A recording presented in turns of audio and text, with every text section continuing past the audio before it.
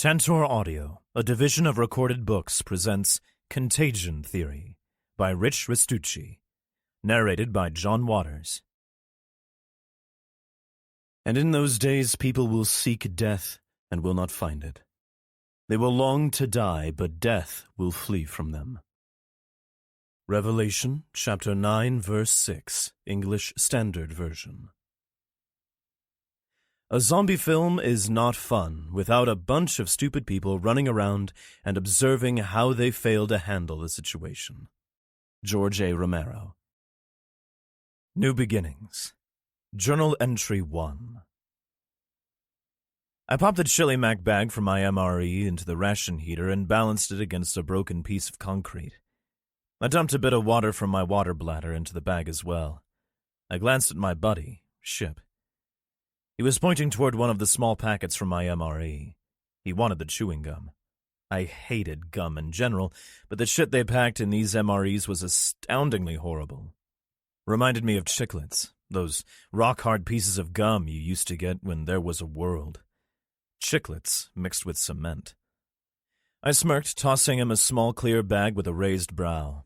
I pointed to the drink mix bag from his MRE. Grape. Ship hated grape drink as much as I hated gum. He smiled back, leaning his rifle against his shotgun, and passed the drink mix to me. Ship also had 2 sidearms and a gigantic machete on his person. We were both sitting with our backs against the structure edge, on the roof of a big building in the Fisherman's Wharf section of San Francisco. The building housed the Ripley's Believe It or Not Museum and an Applebee's restaurant. If I stood up, I would see the sign for Madame Tussauds 2 doors down. My entree was ready, and I picked it up by the edges with my tactical glove so as not to burn myself. Chili mac was all right. It was certainly better than the nothing I would have eaten instead. I dumped it into the small plastic bowl I used for all my meals, while I marveled at how hot the flameless heater had made my chili mac. I didn't know how the heater worked, but knew it had something to do with the water. If I had asked Ship, he would have launched into a 15-minute narration on the chemical properties of the heater, the exact BTUs produced, and chemical energy, and science and blah, blah, blah. He would have done all of that in silence, using his pen, notebook, and sign language to communicate because Ship is mute as fuck. 20 feet of muscle and genius packed into a 7-foot frame, this guy knew everything, not just about MRE heaters, but also about M4 battle rifles, unit tactics, proxy servers, stealth, theoretical physics, and history. If you can think of it, Ship knows more about it than you. If you can't think of it, he still knows about it. Ship is extremely handy to have around. He's huge, too, and he's also my best friend. As the chili mac cooled, I didn't want to burn my tongue. I don't like next-day tongue zits. I adjusted my position and dared a slow, furtive glance over the side of the building with my inspection mirror. I looked left, then right, then side. The street was packed curb to curb with the living dead. The dead are wicked killjoys and time wreckers, so I busted out this brand-new notebook and began to write. If you're reading this, I'm probably dead. That sucks. It might be that I gave you this journal to read, but more likely you killed me and took it, or you re-killed me and took it because I was already dead and I was trying to eat you. You're a dick if it's the first option, and thanks oodles if it's the second. This is the beginning of a new journal, so I should probably clear a few things up for you. We're about 2 years into a zombie apocalypse, this you know. You also know that the apocalypse happened because these particular zombies don't bring you cookies. They eat you. There are 2 varieties of infected, fast and slow. You know about the slow ones. They're dead, they stink, and they're extremely durable. You know the fast ones are alive but infected with whatever shit caused the aforementioned apocalypse. They want to eviscerate you and play jump rope with your small intestine. You may or may not know that certain people can stand in a group of the dead ones and they won't get eaten. Nobody can figure out why this is, although there are theories. The fast ones will tear into those fortunate souls, and then they turn just like anyone else. Infected can be silent as the grave, or they can make horrible sounds. What you certainly don't know is that I've traveled the length and breadth of this infected country since the beginning of the plague. I've met some great people and some superior assholes along the way. I was in prison before the outbreak, a convicted felon, but not of anything heinous. I didn't steal from the church or con old folks out of their life savings. I didn't rape or kill anybody pre-plague. Post-outbreak is where I found my murder switch. I've slain plenty of assholes who deserved it since dead people started walking. Every one of those whom I've killed was either trying to kill me or someone I love, or was trying to make killing us easier by taking our stuff. Fuck 'em. No regrets. I've seen a lot of the United States in the past 2 years. Way more than I did before the damn apocalypse. I started my journey in Boston, then traveled to New Hampshire where I lived in an Airstream trailer, an A-frame survivalist house, and a church. The wilds of New Hampshire is also where I began my new family. I flew to Tennessee, flew to Mississippi, then took a boat into the Gulf where I lived on an oil rig for a while. I was kidnapped from the rig by one of those assholes I mentioned above and carted off to a secret government lab in Montana. They ran experiments on me for a while. That was fun. When that place fell to the dead, I escaped and got all the way back to the oil rig before yet another group of assholes blew it up. From there, I trekked through the infected Texas scrubland to a horse ranch and stayed there for a bit. It seemed that is where my family and I were going to make a home. But more assholes came knocking, then the dead showed up, and we were forced to leave. We appropriated a plane and flew to my current location, San Francisco. Alcatraz Island, actually. That's where I keep my stuff now. I was never really in the habit of picking up strays, but it seems I am a magnet for great people. It must be because I'm so cool. The giant smarty pants, who is currently chewing ridiculously loud for a man who can move so quietly, I just showed that last line to Ship, and he gave me the stink eye, is my best pal. I know I wrote that up above, but it bears reiteration. Kat, a 19-year-old woman who I consider a sister, and Ship are my oldest friends. Going on 2 years. Kat is one of our snipers, and you really don't want to piss her off. Speaking of people you don't want to piss off, Donna is my apocalypse wife. I met her on the oil rig, and now she can't get rid of me. She keeps me in my place and emasculates me in front of the boys as every good woman should. She's also an extremely capable medic and has stitched up pretty much everybody I know at least once. I was fortunate enough to find 2 little brats during a sojourn in Utah, and they have proven more than just useful. Richie and Chloe, now about 15 years old, are my kids. They can do anything, and they never complain. I was lucky to come across them. I met Alvarez, a skilled army guy in Tennessee. He's one of the 3 guys I always want to be on mission with. He and Kat are an item now, and she keeps him alive. Then there's Remo. Remo is Marsoc, which loosely translated means don't fuck with me. Marsoc sounds better than DFWM, which is probably why Marine Special Operations Command chose it as their acronym. Remo is a killer, a dyed-in-the-wool badass who has proven time and again that no situation is impossible. He is both tactical and taciturn.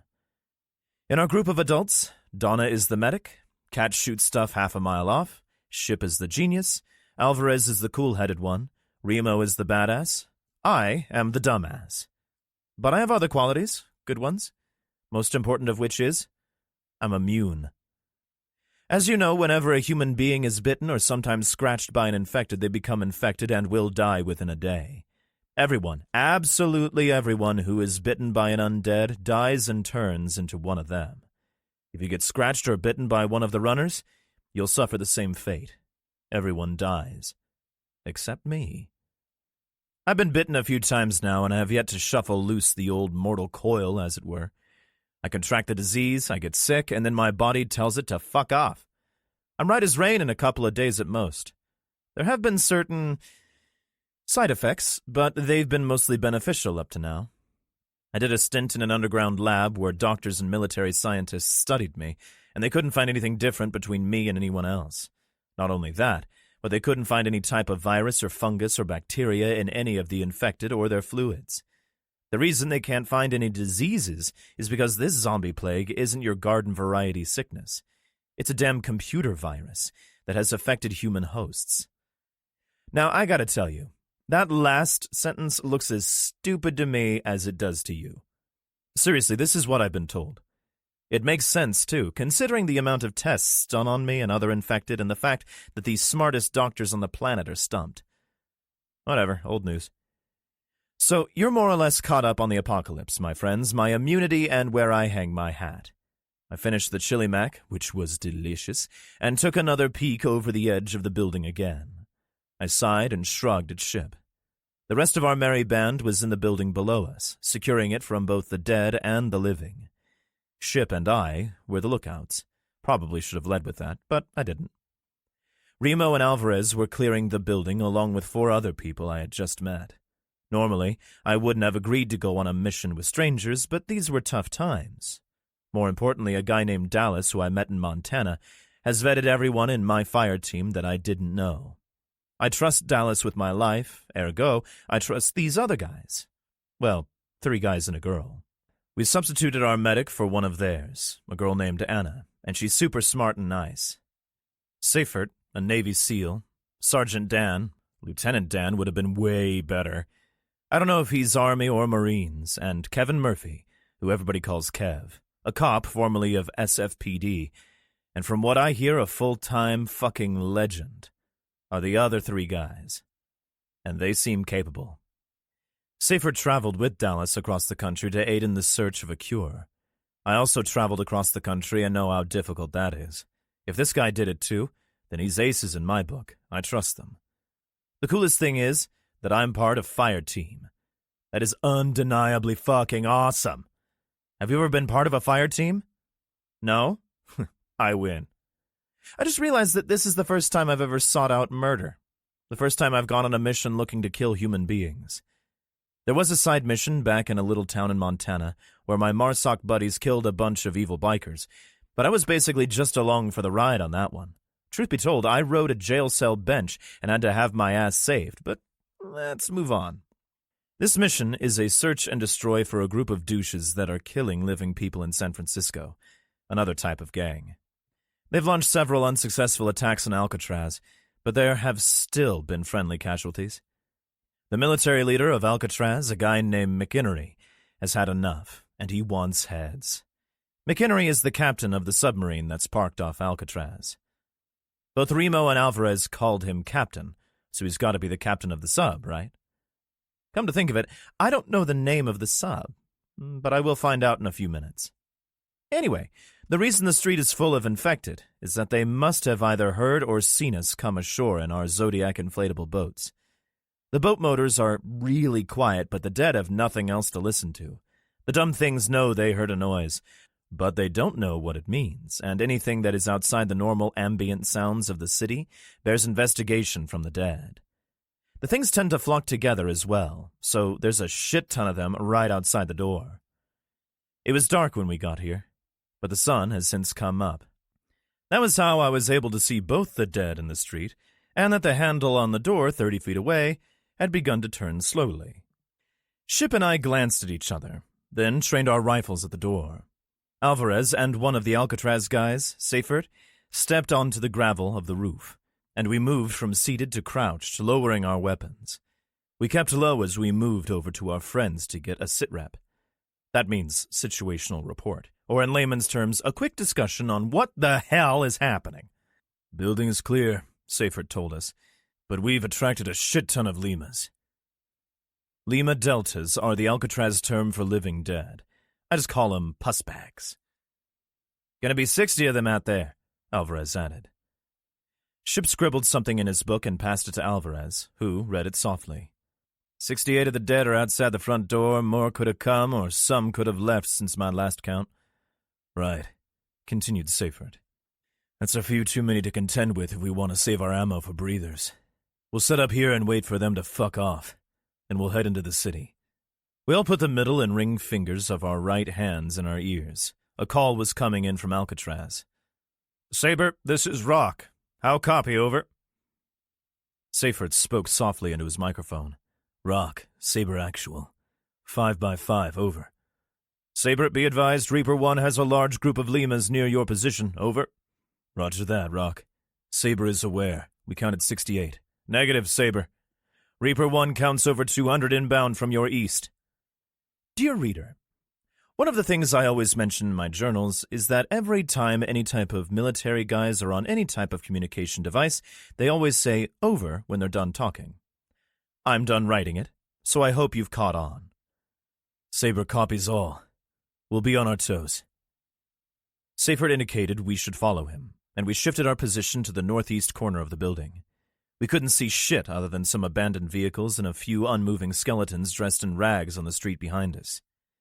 The SEAL brought the mic back to his face. Rock, that's a negative. Sight picture on the horde from our position. I shook my head and leaned towards Ship, so only he could hear me. He sounds like Remo. Why couldn't he just say we can't fucking see them? Stink eye from Ship, so I shut up. Seyfert went back and forth with the radio guy from Alcatraz a few more times before we heard the swarm coming. I don't know if it's the same for everybody else, but for me, when I hear the sounds of those things, I experience an instant feeling of dread. 2 years into this little apocalypse thingy, and you would think I'd be used to the sounds the dead make. But nope, they still creep me out. Ship pointed down the road and handed me the binoculars. I sighed. Here they come. The first ranks of the gray things shuffled into view down Jefferson Street. They came around the corner with the CVS on it and streamed right at us. It was a wall of gray in a sea of rot. Now, 200 may not sound like a lot to you if you've seen some of the swarms out there, but when you're on a roof with nowhere to really escape to, 200 is 200 too many. The good thing is that we were positively bursting with ammo, and everybody knew how to shoot. The noises the things make were way louder now that they were closer, and our mini-swarm of 70 moved toward their bigger swarm. It was funny to watch because both groups thought the other was food, and they picked up a little speed until they realized that everybody was already dead. What wasn't at all funny was when they merged groups, both headed back in our direction. "You seeing this?" came through our radios. It was Kev from inside the building. He must have been looking out a window at the oncoming swarm. It was me. It was always me. If I hadn't been there, those damn infected would have either turned around and headed to parts unknown, or they would have been carrying boxes of cookies to share. I looked up at the sky, wondering if God really did have it out for me. I noticed something pass by very high in the air and remembered the Reaper. The Reaper is a drone launched from a crude runway the sub-dudes had built somewhere they wouldn't tell me. It had a shit-ton of armament for such a little craft, and it could give accurate camera readings on the ridges of a dime a mile away. There was a control room for the Reaper on the sub, but that was all I knew. Something else I knew was that zombies chase anything they see or hear. "Seyfert," I whispered. "Can we have the Reaper fly low?" The SEAL shook his head. "The swarm is too close. The bombs could damage this building or even kill us outright." "Yeah? But what if it didn't drop any?" He looked at me funny, so I continued. "What if we use the Reaper as a distraction? Have it fly low and away from us, and maybe the pus bags will follow it." I shrugged and searched the faces of the others up on the roof with me, looking for agreement. They all shrugged, too. Seyfert made a call, and soon enough, the little plane was buzzing past us, 50 feet over the heads of the infected in the street. Like a flock of birds, they all turned and gave a pathetic chase after something they couldn't possibly catch in the vain hope that they could eat it. Fucking idiots. The most important thing was that they were all stumbling away from us. I felt pretty proud of myself right then, and I smiled a giant face splitter. "Not bad," Seyfert said, and nodded. In 20 minutes, the horde had moved off to the east, the last of them rounding the corner by the CVS. We moved as a group down into the building, meeting up with our other team members. Standing in front of the glass windows of the Applebee's restaurant, I was immediately filled with dread. I usually liked a bit more than a quarter-inch of glass between me and a continent full of insatiable, carnivorous undead. Remo offered me a toothpick, and I accepted it, opening the cellophane immediately and popping the fang splinter in my yap. I felt a little pain in my arm and rubbed the bandage there. Although mostly healed, the last bite I had received from an infected had been bad, and it still bothered me on occasion. Remo noticed me rubbing the injury and raised his eyebrows in question. "I'm good," I told him. "This place was totally clear?" "More or less." He pointed behind me. Half under one of the tables was the desiccated corpse of a woman. The disposition of her body and the head wound she possessed indicated she had taken her own life a long time ago, probably at the start of the outbreak. With all the death and carnage I had seen since the world fell apart, you would think I was used to seeing such horrors, but they still plagued me. If I had seen this poor woman in such a state 5 years ago, my chili mac would have threatened to come back up. Now, I just felt sad for her. I hope I never lose that sadness. I think it makes me a better man. "There's one in the walk-in freezer," Danny told me. "We can hear it banging around in there, but it can't get out." He jostled a fat shotgun-looking weapon slung on his back to get more comfortable. I didn't know what it was like. I would have to ask one of my guys, so I wouldn't look like an idiot to the new folks. Seyfert spread a picture out on one of the tables, and we gathered around it. The photo was incredibly detailed and was actually a map. "Intel puts the hostile breathers in this area." The seal indicated an area of the city, drawing a circle around it with his finger. It was an area north of Rincon Park, near the old ferry building marketplace. It was a little less than a mile and a half from where we stood. Seyfert drew his finger down a red line already on the map. "The captain wants this shit done most ricky-tick, so I think we should follow this route." He looked up, his eyes darting to each of us questioningly. "Anybody got a better idea?" The route looked as good to me as any other, so I kept my teeth together. He rolled his map up and stuck it in his pack. "Let's move out." Lessons learned. Alcatraz. "If you step here instead," Chloe told Kyle, "you'll be able to untwist and deliver a much stronger strike. Don't forget to use your hips." The young girl demonstrated her technique by moving the boy's foot to a different spot on the floor. She took up the same position, copying his stance, then unwound with her hips, giving a vicious palm-heel strike to the air. The boy copied her and smiled. "That's awesome." Richie nodded, pointing to Kyle's feet. "Great positioning. See where your knee is now? If you've done the first part of the technique right, you're primed to raise it into your attacker's face." Richie smiled and looked around the room. "Lights out. Your attackers should be all done." A group of 8 children ranging from 7 to 17 years old all nodded. "But," he added, lifting his index finger skyward, "you may not want to finish this technique when confronting the undead." He put his hands on his hips and asked the room, "Why?" A 9-year-old girl raised her hand. Chloe pointed at the girl. "Sam?" Sam hesitated only slightly. "'Cause you might hit the rotter in the mouth with your knee?" Richie and Chloe both bowed to her. "Correct," rewarded Chloe. "All of the techniques we teach you in this class will have 2 variations, one for human targets and one for the dead. You never want to hit the dead in the mouth or present a target for their teeth. You need to tailor your strikes and your position recognition to the attacker, got it?" All the kids nodded. "Line up!" Chloe shouted. All the kids lined up and facing Richie and Chloe. Richie held up his right fist. "This is for the what?" "The warrior!" All the kids chimed in unison. Chloe had mimicked her brother's hand motion and raised her left hand, such that the palm was 6 inches from the knuckles of her right fist. "And this is for the what?" The children answered together. "The scholar!" Everybody bowed their heads, placing the fist and the palm together. Closing the fingers over the top of the fist, they all remained silent for a few seconds. "Get out of here," Richie growled, and the 2 smaller boys giggled. All the kids milled off as a few parents and some other adults clapped. Chloe, Richie, Kyle, and Vanessa remained behind to talk. They had become fast friends, and all 4 of them were new to Alcatraz. The zone they had created for their training was in a corner of the former inmate recreation yard. Sam approached the 4 kids with her father, Rick. "That was some neat stuff you guys were teaching," he told them. "I wish I had taken karate when I was a kid." Richie cut a wry smile. "Did someone tell you you couldn't train now?" Rick was confused. "Huh?" "Why don't you join us for the next class? We can teach you some stuff. You could really learn a lot from Remo when he gets back. I saw him kill a guy with a toothpick," Chloe said absent-mindedly. She looked around at everyone, embarrassed that she had divulged that information. Yeah, Well, I might just come in for a class. You guys wouldn't mind? Chloe smiled too. We'd love to have you. Sam beamed. She and her dad talked as they trod across the dust of the yard. When the four of them were alone, the teenagers began to talk about Alcatraz. For a kid with no true guardians, the island was a virtual paradise of places to discover. And now that the adults had left, they focused on the next area to explore.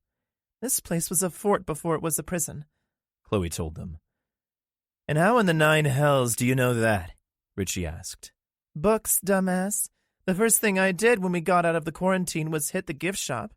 Almost nobody had been in there yet, and there are tons of books. Vanessa giggled and punched Richie in the arm. The boy held up one fist. I will kill you. So, what if this was a fort? He added. She cocked an eyebrow and gave him a sideways glance. Forts mean tunnels. Ooh, Vanessa exclaimed. We going on an adventure? The exercise yard wasn't exactly full of people, but it certainly wasn't empty. A small group of adults was using a few tools to assess some possible farmland. The kids talked as they moved toward the far wall. A white-haired man entered the yard through a rusty doorway. He noticed the group of four youngsters and altered his course to intercept. Richie gave the guy a casual glance, but he didn't recognize the man. There were plenty of people he hadn't met yet, so he didn't give it a second thought. The old-timer was probably going to lecture him on how they shouldn't be alone. We should try under the powerhouse, Chloe told her friends. I bet there's some cool stuff down there. Kyle crinkled his brow in thought. Yeah, but won't everybody tell us the area is off limits? I mean, we could get a skinned knee or something. The other three kids scoffed. Since they had arrived, the adults on the island, including the ones the kids had come in with, had become annoyingly overprotective. Can't do this, can't go here, don't go to the bathroom without an adult. The teenagers thought that the end of the world would mean more freedom, not less. They had only been allowed to be in the yard right now because there was already adults here, and the self-defense class had adults watching. The man was about 40 feet away when Richie leaned into the group, speaking in a low voice. This guy is probably going to tell us we have to have an adult with us. The kids snickered, except Vanessa, who stopped in her tracks. Wait. The other three turned to regard her, and she pointed at the man coming at them. She squinted, then pointed. He looks wrong. The others faced the older man. He shuffled like one of the dead, but he didn't appear to have a scratch on him. All four kids drew their knives simultaneously. Get behind me, Richie told them, and Chloe laughed out loud. Yeah, like that's gonna happen. Vanessa, run over and tell them we got a dead guy in here. Chloe pointed at the farming group of 6 men and women to the left. Vanessa took off at full speed, the man altering his course for a moment, then refocusing on the 3 left behind. Vanessa began to shout and wave her arms, the adults immediately searching for the problem. As he closed, the kids could tell that the man was indeed dead. His eyes were the blood-red color of one of the infected, and he had begun the all-too-familiar rasping hack. Kyle was the tallest of the 3, and the thing focused on him. The adults sprinted toward the kids, shouting and telling them to run, but they stood their ground. I'm the bait. You two take it out, Kyle said. Richie moved left and Chloe right. The thing's eyes switched from kid to kid for a moment before returning focus on Kyle, who began to back up slowly. The dead man reached out one arm and drooled as he opened his mouth to growl. Chloe darted in, giving a vicious sidekick to the creature's knee. There was an audible snap, but before it could fall, Richie dropped to his hands and swept the thing's remaining leg out from under it with a sweeping kick. The dead thing hit the ground hard, Chloe stabbing it through the left eye with her combat dagger. The 2 kids stood as the adults and Vanessa rushed up to them. One of the smaller men put his hand down hard on Richie's shoulder and spun him around. He wagged his finger in Richie's face and began to yell at the boy. The next time you're told to... In one motion, Richie, who was half the weight of this man, twisted the guy's hand off his shoulder and brought the man's arm up high in a wrist lock. Ow! The man shouted, completely helpless. Richie let him go. Yeah, why don't you try touching me again, see what happens? What the hell is going on here? Donna, one of the newcomers to Alcatraz, asked. She had run up to the group with Juanita. one of the teachers on the island. They both looked at the re-killed zombie, then back at the kids. We killed that. Chloe pointed at the thing on the ground. Then Richie almost killed him. Mr. Martingale, are you okay? Donna reached down to help the man up, but he brushed her off in anger. I'm fine, he spat. He stood and stormed away, rubbing his wrist. Donna stood at the forefront of the small group of adults. She pointed her finger at the twins. Explain. Both Richie and Chloe had been through hell. They had lost their family, hid out in an attic for a year while infected roamed inside and outside their home, been scooped up by a group of military and carted halfway across the country. They had been attacked by mercenaries and countless undead. While all that was some scary stuff, it paled in comparison to a pissed-off Donna. She was their apocalypse mom and brooked no bullshit. Richie shrugged. He put his hand on me. Her eyebrows shot skyward. So you tried to rip it off? No, I just put him in a wrist lock that Remo showed me. He was never in any danger. Did it work? The kids didn't know what she was asking, and she could tell. She rolled her eyes. The wrist lock, did it work? Well, yeah. She strained her chin high to look over the group of kids and adults. Martingale had just exited using the entryway on the far side of the yard. Good. He's a prick. She immediately covered her mouth in embarrassment. She grew stern again, repointing her finger at the kids. And don't say prick. Ever. He is a prick, though, Juanita added. Several of the group of men nodded in agreement. How did it get in? Captain McInerney asked. He didn't lift his eyes from a report he had been reading. He was sitting at a round table in the guards' lounge at the head of the cell blocks. McInerney was flanked by Commander Pitt, the island's military liaison, while his civilian counterpart, Detective Captain Mike Miera, Alcatraz's leader, and Mr. Martingale, the civilian liaison, sat in two other rickety metal chairs. Dallas and his friend Rick Barnes also sat in ancient chairs. Mismatched ceramic and plastic mugs sat on the edge of the table, some with the contents still steaming. Richie, Chloe, Vanessa, and Kyle stood with Donna and Juanita del Carmen, the six of them waiting patiently. It didn't, sir, answered Pitt. The Lima was already on the island. It was Mr. McLeod. He must have died of natural causes. McInerney nodded, letting loose a sigh. He opened his mouth to say something, but Martingale cut him off by standing quickly, his chair falling over behind him. That kid is dangerous, he almost shouted, pointing at Ricky. I came to help, and he threw me to the ground. He could have been killed. There's no place for such violence on this island.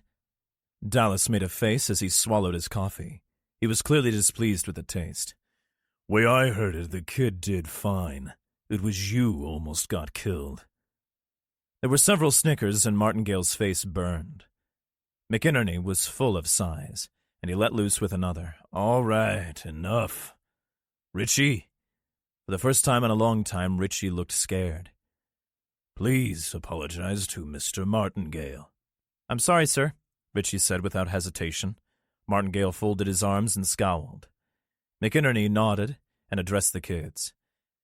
If anybody lays a hand on you again, you have my permission to tear it off. Chloe looked away, a huge smile on her face. Can we get our guns back? The boy asked. He and his sister had carried a handgun each during their travels and had been trained in their use and safety, but they weren't allowed to carry firearms in Alcatraz. I wouldn't have wasted a bullet on one of them, but it still couldn't hurt to have our guns. Both McInerney and Pitt smiled. Not yet, the captain told them. You can go, he added, nodding toward the door. They filed out. Pitt nodded in approval to the boy, and the kids saw it. McInerney addressed the rest of the group. How the hell do we not know the health of Mr. McLeod? Commander Pitt opened his steepled hands. We don't have the resources to watch everyone on the island at all times, sir. Mr. McLeod must have died while he was outside his cell. Yara flipped up a page on a clipboard. The cell block report has all cells closed last night during lights out. Those kids are disrespectful and rude, Martingale blurted with a glower. They could have been killed. Dallas didn't look up from his cup when he asked, "Are you pissed 'cause you got your butt kicked by a kid, or 'cause that kid didn't listen to you?" McInerney pinched the bridge of his nose. "Dallas, please." "Sorry, Kevin, but I kind of want to know. I know the guy them kids came in with, and he told me that between the two of them kids killed more than 20 of the dead ones." Dallas swiveled his head toward Martingale. "How many have you killed?" Martingale tried to brush off the question, but now everyone was interested. "How is that important? Not listening to an adult could get those kids, or all of us, killed."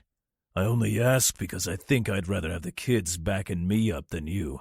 "Then I guess it's a good thing that—" Pitt slammed his fist on the table. "All right, stop it, both of you. This doesn't help." He glanced sheepishly at McInerney. "Sorry, sir. Please continue." The captain nodded. "It's fine, Commander. Now, about the lower defenses, can we shore them up with what we have on the island, or do we need to schedule another foray?" Run. Journal Entry 2. "There's 6 of them," Seyfert told us. He had a pair of binoculars up to his eyes, staring down the street from the second-story window of a corner bodega. He tried to pass the binoculars to Remo, but I intercepted them, flipping my buddy the bird. There were indeed 6 men at the end of the road. 4 were loading boxes into a red pickup, with 2 covering them. "That's them," Denny told us, through teeth gritted in anger. "They killed my friend." I gave Remo the binocs. "Then let's just shoot him." I aimed my rifle at one of the pricks guarding the others. I flicked off the safety, but Anna put her hand on my shoulder. I glanced at her, and she was smiling. She pointed up another street, perpendicular to where the assholes were. "Look there." A group of 50 or so dead shambled in the direction of the pickup. The dead would be on the living in a minute or so. I copied her smile. "Good," Denny effused. "I wouldn't mind." He was cut off as the radio attached to Seyfert's tactical vest screeched to life. The voice was close to panic as it yelled over the airwaves. "Saber Rock, danger close. Get out now. Now. Exfil to the southwest of the building. Large force of hostiles is on you." Seyfert turned the knob on his radio and shut it off. We didn't have much shit to pack up, but it was done in less than 15 seconds. We rushed to the back door and peered through the glass of the small window. 200 feet away was a force of undead the likes of which I hadn't seen in a long time. Thousands of the things plodded toward us, and I have no idea how we hadn't heard them until now. They filled the street from side to side, some scraping rotting bits of themselves off on the brick facades of several of the abandoned shops. "We have 20 seconds to figure out what to do," Alvarez told us. "Can we just stay here?" Anna asked. "Maybe they'll just move on, like the last group." "Yeah, but maybe they won't." I countered. "Then what?" Seyfert was done hypothesizing. "We move, now." He was out the door and on the stairs in an instant. We all followed him, taking careful consideration of how close the massive horde was. They also noticed us, and this shit was on. We were down the rickety stairs as a group quickly. I turned to gauge the proximity of our imminent demise and was shocked to see they were way too damn close. A single form fought to get to the front of the crowd of dead. I could see its blood-red eyes from 100 feet away. They burned twin holes into my soul, and I knew what the thing wanted. It tore its way through the mob, legs pumping. It came for us. "Runner," I said, a bit too unconcernedly. Way too casually. Veritably putting my non-concern to shame, the extended barrel of Remo's suppressed handgun came up and he fired a single shot. The round took the sprinting horror center mass, the thing stumbling and scraping its infected face off on the asphalt. It looked up at me before I turned to run. I could see bone where it had landed on its cheek, but it didn't give a shit. The only emotions on its ruined face were a mix of hatred and rage. Bleeding out with a facial injury that would have debilitated a living person, this thing clawed its way toward us with a single-minded intention. It would never stop coming, even after it died. It would rise as a pus bag and start to rot, but it would still hunt the living. As I ran after my friends, I couldn't help but feel bad for the person the runner had been. A young man who had prospects and friends, someone who had loved and had been loved back. This damn plague had not only taken everything from him, it had added some of its own vile shit to him, changing this 25-year-old into something out of a nightmare. Except now, nightmares were a better place than real life. Remo waited up a bit for me. He still had a bad wheel from a few months ago in Texas when he had twisted his ankle. He wouldn't say shit about it, though, no matter how much it hurt. It would be easier to get blood from a stone than a complaint out of this guy. The suppressed shot echoed through the empty street we were running down, bouncing off the buildings and abandoned vehicles. Something you should know about silencers: they don't exist. They're a Hollywood invention to make movies cooler. A suppressor does just that. It suppresses the sound. But that shit is not silent. The suppressor also makes the shots seem to come from everywhere, making the action of identifying the shooter's position difficult. It's also not supposed to echo, but I was hearing it right then. The things behind had sight of us, and once they saw you, you needed to run.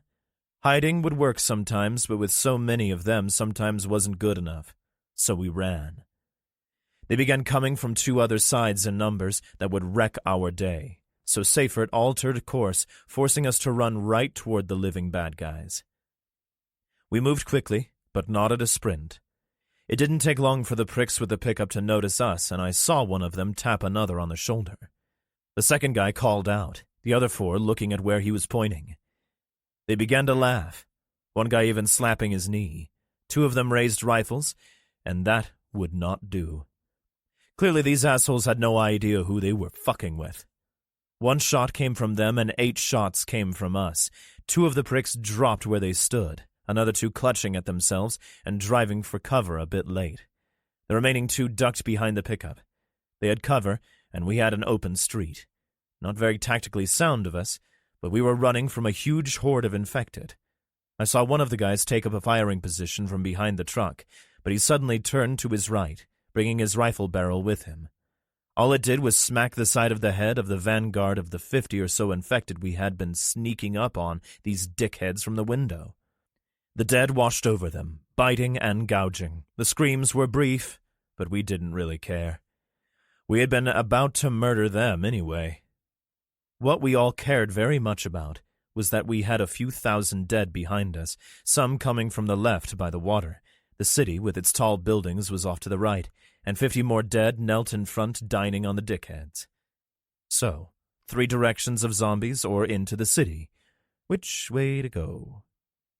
We fled past the feeding infected, some of whom opted to follow us, but most of whom continued their smorgasbord. We never even fired a round at them. I juked around an outstretched hand, missing a finger, and we were clear in front. And then we weren't.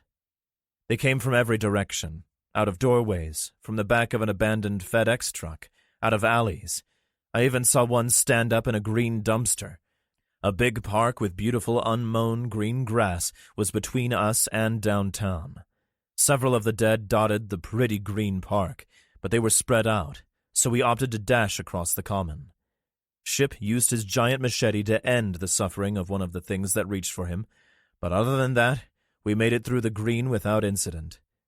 Then, it all went to shit, as it usually does.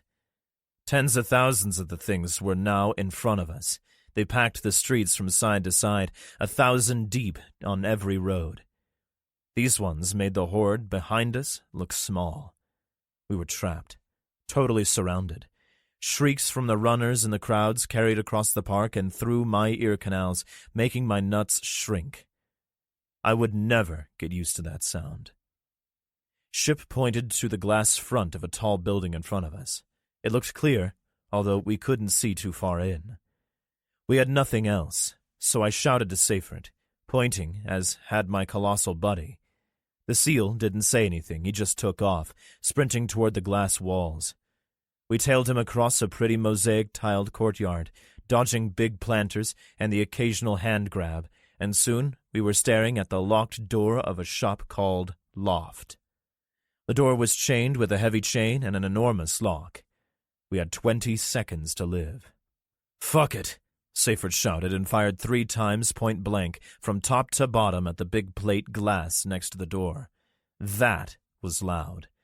Anything in the sea not completely deaf would have heard that, not that we didn't have zombies aplenty about anyway. The glass dropped out of the frame and shattered, spewing shards every which way. Seyfert went first, climbing through, and we all followed him into the building. We moved through the abandoned women's clothing store, which looked to be untouched and, more importantly, free of infected. That didn't last long as we heard the first of the throngs of dead assholes crunch across the broken glass. Oh, that's nice. I heard and saw Anna holding out the arm of a gray sweater, admiring it. Feel this material, she told me. I ripped the garment off the rack and gave it to her. It's on sale, she told me, holding out the yellow tag. How the fuck was she not shitting herself? Seyfert had found the door from the shop into the office building, but it was also locked. This entrance was also glass, but it didn't have a giant chain on it, as had the exterior door. What it did have was a steel roll-down shutter that was trundled up in its housing. Seyfert kicked the door, and the lock broke instantly. The glass door flew open and thumped into the wall on the other side with the breaking of glass. We filed through, weapons ready, and the seal pulled down the steel door. There was no way to lock it from this side, though, so we would have to deal. We stood on the second floor of the massive 2-floor lobby of the building. A giant white banner with multicolored letters stretched across the walkways in front of us. For Embarcado Center welcomes Local 6 IBEW, it silently announced. 2 other banners that I couldn't read from this angle made other proclamations, but I didn't give a shit what they said, only what they meant. We were smack dab in the lobby of a fucking convention center in the middle of a city.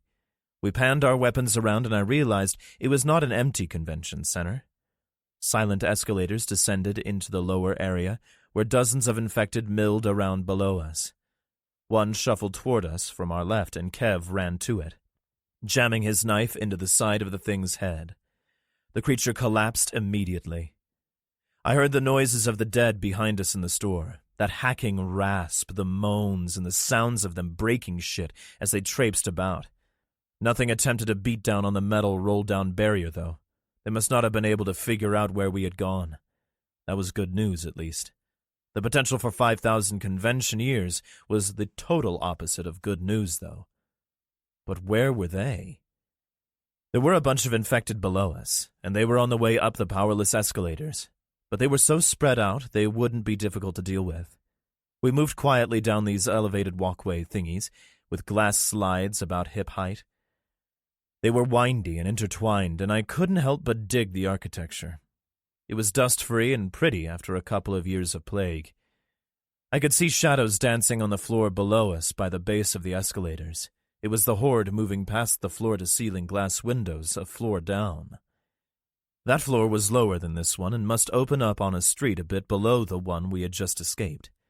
I told the group to hold on and got down on my belly. I could just see the bottoms of the windows on that portion of ground floor. These, too, had big metal shutters, and they were closed. All except one. But that one was 15 feet wide at least. If the things figured out where we were and pressed against that glass, it would give. No plate glass wall would stop 100,000 pounds of dead former human pressing against it, at least not for more than a few minutes. I relayed this information to my team, and we moved on. There were 6 escalators and 8 of us. 2 each at the top of each of the metal stairways should be enough to deal with what comes up. Kev and Anna would cover our backs as we dealt with the small groups of infected as they ascended toward dinner. And before you get all pissy and think our group is sexist for having the girl watch our backs, she's the medic. She should be in the back. Also, while I'm not an operator like the rest of these guys, I'm fairly decent at sizing people up. I'm giving it to you straight. Anna is tough as nails. Seyfert gave us our assignments, telling us to use our blades until we deemed it unsafe. Danny and I got the second escalator, and we waited for our first infected. It was a kid, and I sighed. There's nothing worse than zombie kids. It just isn't fair. Shit, Danny said, and I had to agree. I picked up one of those plastic poles used for separating queues of people and pulled the little separator bands off. I hefted it like a club, and then had a better idea. I took 2 steps down, my boots clanking on the toothed steel steps. The boy, probably about 12 when he died, made it to within 5 feet of me and stretched his arms toward me in frustration. I used the pole to stop him in his tracks as he hissed and growled. Danny moved past me and sunk his blade into the top of the kid's noggin. This kid couldn't have cared any less, increasing his growls. Danny's blade came out of the boy with a sucking sound, and he plunged the knife in a second time. The thing's legs gave out, and it fell backwards down the stairs into the others behind it. They wasted no time in crawling over the boy, their disgusting and filthy figures heading for a feeding. A dead man in a Lakers jersey and a huge dude in what was left of a postal carrier's uniform squeezed over the dead kid at the same time.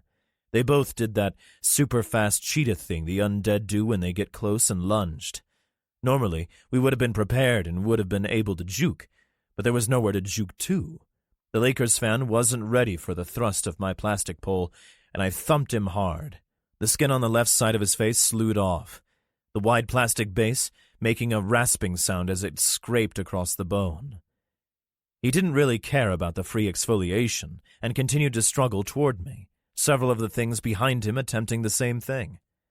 The big postal guy, who looked exactly like a dead version of my buddy, Levon, from prison, was able to skirt past my polearm and snag Danny's pant leg. I whipped the pole sideways, the base impacting the dead guy's arm, but he held fast.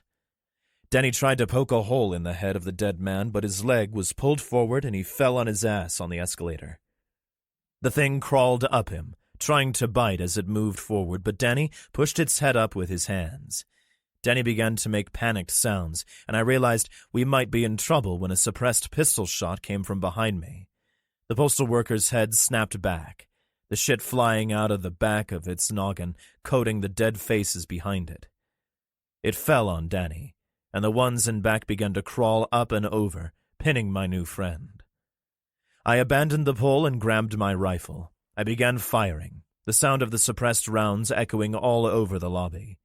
Seyfert showed up a moment later and boogied down the stairs to help Danny. An emaciated woman in the rags of a blue dress reached her claws toward the seal, so I shifted my aim and put a hole in her head. Seyfert tried to pull Danny by one arm, but he was stuck on something and wouldn't budge. Seyfert, Kev, and I fired into the dwindling crowd while Danny struggled to extricate himself. Ship was suddenly there, and I had to wonder who was covering all the other escalators. We rinsed and repeated for a while, the bodies stacking up.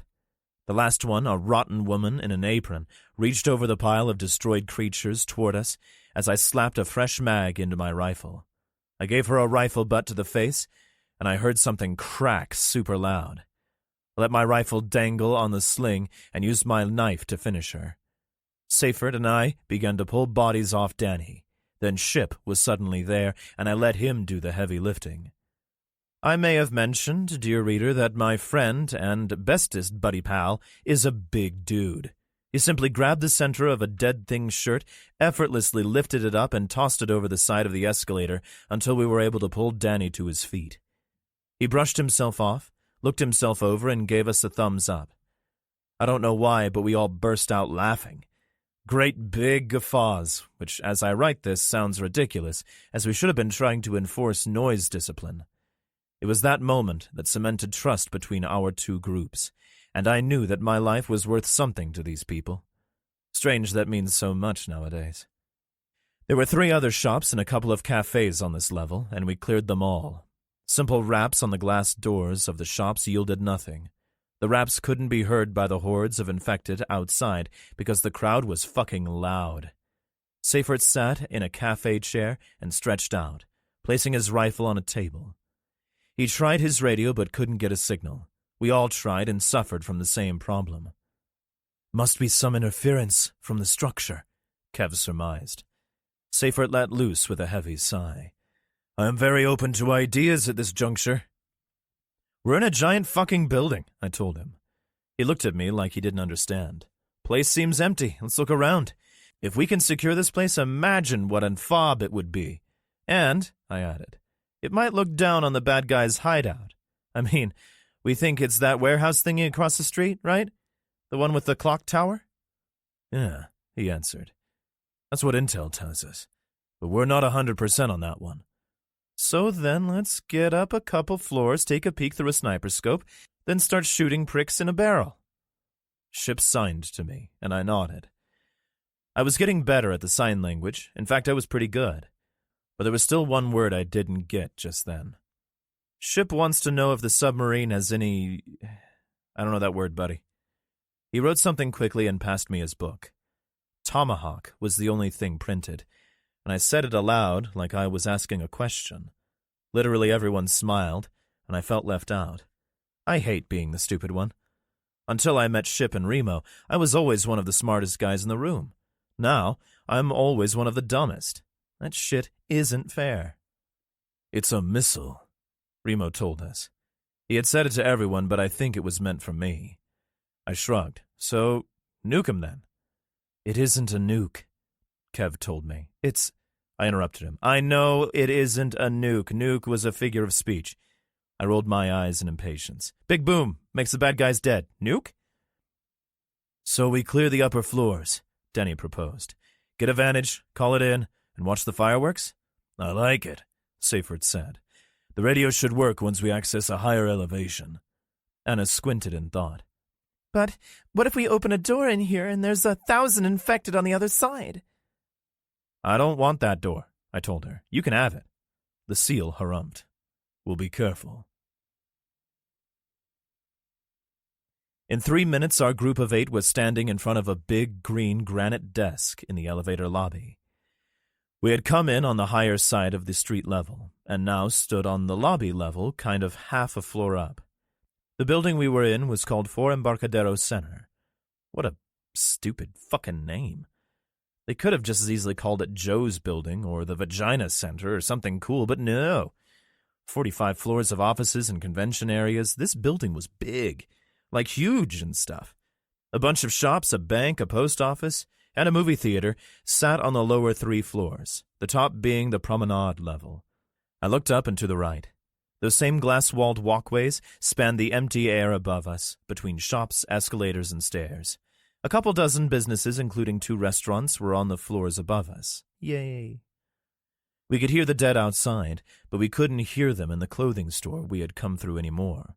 The best news is that we didn't hear them inside.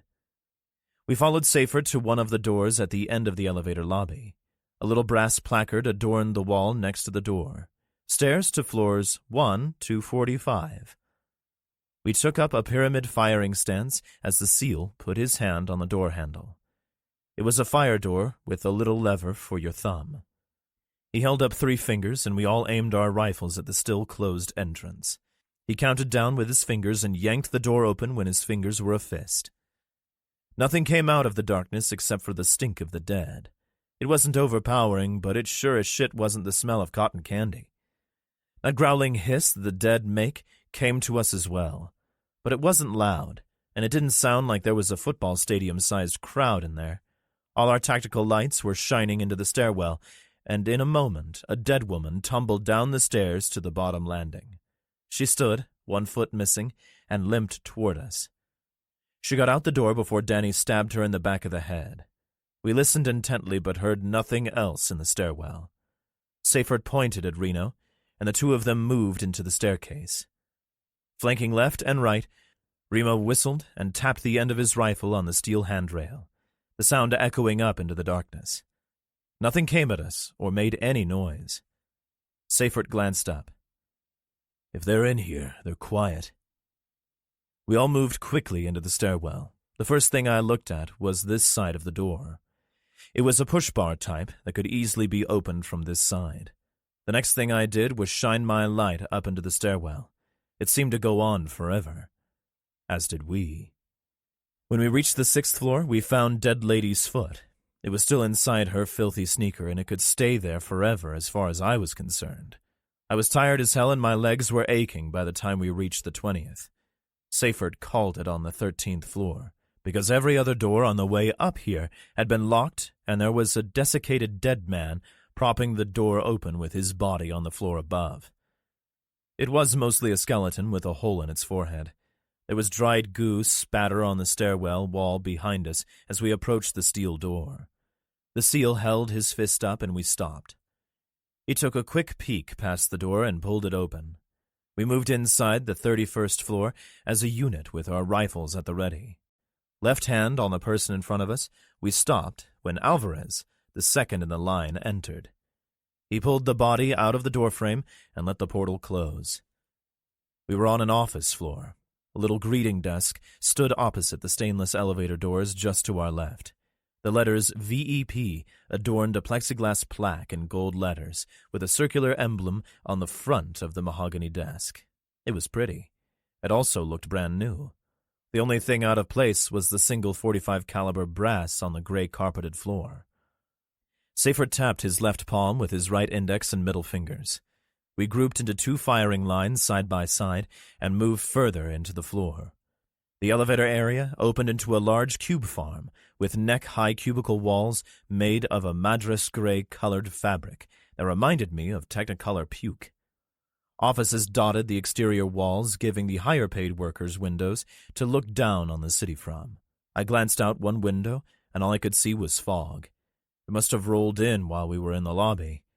Seyfert used his left hand to indicate my line should go left.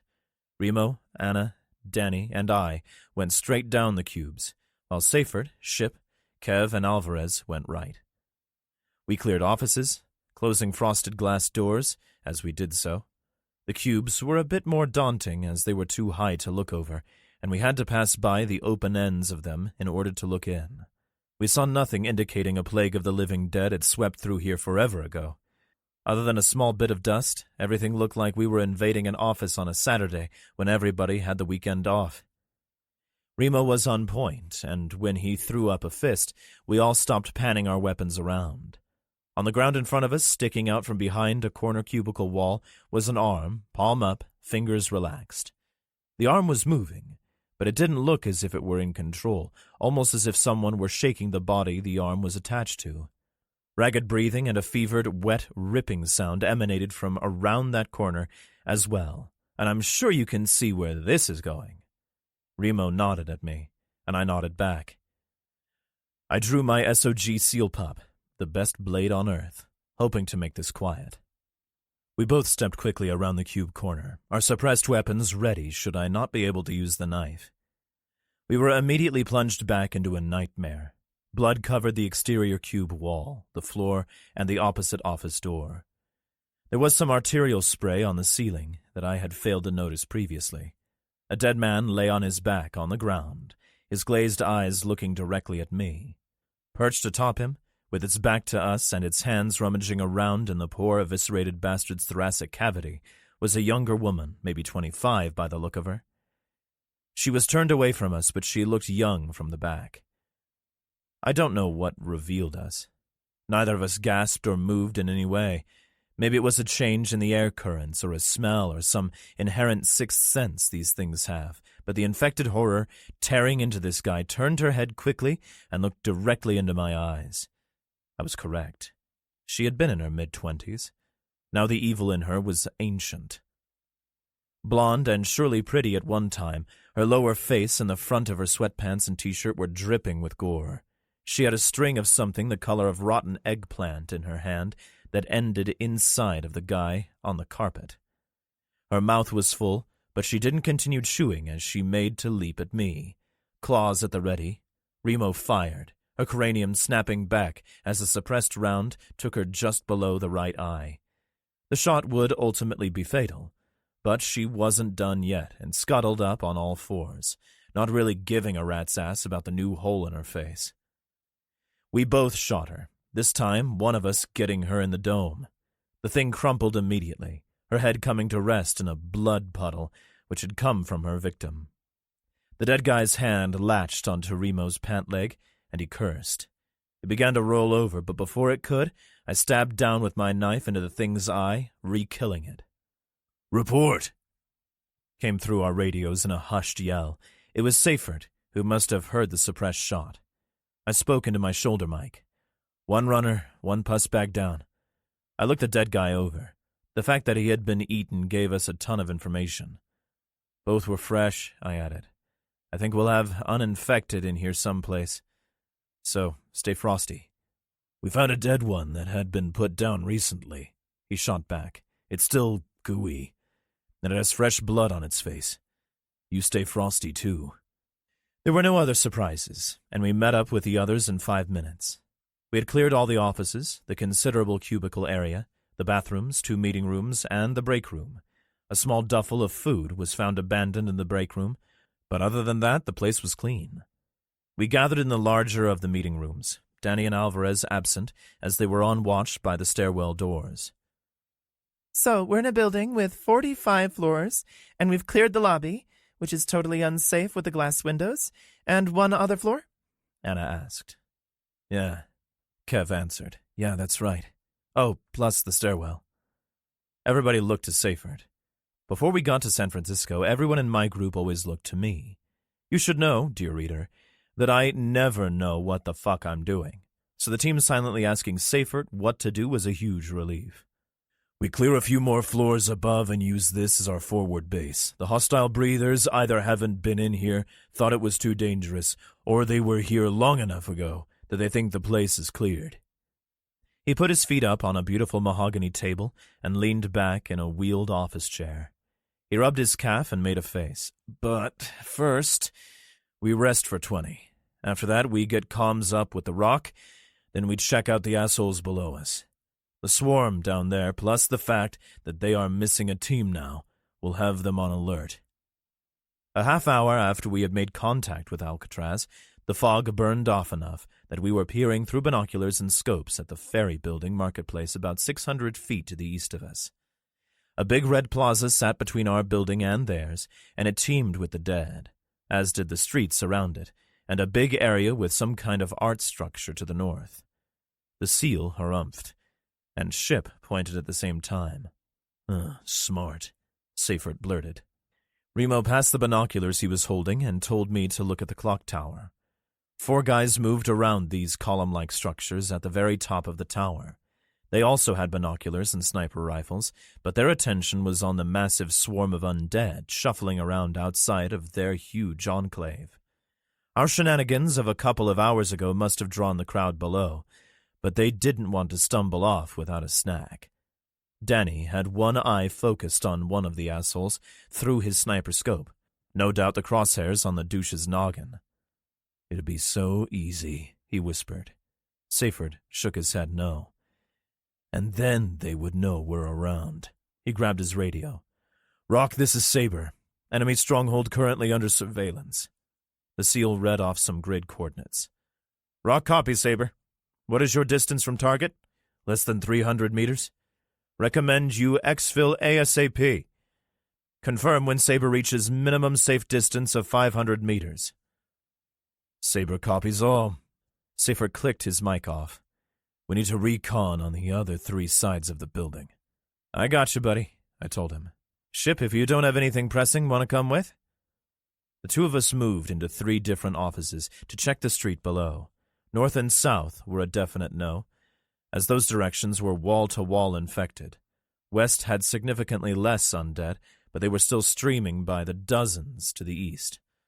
Looks like exfil is going to have to wait a bit, I said aloud. Ship touched his head, then pointed at me. Sign language for think same. He agreed with me. We reported to Seyfert, and he let Alcatraz know. We would have to sit tight. Anybody got a deck of cards? I asked. Encounters. Alcatraz. You think? Kyle asked, as he stared into the dark maw of an abandoned tunnel under the power building. Chloe shrugged. Yeah, why not? Have you ever seen a horror movie? The tall boy demanded. Richie answered for her. Our parents weren't too keen on those. Why do you ask? Kyle looked at the 3 of them like they were all nuts. 'Cause the only thing worse than heading into a dark tunnel is splitting up. He pointed at the tunnel. That's exactly what we shouldn't be doing. Which is why we're gonna do it, Vanessa said, producing a flashlight. I don't like the zombies, but I'm gonna die if I don't do something fun. She flashed the light into the tunnel, the beam slicing the darkness and illuminating abandoned detritus on the dirty brick floor. Or at least something scary. The other three clicked their lights on, the shafts of light moving at odd angles and crossing each other. Richie took a tentative step forward, but both girls pushed past and started down the bricks. The quartet almost collectively shit themselves when they heard a small voice behind them. Can I come too? They spun quickly, the flashlights focusing on the person behind them. A young blonde girl stood in the light cast from an ancient broken window in the powerhouse. Her forearm blocked the light from the flashlights, and the other four quickly lowered them. A multicolored cat sat next to the girl, licking one of its paws. Chloe strode to the kid. Of course you can come. You're Sam, right? Yeah, and this is Pickles. The cat continued to lick itself, finding something particularly interesting on its right paw. It chewed the paw for a moment, then went back to licking. The kids, who had only met Sam briefly prior to now, introduced themselves. Sam was about 11, so she would be the youngest of the group. Chloe shook her hand. Come on, Sam. Let's break the rules. Sam smiled a huge smile, and the five of them started down the incline. It grew dark quickly, and in moments it was pitch black. They came to a bend in the tunnel with a door blocking the way in a minute or two. The door was thick iron and had a semicircle window with vertical bars 3/4 of the way up its rusty surface. Well, this was fun, Kyle said quickly. Let's go back to where we won't get eaten by zombies in the dark. Richie shined his light through the bars, then tried the door and was able to pull it open with some effort. The rusty hinges squealed loudly, and Chloe helped him push the heavy iron open enough to allow access. Relax, Chloe said to the group. This door hasn't been opened in forever. Pickles weaved through the legs of the kids and darted through the partially open door. The kids followed, the darkness getting to them as they began to move down the slight incline. The beams from the flashlights sliced the darkness, the white of the brick turning to red as they progressed. Look at this, Kyle said, and stooped to pick up an object. He showed them what he had via his flashlight. Wow, that's pretty cool, Richie told him. They were all looking at a rusty revolver as Kyle turned it over in his hand. He tried to cock the hammer with his thumb, but the rust wouldn't allow it. Kyle beamed. I bet this thing is 100 years old. I bet this is too, Chloe challenged. She was holding an equally crusted cutlass, the elaborate handguard covering her small hand. Vanessa and Richie immediately panned their lights across the floor, searching for valuable booty. The five of them jumped when one of the lights came across a human skeleton dressed in some type of uniform. The bones had been in this tunnel for 50 years at least. One of the eyes held a spider web, and Sam said, Ick. He can't hurt us, Richie told her. I know, but ick. Kyle gave a nudge to the thing's boot. The kids had another fright when the jaw fell away with a clatter on the bricks. Kyle laughed nervously, the rest of them following suit. Vanessa made to pick up the jawbone, but Sam put a hand lightly on her arm. Don't. Let him rest in peace. Vanessa nodded. Richie smiled. More like in pieces. Other items littered the floor. An old frying pan, an empty wooden barrel, mostly rotted away, odd pieces of unidentified metal, and the bones of several small mammals. Rats, Richie said and smiled again. Vanessa and Sam looked scared, but Chloe punched her brother in the arm. Yeah, dead rats. Probably been dead since the dinosaurs. Quit trying to scare us. We're in a pitch-black tunnel during the zombie apocalypse, Kyle demanded. And rats are supposed to scare us?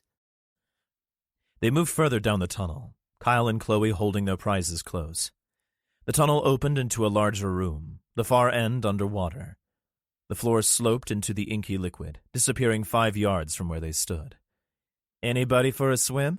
Richie asked. The other four looked at him as if he were crazy. He smiled, shaking his head. I was just kidding. Chloe punched him in the arm again. The boy rubbed the impact spot. He pointed at her. That shit stops now. They began to playfully argue, and Sam asked for a flashlight. Vanessa handed hers over. Sam swept the beam around until she saw her cat sitting on an old cast-iron stove. The animal was staring intently at the water, his tail curled around his feet. He stood slowly and took a step back from the water. He arched his back and hissed, but the kids were talking amongst themselves and didn't hear him. Sam saw the action, though, and flashed her light on the black water. Soon enough, eddies in the water began to form. Look! Sam whispered loudly and pointed. The other 4 kids turned to stare at the water, too. All 4 flashlights now focused on the water. Pickles gave a low growl, jumped down from the stove, and bolted back up the tunnel. A head broke the surface of the water, followed by another, then 2 more. The kids stood transfixed until one of the figures opened its mouth to growl and seawater poured out. I fucking knew it, Kyle whispered, and the kids chased after the cat. Bobby and Hal stood on the ferry dock overlooking the bay. They were on patrol and were happy to pitch in. Both had been members of the Alcatraz family for almost a year now. A crazy guy named Billy had saved them from a group of infected, gotten them to a boat, and told them to tell the folks on the rock that he said hi. The guys were milling about on the wooden planks, talking about Billy, when Hal noticed someone crawling up the rocks to the south. He pointed at the man crawling. What's that? That, Hal, old buddy, is a dead fella. He looked cockeyed at his friend. It's why we're on this here patrol thingy, to spot dead fellas. Hal returned Bobby's gaze but remained silent. He unclipped his radio from his belt and made a quick call. Command, this is Patrol 3. We have one down here. It's outside the fence but on the rocks. We're moving to engage now. Copy 1. What's your exact position? At the ferry dock, moving south? Sending assistance now. Stay in contact. Bobby cast a sideways glance at Hal, who shook his head. Nah, I think we can handle it, Bobby told the radio. There's just one. Negative. Only engage if you're threatened. A-team is on the way. Keep the hostile in sight. Gotcha. We'll wait. Hal pointed again. A dozen or so heads broke the water, each with hands gripping the cut stone embankment. Oh, shit. The entire length of the breakwater crawled with the dead. They scrambled up the stone and onto the flat area immediately in front of the black chain-link fence that encircled most of the island. Call it in! Hal screamed. Call it in now! Command, we have hundreds of infected scaling the southern embankment. We need firepower down here now. Bobby didn't wait for an answer. He raised his rifle to his shoulder and fired off a round. His bullet struck a dead woman in the shoulder, and he bolted another round into his hunting rifle. Hal fired slowly, picking targets with his scoped AR-15. He dropped 3 before Hal could get a second shot off. The front ranks of the dead reached the top of the rocks and were stymied by the 4-foot chain-link fence. Several fell backward into the growing crowd, but most pushed and pulled as their brethren flowed out of the water behind them. The fence buckled in one area. Then it came down in a 15-foot section. The dead poured onto Alcatraz. What do you mean, stuck? Kyle demanded in a panicked voice. Richie and Chloe continued to frantically push on the ancient iron door. Stuck, as in it won't open. Richie shot back sarcastically. Do you need a frickin' dictionary? Help us push. Pickles sat with his tail wrapped around his legs. He looked back and forth nervously from kid to kid. We just came through here, Chloe said, looking over her shoulder. How can it be closed? A chill ran down Sam's spine when a familiar voice chimed in. You just never can tell when one of these old doors will stick. It took all of Sam's willpower to keep from peeing herself. The 5 kids looked through the bars of the door to see Mr. Martingale's face, peering back at them smugly. Maybe a few hours in there will make you appreciate... Kyle screamed at him. There's dead in here with us. Open the door. Martingale raised his eyebrows in disbelief. Sure there are. Not only are you degenerates, you're lying degenerates. Vanessa shined her flashlight behind them, searching for the dead, but there was nothing back there. Listen, Richie began. I'm sorry I put you in the wristlock. I am. There really are a bunch of dead down here, and we need to let the soldiers know. If you don't open the door, they're going to tear us to pieces. The adult rolled his eyes. You're a liar. The whole island was searched more than a year ago. There are no dead." The cat started to meow and pawed at the door. He began looking in several directions. Sam began to cry. The rasping sounds of infected began to echo softly up the tunnel. Martingale glanced over the top of the kids' heads as the hacking noises grew louder. Vanessa kept her light shining down the tunnel as the kids pleaded with the man to open the door. The flashlight threw eerie shadows on the walls of the underground passage as its beam was blocked by the rusty objects scattered throughout. Vanessa gasped as the first dead man shuffled into view not 40 feet away. "Do you believe us now?" Richie screamed past the bars and into his face. Martingale's eyes grew wide as he saw the dead rounding the bend in the tunnel. He began to breathe fast, then turned and ran, bumping his leg on something big and metal in his haste. The kids screamed after him, but he limped quickly away. "What do we do?" cried Kyle. Richie drew his combat dagger and moved past the other kids. "Get the door open. Throw your weight against it, all of you." Rather than push on the door, the 4 children began to propel themselves against it, the impacts of their shoulders raining dust from the bricks above. Richie moved a bit down the dark corridor, his light trained on a particularly nasty specimen of dead. This thing was missing its left arm, and a gaping hole existed where the abdominal and chest cavities used to be. Strings of discolored flesh hung from the top of the rotting hole. Kyle, Vanessa, and Chloe kept throwing their shoulders against the heavy iron door, and Sam moved toward Richie. The boy looked to the side when he heard her coming. "Stay back, Sam. I got this." The kid advanced toward the nasty dead man with no belly. He did a quick count, noting 14 infected slogging up the tunnel. He sighed. On his best day, he could probably get 3 before they swarmed him. He glanced back at his sister. He would keep her alive until they brought him down. Newbies. Journal entry 3. "Go fish," I told Anna. She drew from the pile. I glanced at Seyfert, who shuffled his cards in his hand. "So when does this Florida rain death down on douches?" Once we're clear. It was his turn. "Got any 3s? I handed him 2 cards and grumbled about it. I pressed him a bit. "But isn't that building kind of nice? I mean, it's keeping the dead out right now, isn't it?" "Yeah, so." "So? What if we could take it? It's right on the water. There's a ton of boats if we need a quick out. We would have a foothold in the city." He shrugged. "We're here to figure out where their base is. We figured it out. I don't think the captain would want an armed incursion into an enemy stronghold." There was a big thump on the ceiling directly above us. Everybody looked up. Seyfert was still looking at the ceiling when he said, "But he does want us to clear this building if we think we can do it." He stood, tossing his cards on the conference room table. "Shall we?" We all stood, and the SEAL radioed to Remo and Kev, who had been keeping an eye on the bad guys, to tell them we were heading upstairs. We met up in the cubicle area. 6 of us will go up, 2 stay and keep this floor secure. There's definitely something on the floor above us. Sounds like people moving around," I added. When I noticed everyone looking at me, I continued. "Well, I would imagine it takes a considerable impact for us to hear it a floor below in a building like this, right?" "That's true," Anna said, nodding.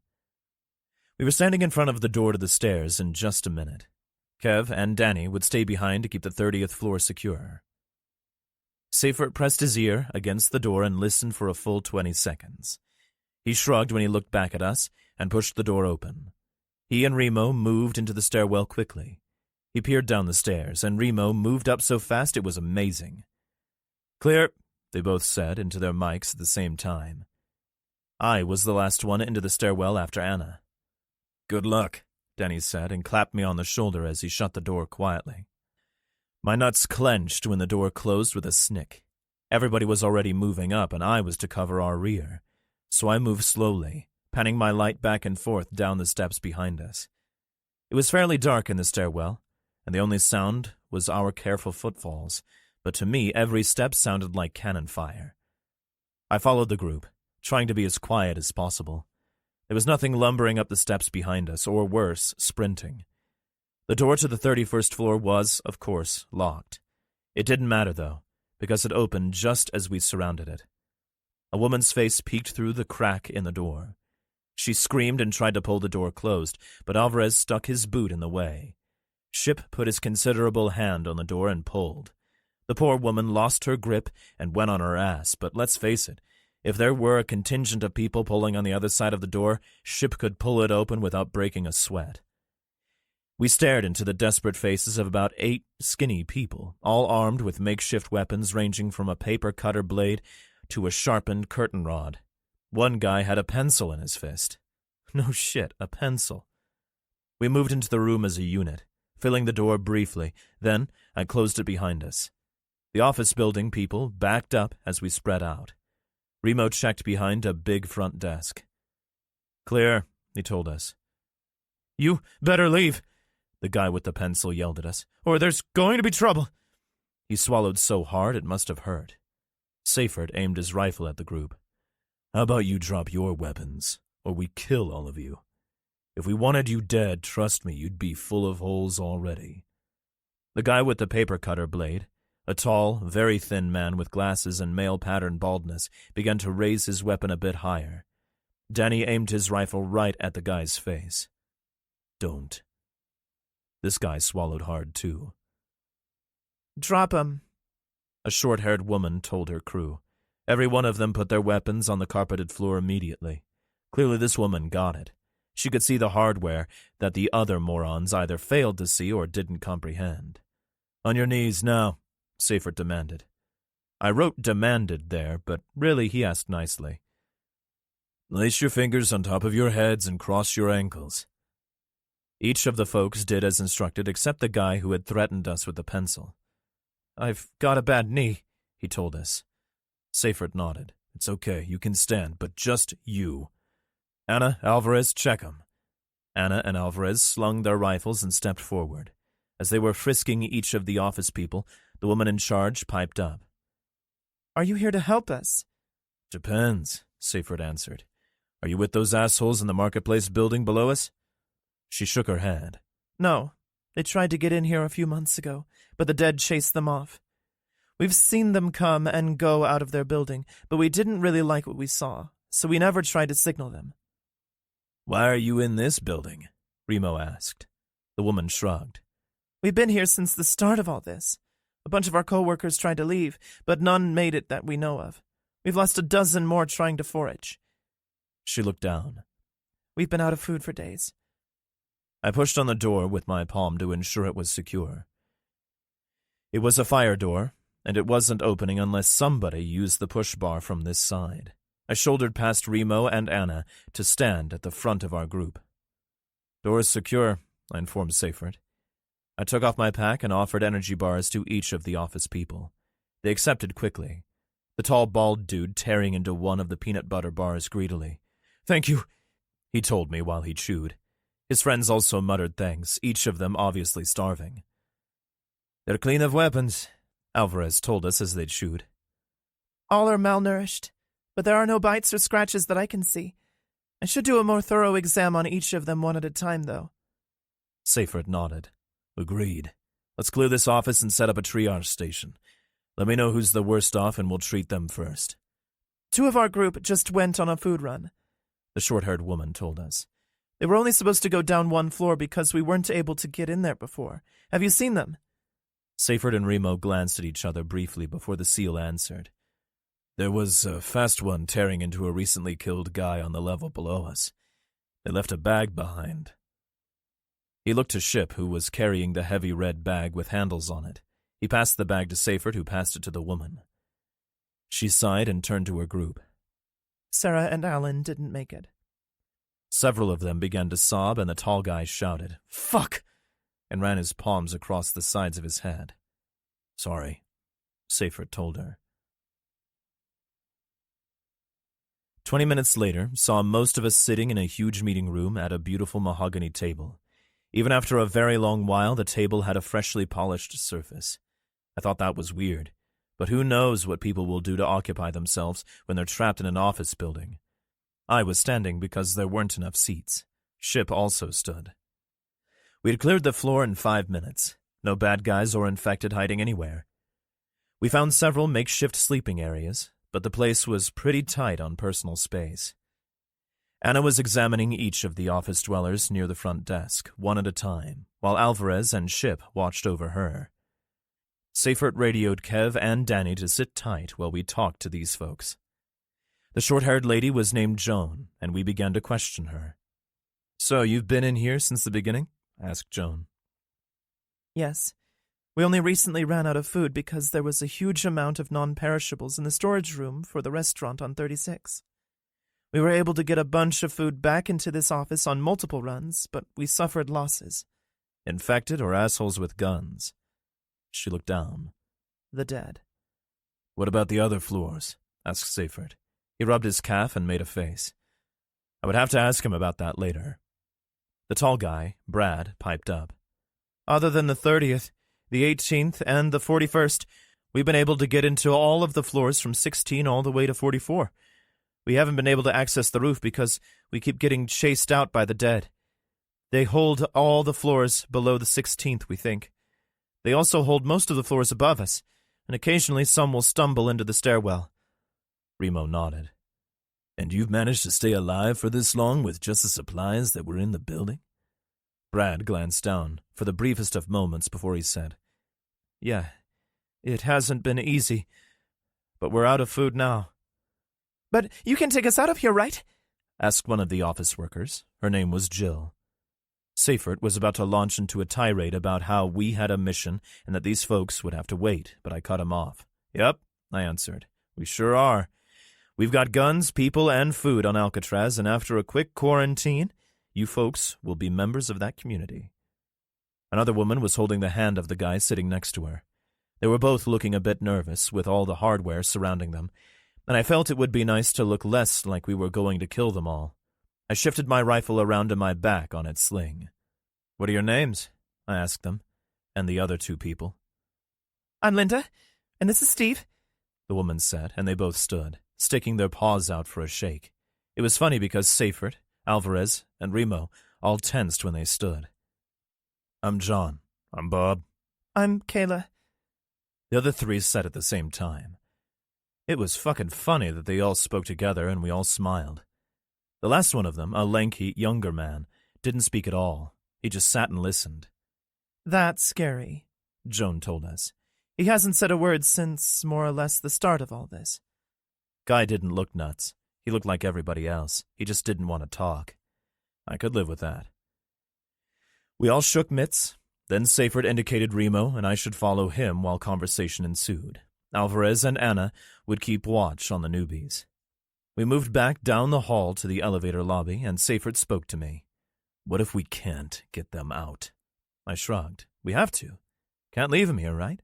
Besides, if we can't get them out, it's because we're dead. I don't want to die today." He smiled and pulled his radio. "Rock, this is Saber. Saber, Rock, we read you. We found 9 breathers. They seem to be friendlies. Request additional orders." "Copy, Saber. Rock Actual is on station." A different voice came over the radio. It was McInerney, and there was surprise in his voice. "Hell of a discovery, sailor. 9 survivors?" "Roger that, sir. Skinny but uninfected. Also not associated with the hostiles, at least as far as we can tell." We didn't hear it, but I just knew the captain sighed before he said, "Copy that. Bring them home, ensign. Abort code is 3 Alpha Micah Foxtrot." Seifert knew the code, but he opened a little envelope he had removed from his velcroed breast pocket. He read it out loud, then spoke into the radio. 3 Alpha Mike Foxtrot confirmed. See you tonight, sir." "Copy that, Saber." Smiling and already knowing the answer, I asked, "What just happened?" "Change in mission," shrugged the SEAL. "Elimination to evacuation. We're going to get these folks to Alcatraz. The captain has the coordinates on the bad guys anyway if he wants to engage." I immediately felt a million times better. As I said before, I had never hunted the living. I had killed many asshole breathers since the onset of this little apocalypse thingy, but only ever in self-defense, or to preserve the lives of my family. I didn't want to kill the douches in the other building, but douches they were. Murderers and rapists preying on the weak, that pisses me off, which is why I signed up for this mission. But to be honest, I would much rather help people than kill them. So what we were about to do was better. Our group had increased twofold in size. 8 folks with battle rifles and tactical gear, and 8 people with sharpened sticks. We would now escort these people back to Alcatraz. Should be fun. After Anna had checked everybody out one at a time and given them clean bills of health, we told them what was up. "Leave?" asked Bob. He was the one who threatened us with the pencil, and he had a bad knee, if you remember. "You want us to go out there?" He pointed to the window. "Not going to make you," Remo told him. "You don't want to come. Stay here." They all decided to join us, even Bob. The office dwellers gathered some of their shit, and we gathered them at the fire door near the stairwell and the elevators, so the newbies could listen to Seyfert. He told them to keep quiet unless not doing so would endanger us. He told them not to run unless all of us were dead.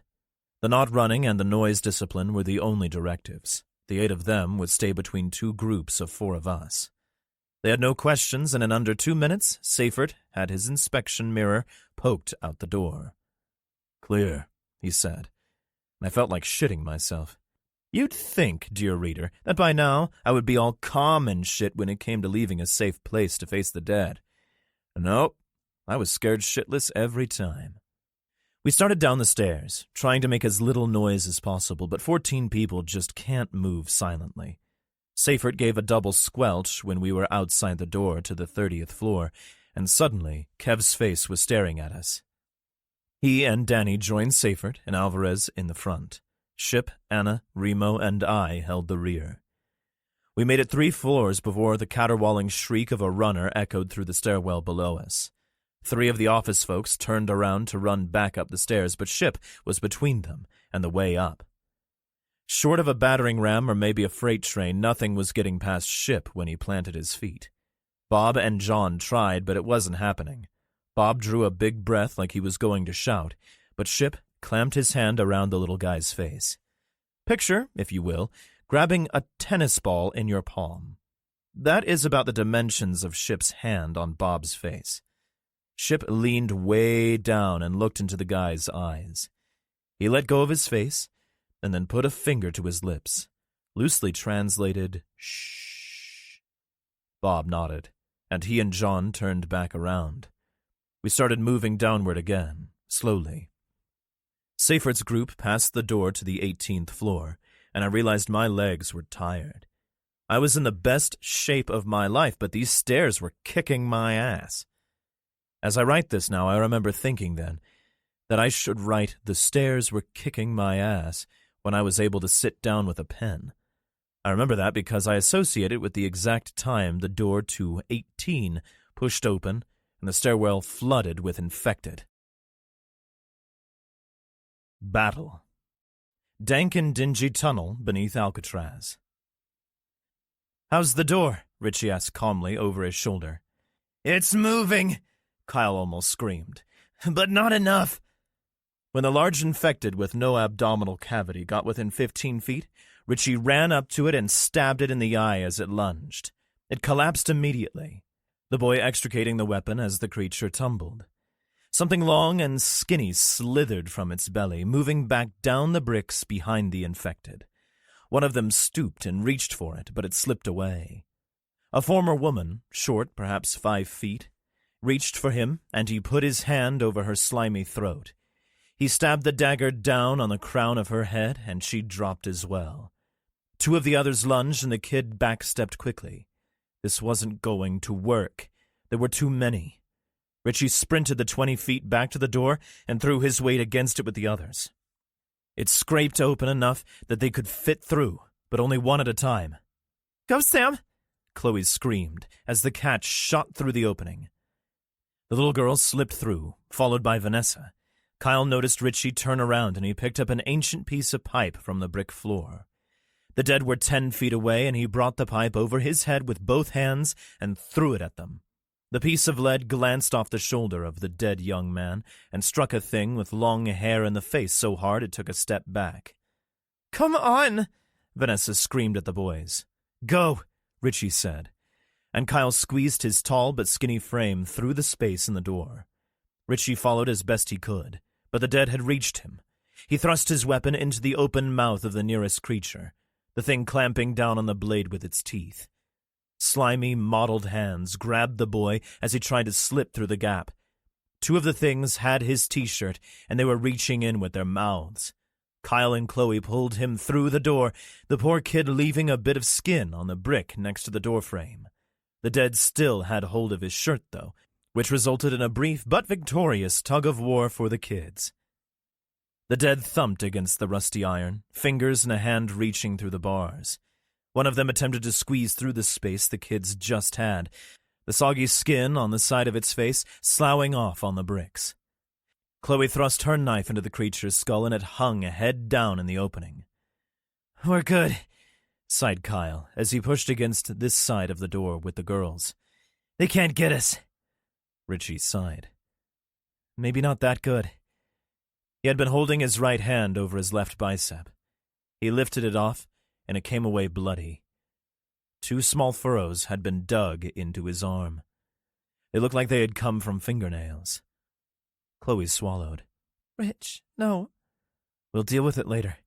Right now we need to seal this door and then tell somebody that there are dead down here and that they can get in." This side of the door had a large piece of rusted iron placed against it. The kids could see the drag marks where Martingale had pulled the piece across the floor. "They can't reach us," Kyle repeated, "and they aren't strong enough to push the door with us pushing back. We can hold them here until help comes." "Vanessa, you and I will go get help," Chloe said aloud. "You guys got this, right?" Richie, Kyle, and Sam leaned on the door with both hands. The heavy iron didn't move either way. Richie looked through the 4 iron bars into the crimson orbs of a dead man 6 inches away. "Yeah, we're good. If the door starts to move, we'll make a run for it." Chloe nodded in the gloom, and she and Vanessa ran up the slight incline toward the island proper. "You scared, Sam?" Richie asked her. "A little, but like Kyle said, they can't get us." Kyle stared into the same dead eyes Richie did. "I sure hope not." "There are dead on the island," Martingale thought as he sprinted toward the end of the tunnel. Those brats would definitely die, but it wasn't his fault. They shouldn't be down there in the first place. They'd been told not to wander into unknown areas. If he had opened that door, he might not have made it out of the tunnel alive. Initially, he thought that the rest of the Alcatraz community would understand his actions, but the more he mulled it over, he realized they would blame him. They would blame him for the deaths of those ungrateful little monsters instead of thanking him for preventing the real monsters from using that tunnel to access the island. No, he wouldn't be able to tell anyone. He would just say he heard something in the tunnel and requested backup to check it out. With the kids dead, nobody would be the wiser. Really, he had done the island 2 favors. He put his hand against the cool bricks of the tunnel and nodded while he took a quick breath. Martingale had never believed in exercise as a means of staying in shape. He just thought that if he ate right, he would be fine. He looked down at his belly and smiled. He had lost 20 pounds since his escape to the island. Nobody would give him the extra food portions he asked for, and maybe that had been a good thing. "I look good," he thought, but he knew he still couldn't run for extended periods of time. He withdrew his palm from the bricks and continued up the tunnel. The sunlight at the end was a welcome beacon for him, and he strode forward, triumphant. His smile vanished when he saw that horrid cat sitting in the sun looking at him. He sneered at the animal.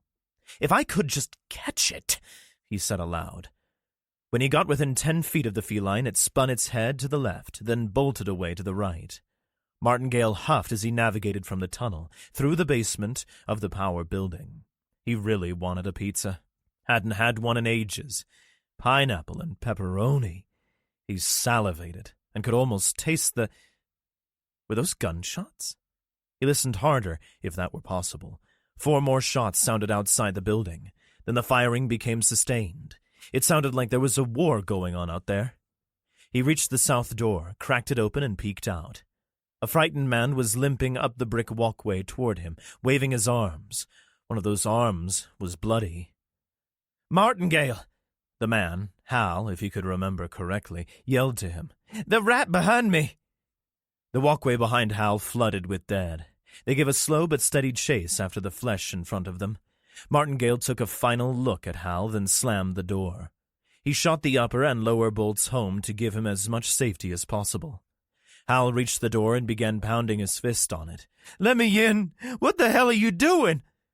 He pleaded for another 15 seconds or so before he began to scream. Martingale took a few steps back as he listened to the man outside the door be consumed by the infected. When the hammering on the door switched from 2 fists to 24, he turned and fled back into the power building, searching for another way out. 5 men stood speaking to each other in the command center. They were awaiting confirmation of the initial reports from the southern dock. Miera, Pitt, McInerney, Dallas, and Rick Barnes. "Where the hell is Martingale?" asked Rick. His eyes darted to all corners of the room. Dallas harumphed. "Little sumbitch is supposed to be here, ain't he? What's the word? Liaise?" The radio came to life as McInerney searched the room as well. Command Detachment Alpha, we're going to need backup on this one. The count looks to be in the hundreds, over. Bravo concurs, McInerney heard through the radio. Request permission to engage? The captain leaned down to speak into the microphone. He depressed the send button. "Granted. All teams, light 'em up." He turned to speak to his XO. "Mr. Pitt, send 2 more squads. Then begin evacuating civvies to the boat. I want all the kids inside before any adult steps foot on the gangway." "Aye, sir," Commander Pitt replied as gunfire erupted from the southern end of Alcatraz. Pitt began to scramble his attendants, barking orders and pointing. McInerney glanced at his radio man. "Jennings, get the Reaper up. I want constant surveillance." "Aye, sir." Jennings spoke into a different microphone and got to work. "Captain Miera," McInerney began. "Would you please help facilitate the evacuation? The civilian population looks to you." Miera nodded, grabbing Rick as he hurried from the room. Dallas followed. "Come on, shitheads! We ain't getting paid by the hour," yelled Ensign Stroll. The 3 others in his fire team, Lee, Brown, and Devine, looked nervous. 2 were civilians, which Stroll was not in favor of. The sailors from the Florida had been training the civvies for quite a while on tactics and the use of weapons, but they still lacked discipline. Lee was the only other sailor, and Lee was the only man Stroll trusted. Stroll's detachment consisted of 8 men divided into 2 fire teams. The squad had split up when they noticed infected traveling in 2 directions. Nothing had been heard from the 2 men on watch since they first called in the trouble. An infected stumbled from the right side of the concrete path. It looked directly at the group of 4 men and growled. Stroll sighted and fired his rifle. The creature dropped, but dozens more rounded the southern bend, trampling the pretty flowers and shuffling up the walkway. "Brown, cover our backs. Make sure nothing is coming from behind us. Lee, Devine, fire at will." The 3 men selected targets as they had been trained and began to fire into the small horde of infected. The creatures dropped to the ground, their brethren tripping over them in their slow plod toward food. At 20 feet, Stroll called a retreat, and the men withdrew further back up the walkway. When Stroll deemed they had enough range on the dead, he spun and resumed firing, as did Lee and Devine. Stroll heard Brown yelling something, but the sustained fire from he and the other 2 men had his ears ringing. He dropped his expended magazine, slamming a new one home, and Brown grabbed his shoulder and screamed in his face. Stroll glanced at Brown, who was pointing behind them. A small contingent of infected were shuffling in from the rear. There were only 15 or so, but Stroll decided that they needed to bug out. "Switch targets and press to the rear." The men did as they were told and fired into the horde behind as they walked toward them. More infected streamed down the trail from the northeast. "Shit!" Stroll bellowed as he realized there were too many. They would be out of ammo before they made a dent. "There must be hundreds of them," he thought. "This way!" The living men made a break to the east, the dead ones closing in. One managed to grab a hold of Lee's T-shirt, but the material ripped and the infected was denied its meal. At the base of the old guard tower, Stroll stopped and turned around. The dead were 20 feet behind, and he sighted on them, selectively firing and destroying targets. Not needing to be instructed, his fire team clanged up the iron spiral stairs toward the top of the tower. When the 3 of his men made the first bend, he followed. They reached the third bend as the first dead woman put her foot on the bottom step. A steep set of iron stairs met the men at the top of the spiral staircase. Lee climbed the steps and shouted, "Clear!" when he poked his head through the open trapdoor. When Stroll climbed through the aperture, Lee and Devine dropped the heavy trapdoor down and shot the iron bolt home. The 4 men looked out at their home from the guard tower. The dock area and picnic areas teemed with the dead. Infected milled about on the Agave Trail until the walkway bent out of sight to the west. Lee watched as a contingent of rotten former humans smashed their way into the bookstore and gift shop. Dead streamed both north and south on the trails and walkways. "There's got to be 1,000 of them," Brown breathed. "Command, Spartan Platoon Detachment Bravo, 4-man fire team is cut off and in the guard tower. From here we can see lemurs all over the eastern edge of the island. Can't see any on the parade ground yet, but they're on the way. I can see as far as the powerhouse, and there are lemurs up there as well. Running low on ammo. Request evac or orders, OVO. Bravo Command, sit tight and continue with intel. Take out any tangos you can. Reinforcements are inbound. Command out." "They're leaving us here?" demanded Devine.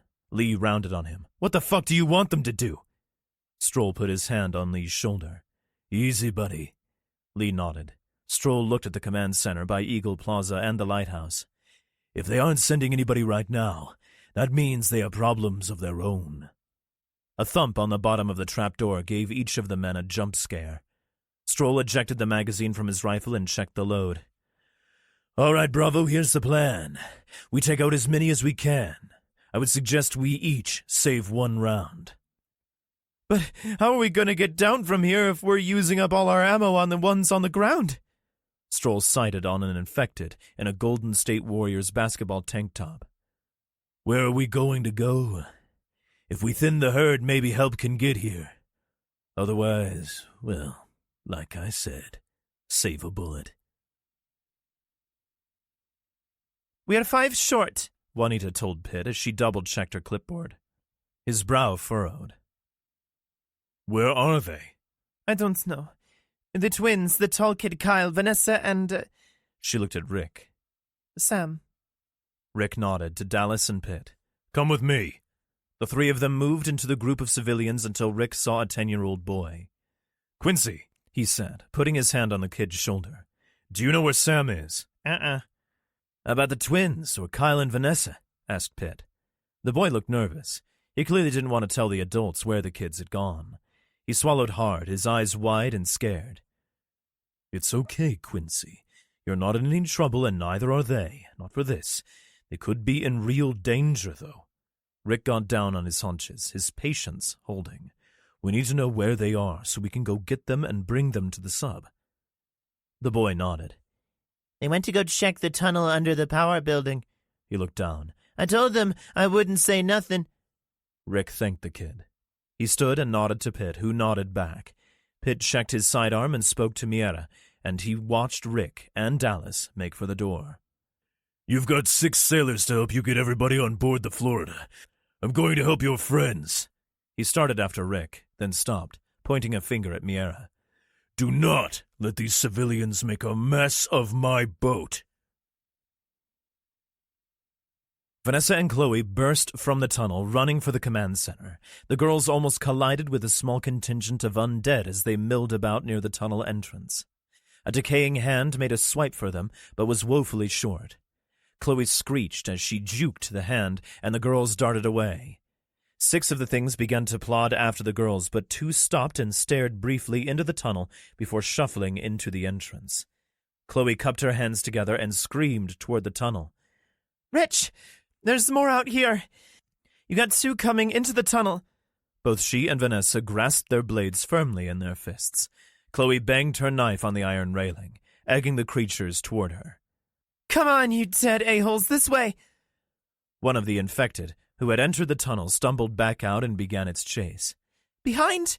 hissed Vanessa. Two more of the things were coming from the opposite direction, pinning the girls between them and the larger group. Chloe continued, begging her blade. "When they come for me, you run around them. I'll be right behind you." The infected did, indeed, head for the banging sounds, and Vanessa was able to duck off to the right of them. "Come on!" she screamed. Chloe abandoned her railing and sprinted to the outside of the reaching hands. This time, one of the things was able to latch onto her shirt, and before she could pull away, it had her. She grappled with it for a moment before she twisted her arm up and over its elbow and broke it. She tried to turn away, but her foot got tangled in the thing's legs, and they both went down in a heap. She struggled to keep the creature's mouth from her, but noticed the other one fall to its knees next to her in an attempt to feed. She thrust her blade at the head of the creature atop her, but missed and stabbed it in the neck. The other one had grabbed her arm and was pulling it to its mouth when a streak hit it from the side. The growling that came from the combatants was not that of the undead, but from a 95-pound bloodhound that was shaking the infected to pieces. Chloe saw an arm fly past her and heard the dog barking furiously. The canine let loose with a loud bay, and suddenly the thing atop her was dragged off. A 2-foot-long length of rebar crashed down on the infected cranium, driving it to the ground where it remained motionless. "Get up, kid!" shouted a man in a southern drawl. The man thundered forward and smacked the now armless creature the hound had dragged off. The big man hit it twice in the head before it stopped moving. "Dallas, get back on the line!" a man shouted. It had been Commander Pitt, and Rick was with him. Chloe smiled, and she looked up into her friend's face. Dallas helped her stand, and the two of them sprinted from the oncoming horde, dog in tow. Rick and Pitt fired into the crowd, dropping infected with headshots. Dallas joined in and fired with his shotgun until there were none left. Dallas got down on one knee next to Clyde, the bloodhound. "Good boy," he said when the gunfire ceased. Rick was about to ask Chloe and Vanessa where his daughter was when Vanessa pointed, telling the grown-ups there were kids in the tunnel with the dead. Rick and Pitt ran for the tunnel, Pitt calling back over his shoulder. "Dallas, get the kids to the boat." The dog started to move toward the tunnel, but Dallas called to him. "Clyde, you stay with me now." The pooch about-faced and trotted back to the Texan, padding toward the USS Florida with the girls. "Why do they call submarines boats?" Dallas asked the kids. "I mean, they go under the water, right?" "It scratched you?" Kyle asked over the din of the infected. Both boys pushed against the rusty iron door, and it seemed the dead would not be able to open it from their side. Only two of them could push on it at once, and the bottom of the ancient metal was stuck on the bricks. "Yeah, but we can't worry about that now." Richie glanced at Sam and smiled. "You okay?" "Fine," he said in a small voice. "You sure they can't get through?" "We did, so no." He looked at the heavy piece of metal that Martingale had used to block the door. That was helping, but if the kids left, the dead would be able to push open the door and gain entry to the island. Hands reached through the opening between the side of the door and the bricks, but they couldn't reach the warm flesh. "What was that?" Sam asked, when she heard gunfire echo down the tunnel. Kyle crinkled his face up. "Sounds like somebody shooting." His eyes went wide. "But that means—" "We don't know what it means," interrupted Ricky. "We do know that the girls went to get help. They'll be back soon with some soldiers and a bunch of guns." The children spent the next few minutes in silence. The wet, rasping hacks of the dead just on the other side of the door, the only sounds of the tunnel. Shouting bounced around the tunnel walls briefly. Then the bob of flashlights appeared, and suddenly Commander Pitt and Sam's dad were standing, staring at the kids. "Sam!" Rick yelled and ran to her. "Are you okay?" She nodded and threw her arms around her father. "What the hell is this?" Pitt demanded in a stern voice. "This is us stopping them from getting on the island," Richie retorted.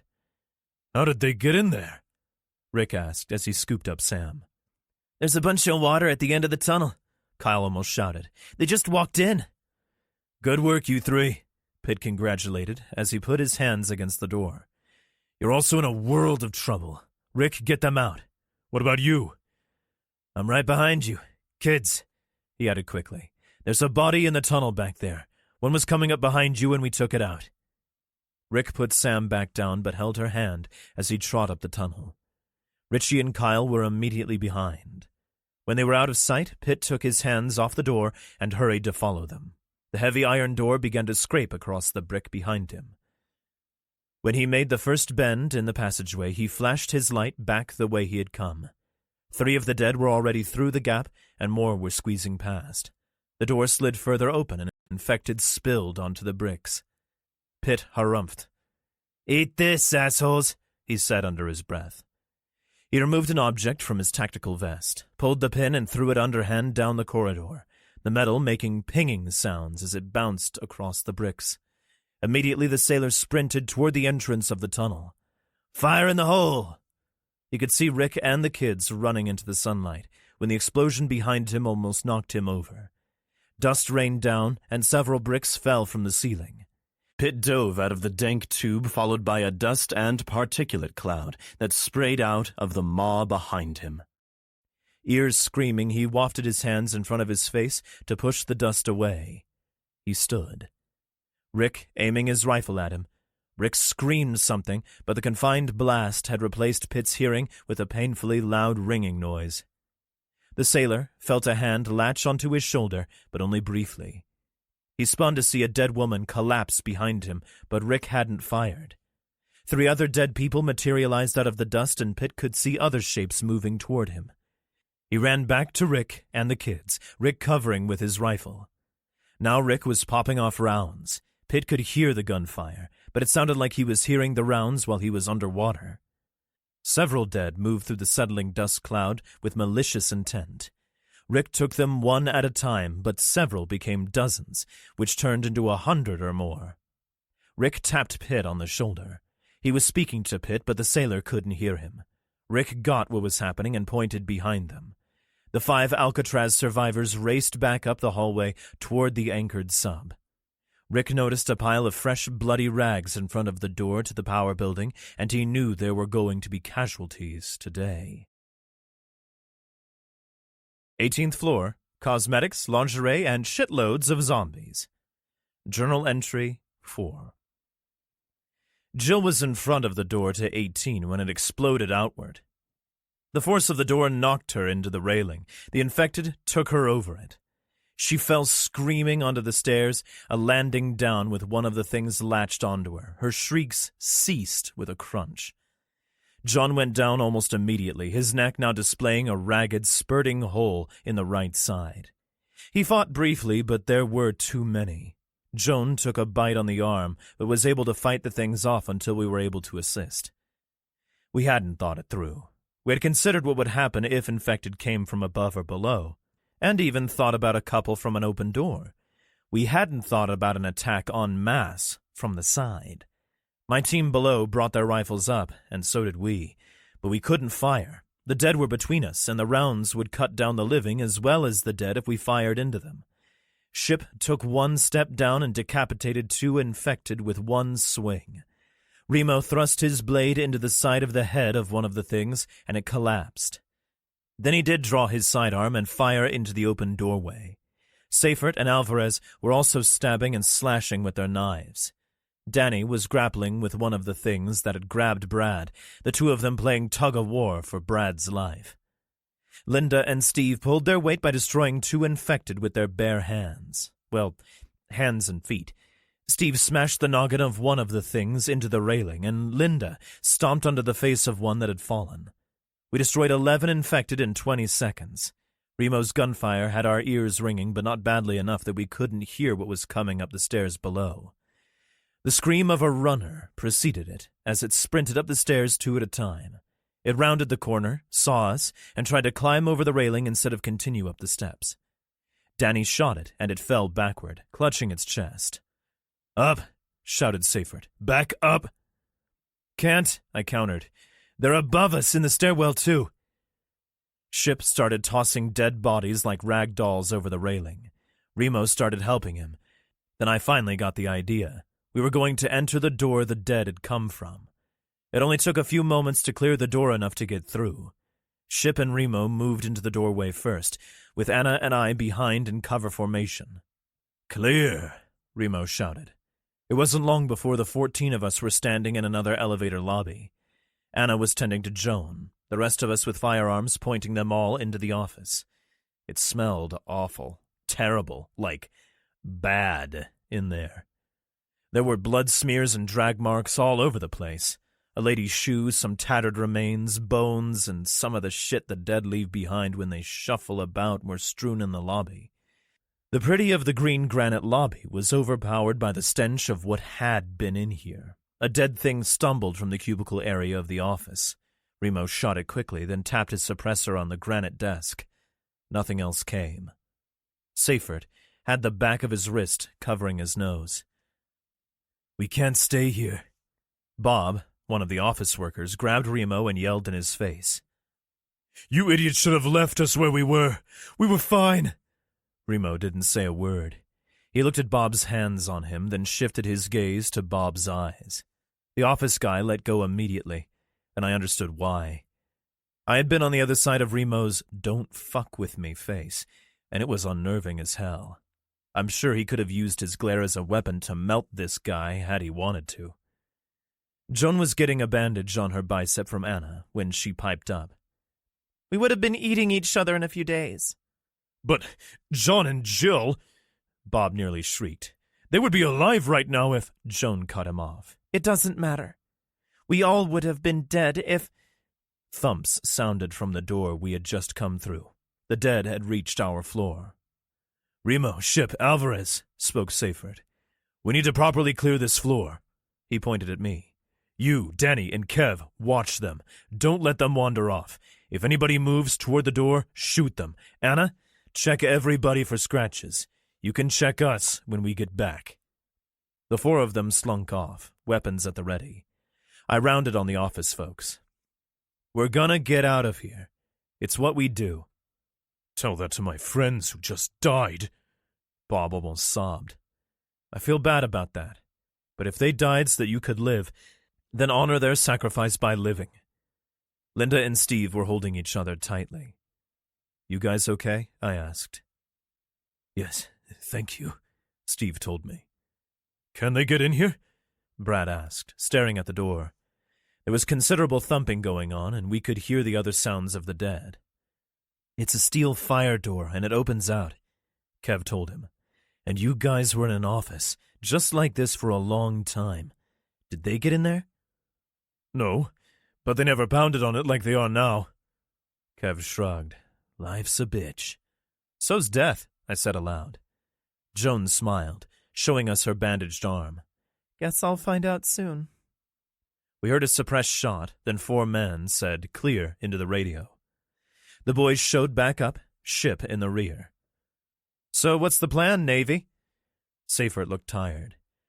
"We clear the stairwell and exfil the civvies back to the rock." He peeked at the door being thumped on by the shitheads, then pulled his radio. "Rock, this is Saber 1. How copy?" This was the first time in my short stretch in San Francisco that Alcatraz hadn't responded immediately to a radio call. Apparently Seyfert was a bit put off too, because he made a face. "Rock, Saber 1, come in." Seyfert glanced up at us. Something was amiss. I was about to ask what was up when the radio answered. "Saber, this is Shark. Switch to the alternate frequency now." "Who's Shark?" I asked, confused. Seyfert didn't even look at me. He fumbled with his radio for a moment, then nodded at Danny. "With me," was all he said. The 2 of them moved off into the bloody cubicles, while the rest of us stared at their backs.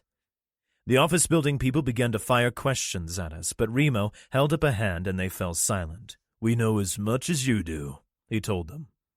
Seyfert and Danny returned in less than a minute. "Alcatraz is under attack," the SEAL told us. I moved toward the door. My hand reached for the lever-style handle before Ship's massive mitt came down on my shoulder. "We gotta go, buddy. Our family is on that island." He nodded that he understood but kept his hand on me. Had anybody other than my loved ones put their hand on me like that, they would have drawn back a stump. But this was Ship. Firstly, he was family. Secondly, I had neither a chainsaw nor Excalibur on me, and that's what I would need to cut this guy's hand off. I looked way up at him. He pulled his hand off me to sign some stuff. He told me that we would have to think this through, and that we would most likely die if I opened that door. I couldn't help my family if I was chewed chunks of meat. I moved to Seyfert. Remo and Ship stood with me. "What's the plan?" "Kill everything, and exfil." I thumbed at Seyfert while looking behind me at Ship and Remo. I love this guy. Seyfert shrugged out of his pack and placed it on the granite elevator lobby desk. This was a pretty green granite with gold veins. I liked it. He fished round in his pack for just a second until he came out with a length of black rope. He pointed at Danny, who did the same. Then the SEAL spun to regard the stainless steel elevator doors. He rounded on the office folk. "Any idea what floor the elevator stopped on before you lost power?" "No," replied 3 of them at once. "So, then if I pry those doors open, there could be an elevator full of infected right on the other side?" Jones shrugged. Steve asked why, and Brad said, "Yeah." I could see where this was going, and I didn't like it. But what choice did I have? We either opened the door and fought infected in a 6-foot-wide stairwell 18 floors down to the lobby, used the elevator shaft to climb down, or jumped out the fucking window. I glanced at the tactical rope and could see that both men had 25-foot lengths. "I've seen this movie," I said. "In fact, I was the fucking star in it. In my movie, there was a ladder in the elevator shaft." "Nope," Brad said. "No ladders. I checked months ago." I sighed. Buzzkill. I smelled something burning, so I glanced at everyone's favorite, Bigfoot. He was staring intently at the silver of stainless elevator doors. He shifted his glance to the granite desk, then whipped his head around to look at the cube farm. The wheels were turning in his giant dome. I could see it. He snapped his fingers, and everyone looked at him expectantly. He nodded at Remo and made a writing motion in the air. Now, as I've stated countless times in my other journals, Ship is mute. He is not deaf, and he is the polar opposite of dumb. He just can't speak. So, when he looked like he was demanding a pen from Remo, when I absolutely knew he had at least 2 on his enormous frame, I was confused. Remo instantly produced the same black Sharpie he had used on a million occasions and passed it to Ship, who took one stride and was hastily drawing on the elevator door. That pissed me off. I could speak mostly fluent sign language, and had known both Ship and Remo much longer than they had known each other, but every time one of them wanted or needed to convey information, the other knew instantly what the first one was saying. This is a superhero power. I'm not even fucking kidding. My superhero power is remembering porn star names. That shit just isn't fair. What's worse is that these 2 guys, smart and emphatic as they are, still look at me to make decisions. What the fuck are they thinking? I knew what Ship was thinking. We all did. He drew the shit out of it in black marker on the silver door. It was artwork. A damn Rembrandt. No, more than that. A fucking Da Vinci. After he finished wrecking the stainless steel, he gave the marker back to Remo and began writing in his notebook. When he finished, he passed the book to me. I read it aloud for all to hear. "It is extremely unlikely that the elevator car stopped on this floor at the onset of the plague, but we should prepare for that eventuality before we open the doors. If we utilize the granite desk and some of the cubicle walls, we could create obstacles to force the dead to the elevator. If the car is not too close below us, the press of the infected to obtain food, us, will force the vanguard into the obstacles, where they will ultimately be funneled into the shaft. Even if the dead are not destroyed by the fall, they will be rendered incapable of attacking us at the bottom of the elevator shaft. Unless the door at the bottom is open, any who get close to crawling past our barriers, or any stragglers left behind, can be picked off with the rifles." Ship didn't wait for approval or infighting. He ran back to the cubicles and began looking at the floor near them. "Where did you get this guy?" Seyfert asked me. "Internet." As I rushed off to help Ship, I heard Seyfert talk to Danny. "Stand by the door to the stairwell. Anybody goes near it, shoot them. The rest of you, come with me." Joan and Anna stayed behind, but everybody else did as ordered, and we were soon dismantling cubicles with several multi-tools. When we had 12 5-foot cube walls, we stacked them by the lobby, 4 of us stood behind the granite desk with Seyfert and Kev in front of the stainless elevator doors. "Good?" asked Seyfert. I have no idea how he wasn't shitting himself. He and Kev had volunteered to open the doors. We would blast anything that came out, but those two were most definitely in harm's way. "We're good," I answered, speaking for everybody. I was trying to be tough. "What about us?" demanded Brad. Remo did not take his eyes off the door when he replied, "If they get past us, kill as many as you can before they eat you." Seyfert did not wait for the civvies to cry before he and Kev pried the doors open. We looked in on an empty elevator shaft. Seyfert stuck his head into the shaft and cautiously peered up and down. He used the magwell button on his rifle to activate the tactical light, which he shined in both directions. He shook his head. "I can't see the elevator either up or down." In a half hour, Ship had devised a tiny labyrinth from the stairwell door to the open elevator shaft. There were 4 of the formerly white cubicle walls at an angle from the stairwell to a long fall. They were braced in the back by 2 others placed vertically and attached by the cubicle hardware. 4 feet from that wall was another double set of cube walls, set all the way across the lobby. It was 14 feet in total, and we made a bit of a sliding door with one of the walls. The heavy granite desk, which took 6 of us to move, was braced behind the sliding partition, and 3 more vertical walls would prevent the dead from pushing the barrier back at us. We hoped. There had been 2 flagpoles standing and one lying next to the desk. Remo picked up the American flag. He and Seyfert folding it into a triangle, which they placed, with reverence, on a chair on this side of the barricade. Even with the country in shambles, this flag still symbolized everything these guys valued. I felt a bit of guilt that I had spent the last few years prior to this little apocalypse thingy as a criminal instead of in the military. I really think I would have fit in with that lifestyle, and for the briefest of moments, shame pushed its way past the guilt.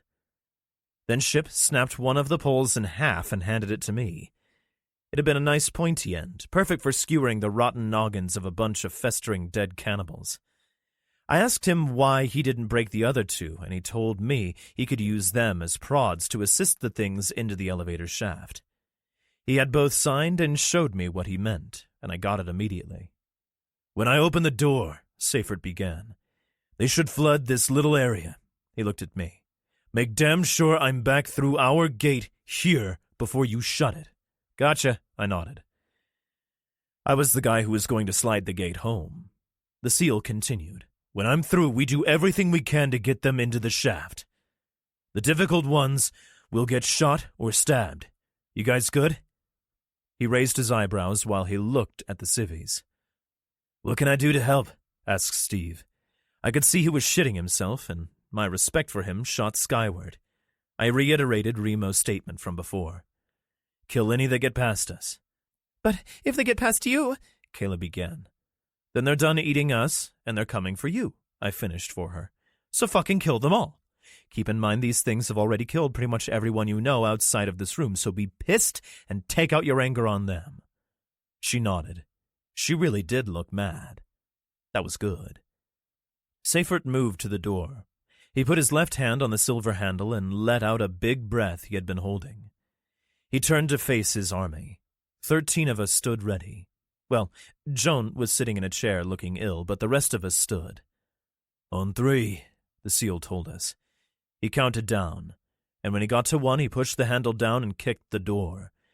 It moved about 4 inches, then slammed closed. Seyfert was already halfway back to the gate before he realized the door was not open. Shit.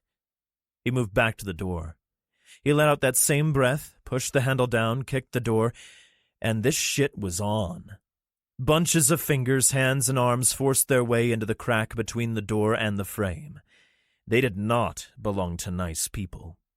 The problem was the dead were too stupid to act as one. Some were still beating on the door and some were trying to pull it open, so they kind of stymied themselves. Seyfert was back through the gate and I slammed it home behind the heavy granite desk in 5 seconds. We might have been able to order a pizza before the dead douches pulling on the steel actually won the fight and the door moved open enough for the things to spill in. And spill in they did. They shuffled forward, slamming into our barrier with all the force they could muster. Arms reached over the cube walls, but the things couldn't get any type of purchase as the walls were 5 feet high. The ones in the front were crushed against the barrier as the ones in the back flooded the lobby. Ship is a fucking genius. I've said that many times, and I'm sure I'll repeat it until the day I die. If the next few paragraphs don't cement the fact that Ship is a genius into your brain, you should go find a container of bleach and make some margaritas with it. The tops of the cubicles had these pretty opaque blue glass partitions on them. I saw one of the things press its rotten face against the glass as it tried to reach over and grab me. Our eyes locked, and we regarded each other as the thing slid to the right. There were 2-inch-wide gaps in the glass, and when the thing reached one, its skull was briefly caught. Half the thing's face peeled off as it slid past the slit. The thing's left eye skated across the corner of the partition and let go with a wet squirt. I watched, in awe, as the dead in the back pushed the ones in the front and the ones in the front slipped to the right. The angled cube walls did their job well. Half-Face looked back at me with its remaining eye for another moment before it disappeared into the shaft with a few others. I glanced at Remo. He looked at me at the same time. We both shrugged and continued to stab at the more industrious of the pus sacks who tried to climb over the walls. None of them made it. I don't know how many of those rotten things took the plunge, but it was quite a few. All I could picture was each of them hitting the bottom of that elevator shaft with a wet splash. The floor we were on now was pretty stinky, but can you imagine the stench from that friggin' hole in a month? Ew. It was over in 20 minutes.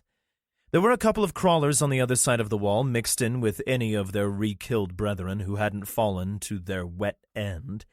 Ship used one of the broken flagpoles to end the 2 legless things, and we were suddenly out of zombies. We waited 5 minutes not hearing anything from the stairwell. Seifert tapped his chest, pointing to his eyes, and then at the open fire door. He pointed at me and I nodded. Ship slid the makeshift door to our barricade open. Seifert and I slipped through quietly, sidearms ready. We stepped over a baker's dozen of the stinking corpses and slunk to the wide-open fire door, prepared to sprint back if need be. We hunched over, using our inspection mirrors to check outside the door. Seifert checked the right, down the stairs. My direction was left and up. I have no idea what the seal saw in his mirror, but mine caught the reflection of a pair of knees. As I angled the mirror up, I could see a tall, thin man. He stood with his back pressed against the concrete wall of the stairwell, palms flat, head back. The fucker was trying to hide behind the open door. I had no idea how this guy hadn't been shredded and consumed by the 60 or so undead that had been in this concrete tube not 6 minutes before. Until I angled the mirror up a bit more, the man's tank top was covered in gore, as was his beard. He had that twitchy, feverish look that only meant one thing. When he dropped his gaze and looked directly into the mirror with his red, bleeding eyes, it was confirmed. My sanity checked out for a split second. My mind simply not prepared for this. But wait, there's more! I gasped, and the thing shrieked, tearing around the door and leaping over the re-killed thing that had it propped open. I grabbed the doorframe with both hands, its long arms propelling it into the elevator lobby. It smashed into me, knocking me off balance, then plowed into my new buddy. Seifert's weapon clattered away. The man and the lanky infected going down in a thrashing heap. It straddled him, the 2 of them fighting for the seal's life. "Yes!" it screamed in a voice not remotely human, and it brought its hand up high to slash downward on Seifert's face. 4 bullets impacted the runner simultaneously, and it flew to the left, smacking its noggin on the doorframe. Seifert scrambled backward on his ass like a crab, but he only made 2 feet before he hit the wall next to the open elevator doors. 5 feet to his left, and he would have joined the infected at the bottom of the shaft. The runner put its nasty paw on the floor and began to push itself up. It only got halfway before I shot it in the back of the dome with my sidearm. I stood, moving into the stairwell to cover Seifert until his sanity returned. This was some fucked up shit right here, and it might take a minute for him to process. Nothing was coming from above or below that I could see or hear. I dragged both things out of the doorway and pulled the door closed. "You okay?" I asked, holding a hand down to him to help him up. Seifert looked up at me, blinking. You heard. Damn Skippy. Fucker spoke." I waggled the fingers on my still extended hand, and he got the message. I helped him up, and the two of us stared back at the group behind the safety of the cubicle walls. I began to ask, but Remo cut me off. "I heard it too." "Me too," said Anna. "We all did," Kev added. "What in holy fucking hell was that?" "Dunno," I shrugged. "Maybe he was a Jeopardy winner before he was infected. You know, all smart and shit." Conversation started between pretty much everybody. Even Ship was furiously scribbling on his pad. "Hey," I said. The conversations not only didn't stop, they got louder. "Hey?" I asked a little louder. Nothing. Dicks. "Hey!" Everybody looked at me like I was being rude. Gaggle of douches. "I know talking infected are a cool new apocalyptic topic and stuff, but I have family on that island, and I'm pretty sure all of you office critters want to get the hell out of this building." Murmurs of assent and some nodding fueled my chastisement. Let's book. Perched. Alcatraz. How do these people live on this thing for months at a time? Chloe marveled. She looked all around, but the walls just seemed to want to crush her. The quarters were tight, and everything smelled like stale air, stale people, and stale oil.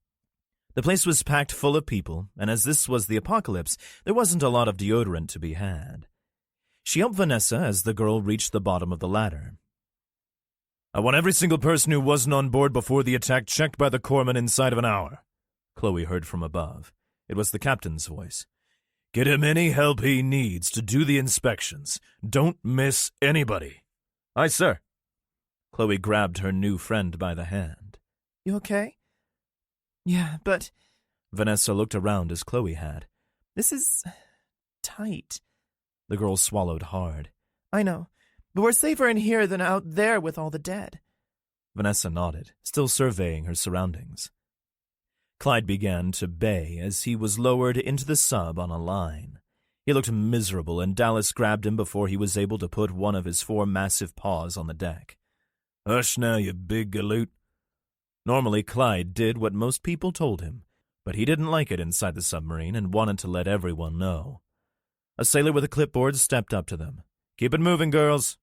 He raised his voice to compete with Clyde's baying. He smiled.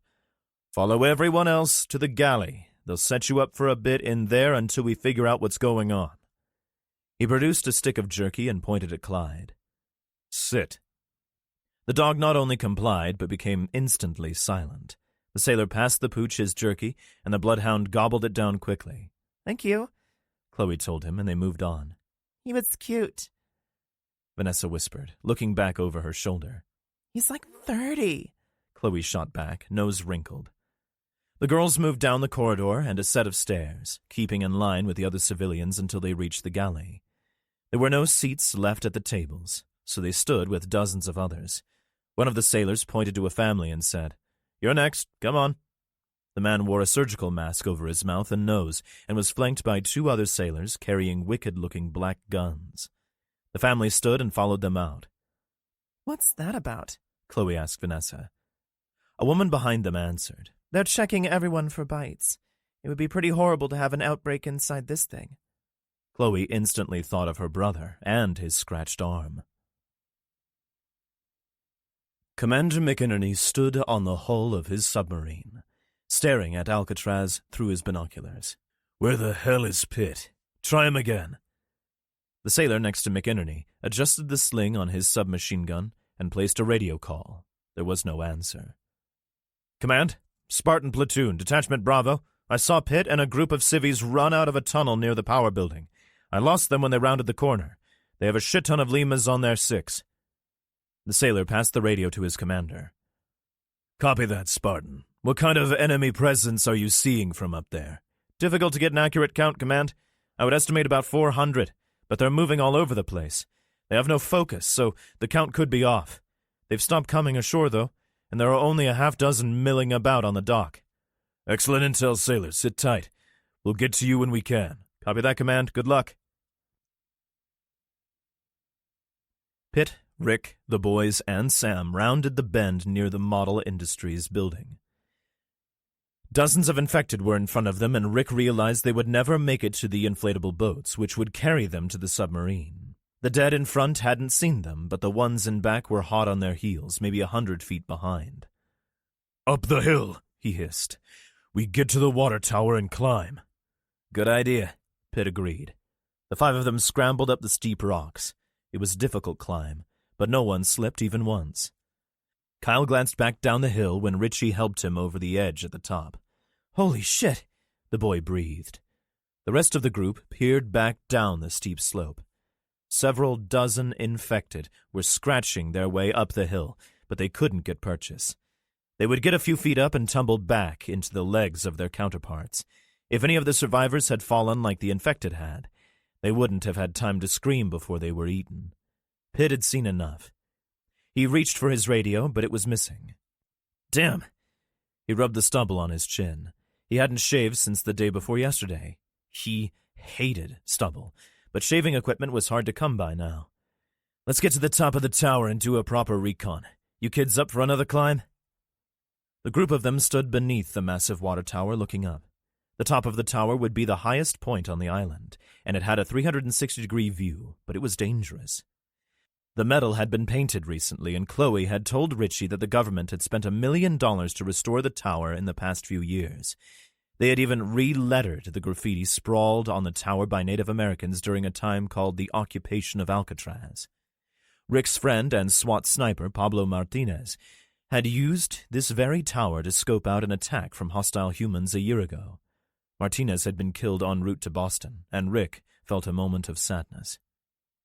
Pitt put his left hand on one of the rungs of the blue-painted ladder. I'll go first. Let me get a few rungs up before you start after me. Boys, you're next, then Sam. Rick, you follow at the end. Pitt glanced back toward the Model Industries and power buildings. The dead were on the way up the steep ramp to the water tower. They would arrive in a few short minutes. The sailor began to climb, his boots making a clanging noise on the steel rungs as he ascended. A protective cage encircled the ladder all the way to the crest of the water tower. The boys followed when Pitt was about 10 feet up. Sam began her ascent with Rick immediately behind her. You okay, honey? Yeah, this is easy. Soon Sam was extending her hand to Pitt, who assisted both her and her father onto the wire mesh walkway. 4 feet of catwalk would keep them just under 100 feet away from the gnashing teeth and tearing claws of the infected dead. Pitt smiled, proud of the sailor who had had the idea to put caches of supplies all over the island. The commander used his multi-tool to snip the cable ties, which kept 2 Alice packs covered in plastic sheeting attached to the railing. The packs had a few days' worth of food and water, 200 rounds of 5.56 ammunition for the rifles, clips, and line to keep stranded survivors from falling off the catwalks, and most importantly, 2 marine radios. He would need the radios not only to communicate with command, but for the combination on the footlocker, which contained an M40 A5 sniper rifle and 200 rounds of .308 ammo. Pitt smiled again. Now we're in business. There were only 4 sets of clips and line, so Rick clipped the kids first, then tried to give the last set to Pitt. You clip in, he told Rick. You have a daughter up here. The sailor switched on one of the tactical radios, tuned into the proper frequency, and depressed the send button. Command, this is Pitt. How are we situated? Pitt, command. What is your location? Staring at you, sir, through these giant binoculars from the catwalk on the water tower, sir. Pitt watched as his captain and good friend shifted his gaze with his own set of binoculars. He noticed a visible sigh of relief leave McInerney, even from a few hundred feet away. Glad you made it to safety. Who's up there with you? I want to check them off the list. Also, you should be able to see Spartan Bravo in the guard tower. Coordinate with them. I've got Ricky Barnes and his daughter Sam, one of the twins Richie, and the tall kid Kyle. Pitt could see his captain confer with another sailor with a clipboard on the foredeck of the Florida. Pitt's boots clanged on the metal catwalk as he circled the steel of his tower to check the guard tower. He stared at a man aiming a rifle at him. The man used the scope to survey his commander and lowered the rifle when his check was done. "Got you, Commander." "Copy, Spartan. Where's Alpha Team?" "Haven't heard from them. Bravo will keep trying." "That leaves 16 unaccounted for." McInerney's voice cut in. "Not including the mission fire team in the city. Damn it, where's Martingale? He's supposed to help facilitate the civilian evacuations." Richie and Kyle glanced at each other while Pitt continued his radio conversation. "Mr. Barnes?" Kyle asked tentatively. Rick was hunkered down next to Sam, and he raised his eyes up to the standing boy, staring at him expectantly. "We were in the tunnel, all of us. Chloe and Vanessa were there too." The kid seemed hesitant, but he continued. "Mr. Martingale must have followed us into the tunnel. When we saw the dead coming out of the water at the end, we ran for it, but the door was locked behind us. Mr. Martingale was on the other side. We told him there were dead in the tunnel, but he called us liars." "It's true," Richie confirmed quickly. "You can ask Sam." Rick didn't need to. "It's true," she told him. "He said that. Then he ran when he saw those things coming behind us." "He ran?" Rick asked incredulously. "What do you mean he ran?" Richie folded his arms. "He saw the dead and took off. He left us to get eaten." Pitt finished his radio conversation, glaring at the kids. He slipped the walkie-talkie into his pocket. "He left you? He left you there?" All three kids nodded. Commander Pitt shook his head in disgust. "We'll deal with that later. Right now we have more pressing concerns." He dialed in a combination on the locker and extricated the firearm stored within. It was a greenish rifle that Richie thought didn't look overly impressive. There were 2 full 10-round box magazines and an ammo can in the footlocker as well. Pitt slapped in a magazine and bolted in a round. He brought the rifle to his shoulder and took a sideways glance at Rick. He grinned a half-smile. "Captain said to fire at will. Stick your fingers in your ears, kids." Dozens of the undead had made their way to the base of the water tower, but most of them would be difficult to hit from his vantage. He aimed the weapon toward the power building. A group of nasty specimens were milling about slowly on the stone walkway. The scope's crosshairs settled on the head of a burned and blackened corpse. It turned and looked directly at Pitt, the white of its teeth in stark contrast to the blackened flesh on its face. The teeth exploded when the .308 round entered just below the burned-off nose. Pitt thought aloud. Little low. He fired 6 more times, scoring 4 headshots. This will take all damn day. Rick aimed his rifle into the crowd and began firing. Shots from the guard tower echoed across the island as well.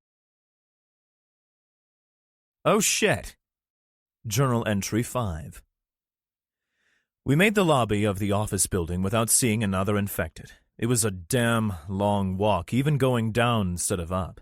The cube critters were breathing heavy, not just from the climb down, but from the constant terror of being outside their environment. They had lived in the building, barely leaving that floor, since the start of all this shit. We emerged from the stairwell and surveyed our surroundings, right back where we started in this friggin' building. I glanced at the silent escalators and the equally silent infected we had taken out a few hours ago. A glance out the gigantic floor-to-ceiling windows yielded 2 infected milling about outside. 2 was significantly less, and better, than the 2,000 that had been out there earlier. It was also eerily quiet as the noise from the hordes of dead had moved on with them. Seyfert and Remo were on point as we moved through the darkened lobby. There were tons of places to get ambushed, and I didn't like being here. Shadows had lengthened as the day drew on, and the place was shrouded in gloom. The sun tried its best to penetrate those huge windows, but they must have been polarized. Kev and I were in the middle of the pack with Danny and Anna. Ship and Alvarez closed out our little group at the rear. The surviving office folk were scattered between us. "Not feeling great," Joan told us. She had been bitten less than half an hour ago, but huffing down a million stairs had probably pumped whatever shit she was infected with throughout her small body quickly. We were passing a support column when a dead thing snaked its arm out and latched onto Kev's collar. 6 people had walked in front of us, and this thing couldn't have been bothered. But when I take a step near it, it decides to lunge. Kev gave a frightened yelp, spinning to try to see what had grabbed him, although let's face it, he already knew. I grabbed the thing that had seized Kev. The human pulled away, And when he did, the buttons on his shirt popped off, spraying everything with little round pieces of plastic, like a button-spewing machine gun. The rifle sling kept his shirt on him, but Kev would need a tailor if he wanted to keep that shirt. I stabbed the thing in the side of the head, but my blade skidded off its noggin, leaving a deep gash that didn't bleed. It leaned in for a bite, but between the two of us, we had slowed it down enough that Kev was able to dispatch it with his own blade. I picked a piece of plastic out of my tactical vest and handed it to my friend. Here. Kev accepted the button and glanced down at his partially bare chest. He lifted the left side of his shirt up. Don't think this is going to be salvageable. Pity you couldn't figure a way to weaponize those buttons, I told him. They would have destroyed that infected. I had an epiphany and smiled a face splitter. I'm going to call you Buttons from now on.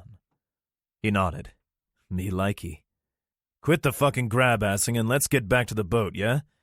That had been Danny, and I had to wonder why he and everybody else in front of Kev and I had gotten a pass from the re-killed infected I was checking out now. It looked like any other dead thing. We made the front doors in a few minutes. It would be dark in an hour, and the sun had already dipped down low to the bay. A dead man stood trapped in the revolving door. He pawed at us, but made no noises as we moved past him. He would probably be stuck in there forever. Joan drew her forearm across her forehead. I need to sit down. She looked horrible. Her pallor was the color of rancid cream, her eyes bloodshot. She blinked a few times and wiped her eyes. I could see she was about to take a digger, so I grabbed her arm and helped her to the floor. I could feel the heat coming off her before I even touched her skin. How long? She asked me. I can't even fucking begin to tell you how many times I've been asked that. 100 at least. Everybody, even folks who didn't know me, just assumed I knew the answer to that. And I did. I sighed. Anywhere from 30 seconds to about 9 hours. It will get bad long before that, though. Worse than this? I smiled and looked at her helplessly, nodding. Much. I saw her eyes glance at my sidearm, and I covered it with my hand. We don't have shitloads of time here, Seyfried said. He wasn't trying to be a dick, but Joan was already dead.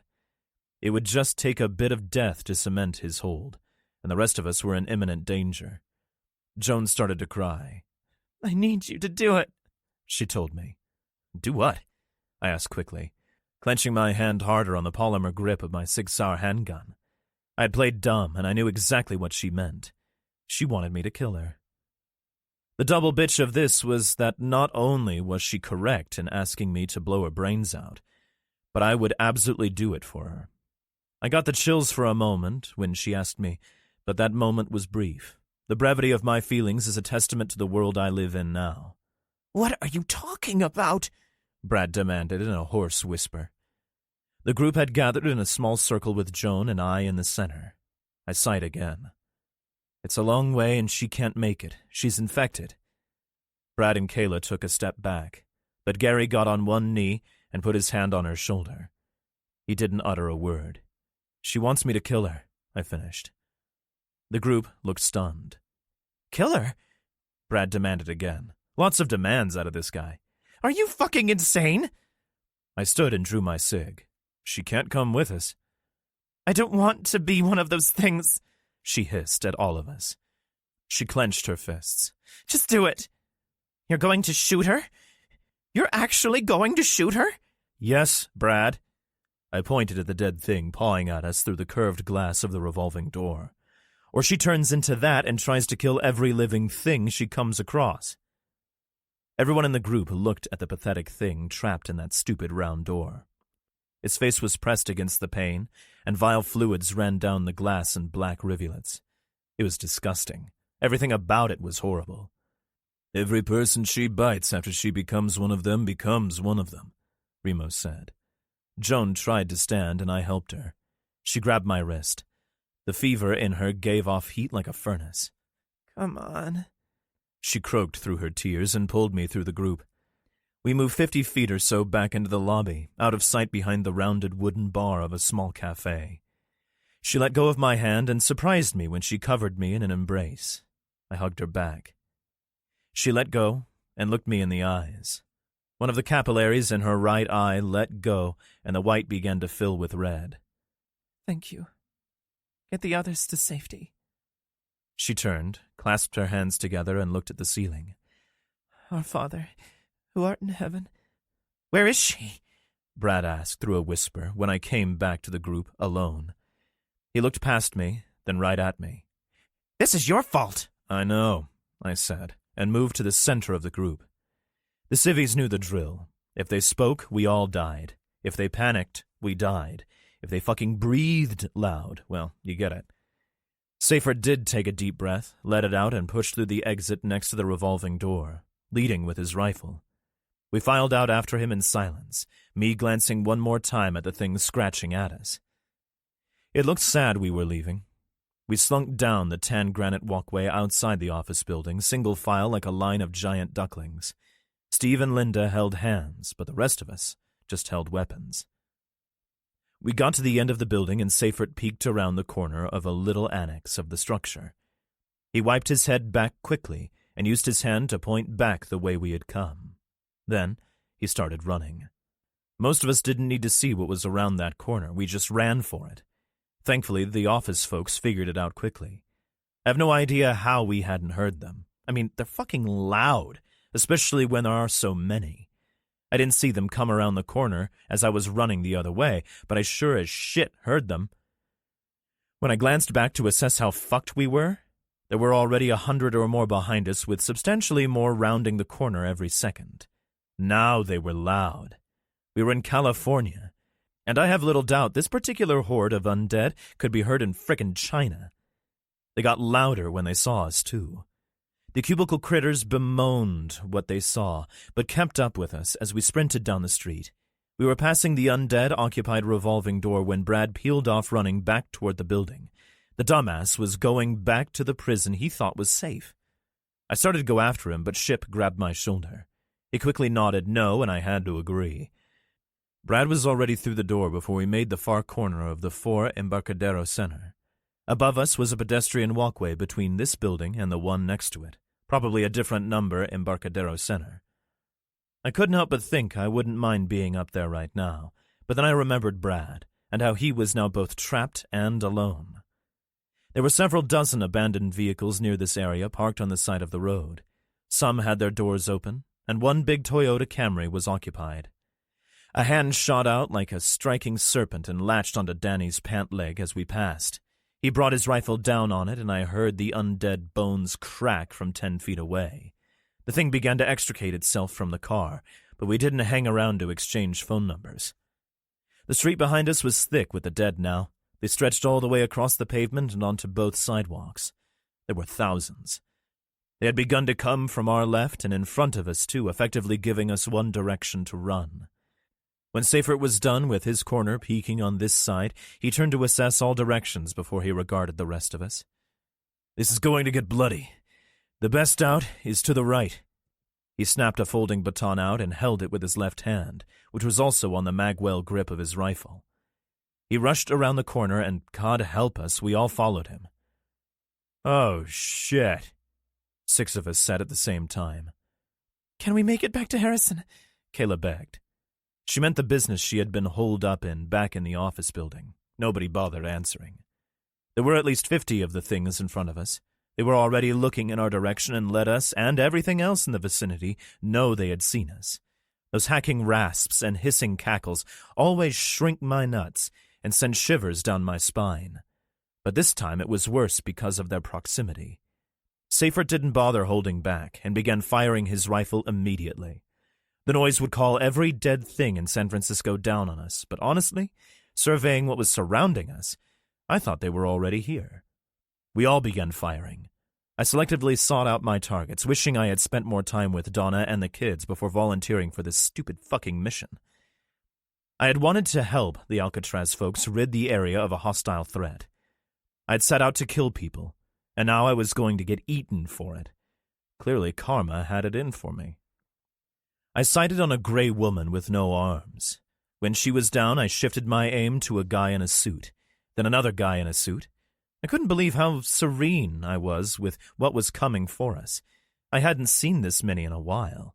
Seyfert was on the radio, but I couldn't hear what he was saying as I dropped a dead, tattooed guy with half a beard. Steve and Linda were suddenly at my side. "I was deployed in 96, Steve yelled. "Give me a fucking gun." He sounded like he was from Boston with that accent. He didn't wait and yanked my SIG from my hip holster. Then he did something I didn't expect. He passed the weapon to his lady, who ejected and inspected the mag, slapped it home, and dropped a rotting teen with no lips. Ship was suddenly next to me, and he looked nervous. He immediately passed his M4 to Steve, who didn't eject the mag, but shouldered the weapon and fired into the diminishing crowd in front of us. Both civvies had scored headshots on their first attempt. There were 18 infected remaining in front of us when Seyfert yelled, "Run!" He fired once more and slung his rifle. We followed him, sprinting towards the infected. The bass boom of Ship's shotgun sounded, and infected blown off its feet. The SEAL had 2 blades, and he was going ham. Thrusting 2 at the same time, he took out both infected that were near him. Remo was also using his big knife, which he slammed down on the dome of one of the things which had gotten too close. Kev and Danny fired once more each and pulled their blades. I glanced behind and almost had a full code brown in my skivvies. The horde from the side and the one from behind were mixing together, like they were being poured through a giant funnel. There were thousands of them. We dodged the ones in the front and sprinted up the street. When we were a few hundred feet from the horde behind us, Seyfert yelled for us to drop to the ground and cover our ears. I had no idea what the hell he was talking about, and I think I should say for posterity that I thought he was fucking nuts for wanting us to stop running, but I instantly dropped on my belly and put my hands to my ears. Good thing, too, because 2 contrails appeared in the sky above us, and in 2 seconds corpses were tossed in the air from the resulting explosions of the missiles fired into the crowd. Glass from the buildings around us exploded, but it was all pushed inwards so none of us were injured. I saw the Reaper bank left, and it moved out of sight behind the building we had just left. Seyfert was on his feet quickly, helping up Gary, who had been blown off his feet when he hadn't hit the ground fast enough. Gary, Kayla, and Bob were standing dazed, and Bob was bleeding from his right ear. "Come on!" the SEAL shouted, and we pulled the civvies with us. Ship was moving his jaw around, and I knew that the overpressure from the explosions between the buildings had messed up his equilibrium. The dust was beginning to settle behind us, and between the small fires we could see the dead stirring. They were on the way. We continued running, and soon were entering a huge overgrown park. There were infected here, too, but they were spaced out pretty well. Several of them were stuck inside the 5-foot metal fence that encircled a kid's playground. They would probably be ensnared for a long time. A lone infected sitting on one of the park benches stared at his trapped comrades. Seyfert was about to shoot it when it turned to regard us. "Is that you guys blowing up the city?" it asked. The man tilted a Pepsi to his face, then wiped his mouth with his forearm. "It would be super cool if you would, stop blowing up the city." I smiled. "Hey, Billy." Florida. Alcatraz. Richie smiled and looked sideways at Kyle. "This thing is sick." The boy put his eye back to the rifle scope and settled the crosshairs on the head of an undead. Pitt checked the boy, had the rifle butt pulled tight to his shoulder. "Looks good," he said. "Pull the trigger." Click. "Now, bolt in another round." Richie used the bolt action of the rifle to simulate bringing up another bullet into the receiver. He held his eyes on the prize, and the thing with the crosshairs on its head turned around. It was gaunt and white, the sunken eyes not focusing on anything as it shuffled around. It suddenly directed its gaze toward the boy, and the upper lip curled into a sneer. Richie smiled and clicked the trigger again. "Splat," he said under his breath. "He's ready," Pitt told Rick. He took the rifle from the boy, slapped in a magazine, and passed it back.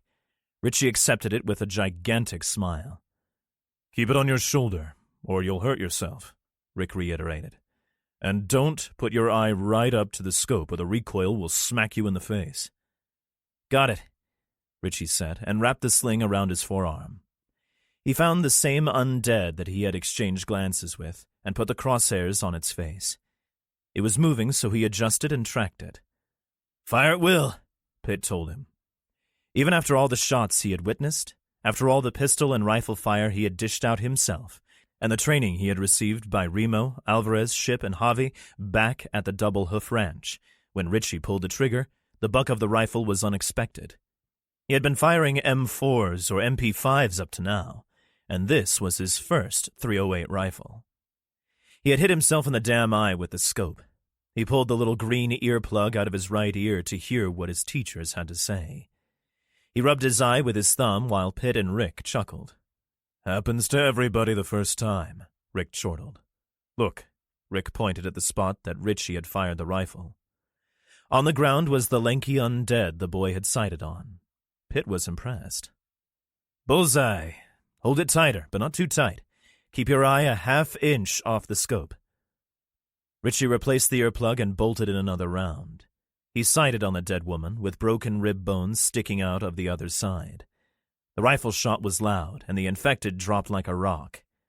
The boy took 8 more shots, dropping 6 more infected before he passed the rifle to Pitt. Pitt slapped in a fresh magazine. "Not bad, son," the commander smiled. "Your turn, Melman."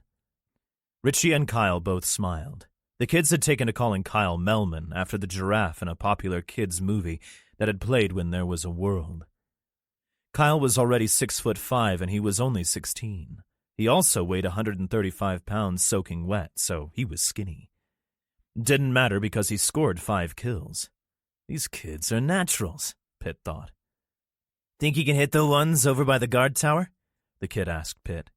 Pitt shifted his gaze to the guard tower. He couldn't see the base of it, but a baker's dozen of the infected milled about on the stairs leading up to the trap door. A few were scratching at the door. He sighted on a few of them, then passed the rifle to Rick. "Bravo, this is Pitt. You'll have incoming fire in a moment. We're going to thin the herd on your stairs." "Okay, Commander. Good luck." "You mind?" Rick asked. Pitt waved him on, and Rick brought the rifle to his shoulder. Ensign Clary shifted on his bunk. The tightness in his chest was becoming irksome, and he moved his shoulders to try to relieve it. He had been working a lot on the sub since the plague started, and rest was a difficult thing to come by when he was forced to hot rack with several other sailors. He had been forced to sleep in the torpedo room with 9 other sailors when he had finished checking behind an instrument panel earlier this morning. His 16-hour shift had been over for 3 hours, and he was back on in another 5. He needed some rack time. With all the civvies pouring into the sub, he was glad to be as far from them as possible. There would be a bit of quiet in the torpedo room. Normally, it would be all hands on deck for such an event, but he and the other 9 guys had been stretched thin recently, as there were issues in the machine shop. He shifted again, thinking he would need to see the doc soon. Chest pains were nothing to mess around with, and he had been having them sporadically for a few months now. Milovic, one of the machinists, began to snore in the hammock above him. Clary smiled as the snore was better than the noise the throngs of civvies were making in other sections of the boat. He drifted off thinking about how the skipper and Gilligan used to sleep just like this in their hut 50 years ago. Clary suffered a segment elevation myocardial infarction 16 minutes after he fell asleep. The infarction led to cardiac arrest 8 minutes later. He made a slight noise during the event, but the 9 other guys didn't hear it as they were all asleep as well. His life force left him shortly after the heart attack, and something else invaded his body. His eyes opened exactly 30 minutes to the second after he had fallen asleep. He would be the only one who died peacefully in the torpedo room. The thing that had been Clary got out of its bunk and surveyed the area using the soft overhead lights to see. It focused on the noise in the room that didn't belong. A snore. Milovic's hammock was at chest height to the undead, and the creature had been one of his friends a mere half-hour previous, leaned in, and bit him on the Adam's apple. Milovic's struggles weren't silent, and 2 other crew members, Mabius and Kaplan, grunted grievances at the noise. Kaplan switched positions in his hammock to see what the commotion was, and stared into the dripping face of the undead Clary. As the Clary thing ripped his throat out, Kaplan noticed Milovic sitting up. "Where the hell is Clary?" demanded Chief Petty Officer Ricks, looking at his watch. "You should have been here half an hour ago. Marshal, go get Clary. He's asleep in the torpedo room with the rest of the A-gangers." "Aye, sir," Machinist Mate Marshall told his superior and friend. Marshall began to make his way from the machinist bay to the torpedo room. He took his time, knowing that Clary probably needed the rest. They had all been stretched thin, but they did need Clary to mill those last 8 suppressors for the handguns and to fabricate the rungs for the exterior ladder they were going to install up to the solar array on the roof of the cell house building. No small task, and they only had 3 days to do it or the commander would shit a brick. With the undead attack currently happening on the island, Marshall was damn happy he was on the sub. There was no way the things could gain entry from the island. All they had to do was pull the gangways, and those dead fucks would just scratch at the steel if they didn't sink to the bottom of the bay. Marshall fought the crowd of civvies as he moved down the tight corridor to the torpedo room. He didn't mind the civvies, some of them were nice to talk to, but when he was tasked to do something, he couldn't hang around. He needed to work. He stepped over the knee knocker and pulled the hatch closer behind him. This resulted in a bit more quiet. The damn civilians were loud on his boat. He didn't throw the handles on the hatch because why would he? He reached the hatch to the torpedo room and heard movement on the other side. At least somebody was awake. Only one hatch handle was in place, so he pulled it out of the locked position, and the hatch flew into him, hitting him in the face. Blood spurted through his fingers when he brought his hands to his ruined nose. The pain in his nose was forgotten when 8 of his former friends and fellow sailors flooded from the torpedo room and swarmed him, biting and tearing. The things finished with him when he sat back up just a few minutes later.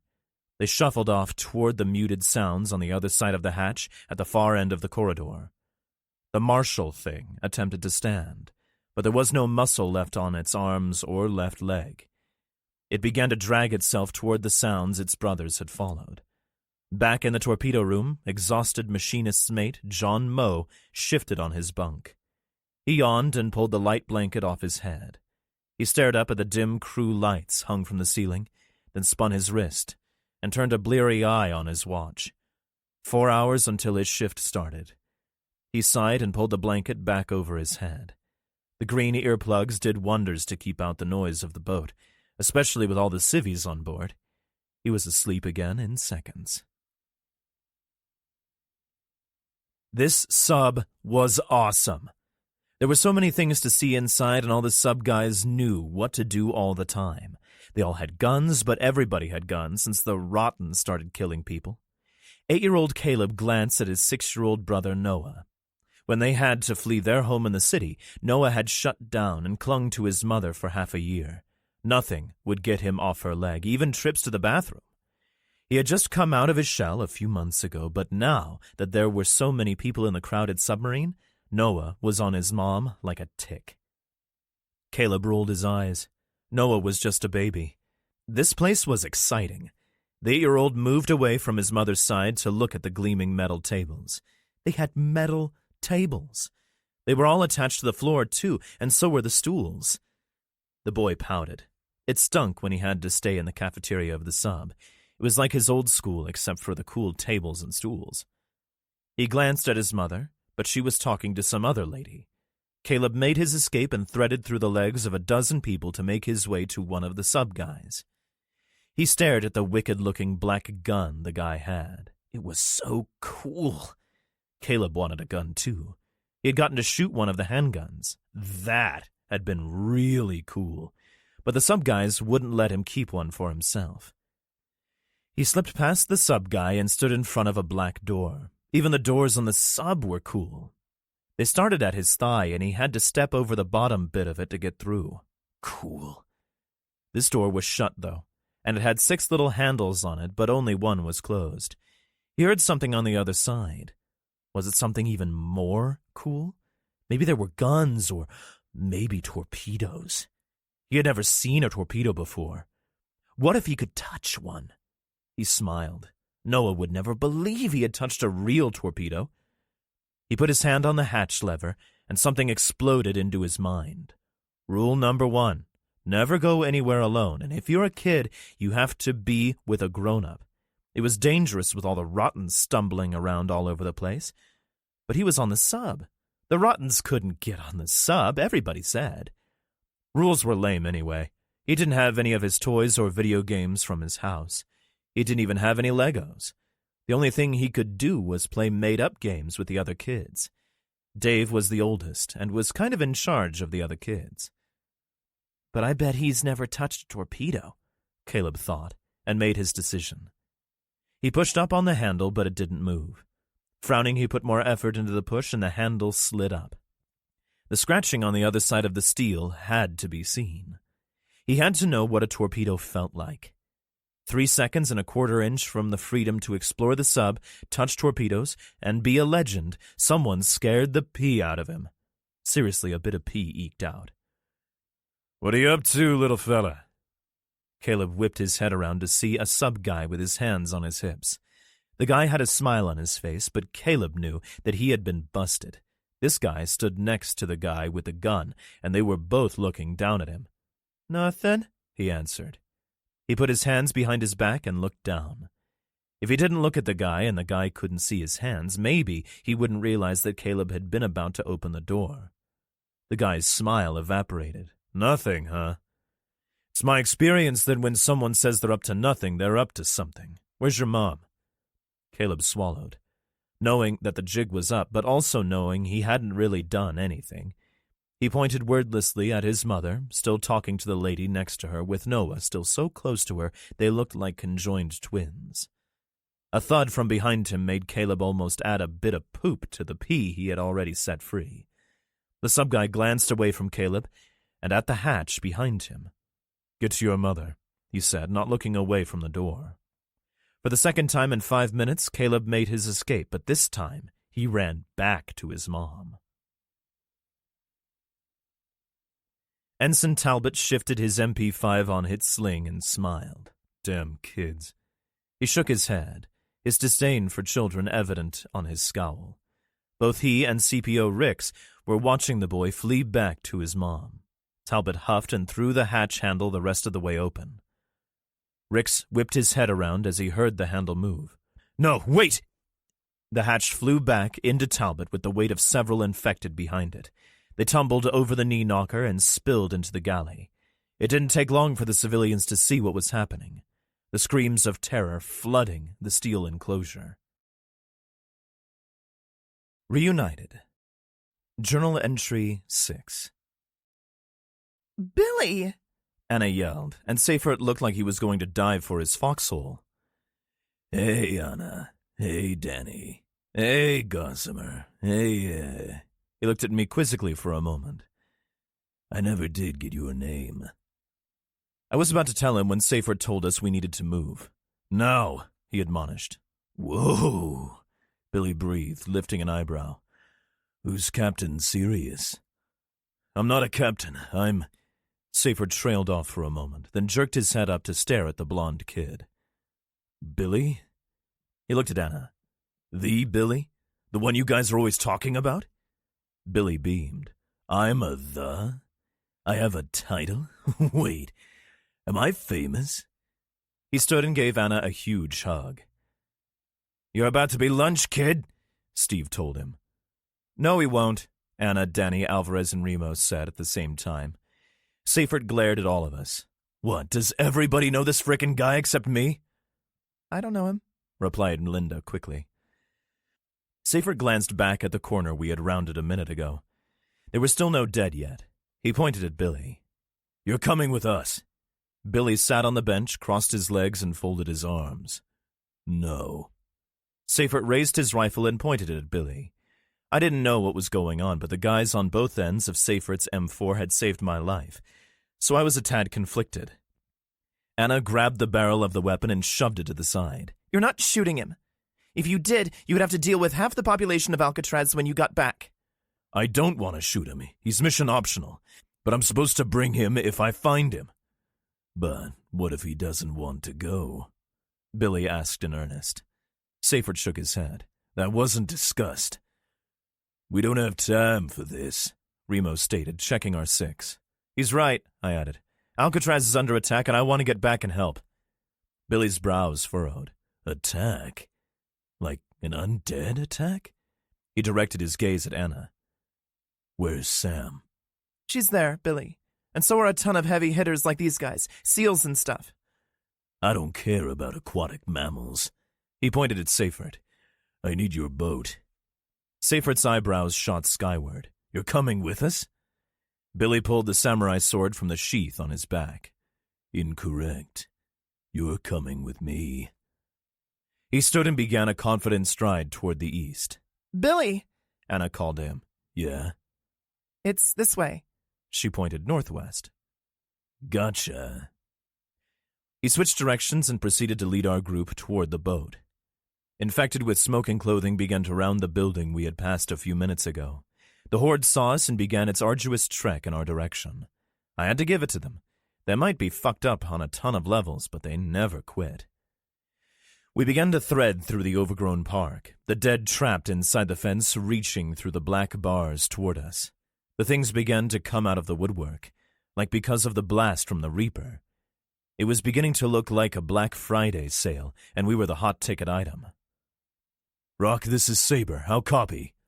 Seyfert repeated his ask into the mic, but there was no joy. He glanced at Remo, who made the same call, but there was nobody there.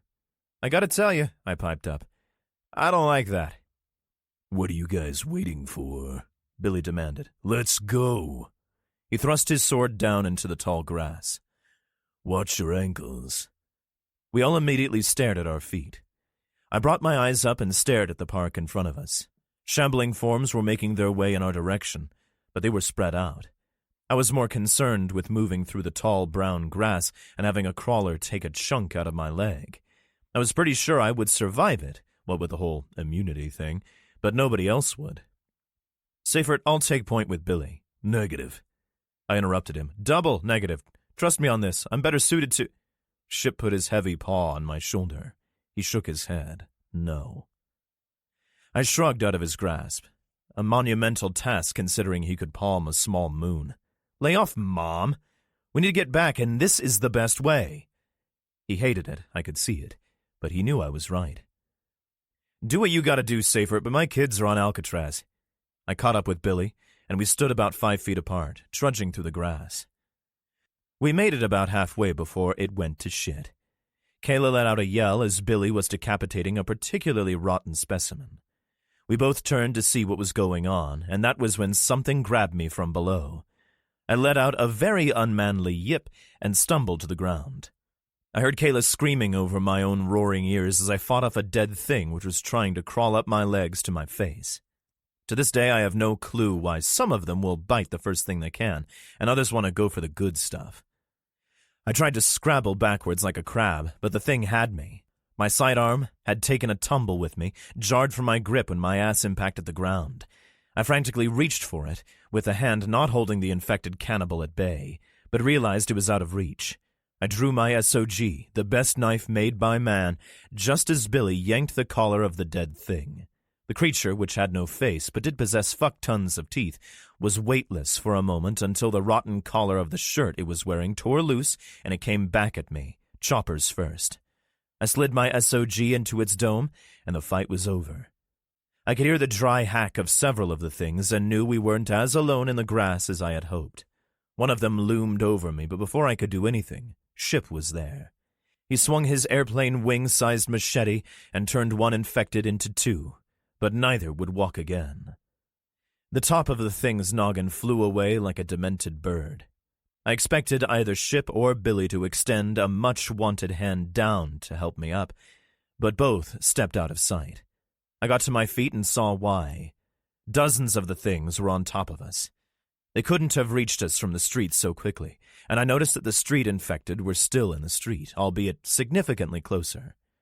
My gargantuan intellect told me that these things had been in the grass before we got here. Had they been lying in wait? That would mean they were capable of setting traps, and that shit wasn't funny. More likely they had just sat down as they sometimes do. I wasn't the only one to stand. As I surveyed our surroundings, I saw several of the dead things stand up out of the tall grass, search for a moment, then come plodding toward us. One of the things was 5 feet from me, so I strode to it and stabbed it in the forehead. Remo was dragging Kayla with me. She looked injured, but I didn't have time to see how badly. "On me!" I heard Seyfert yell, and we moved as a group to him. "We're going to need the rifles on this one," Remo suggested. Danny nodded quickly. And Buttons, fucking Buttons, that shit is gonna stick, agreed as well. "Yeah, our secret is out, boss." "Firing line," Seyfert grunted. "We move northwest. For fuck's sake, watch your feet." The dead things came slowly but steadily. We began to fire, selecting targets who would get in our way as we moved toward our destination. The piff of the suppressors still echoed across the park we had thought was empty. As I have mentioned on many occasions, the shots were significantly quieter than without suppressors, but definitely not silent. Billy chopped downward with his sword twice, then continued forward. I noticed one of the things lying in a puddle as I moved past. It had been a little girl. One of those yowling screams rent the air, the prelude to a runner who burst through the grass. Nobody could do anything as it leapt atop Danny's back, slashing and biting. He threw the thing to the ground hard and gave it 3 shots. He put his hand to his neck and brought it back to check it out. "Fuck!" he yelled. "Bitten?" Remo asked. "Scratched." Another scream sounded, then another. 2 more, then another. Anna was pointing the business end of her rifle in all forward directions. "I don't see him." "They aren't back here," Buttons said. There was a twinge of panic in his voice. "But there's a shit ton of the dead ones." I had to concur with his assessment.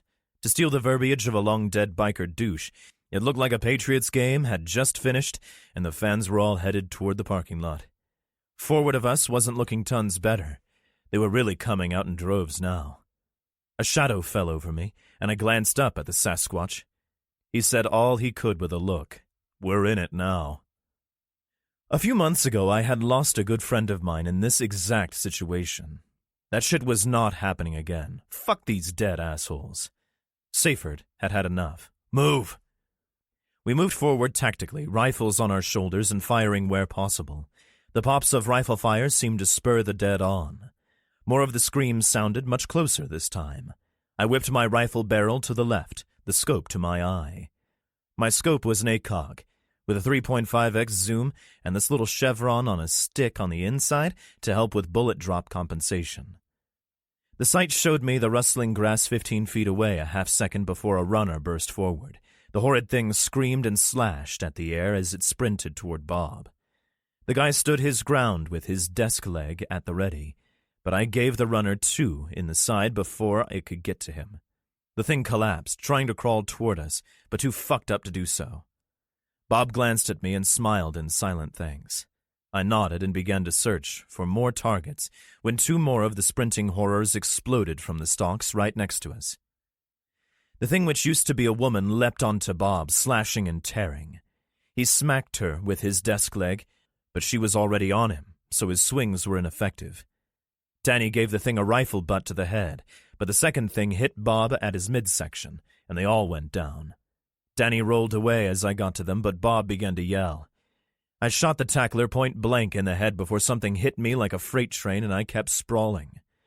I could hear Bob yelling and bullets firing over the screaming of the thing on top of me. It had been an average-sized guy, and I could see inflamed holes in his right shoulder and arm where someone had hit it with buckshot days before. I guess these things could get regular infections. That would be stored in my memory bank for later if I survived the next 10 seconds. Gripping my rifle by the buttstock and the barrel, I pushed up and hit the fucker in the chest when he tried to chew on my face. I bucked and he flew to the side. But he still had me by the shirt and my single-point sling. Hitting him in the jaw with the butt of the M4 rewarded me with a satisfactory crack, and his grip slackened a bit. These assholes could feel pain, but I think they just give a shit a whole bunch less than an uninfected person. I hit him again and I saw his jaw dislocate. Bite somebody now, dickhead. Another smash with the rifle and I reversed the weapon and shot the prick in the throat. It clutched at the wound and fell on its back, a gaping hole where its Adam's apple used to be. I tapped it again in the dome and it ceased moving. Ship extended a hand down to me and I accepted it. He dragged me to my feet like you would a 6-year-old kid, and I shot the 2 things on Bob. He looked at me blinking, bites and scratches all up and down the guy. He was fucked, but he stood anyway, looking himself over. I realized we were all going to die. We would all look worse than Bob in a few minutes. There were hundreds of the things coming from all directions. Sprinters were fighting the crowds of dead to get to us, our rifles sighting on them first. I joined the fray. A round from the weapons found its mark on a runner's chest. I took out 3 more before I executed a tactical magazine switch. I had lost count of my fired rounds, and I needed to charge another. As I did so, I saw Billy slashing with his sword, Seifert firing his rifle, and Remo guarding Kayla against 2 dead ones who had gotten close with his sidearm. Linda and Steve were using their guns, and they were doing well. Gary and Danny battled a dead one that had grabbed Gary, and Buttons was changing magazines. Alvarez and Anna fired their weapons as well, and I watched Alvarez reach for a mag, but he had none left. "Shoot the fast ones and follow me," Billy yelled. He had a sawed-off shotgun in his left hand and slashed sideways with his sword. As a group, we ran after him, firing, the crowds of infected closing in where we had just been fighting. They had converged and were now one massive horde 50 feet to the rear of our position. There were thousands, and they were still coming. Where was the fucking Reaper now? As we jogged toward a few hundred of the things, I turned to speak to Ship and Remo. "Good thing we came to San Francisco, huh?" Remo smiled. "I was thinking the same thing." Ship didn't say shit. "I'm out," Buttons yelled. "Billy, hold up," Seifert yelled. "Danny, it's time. How many you got?" 3. Danny let his rifle dangle, and he slid the fat shotgun around to the front. He released it from the sling and reached into one of his tactical pockets. 2 he and 1 frag. Danny pulled out a big, fat green shell with a gold tip. He cracked the weapon in half and shoved it in the back of the barrel. Seifert looked back and smiled. "Put an he round right in the fucking face of that thing." He pointed at a speedy fucker 50 yards from us, screeching and slashing through the dead crowd to get at the good stuff. "What is that?" I asked out loud. "That," Remo answered in a soft voice, "is an M79. I could barely hear him as my ears were ringing from the sustained rifle fire. It was no trouble hearing his next little missive, as he was standing right next to me, and he yelled it loudly. "Cover your ears!" We all did as we were told, and Danny brought the weapon to his shoulder. I heard a thump, saw Danny kick back a little, and was then witness to one of the coolest things I had ever seen. A tremendous crack accompanied the dead, who were thrown like rag dolls 15 feet into the air in a circle where the round had hit. Those not tossed into the sky were blasted to the ground in a 20-foot swath. Bits of the runner were visible, I think, but fuck, hanging around for an attempt at identification. "Now!" Seifert screamed and bolted right at the horde. When we were almost at the recently constructed clearing of dead folks, I heard Danny scream, "Fire in the hole!" and I covered my ears again. It was a bitch to do so because we were still running. You try covering your ears while sprinting and holding a rifle. It's tricky as fuck. Another explosion ripped through the undead ranks, and suddenly there was smoking gap we could shoot. So picture this in your post-apocalyptic mind. There are smoldering bodies all over the ground with a 40-foot gap in between like Moses had parted the Red Sea. A group of survivors is sprinting through that gap with the bodies beginning to stir. Arms, legs, bits of intestine, a jawbone, half a rib cage, and gallons of black, infected blood cover the path, and it's slippery. Several of the things are starting to get up, all of whom are very interested in the group of folks running past them. We were halfway through when the first one got to its feet, but it was behind us. The ones next to us were starting to rise, though. One of them reached out a 2-fingered paw and tripped Remo, who fell on his chest. I had never seen Remo fall before. I stopped to help him up, and one of the things grabbed me. Alvarez shot it, and we were free. The hordes behind us pissed off and hungry. It was about then that we heard gunfire in front of us. Everybody else we knew was on Alcatraz, probably fighting for their lives, so there was only one explanation. The fucking bad guys had found us. I saw one muzzle flash from the street at the end of the park and raised my rifle to sight it. 6 men with hunting rifles and 2 more with military rifles were firing. Remo already had his rifle up, and I could see the look on his face when I glanced at him. Somebody was getting a full metal jacketed ventilation in short order. Remo didn't know how to miss. Before he could fire, 2 runners screamed in from his left. He spun the business end of his weapon toward the closer proximity threat, but the lead runner took a bullet in the side and half its guts blew out the other. The second runner stopped, looked at the first like it was its soulmate, screamed at the sky, its head jerked sideways, and it collapsed. I spun my rifle to fire at the dickheads in front of us, but Remo told me to hold on. The dudes were wiping out infected that were getting too close. They were not shooting at us. One of them stood from his firing position and began to run to us. The others followed suit quickly, and soon our groups were running toward each other. Us away from 10,000 infected, these guys toward them. What the fuck? We had outdistanced the dead by 100 yards, and as we ran, the newbies in front of us picked off the runners that had given chase. We got to within about 30 feet from them, and they did the most curious thing. Every single one of them raised their rifles over their heads with both hands. "Friendlies!" They all started screaming. Billy wiped his dripping sword on the tall brown grass, stood and pointed at one of the guys. Just a kid, really, early 20s and lanky. "I know you, but the beard is new." The guy was smiling, but still had his rifle over his head. Anna squinted at the guy Billy had been pointing at for a sec. Then her mouth went slack. She was still able to stammer out one word 2 times. Chris? Chris!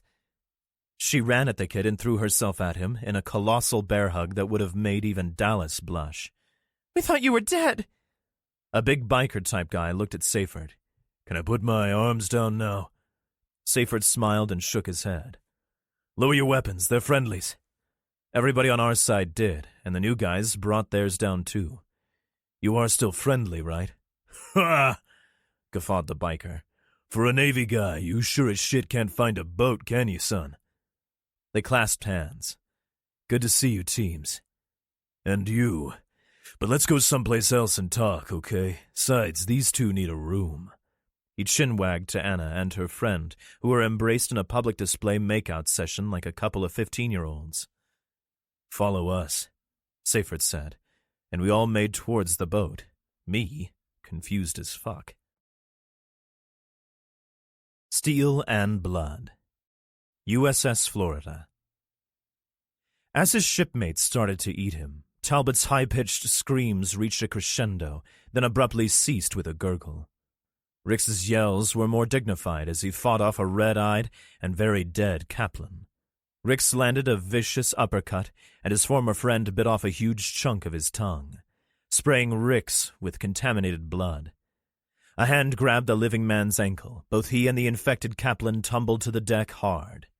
As he fought off the dead thing, he noticed his other shipmates reaching into Talbot's abdominal cavity and biting the man over and over. Clary pulled his head away from Talbot's belly, the thing's face dripping crimson. It looked right into Rick's eyes and began to crawl toward him. Rick tried to roll to his left, but Kaplan had a firm grip on him and was trying to chew on his face. The Clary thing reached a bloody hand toward Rick's face, but a plastic dining tray came down on its head. Once, twice, 3 times, and the platter broke on the 4th. The person wielding the tray abandoned the shards and drove a blade into the base of the dead shipman's skull. The creature collapsed instantly. The same person kicked the Kaplan thing in the side of the head. For half a second, the infected was stunned, and Rix pushed it off him. The submariner gave a panicked glance at his rescuer. A teenage girl had her hand extended toward him. "Come on," she said loudly. "Get up," she yelled, when he didn't move immediately. He grabbed her hand, and she pulled him away from the dead thing coming at them. The other 6 dead had decided that the living people were more appetizing than the now extremely dead Talbot, and they stood, one at a time. Chloe pulled the sailor up, she and Vanessa helping him to his feet. The 3 of them backed away quickly, then surveyed the 24 panicked people all trying to funnel through a single hatchway at once. There was no way they would all make it out before the dead reached them. Talbot's weapon was on the deck behind the advancing undead, Rick's sidearm also out of reach. Chloe brandished her blade in her fist, looking trapped and terrified. "Give me that," Rix demanded. "As if," she yelled at him and darted forward. She gave a snap kick to Kaplan's knee, the joint bending backwards. The dead man fell forward, though, and Chloe caught it at the throat as it tried to get to her. She drove the blade into its eye. Kaplan's misery over. The momentum of the creature took it into her, and they both went down, the thing partly on top of her. The other dead were going to reach her before she could extricate herself from the one atop her. Rix ran full bull rush into his oncoming shipmates. All he could think was if the stupid assholes that were all trying to escape just picked up something and smashed the dead down. They would have been gone in moments. The first bite came on his shoulder and he yelled. The second one tore half his ear away and he screamed. The dead had him, and they would never let go. The kid had gotten out from under the Kaplan thing with the help of her friend. "Go through the hatch behind them," he screamed at the girls as he fought the dead bare-handed. Chloe grabbed Vanessa's hand, and they ran past Rix and the dead. The girls leapt over the knee-knocker. Chloe tried to go back for Rix's sidearm, but one of the dead sailors suddenly loomed in front of her, so she pulled the hatch closed. A hand closed on Vanessa's ankle, her scream of fright short. She kicked the hand and stabbed the crawler in the back of the neck with her knife, but it wasn't done. Chloe kicked it, its head snapping back, but its remaining eye keeping focus. She stabbed it in the eye as it reached a ravaged arm toward her, ceasing its struggles. Both girls threw all the hatch handles to lock out the dead. "What do we do?" asked Vanessa in a small, quick voice. Chloe didn't answer. She stared down the short hallway. There was blood everywhere, the bloody footprints on the deck grate coming from the direction of that hatch. She put a finger to her lips and Vanessa nodded. Vanessa was wearing sneakers, but Chloe only possessed a pair of boots, so her footfalls sounded like cannon fire to the girls as they padded toward the unseen through the hatch. Both jumped when a thud sounded on the steel behind them. Several others followed, and soon there was a steady thumping. Whatever had transpired in the room behind them was over, and the dead wanted in. "Don't touch anything," Chloe whispered. Both girls brandished their blades as they decided what to do. Staring briefly back at the steel being pounded on, Chloe nodded in the negative. "Can't go back that way." She chin-wagged toward the open hatch at the end of the corridor. They moved forward toward the lightened maw, fear creeping even further into their minds. In just a moment, the girls stood apprehensively in front of the torpedo room hatch, the light throwing odd shadows into the dark corridor. This hatch was different than the oval hatches behind her. It was smaller and circular, applying some of the hand signals she had learned from Remo.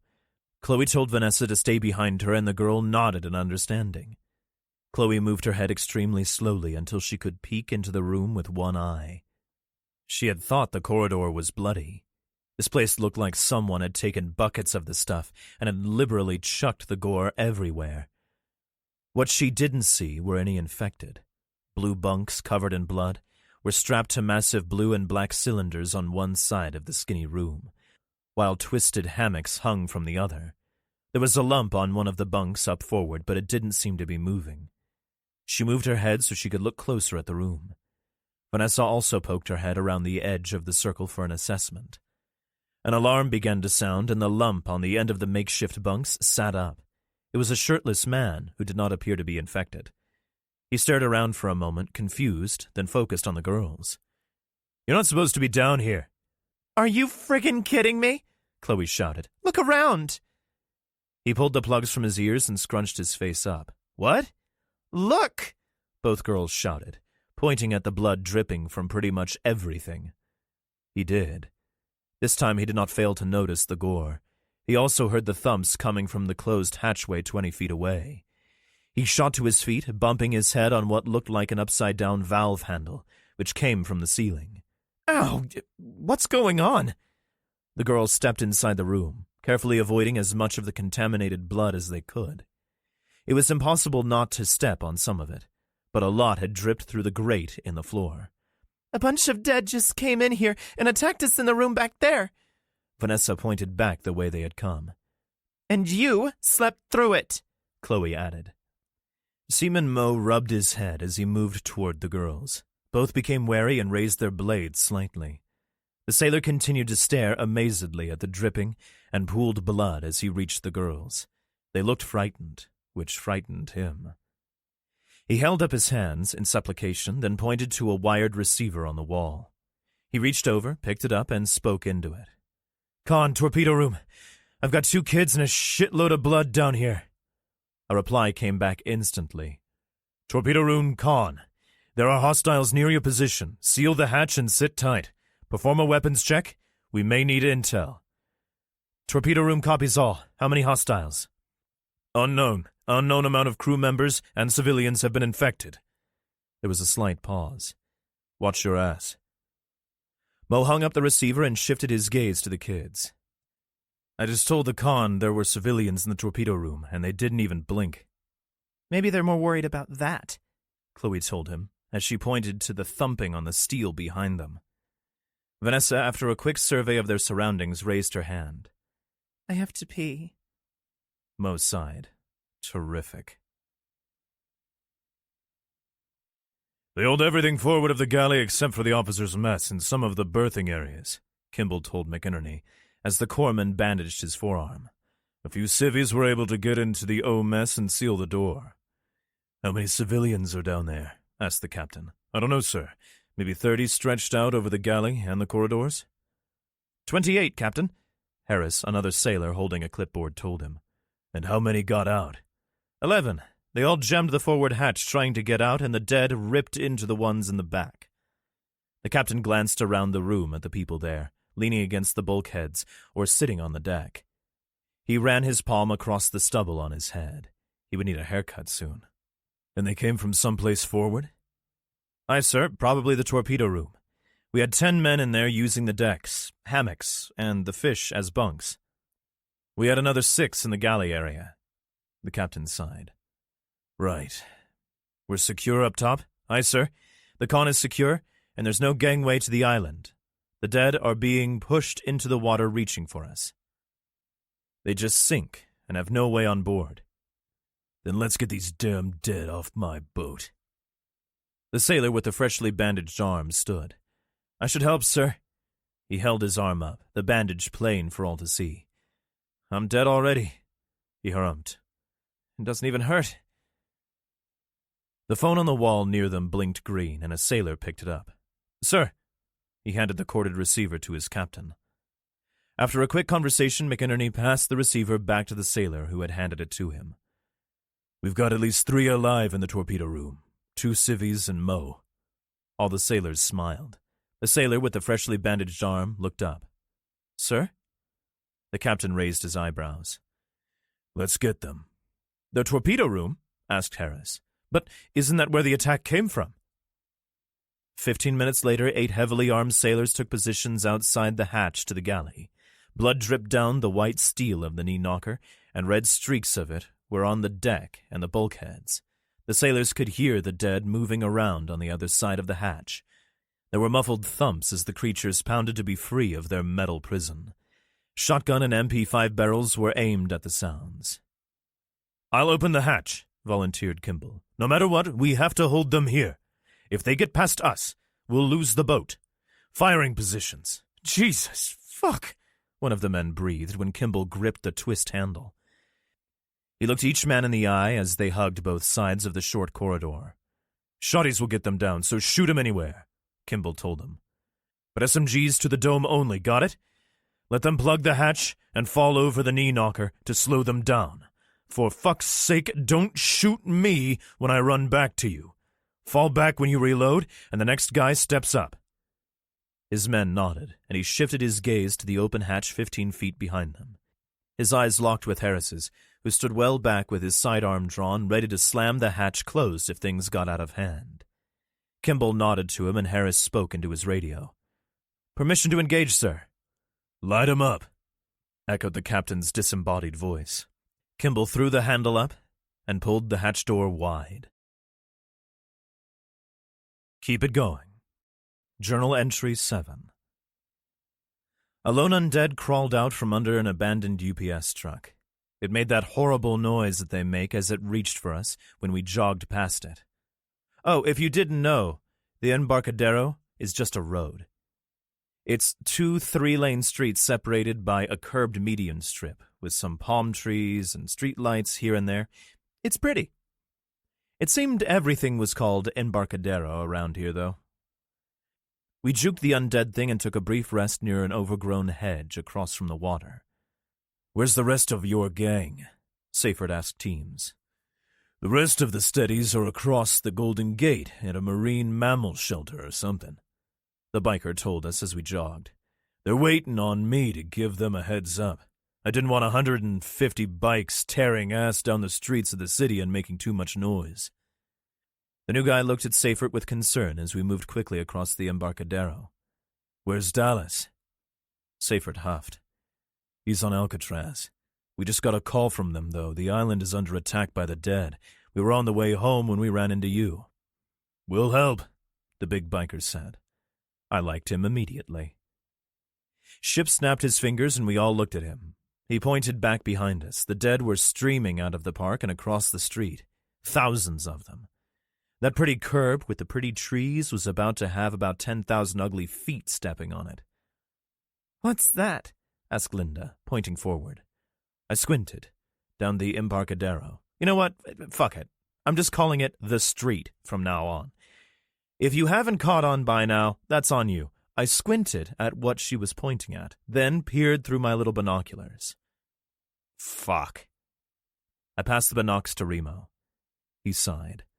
"I concur with that assessment." Seyfert, Danny, Anna, Steve, and the new kid Chris all echoed my fuck at the same time. A horde of infected, equally as large as the 5,000 or so that were behind us, was coming down the street in front. We had dead to the front, dead to the back, dead to the left, and water to the right. So of course it had to get worse. Bullets began to whiz past us, and we could see dickheads up in one of the buildings laughing and shooting down at us through a broken window. They had royally fucked up, though. Every one of us holding a firearm returned fire, and the floor-to-ceiling windows near the shooters exploded. One of them fell through the new opening about 6 floors to the street below. Infected would be eating human pizza over there. No more bullets came at us, but a couple of runners did. We dropped them, and Ship whistled loudly. He got us all to gape at him, and he silently pointed toward a ferryboat moored at the pier a bit down the street. It was going to be close, but we would have to run for it right now. "Come on," Billy shouted as we sprinted for the dock. Seyfert and Remo took point with Buttons, Ship, and yours truly at the rear. Bob was with us as well. He clutched his table leg with one hand as we ran. He was slowing significantly before we made it halfway. I grabbed his arm to pull him, but he howled, dropped his weapon, and covered the spot I had touched with his hand. My hand had come away sticky with his blood. He was bitten, and it wasn't just one of those little tooth-marked jobbies. A hunk of his triceps was missing. "I can't run anymore," he said and slowed. Ship scooped him up like a 2-year-old and threw him into a fireman's carry. "Oh, damn it, that hurts," he groused. I pointed at the crowd in front of us and shouted at him. "Better than being eaten." Our group now numbered more than a few. It was iffy that we were all going to make the dock. The dead were very close now in front of us. The group with the guns made it to the entrance and through the open chain-link door under a pretty arch. This barrier looked like it had been hastily erected, probably during the onset of the plague, but it had held. Remo, Alvarez, and Seyfert began firing into the crowd, selectively eliminating the closest targets. They didn't get them all. One of the things grabbed Kayla as she limped through the tall chain-link gate. Danny brought his machete down across the thing's wrists, and she was free, but we weren't going to make it. We knew it, our friends knew it, and the dead knew it. Remo pulled the gate shut when we were 30 feet away. They all kept firing to give us a better chance. Billy tried to make it back to the gate, but Buttons and Seyfert held him fast. The kid was wiry and looked like an octopus when they held him, but hold him they did. Bob was not a huge guy. I would call him average. I'm a bit above average in the weight capacity, but I'm tall. I weigh maybe 220 right now. Bob was a bit smaller than me and maybe weighed 180 pounds. Ship is the barbarian in every movie or video game you ever played with wizards and thieves and knights and shit. Ship literally threw Bob over an 8-foot chain-link fence. Fortunately for us, he and I were able to climb up the galvanized links and other shit that had been piled there as an obstacle to the dead. The whole shebang groaned and protested under Ship's bulk. let's face it. I was an afterthought with this guy next to me. But we made it. I did feel a few of those rotten fingers brush my boot as I scurried over the top. Unfortunately for Bob, he hadn't the foggiest what had been about to happen to him, so he hit the ground damn hard on his chest. He was able to get his palms down to absorb a bit of the impact, but he absolutely did not stick the landing. The dead were starting to pile up on the fence, and they were already about 5 deep. The horde that was behind us was going to hit the links in less than 30 seconds, and when that happened, this fence was coming down. Bob was not moving when we got to him, Remo, Steve, and Linda getting to him at about the same time. "Oh," he breathed from the ground. Remo and Steve made to pick him up, but Ship, astonishingly fast for a guy who could beat a Yeti at arm wrestling, picked him up by his armpits and began to throw him into another fireman's carry. "No," Bob shouted. "Fuck that, I can run." He wiped blood from his scraped chin. Ship nodded, and we all sprinted to catch up with the others. We moved forward a glass front restaurant with the name Hardwater in orange on the glass. Seifert called to us, and we skirted right. A small paved catwalk, maybe 15 feet wide, sat between the side of the building and the water. We chose that and ran out onto the dock proper. I keep calling the thing I was now standing on a dock, but really it was a pier, maybe 120 feet wide by 600 feet long. It was basically a huge parking lot that stuck out into the bay. Several open structures like carports, dumpsters, and an abandoned FEMA tent also adorned the cemented ground. There were cars haphazardly strewn about like a gigantic kid had left his massive Matchbox and Hot Wheels toys on the rug. A few undead, maybe 12, wove their way in between the vehicles.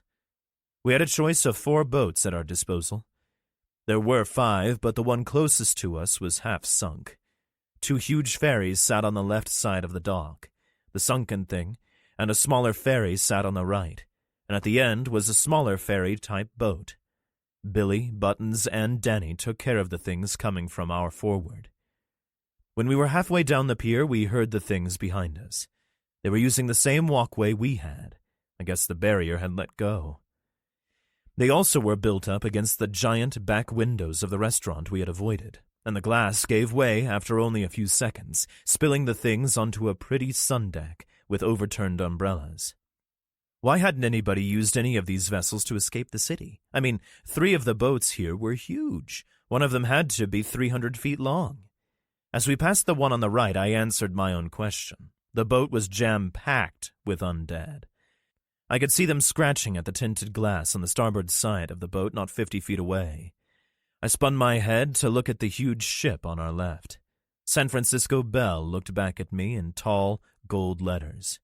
It was a fucking massive riverboat, complete with a huge paddle wheel. It didn't seem to creep with the dead, but I was pretty sure I was going to be the captain of whatever boat we purloined to escape the clutches of the infected behind us, and I would have no idea how to pilot that big bitch. We made it to the end of the pier, and we had maybe 5 minutes before the dead would be on us. I glanced back at them and could see individual faces in the crowd. As luck would have it, the boat we chose had Alcatraz cruises on the bow. It was still a big boat, 80 feet probably, but our choices were limited. Seifert and Billy were doing what they could to open the locked gangway, but were coming up a bit short. Ship looked back at the swarm and shook his head.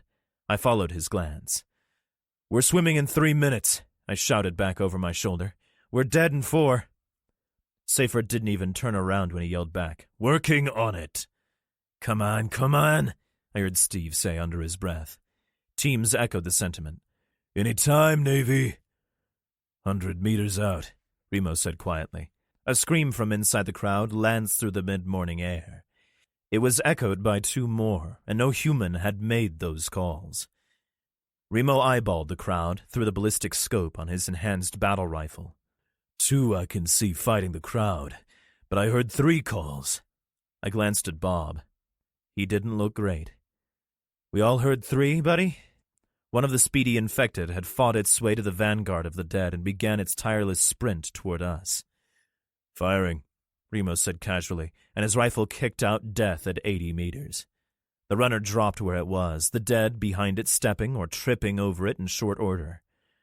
Fuck, I can't get this stupid lock, Seyfert bellowed. Billy looked at him sideways. Well, I do appreciate the profanity. I can't either. Denny, blow it open with your shotgun. Denny moved forward to follow Seyfert's command, but I stopped him. Hang on, boys. Ship can pick any lock. Ship, old buddy, can you save our lives, please? Ship strode. Really, he only took 2 steps, to the door and gave it a once-over. He nodded, took a step back, and lashed out with his meaty foot. The steel locking mechanism on the wood and metal door bent under the force of his kick, and the door almost broke free of its hinges. Fucking barbarian, told you. Secure that door as best as you can, Seyfert told us. The rest of us will clear the boat. Ship and I will cover, Remo told him. They raced up the long gangway to the boat and went into tactical positions as they boarded it, then moved out of sight. I looked up at Ship. Fucking Abe. You broke the shit out of this door. I shook my head in disgust and gave Remo a sideways glance. He was smiling too. I searched the ground and there was fuck all to secure the door with. I grabbed a length of paracord out of my pack and began looping it through the aluminum door and its frame. Ship slung his rifle and removed his bracelet. He unraveled the paracord and began to tie the other side of the door as well. By the time Remo had sniped the other 2 runners, we had about 15 loops each on the door. Ship bent down to do the bottom of his side, and I did the same. The dead were 100 feet away and loud as fuck by the time we had made 4 locks on the door. It wouldn't stop them, but it would definitely slow them down. At least I hope so. I spoke into my radio. Seyfert, the door is as secure as it's gonna get. Copy. Boat is almost secure. You guys head forward and check the top deck. Stay frosty. Ship, Remo, Bob, and I moved up the gangway and took a right. The boat was big, but not big enough for an infected to hide where we were. We had the place scanned and secure in less than a minute. Clear, we all said simultaneously, and Bob smiled. Well, that was cool. Half the group showed up in a moment or 2, and they were asking for me. Buttons threw me chinwag. Can you fly this thing? Alvarez said you could. Dunno. Let me at the controls and we'll see. I followed him up a steel stairwell toward the wheelhouse. Plus, the diesel is 2 years old by now, and that might be a showstopper. From the wheelhouse, I could see the dead had reached the gate and were clawing at it. They had fanned out along the length of the boat, but the gunwale was too high for them to climb over. They reached their filthy hands through the oversized scuppers, but that was about all the purchase they were getting. I could hear a runner screaming, but I wasn't sure if it would be able to climb up the side of the steel. There was already a small group of people waiting for me. Where'd you get them fancy radios? I heard Teams ask Seyfert as I moved in front of the controls. They recharge on board the sub, he answered. We have a few dozen. Yeah, so this is doable if the fuel is good. I told no one in particular. One of the bikers raised an eyebrow. And what if it ain't? Then I hope you can swim. I flipped the switch to start the blower, and it came on immediately. It didn't start, Seyfert alerted me. He pointed at the controls to make sure I saw that the craft had remained off. Yeah, that's the blower. It needs to run for about 5 minutes before I try to start the engine. We don't have 5 minutes. If I try to start the motor, and there's 2 years of fuel fumes in the compartment, well, you do the math. Alvarez, Buttons, Danny, with me. We're going to cover the gangway with Ship and Remo until he gets this thing started. They moved off to do just that. The start switch had a locked cover on it, but it couldn't withstand the butt of my M4. In 3 minutes, I hovered my finger over the green button for a moment. Here goes nothing. Nothing was exactly what we got when I pressed that green piece of plastic. Well, shit. Can you fix it? Demanded the same biker. Absolutely, if I knew what was wrong. I need to get to the engine room. You guys stay here. If anything bad happens, well, fuck, I don't know. Try not to die. The civvy stared at me helplessly as I ran out of the wheelhouse and down a set of stairs in the back. I made my way as low as I could until I saw 2 doors on either side of the companionway marked Authorized Personnel Only. They were both locked, but I was able to persuade the one on the port side with my boot. The smell hit me immediately. Not the horrid stench of the dead, the reek of oil, fuel, and machinery. God, I love that smell. I allowed myself a deep breath of heaven before switching on the tack light on my rifle. I panned it around with my finger on the trigger. I had standard rounds in my weapon, so I really didn't want to throw lead around in here, as I was in a steel room. Ricochets are a thing, really. As I moved into the engine room, it got tight, so I let my rifle dangle and went to my sidearm. The SIG also had a tactical light, and I used that to find what I was looking for.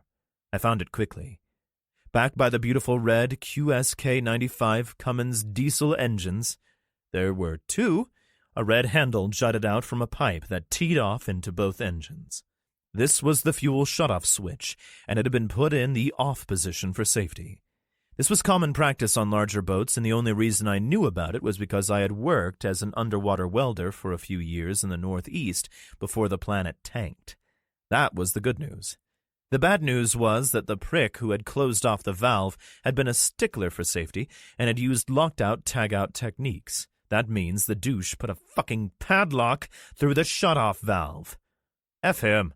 Because the most important thing the apocalypse has taught me, other than there's always a zombie in the bathroom, is that I should be prepared.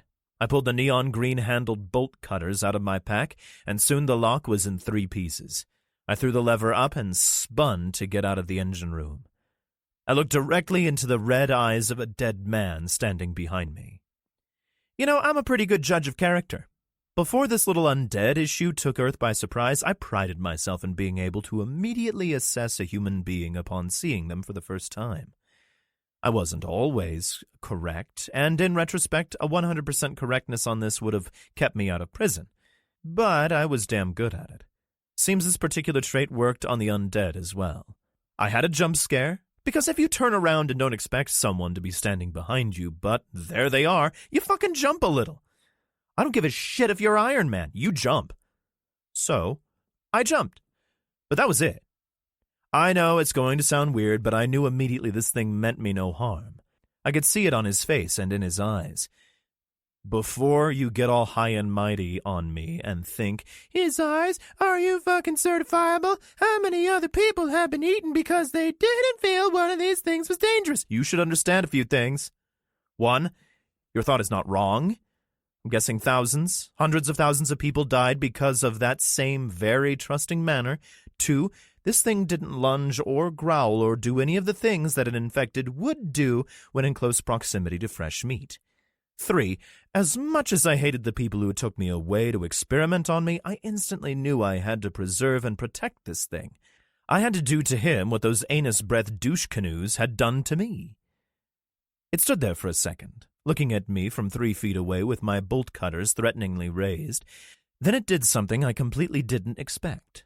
It turned the hell around and made for the door. What in the actual fuck is going on? I had to blink a couple of times to make sure it was real. An old psych professor of mine told me to count my fingers if I was ever stuck in a dream, and that would instantly wake me. I had never tried that before, and I sure as shit wasn't about to total my digits now, but come on. This had to be a dream, right? I had seen at least 3 people who could walk through throngs of undead with impunity. Billy, the guy above decks who needed a checkup from the neck up, could do this. He was undead immune. But I wasn't, as evidenced by the multiple bite wounds on my person. I can tell you with extreme certainty that the undead do, in fact, wish to dine upon me. So I repeat my question to you, dear reader. What the fuck?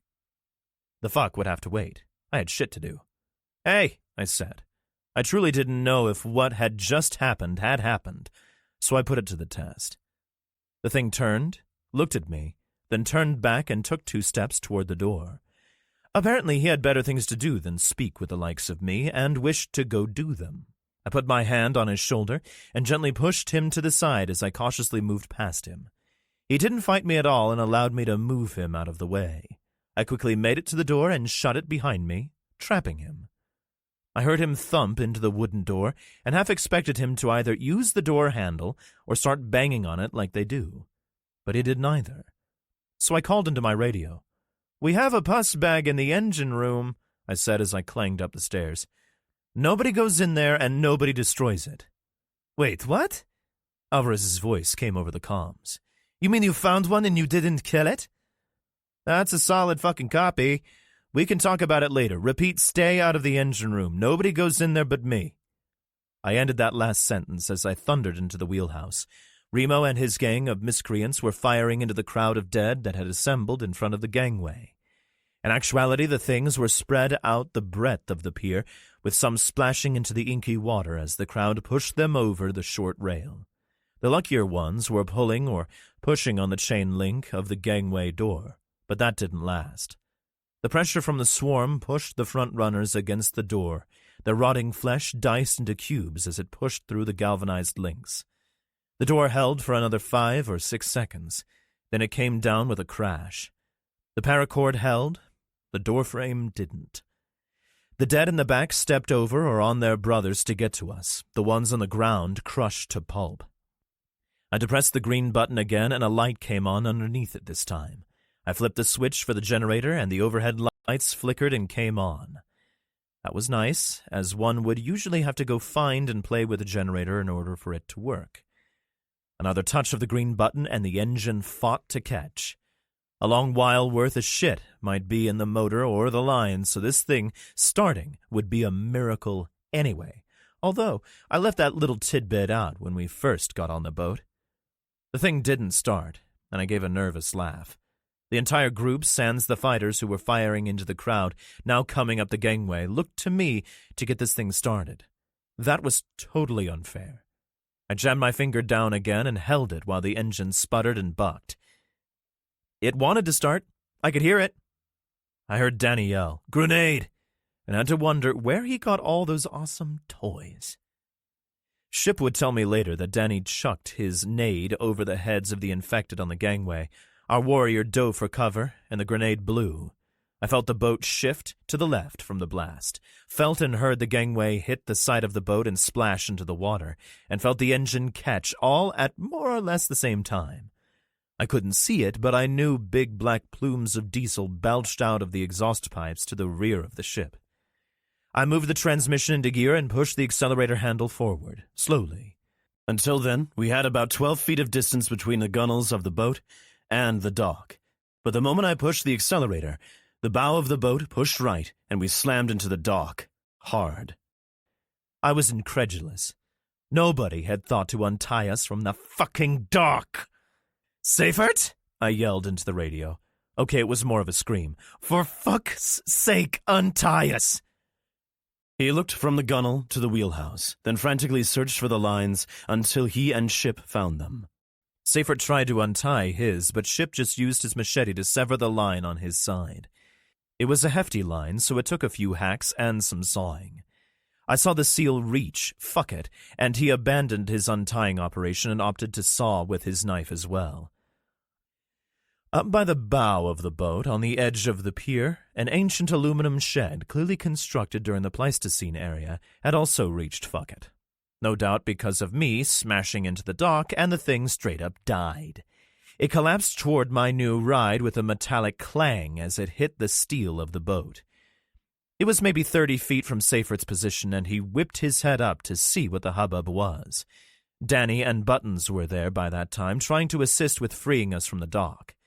The friggin' shed that had fallen over had decided to bridge the gap between the dock and our boat. I don't think a better makeshift gangway could have been constructed in so short a time. The dead wasted none of their time, and flooded from the pier to our boat, stumbling and falling on the bow as they did so. Fuckity fucksickles! I was about to scream into the radio again, but Remo and Ship started firing into the growing crowd of stowaways before some of them could even stand. Buttons and Danny joined them, and in 3 seconds, Seifert stood, screamed, "Punch it!" into his radio and joined the firing line. In the half a minute it took for the seal to hack through the bow line, 80 or so dead had decided on a San Francisco harbor cruise. They all were trying to stand, so I did, indeed, punch it. I threw the throttle as far forward as that little silver handle would go. The boat leaped toward open water, and any dead thing that was standing took a tumble back to the deck.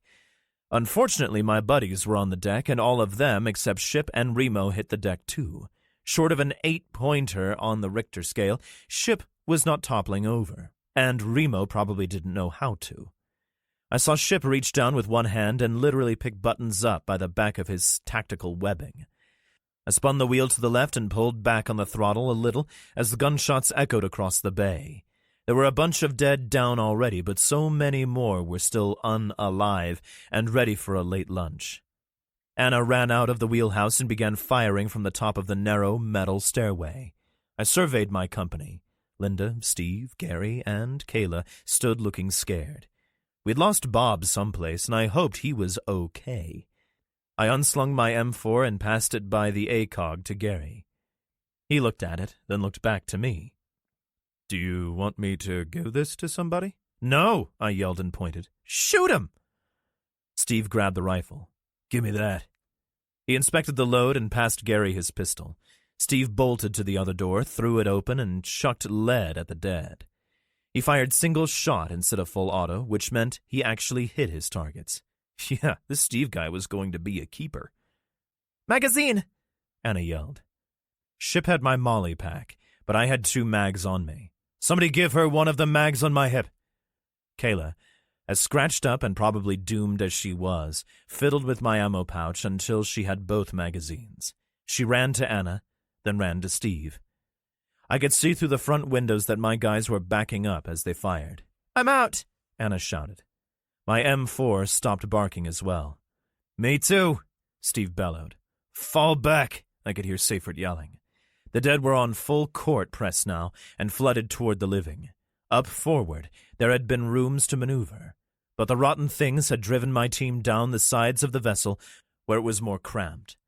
Only 1 or 2 of them could fire into the horde at once.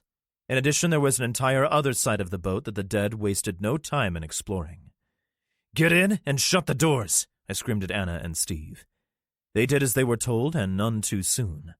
The dead had found the stairs and were banging on the door windows in no time.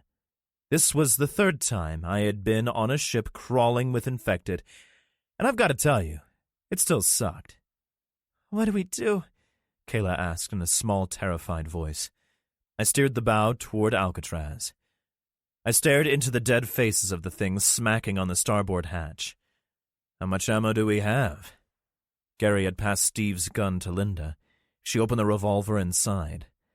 5 bullets. "Great," I said, noting that there were 6 of us.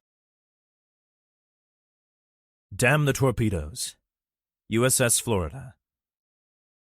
"What's that?" demanded Vanessa in a frightened voice. "Gunfire," both Chloe and Mo said in unison. Mo put his hand on the latch. "Means they're coming to get us. A 1/4 inch away are my dead friends. They want to eat me," he thought.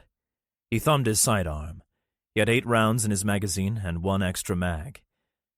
"How many of them were out there?" he asked the girls. Vanessa shrugged, then pointed at a small sign attached to the frontmost torpedo. "What's that mean?" The sign read, "Warning, war shot loaded." It means, don't touch anything. Chloe glanced at Mo's weapon, wondering if she could get it from him if he decided to abandon them. "I don't know. They came from here and started killing the people in the room down the hall with all the seats and tables. There have to be at least 20 by now." She had an idea and silently made her way to the makeshift bunks. Mo was still standing with his hand against the steel when she began carefully moving blood-soaked sheets and clothing away from the bunks. She noticed a belt wrapped around a pair of boots and smiled. It was a gun belt. "More ammo here," she said quietly. She found one of those guns where the bullets went inside a detachable thing. She knew it was a magazine, but she thought that word was dumb. She ejected the magazine, checked the load, and reinserted the mag quickly. Mo stared at her for a moment before asking, "Why don't you give that to me?" He stuck his hand out. She nodded. "No, thank you. Besides, 2 guns are better than 1. She smiled. He was not smiling. "That's dangerous. Please hand it over." He took 2 steps toward her. She pulled back the slide, and a .45 ACP round flew from the ejector. She deftly caught it with her left hand. She ejected the mag, loaded the round, and slammed the mag back into the sidearm. She lifted an eyebrow. "How many of them have you killed?" "Huh?" His hand was still extended toward her. She rolled her eyes. "Zombies, infected. How many of them have you killed?" He lowered his extended hand slightly. None. Haven't had to. I've been on board since the start of the plague. The only place I've been is to Alcatraz. I've killed 61. 61 of them. 61. I've used a knife 4 times. All the rest have been with a gun. You still want to take it from me, Mr. No-Kills? He blinked. You see that? He pointed toward one of the torpedoes. If you fire that gun, and it sets off the fish, you don't just kill us. You kill everyone on board. She looked at the torpedo. I didn't know that. She took a step toward the green weapon. It dripped with blood. Better not shoot it then, huh? She held up a full .45 magazine. You want? She tossed it to him before he could answer. I still have to pee, interjected Vanessa. Chloe didn't think this sailor would try to take the gun by force, but she wanted to change the subject anyway. How do we get out of here? Mo glanced back at the hatch. We wait for the fire teams to get to us. We can't open that hatch without shooting, and I really don't want to shoot near the fish. Vanessa looked nervous. But... I know, the sailor interrupted. You have to pee. There's a bucket over there. He pointed past the torpedoes. Sometime later, Mo glanced at his watch. He hadn't been able to reach anyone on the phone in a while. The pounding had ceased on their hatch more than an hour ago, as had the gunfire, but nobody had come to get them. He tried the phone one more time to no avail and sighed. We have to open this hatch. Yeah, no, we don't. We need to see what's going on. He moved to the hatch. Far be it from me to interrupt your crazy time, Chloe said. But what happens if you open that door and 20 of those things pour through it? You already said we can't shoot in here. Well, that would be unfortunate, but how long do you think we can hold out down here with no food or water? He looked at Vanessa. And no bathroom. More than 2 hours, that's for sure. I can hold it, Vanessa told him, thinking of the bucket in the corner. It had not been empty. Boys, she thought. All right, Mo acquiesced. I won't open it. He furrowed his brow. How much ammo did you say was down there? He pointed at Chloe's feet, where the weapons had been found. She glanced down. Another maggot. As soon as she had glanced at the bloody deck, Mo threw the handles on the hatch and pushed it wide enough to peek through the opening. Satisfied and smug, he turned to push his smugness on the kids. See? I told you... He stared down the barrel of Chloe's newly appropriated handgun. His smile evaporated. If you ever plan to take our lives into your hands again, don't. He nodded, and she stuck her left hand out. She made a casual move to your left motion with her palm. He sidestepped, and she fired the sidearm once. Mo threw his hands up in a futile defensive move, and the 2 girls immediately covered their ears as the weapon had not been suppressed. Mo felt rather than heard a body slump to the ground.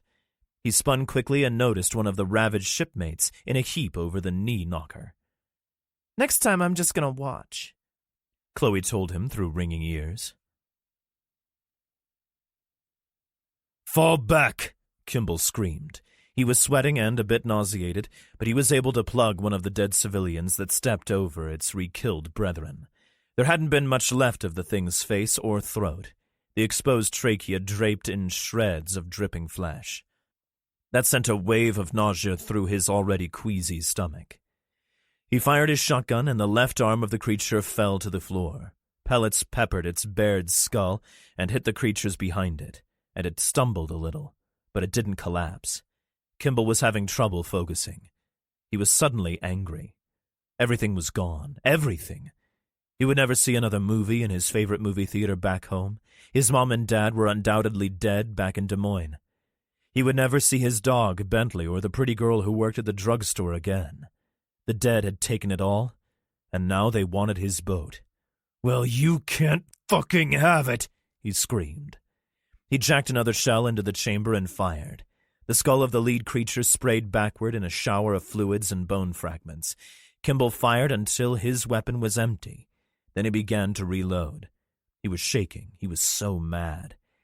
It was difficult for him to get the shells into the weapon as his right hand kept flexing of its own accord. Not only did the bite on his arm not even hurt, he felt great. Fantastic.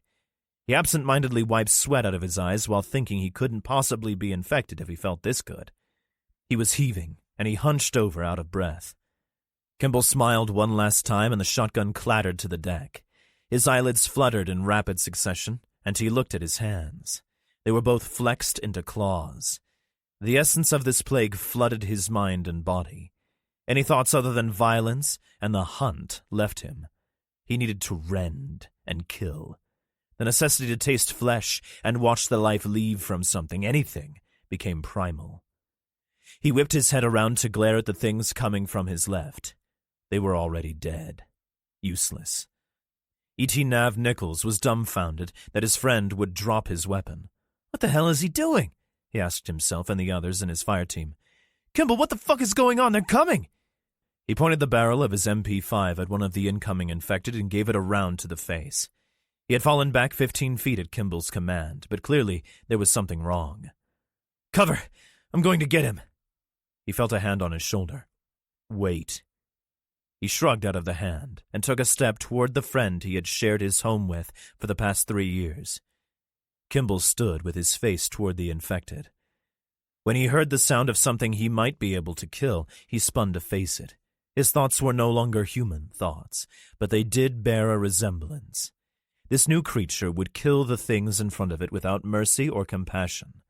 He would use his hands and teeth to tear and bite and beat them until they were bloody husks of what they once had been. He screamed that at them, told them he hated them, and he would kill them, kill them, kill them. Nichols's bladder let go when the thing that had been Kimball let loose with its inhuman scream. No man could make that sound. Nichols stood transfixed as the thing sprinted at him, its dead cousins just behind it. He heard a noise, and the Kimball thing jerked twice, then fell.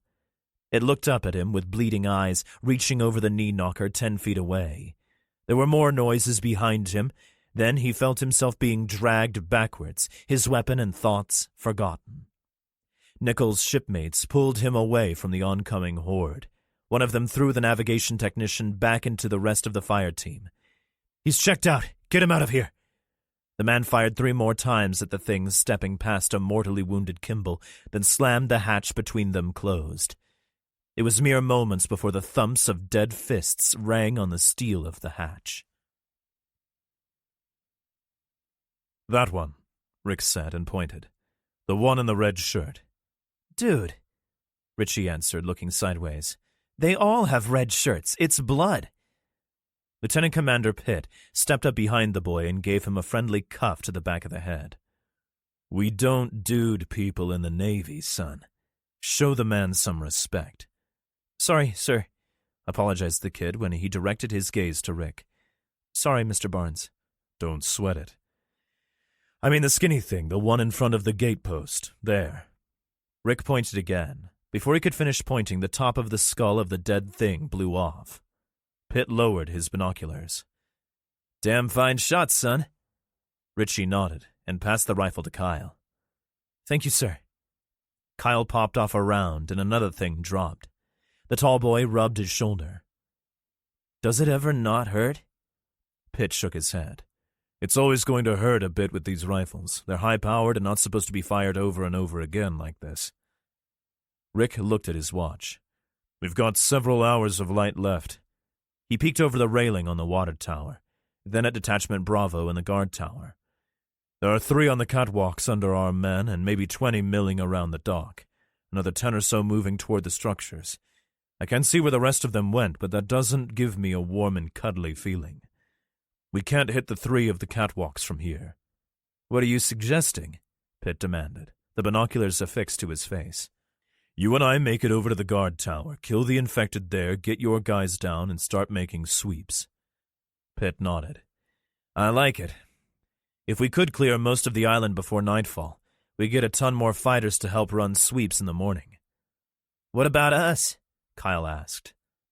"You 3 will stay up here and shoot anything that comes near us," Rick told him. "Make sure you know they're infected before you fire. I don't want you shooting anybody living." He held up his radio. "Can you use one of these?" "Yeah?" He glanced at Pitt. "Yes, sir." "Pitt, called to Spartan platoon, and told them the plan. "Sir, you're going to be covered by a 16-year-old kid?" "A 16-year-old kid who hasn't missed a headshot all day? Affirmative. Christ's sakes, he's 2 years younger than some of the kids who went through buds." "Copy that, sir." Daddy, Rick shifted his eyes to his little girl. be careful. Rick hugged her, and he and Pitt climbed down the ladder and were soon on the ground. Many bodies littered the area, but nothing moved. Detachment Bravo had done as good a job clearing the water tower as Rick's group had of destroying infected underneath the guard tower. "Don't get too close," Rick told Pitt. "I've seen them look undead, but grab at the nearest passerby." "Copy that." They moved through the pile of bodies slowly, checking as best they could to ensure each had a hole in its cranium. Rick noticed a contingent of infected about 20 yards in front of them. The dead were between them and the guard tower. "Commander, I see them." Both men moved forward as quietly as possible. The dead were milling about and didn't take notice of the living. Rick and Pitt skirted an elevated walkway and heard something above them, but they couldn't see it from their vantage. "Two above you. They don't see you," Richie's voice whispered through the radio. Pitt glanced back at the water tower and gave a thumbs up. "I like those kids." Rick smiled. The kids had gone off and done something they shouldn't have when they had explored the tunnel. They would answer for that, but they had also saved Sam's life at their own personal expense. He smiled again. He didn't know how, but he would personally reward them for that too. His smile evaporated as a single thought penetrated his mind. Martingale. A woman's scream sounded from their right, and both men spun to regard the sound. It was in one of the buildings a bit higher up the island than where they were. Unfortunately, the dead in the area had heard the cry too, all of them turning to stare right at the two men.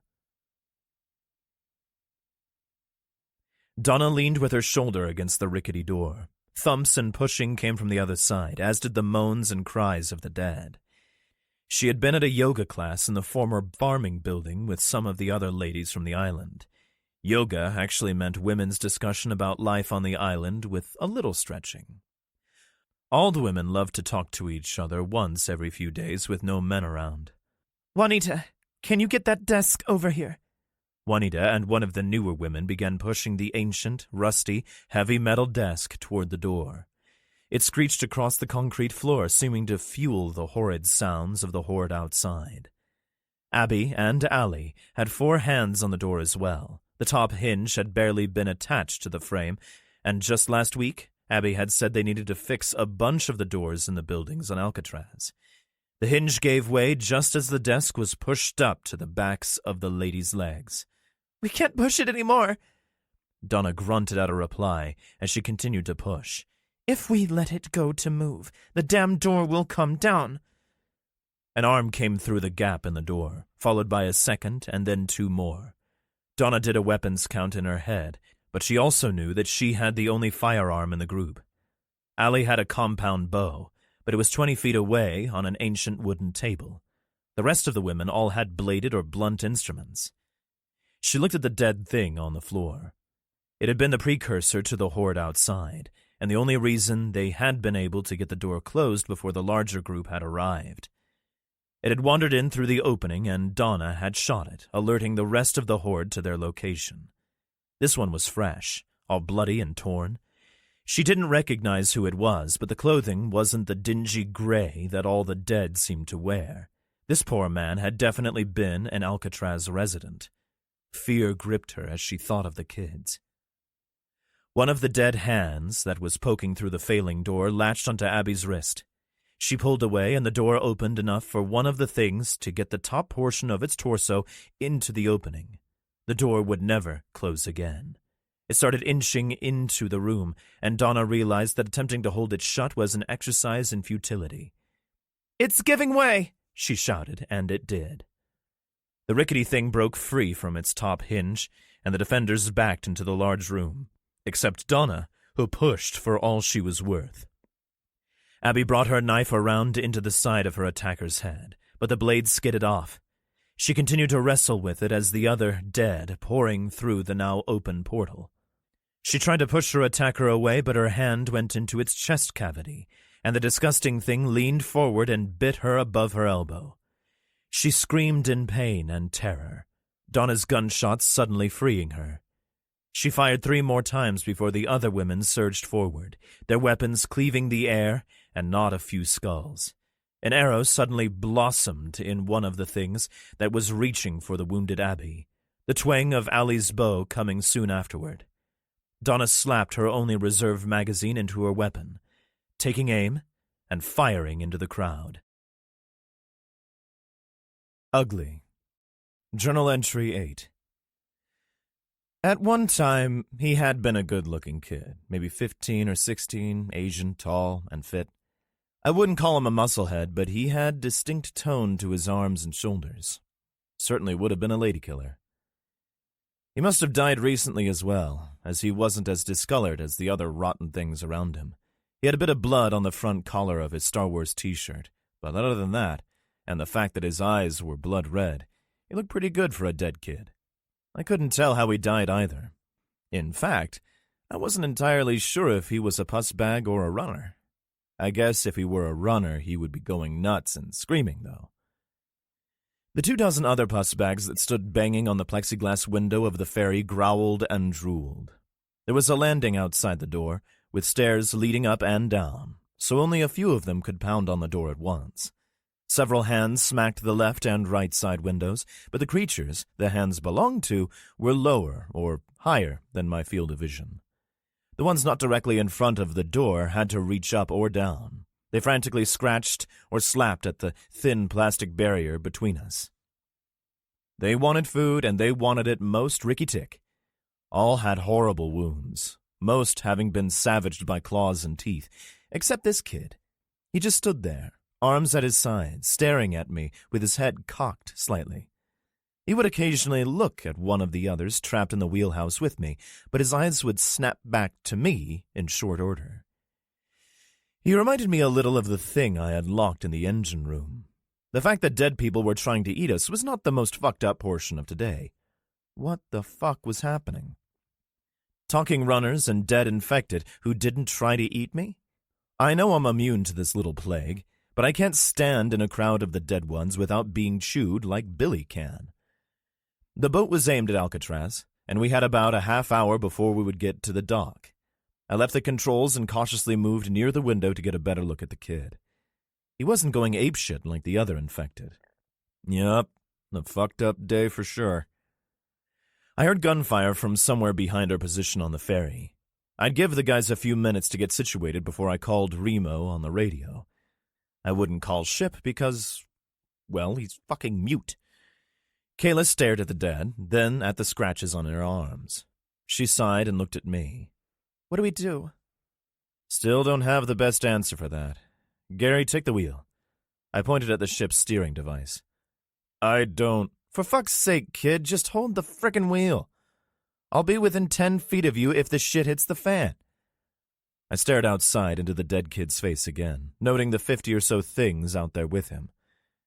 I mean, more than it already has. Anna's radio came to life.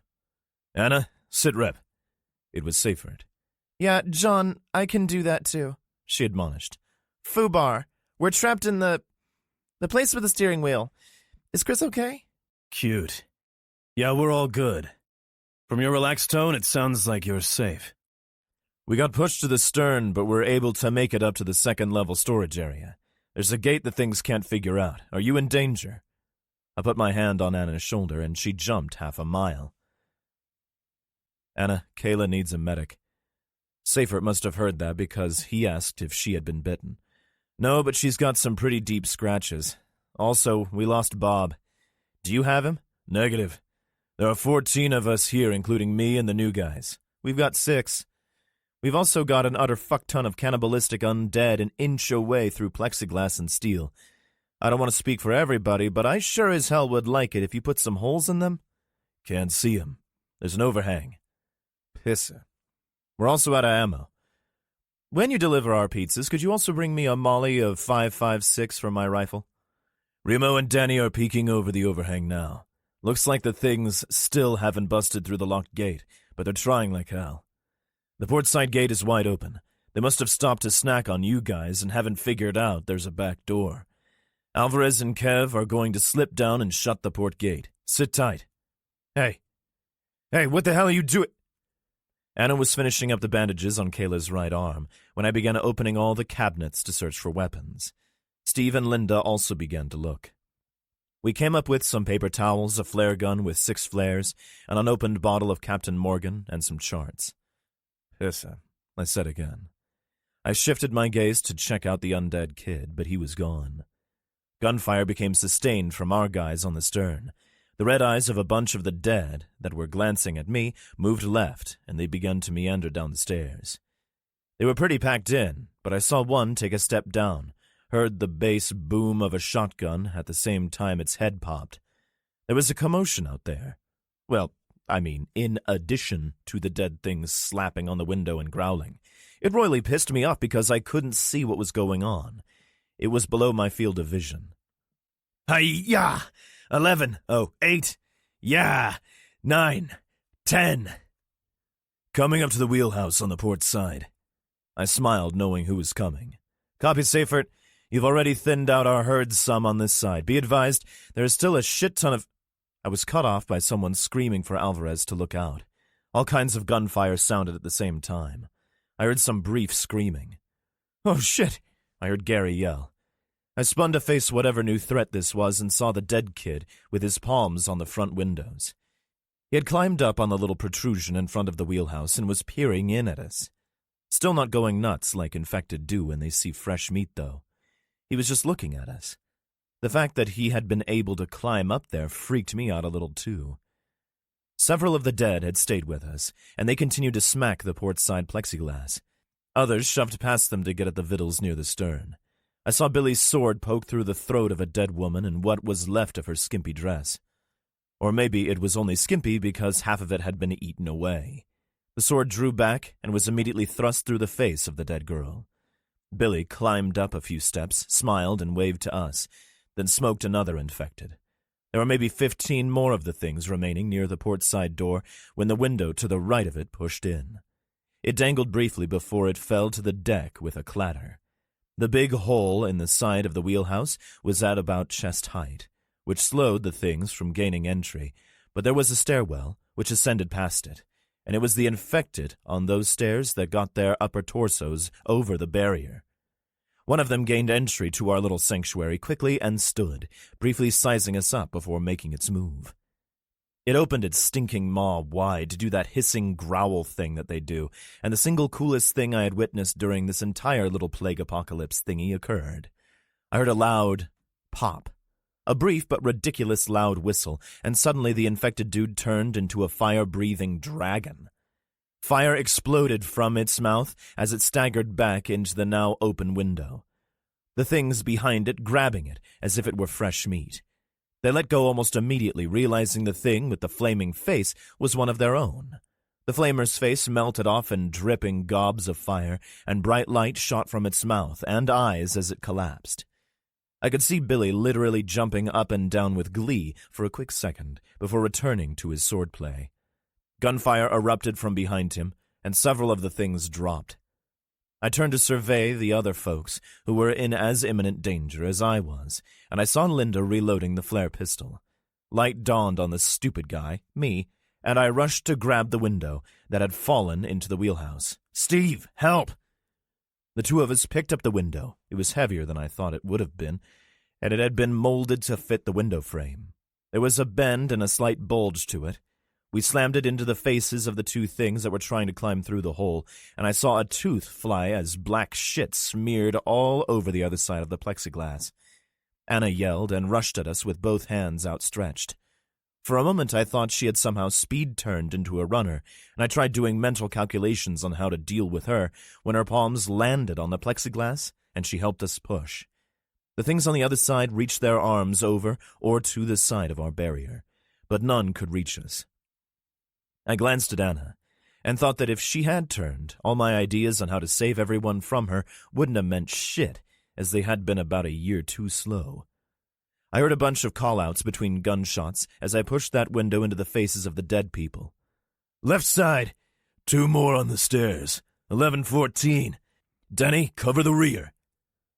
Billy hacked and stabbed his way forward, shouting something in what sounded like Japanese. An arm fell to the deck. Then he thrust into the chest of a thing wearing what was left of a tuxedo. Billy withdrew his weapon and brought it in a wicked sideways arc that took off the top of Tuxedo's head.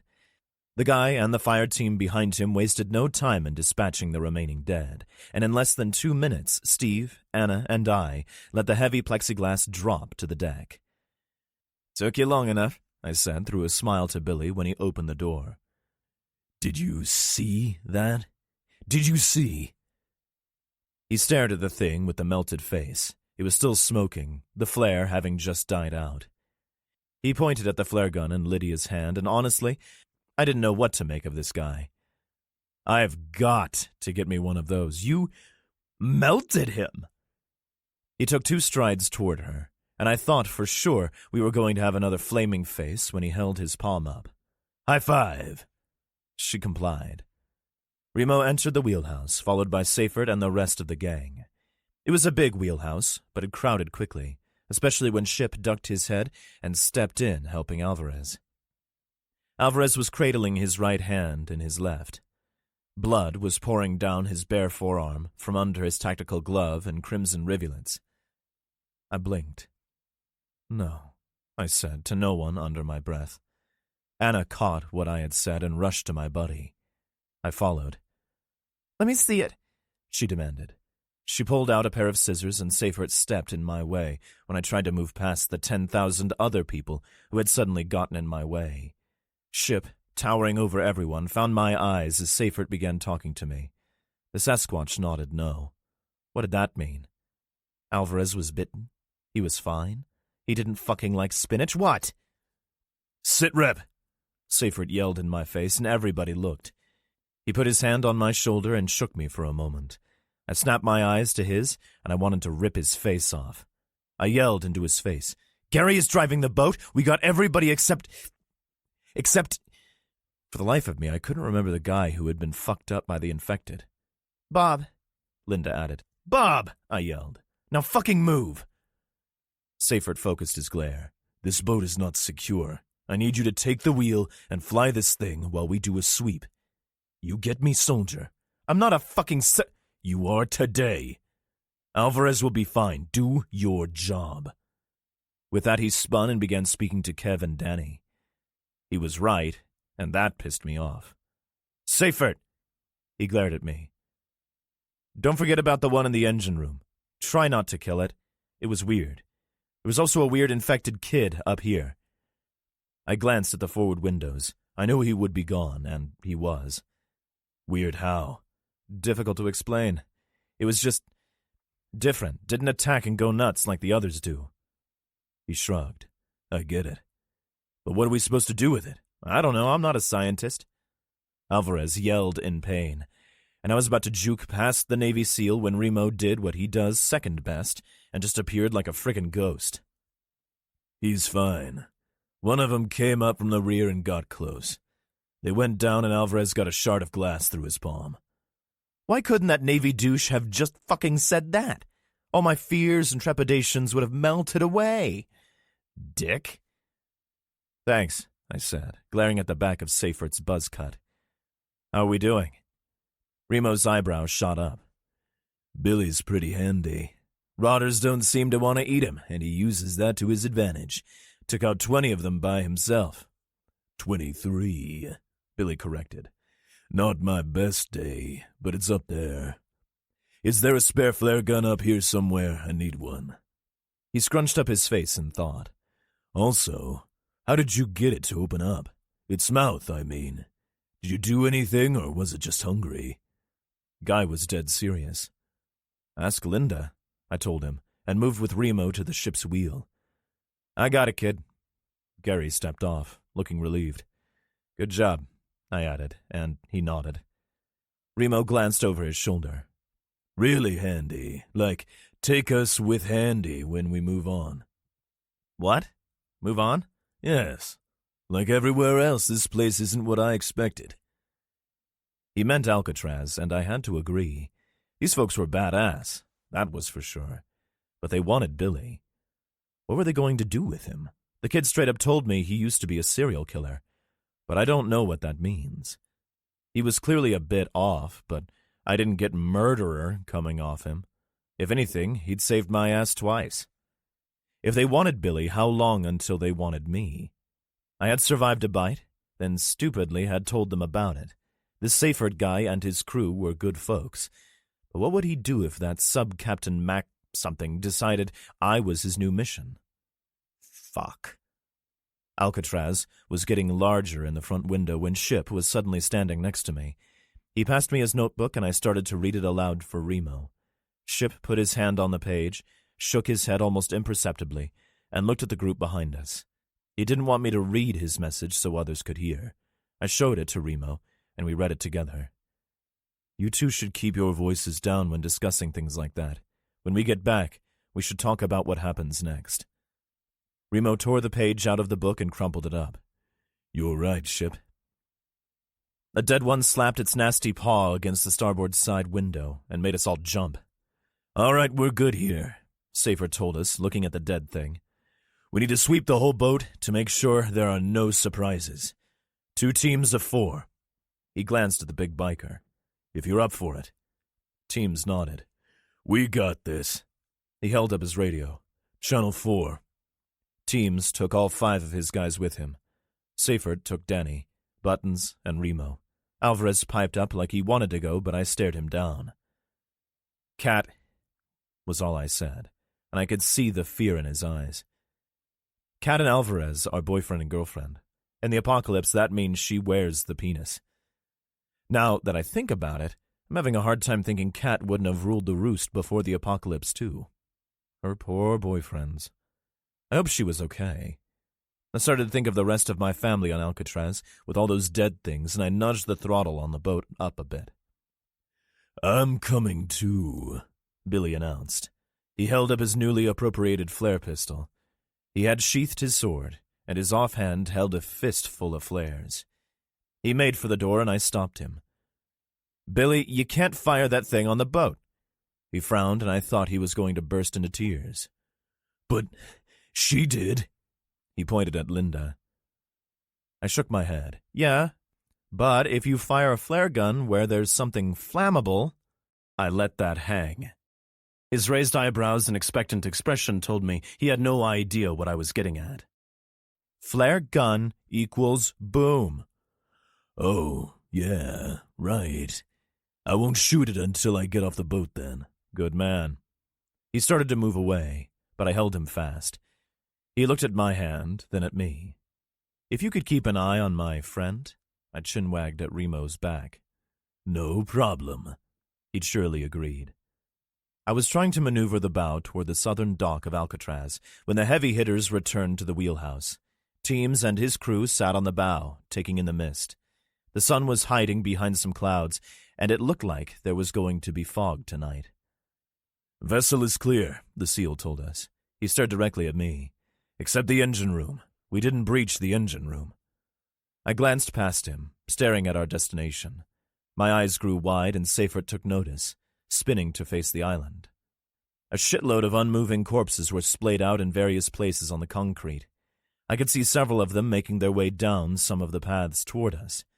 There had been a firefight here, but the defenders must have retreated, or I was staring at them. Seyfert's radio exploded. To the vessel pulling up to the dock at Alcatraz, identify yourself or you'll be fired upon. You have 30 seconds to respond. Seyfert grabbed his radio. Rock, this is Saber. Saber is on board the vessel with several civilians. Code is Zulu Alpha 9er. Copy that, Saber. How are you situated for ammo? You're going to need it. Ammo is light. Can we get a sitrep? Limas control all the pathways but haven't entered into the livable buildings yet that we know of. We've been picking them off as we can, but we need a strong ground force. The Florida also has Limas aboard. That really seemed to bother the SEAL. Fuck. There's 5.56 12-gauge, 308, and 9mm pistol rounds in a locker under the bench on the west side of the dock. There was a slight pause. You're going to have to hurry. I whipped the wheel around hard to try to dock this big bitch, But I'm me and had no illusions about my piloting abilities. Remo, Ship, grab some of the bikers and get lines on the dock. Pull us in with the lines, but watch your ass. We've got dead inbound. Seifert was still talking into his radio, but I interrupted him. Seifert, we need cover on the docks so we can tie up. Copy, he said to me, and took off blabbing into his radio. He called out to Danny and Kev, both of whom began to follow him. Seifert, wait. He glanced back at me, questioningly. We're totally out of ammo here. Can you spare a mag for an M4 just to give us peace of mind while you're fucking around on the dock? He smiled, and I knew we were cool. He nodded, and Kev threw a magazine pack with 2 full mags to Steve, who currently held my M4. Without missing a beat, Steve ejected the empty mag, slapped a full one home, and charged around. He passed a magazine to Anna, who copied him. I was really starting to enjoy this guy's company. Ship and 3 of the bikers had lowered one of the aluminum gangways and were now pulling on lines they had wrapped around cleats. I gave a thumbs up to the guy with the bow line and threw the big bitch into reverse. The line pulled, and soon we had a bow and stern line securing us to the dock.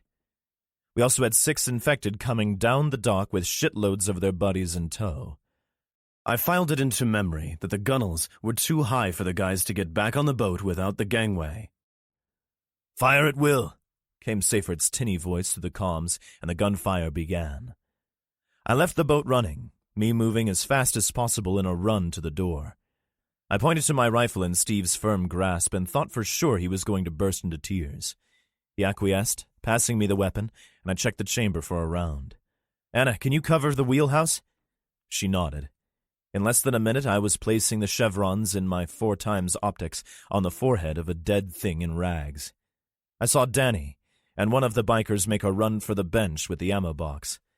There was a small copse of tall bushes next to the railing behind the bench. From their vantage, the guys couldn't see the contingent of dead that was less than 20 feet from them. Danny was already on one knee, pulling the footlocker from under the bench. I started yelling, and then remembered that while I had a radio, I was lacking in brain power. Danny, you've got a bunch right around the corner. Everybody seemed to hear me except Danny. The guy with him didn't have a radio, so he was also blissfully ignorant to what was about to happen. Remo shifted his aim, firing several rounds past Danny. The remaining dead rounded the corner and were on my new friend instantly. Both he and the biker scrambled, but it was too late. Several of the things had the biker, but he fought like a badass. Danny rolled and fired his rifle. He got one of them before he was overrun. Teams and Remo got there quickly and dispatched the dead, but more were coming. Both Danny and the biker moved quickly back to the group with teams. Both were bleeding and limping, and the biker had lost his lever-action rifle. Remo grabbed the silver handle in one end of the footlocker, attempting to drag it and the ammo inside it to a usable position. He ducked the swiping hand of a dead monstrosity, but the one next to it grabbed him and leaned in. The thing's noggin jerked right, and it collapsed, almost taking my buddy with it. Remo rolled right, barely under the reaching claws of the first thing, and the Marsoc guy scrambled away. He had to discard the ammo, or he would have gotten very dead. I skipped yoga to save your sorry-ass Marine, exploded Kat's voice through the radio. You'd better move that ass, or it's going to get bitten off. I raised my eyes to look at her, saw what was coming down the hill, and realized that whatever was in that footlocker wasn't going to be enough. Hundreds of the things traipsed lazily down the pathways toward us. Some of the pus bags sporadically dropped, and I could see a few guys in a guard tower firing at them. I peered through my binoculars to find out that Kat wasn't with them. She bellowed at us again. I'm on the roof. Get back on the fucking boat. I wasn't in command. I was, like, 9th in command. Basically, everybody with a gun had to die for me to start issuing orders. But I could sure as shit suggest. Seifert! I screamed into the radio. We need to fall back. Remo and Ship, 2 of the toughest men on Earth and afraid of nothing, both sprinted to the gangway, helping Danny and the wounded biker. Ship thundered up the aluminum behind the 2 injured men, and Remo covered the dock end. He began firing into the crowd, selecting the closest targets. Seifert had decided that my suggestions were okay in this situation. Damn it, the SEAL yelled. Fall back. The dock crew performed a tactical withdrawal. Basically, they ran like hell. Remo covered, and like everything Remo, he was the last up the gangway. Or so we thought. Billy suddenly appeared from nowhere, brandishing his sword. Does one brandish a sword? I don't know. But he swung and jabbed that thing like a pro and in moments was dragging the big box of ammo toward the boat. The scraping noises seemed to fuel the undead nearest him. He made it all the way to the side of the boat before he dropped his pretty weapon on the dock and tried to pick up the ammo. "It's too heavy," he told us with a shrug. Ship bounded back down the gangplank right into the clutches of a dead woman. She didn't clutch long because Billy took her face off with 3 feet of folded steel. Ship effortlessly picked up the heavy box and thundered back up the aluminum and onto the boat. The Yeti spun, searching for Billy, but the kid had disappeared into the crowd of dead.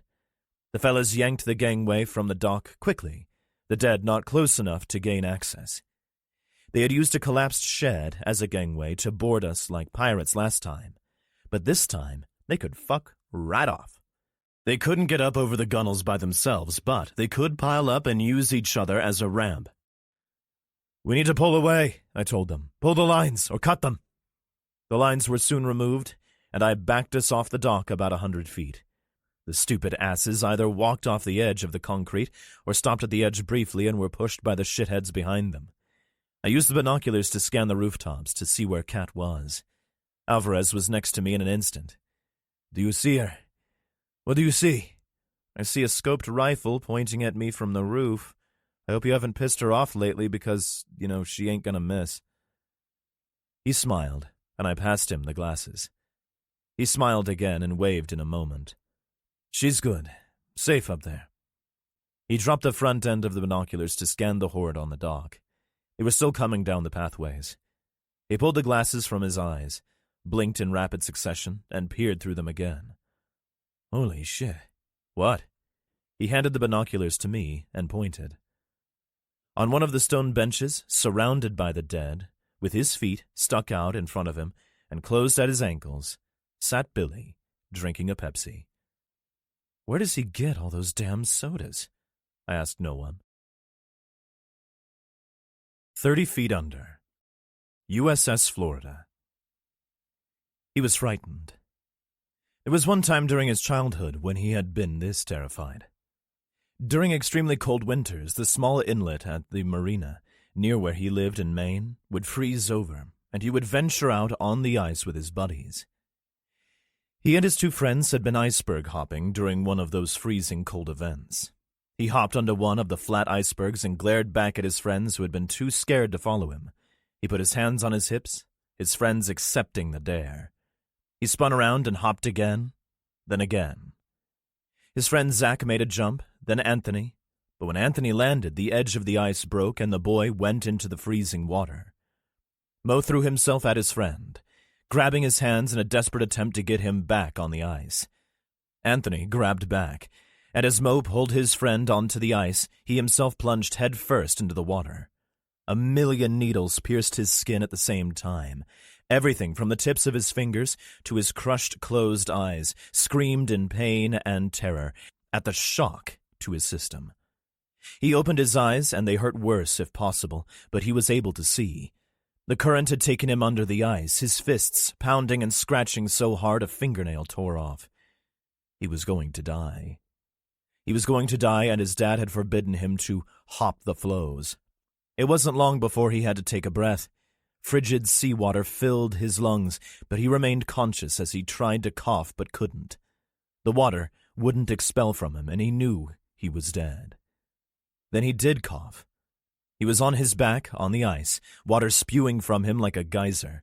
His friends were next to him on all fours. A huge man with an equally huge beard slapped him on the back. "Get it out, son," the man said. Mo recognized him as a local lobsterman that sometimes worked with his dad. Mo sat up, in too much agony to cry. Besides, he was 12 and damn sure not going to cry in front of his friends. His hands wouldn't work right, and he shook so hard he bit his tongue, but he was alive.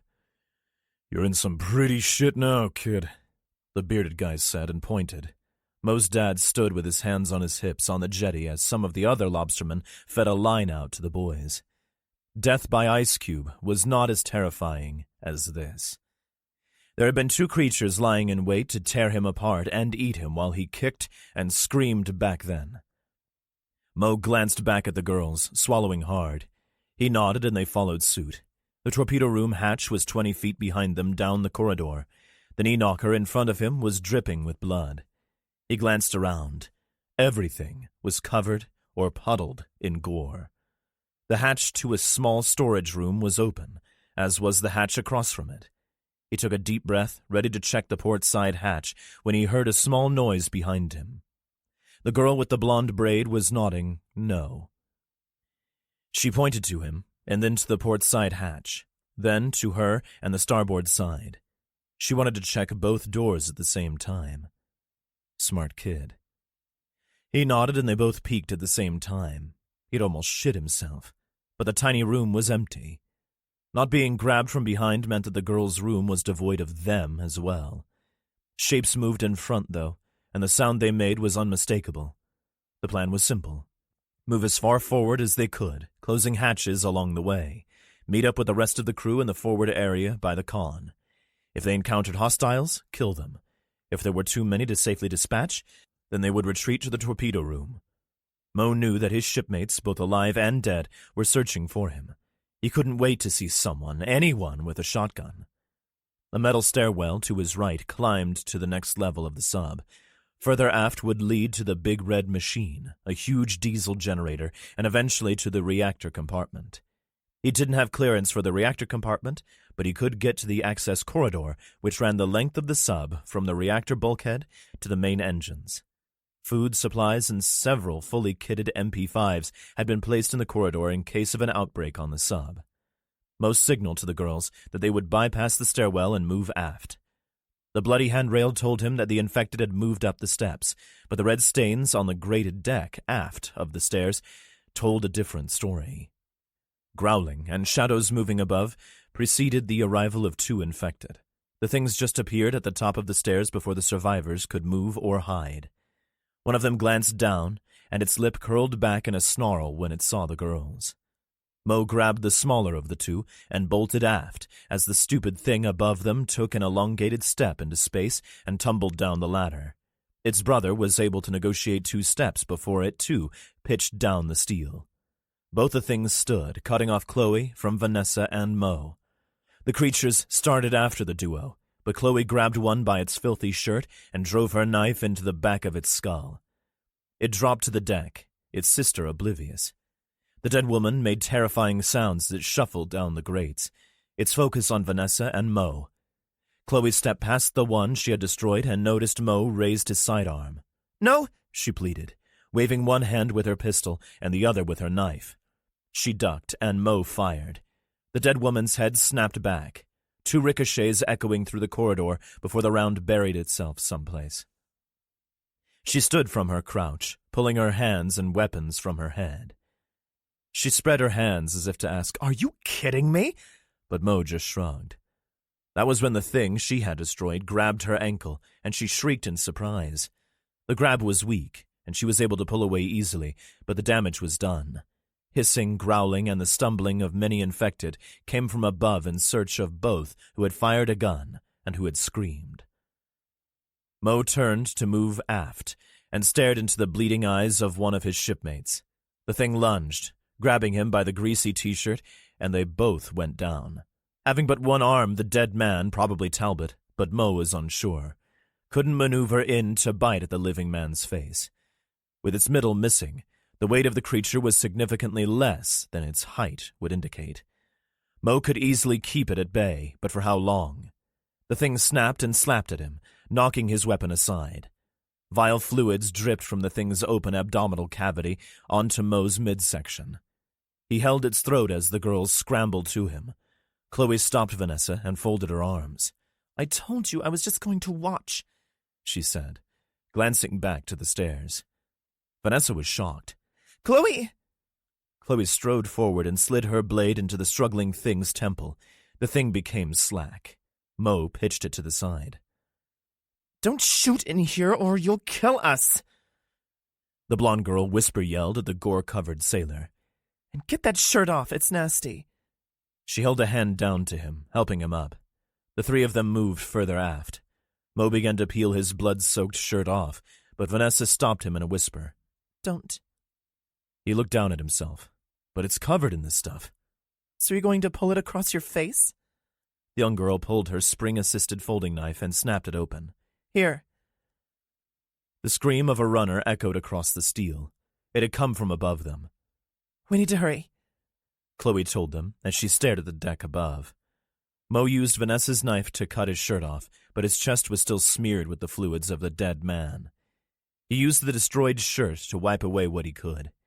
A dead thing exited a hatch to their left, tripping on the knee knocker and impacting the grate with its chest. It began to push itself up, but Mo stabbed it through the back of the skull before it could rise.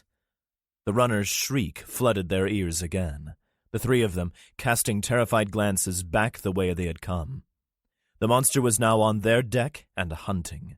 They heard the slapping of shoes on the grate, but it was moving away. Mo put a finger to his lips, the knife still in his fist, and the girls nodded. He chin-wagged that they should continue down the corridor. 2 more hatches, one on the port side and one starboard, needed to be cleared before they could reach the access corridor. The rasps and hacks of the things that had been alerted by Chloe's shriek flooded the metal tube. Chloe spun back around to view what was behind them. The overhead lights flickered for a moment, and she squinted into the flickers. 6 of the dead ones were shuffling down the corridor toward them.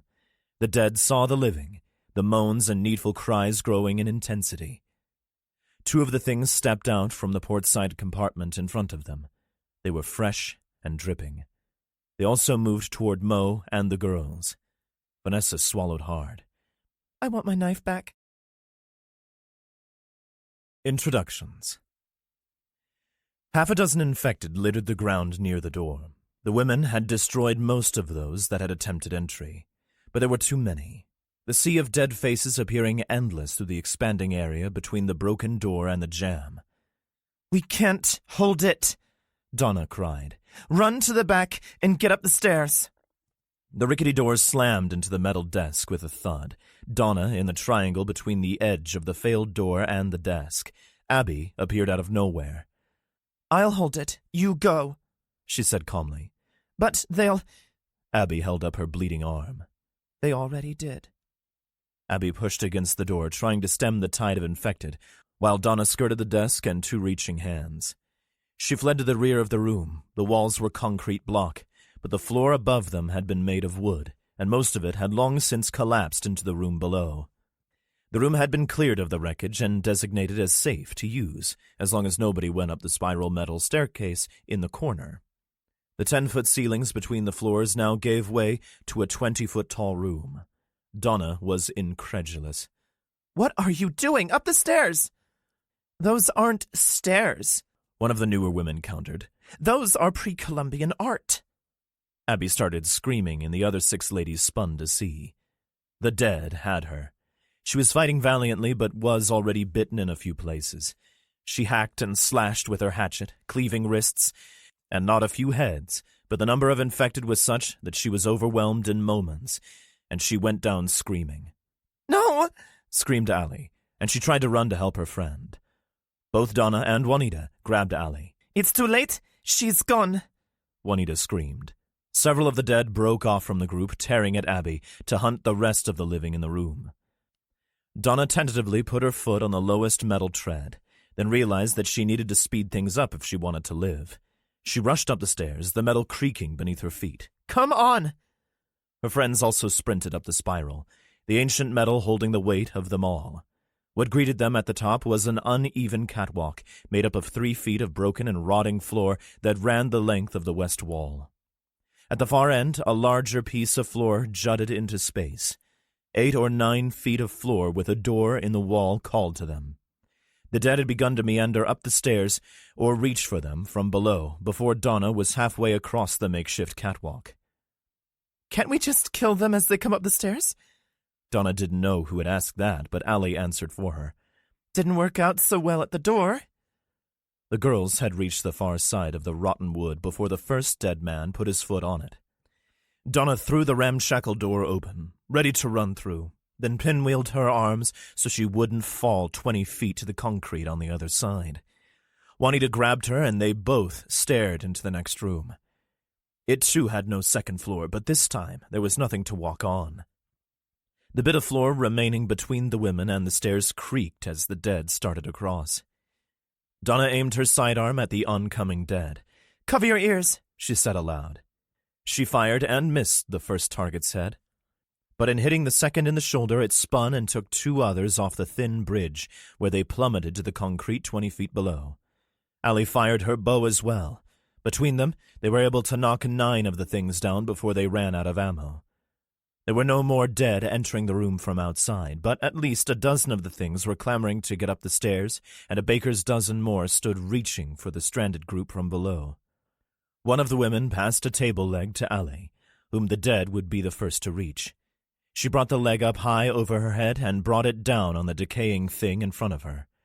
The wooden weapon thumped the skull of the first attacker, and it slumped to the wooden catwalk before it too fell into the room. A dead woman in what used to be blue scrubs snarled, took a step forward to reach Allie, and was blasted off the broken floor from below. Rick and Pitt stood side by side, aiming their rifles at the invaders.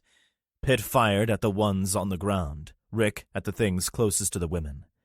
The gunshots made everyone's ears ring and concrete chips flew.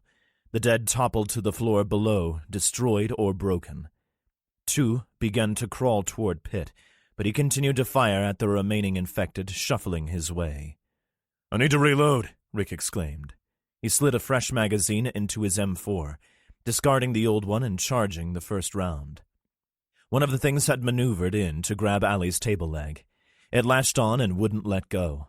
She used leverage to push and pull the creature out into space, and it reached a filthy claw toward her before it spilled from the ledge and crashed to the concrete. She prepared for the next dead thing, but they had almost run out. 2 more made the top of the stairs, but Rick finished them off with his rifle.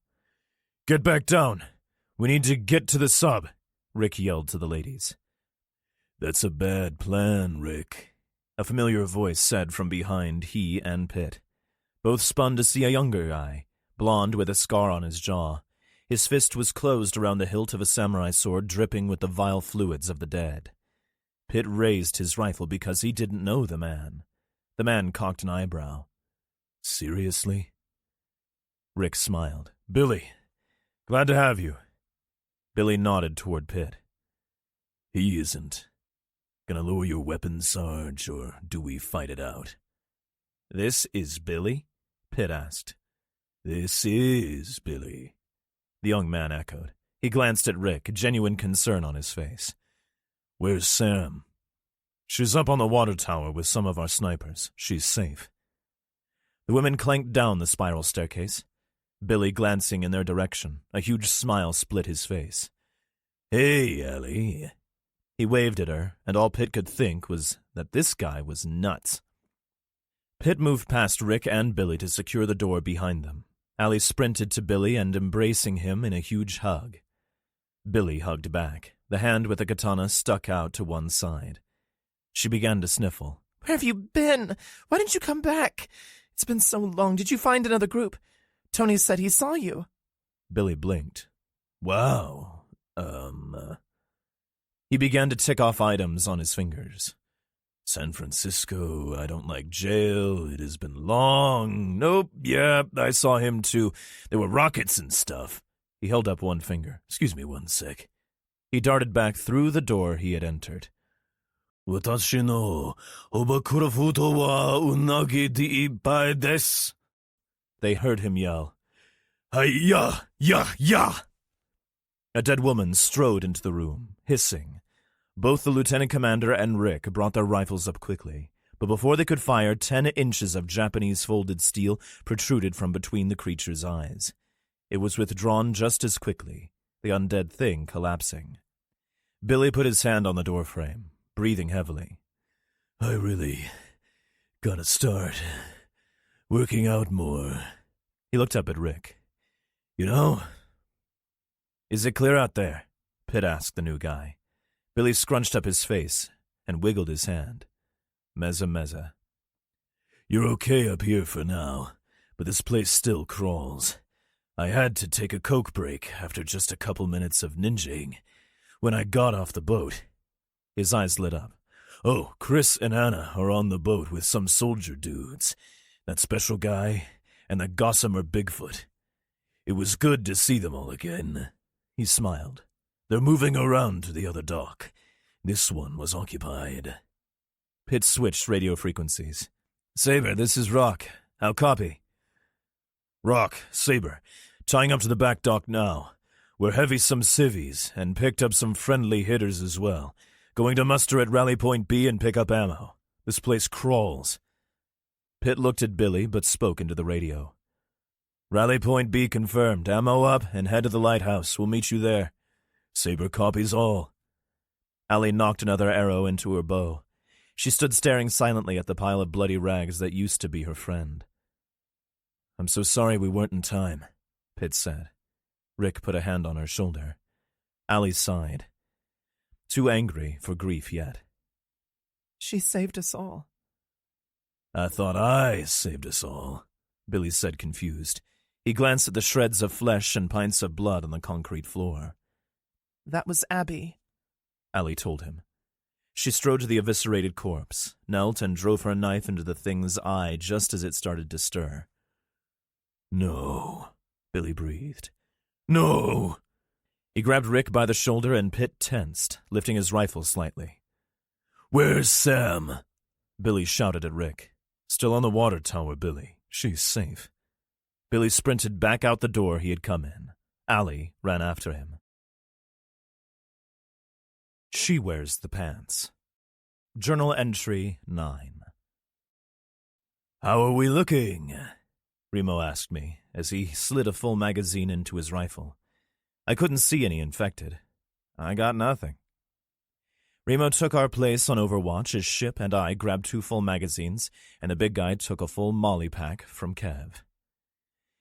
Seyfert did a quick check of his rifle, then started barking orders. We stay quiet until we can't, then kill as many lemurs as possible. We have plenty of ammo, and we're going to be carrying more to anyone who needs it. He glanced at Gary and Steve. They had been designated the ammo carriers, and both bristled with molly packs. Steve, a bigger dude, also carried 2 ammo cans full of loose 5.56 rounds. We moved as a tactical unit up the hill toward the lighthouse. We saw our first group of infected feasting on something that had been wearing jeans. There were 6 of them, and they didn't even turn to look at us until we were almost on them. Linda made to drill one with her newly loaded sidearm, but Alvarez put a hand out to stop her. Ship strode up to the scene. The thing's unaware of him. He lashed out with his canoe-sized boot, and 3 of the 6 toppled over. Alvarez, Remo, Seyfert, Buttons, Danny, and I were there with knives and rifle butts to help finish what Ship started. We straight up wrecked those dead assholes without ever firing a shot. Did you know him? Asked Seyfert in reference to the person that had been dined upon. Can't tell.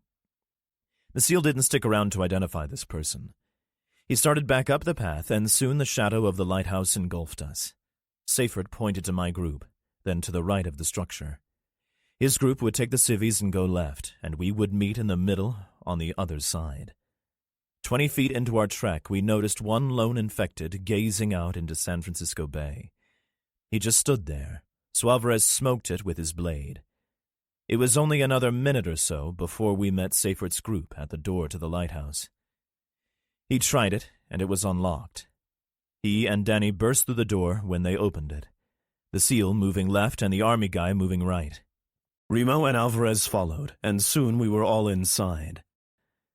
Drop the ammo here. We'll use this as a fallback point. Danny, get the civvies up top, lock the door, and stay with them. Teams, you and your group stay here too and cover the door. Anna, set up a triage and check everybody for scratches. Copy, Danny said, as Steve and Gary put the ammo on the floor by the stairs. The big biker just nodded. I can stay down here and Steve began, but Linda cut him off. The hell you can. You're coming up those stairs with me. Now. I turned away to hide my smile. Seems I wasn't the only one with a bossy apocalypse wife. I watched Danny escort the remaining civilians, including Steve, up the renovated spiral staircase. There were 4 of them left, and one was likely infected. We had started off with 10, and were down to 4. I had to wonder if the rest of them would have survived without us, then remembered their situation. No chance they had been doomed. I suppose that guy who ran off back into the building could have made it, but for how long? They had been down to nothing in the supplies department, and the structure had been crawling with the dead. Gunfire from close by brought me out of my shitty thoughts into all new prospects. "Stay close," Seyfried told us. "If we need to fall back, get back in here and lock the door. Nobody gets left behind." He and Buttons copied the entrance move on the exit, and soon we were all flashing the business ends of our guns toward the sound of chaos. Sustained shots came from down the hill in front of us, but I couldn't see shit. We moved forward as a unit, coming to the edge of the concrete base of the lighthouse. Peering over the red railing, which looked brand new, I could see a group of 8 people making their way up the hill with the dead on their heels. One of them was Donna.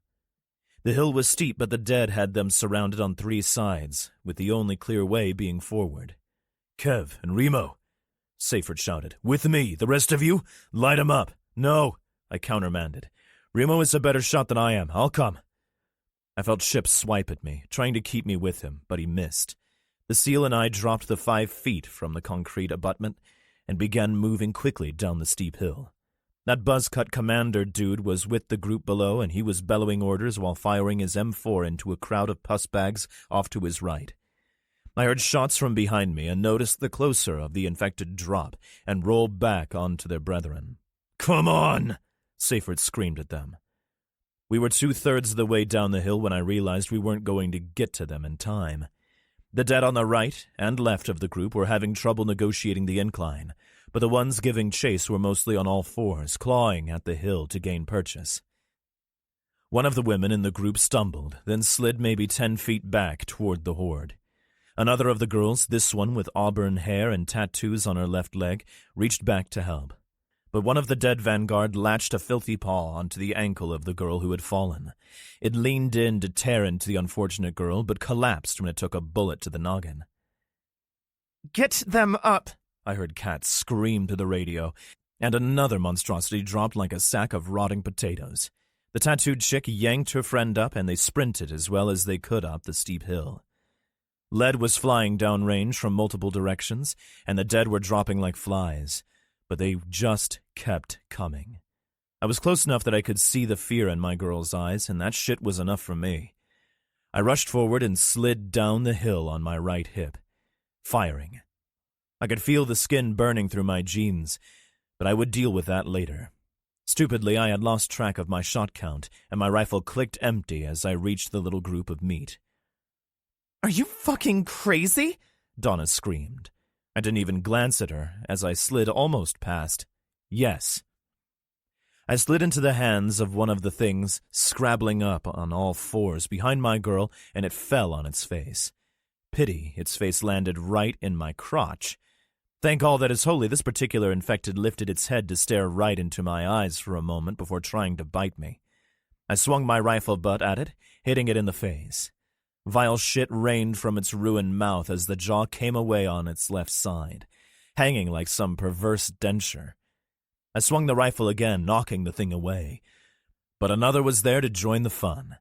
I smacked that dead asshole in the face too, the cheekbones sinking into its skull with a crunch. I knocked 2 more down before a stinking hand reached around my head from behind, and the filthy nails of the thing gouged furrows into my face. The fucker had gotten me in the right nostril, upper lip, and for fuck's sake, my mouth. It tore a nasty gouge in my upper gum, and that shit fucking hurt. Spitting blood, I tried to round on it, but another grabbed my t-shirt and another my rifle. The bastards took me off balance, and I fell into the crowd.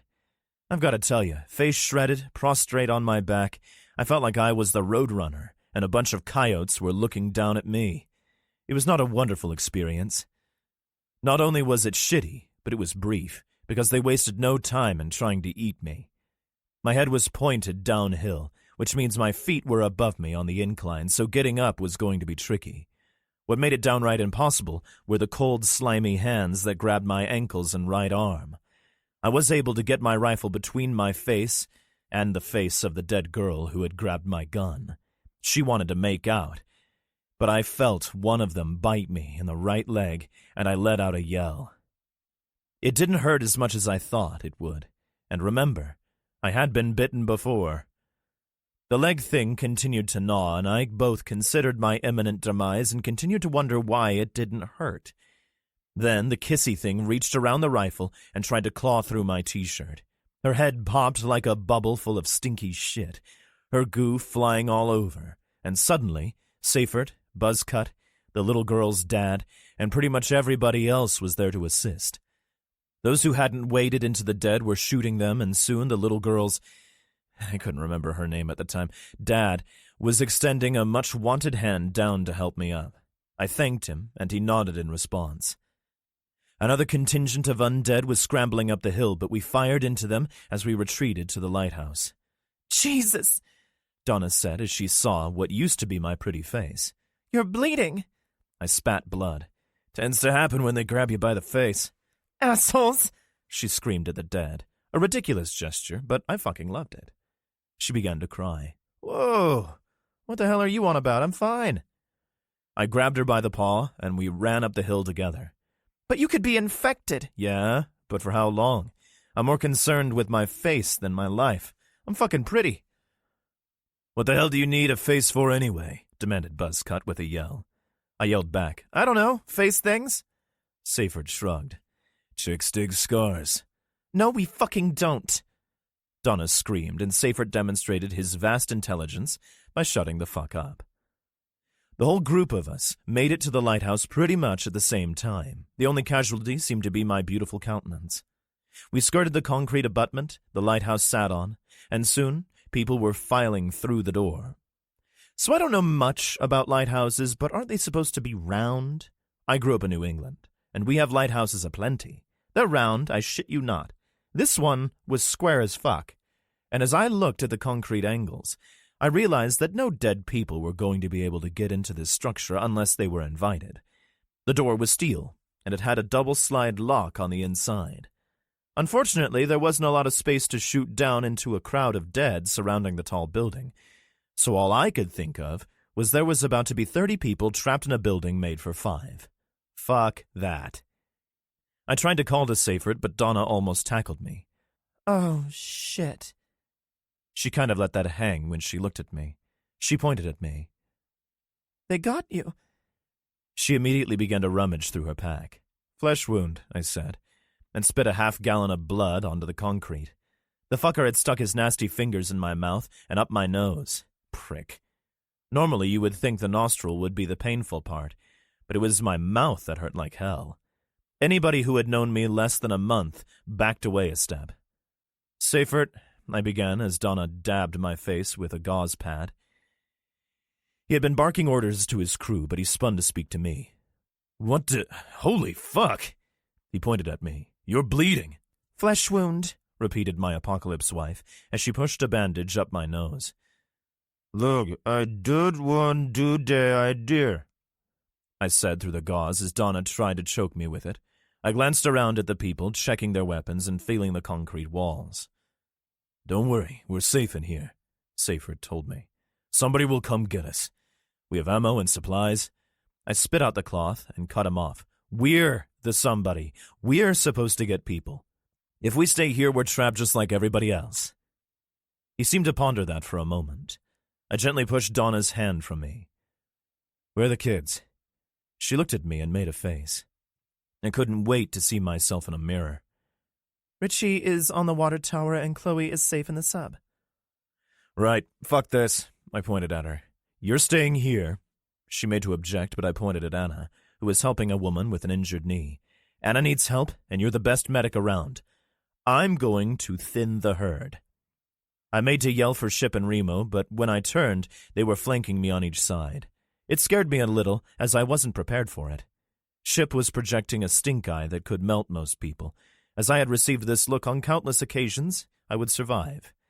Probably. Remo was Remo. We're leaving, I told them. Remo raised an eyebrow. Oh?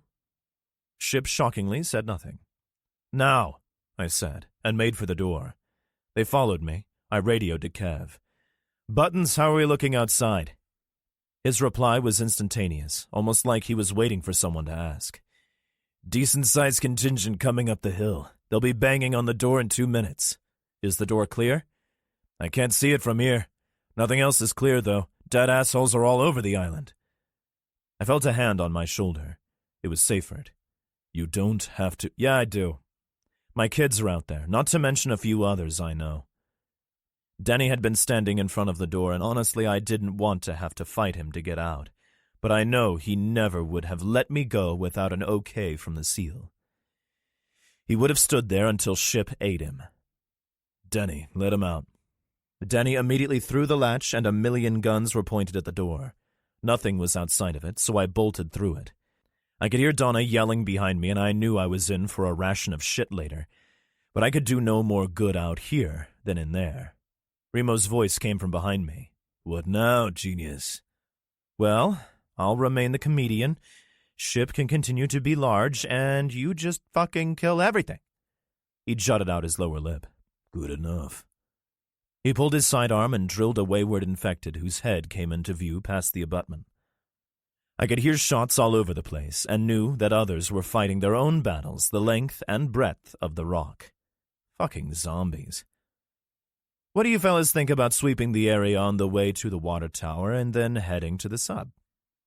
Ship snapped his fingers twice, pointed at me, then gave a thumbs up. Remo nodded.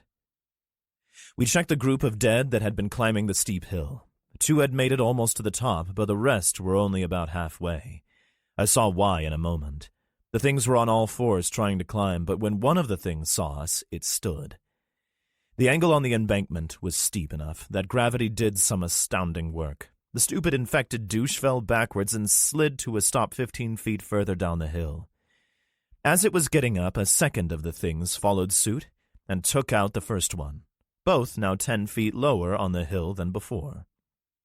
At this rate, I could bust out some margaritas and a sun umbrella, point, and laugh. Unfortunately, I was shit out of booze and umbrellas. Remo took down both the industrious ones near the abutment with casual sidearm shots. Ship and I took aim at the ones on the hill, and soon, instead of living dead, they were just dead. I radioed Seyfert that the lighthouse was clear, and he told me he would get the civvies settled and come out to help. The 3 of us moved off toward the water tower. A giant building stood in our way, so we had to skirt it. The tower came into view when we rounded the corner of the building. I could see 3 figures up there, 2 with rifles and one of them quite small. Checking several frequencies, I finally got through on Channel 9. Hey, Richie, how many did you get today? I saw the boy sling his rifle and pull something off his belt. Hey, where are you? Came over the radio. About a quarter way between you and the lighthouse. Top of the hill to your, I had to think about it for a sec. Left. He pointed the rifle in our direction, panning it until he found us. Got you. I could tell he was smiling into the radio. How are we looking from us to you? Any infected? Shitloads. There's 50 or so, maybe 100 feet in front of you, and around the corner of that building. Might want to rethink that language, kid. Donna might have her radio on. Ship raised an eyebrow and Remo huffed. I didn't get it. What? You're chiding the kid for language? You? Back off, Jarhead. I don't give a rat's ass what the kid says. But Donna... An infected came around the corner and latched a filthy paw onto my rifle sling. Once again, I had become complacent. Ship grabbed the thing by the shoulder and pitched it against the cinderblock wall of the building before it could even go for a bite. The creature's head broke open like a dropped egg. The brain must have come off the stem because what looked like the whole damn thing slipped out of the shattered noggin and fell to the ground with a wet thud. I looked up at Ship to nod, thanks, as I pried the dead fingers off me. But all I got was a stink eye. You still there? Richie's disembodied voice asked. They're moving to you now. You got about 20 seconds and they'll be on you. The dead must not like you chiding the boy either, Remo snarked. I heard rifle fire and peeked the corner to see the incoming horde. My kid was firing at the dead and he was doing damn well. There were already 2 on the ground. Several of the things kept coming in our direction, but most turned back to investigate the shots. Remo was impassive when he said aloud, "There's a lot." "They're between us and where we have to go." "That's a lot of ammo," Marsoc told me. I drew my SOG from its shoulder sheath. Ship already had the airplane wing he called a machete in his fist. "Cover us?" I asked Remo. The three of us stepped around the corner. The small horde had split in two, with about 15 of the things coming our way. There was maybe a 50-foot gap between the two groups of them. When the first of the things was within reach, it did that lunge that they do, and I intercepted it with a hand on its chest. My knife slid into the side of its dome with practiced ease, and it dropped like a hot rock. I heard a wet thump next to me that sounded exactly like a cantaloupe hitting the pavement. It was a different type of melon, and it was still snapping, Ship's machete having done its work. We backed up as they shuffled forward, but they were spread out and easy to take. Remo covered us with his rifle as Ship and I dealt re-death to these assholes. Unfortunately, the group who had gone back to check out the gunshots was now wise to us, and they started their arduous journey in our direction. Seems we were popular because another cluster was headed our way from down the hill. I could hear the rifle fire from the water tower, and now there was fire coming from the guard tower. We were thinning the hell out of this herd. I took a glance at the base of the guard tower and noticed that the folks up there had problems of their own. Maybe 20 of the things were on the steps up, with another 20 milling about below. "Change of plans," I yelled, as I stuck a rotten woman in scrubs in the eye. "We get the guys in the tower, then get the kids, then clear the fuck out of this place." I felt heat and wind next to my right ear, the dome of one of those rotten fuckers who had gotten too close snapping to the side. I glanced back at Remo with a "what the fuck, dude?" look on my face, but he just shrugged, sighted and blew another thing away. Ship picked up one of the desiccated bastards he had destroyed and threw it into an oncoming crowd to the right. Strike! He had all three of them on the ground. One was dropped as it tried to stand. I don't know if the round came from Richie or the guys on the tower. Ship kicked another in the face, teeth and shit flying to the side. I didn't get to see what happened to the last one, as I had two in front of me. I wrecked both with the SOG, and suddenly we were devoid of monsters. I mean, they were coming, but nothing was close. "Richie," I heard Remo speak into his radio, "we're going to get the men in the tower on the ground to help us. Then we're coming for you. You okay up there for a bit longer?" "Are you kidding?" was the boy's immediate reply. "I think this is the most fun I've had since Ratchet and Clank on Atlantis." I had no idea what the kid was fucking saying. No clue. None. What the hell did he mean? I'm shaking my head as I write this because I still don't know and forgot to ask him. "Shoot the dead people, Rich, and watch the sass." There was no reply from the boy, but I could hear his big rifle. I could hear a bunch of rifles, actually. The dead might not be fast, but they're persistent as hell. They began to make for our corner of the building, and I still wanted to avenge my face. I touched the bandage there and wondered if I would have to deal with another night like I'd had in the Airstream trailer. This was fingernails, and that had been teeth, but who's to say? Something occurred to me right then. Each subsequent bite had gone better for me insofar as getting sick and then telling the disease to take a hike. But I also felt more of this shit in me, if that makes any sense. I could feel it building up. What would happen to me when my storage capacity was reached? Is that even a thing? I mean, I know I'm a special case, but... Remo tapped me on the shoulder and passed me a black baseball. "You know," he said, looking at me like I was an idiot, "when you have the time..." I peeked the corner and was surprised to see the crowd of puss bags was significantly closer, maybe 40 feet away. I looked at the baseball and smiled. Now, I've chucked a couple of grenades since the dead started to snack. I wouldn't say I'm an expert, but think about it. Pull pin, throw at bad guys. I mean, that's it, right? Wrong.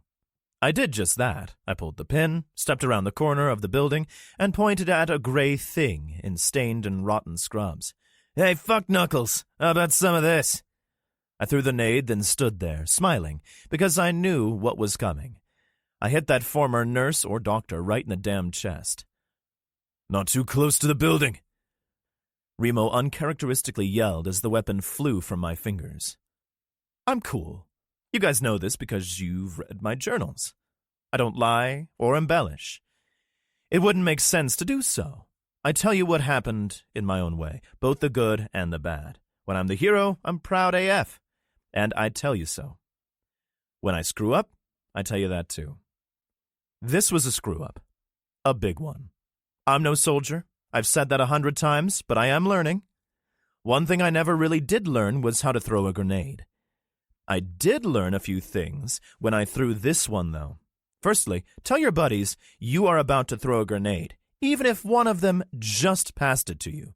Secondly, you really have no idea how big the boom from a grenade is until you've thrown one yourself. Movies do not do that shit justice. Thirdly, and more importantly, my grenade-throwing aim needs work.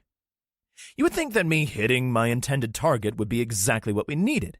It probably would have been, but my intended target was somewhere in the midst of the group of the things.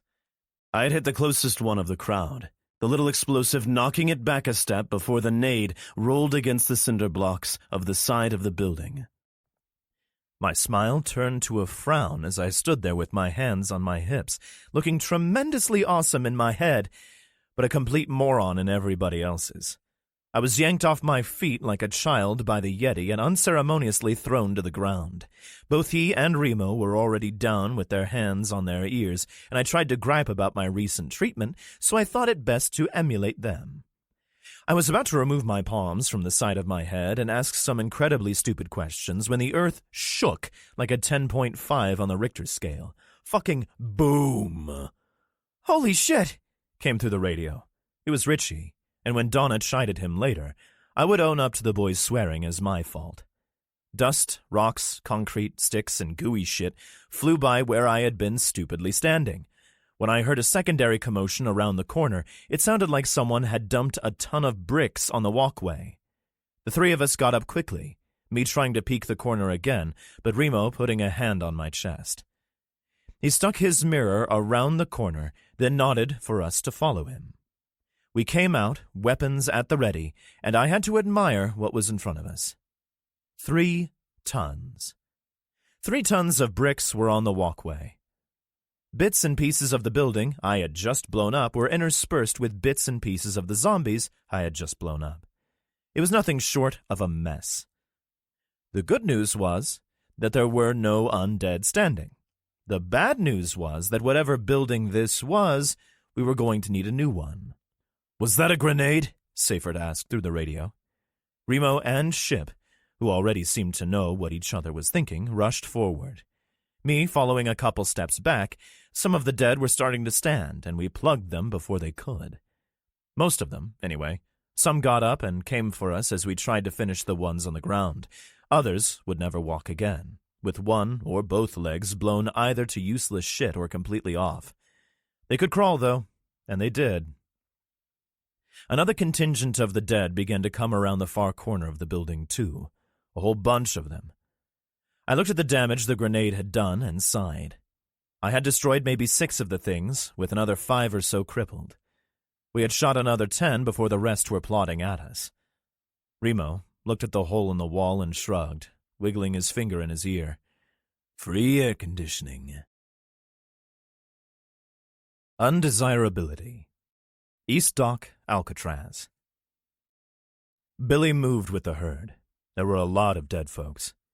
He slowed down a bit as they passed him on both sides until he was at the back of the pack. His sword was sticky with the viscous fluids of the ones he had killed, and he wasn't sure if the stink would ever come off of his newest toy. They do stink, he thought aloud, drawing his forearm across his nose. Instantly those undead nearest him turned to see if they could eat what had spoken. They slogged off, following the herd, when they couldn't find food. Billy shook his head. They still didn't want him. Undesirable, he thought. He passed by a bench with a dead man sitting on it and sat next to him. The thing held a bloody brick in its hand and stared at Billy. It blinked hard a few times before asking, "Are you alive?" "I think so," Billy replied. "I mean, nobody's told me I'm not." "Why didn't they eat you?" "I'm undesirable." He raised his eyebrows questioningly. You?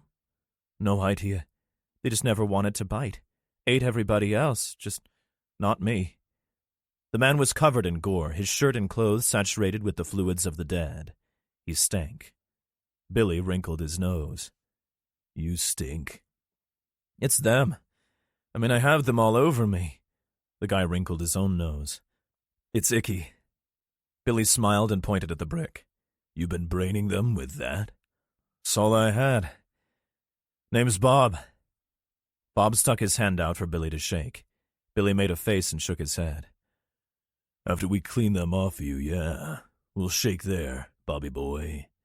It's icky, he copied. I'm Billy. Bob smiled and drew his arm across his brow, leaving a brown smear. It's hot. I hear you. Plus, smacking that brick into the domes of these things must have made you pretty tired. Thirsty, too. Billy reached into his bag and pulled out a Pepsi. Here. Wow, thanks. Bob accepted the drink, popped the tab, and drank greedily.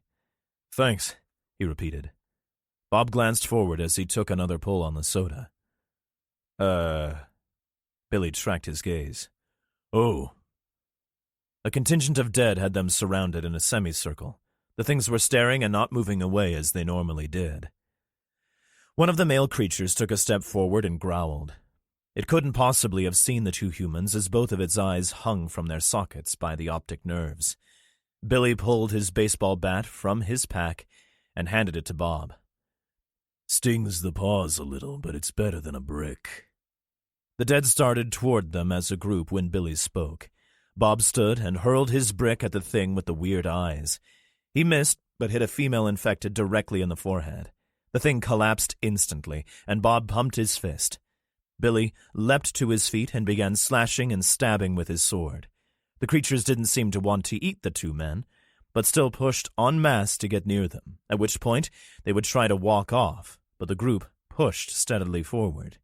Billy's weapon made whooshing sounds as he slashed and sucking sounds as he pulled his blade from skulls. Bob's bat made slight pinging noises when he connected with a cranium.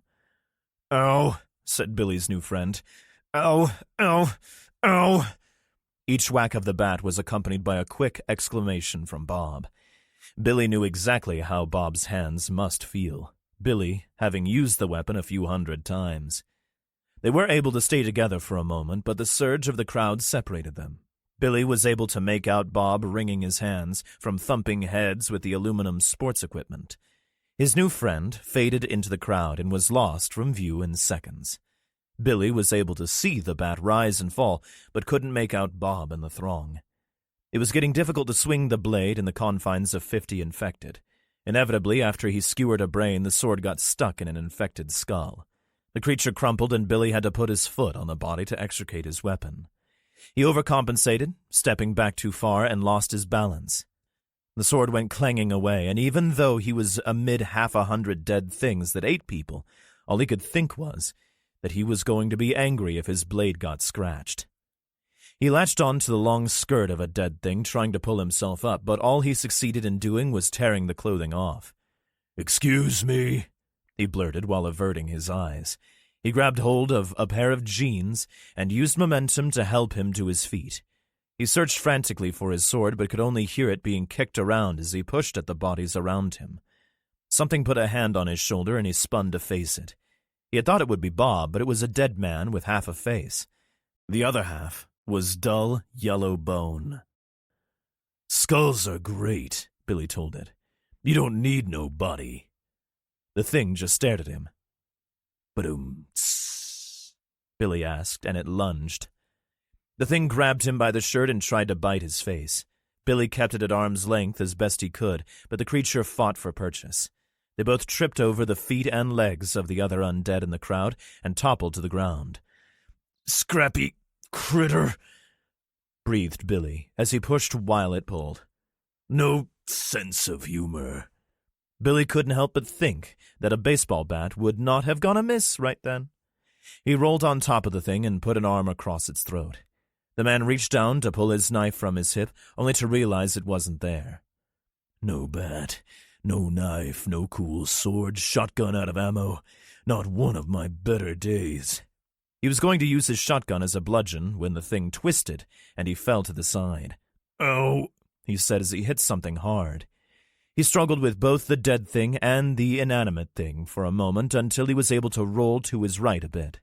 The undead man still attached to him like a leech. "Figures," Billy said aloud. Bob's broken brick was right next to him. He rolled again and re-straddled the dead man. He held the thing by the throat with his left hand, the skin sloughing off under his fingers. "One sec," he told the creature, grabbing the brick and brought it down on the thing's forehead. The skull gave way instantly, as did the creature's zeal.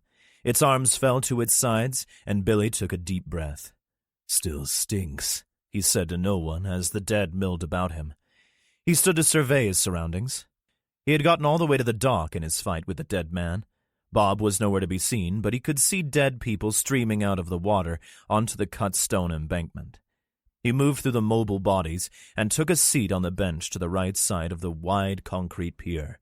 His battle with the dead man hadn't gone unnoticed by the other dead, but they didn't seem to care. A half-dozen or so shuffled in front of him, and he pulled his shotgun from his pack. He would have a bruise where he landed on the weapon, when the thing had grabbed him. But why had it grabbed him? He couldn't figure it out. Every now and then one or two of the nasties would decide he needed chewing on, but he didn't know why.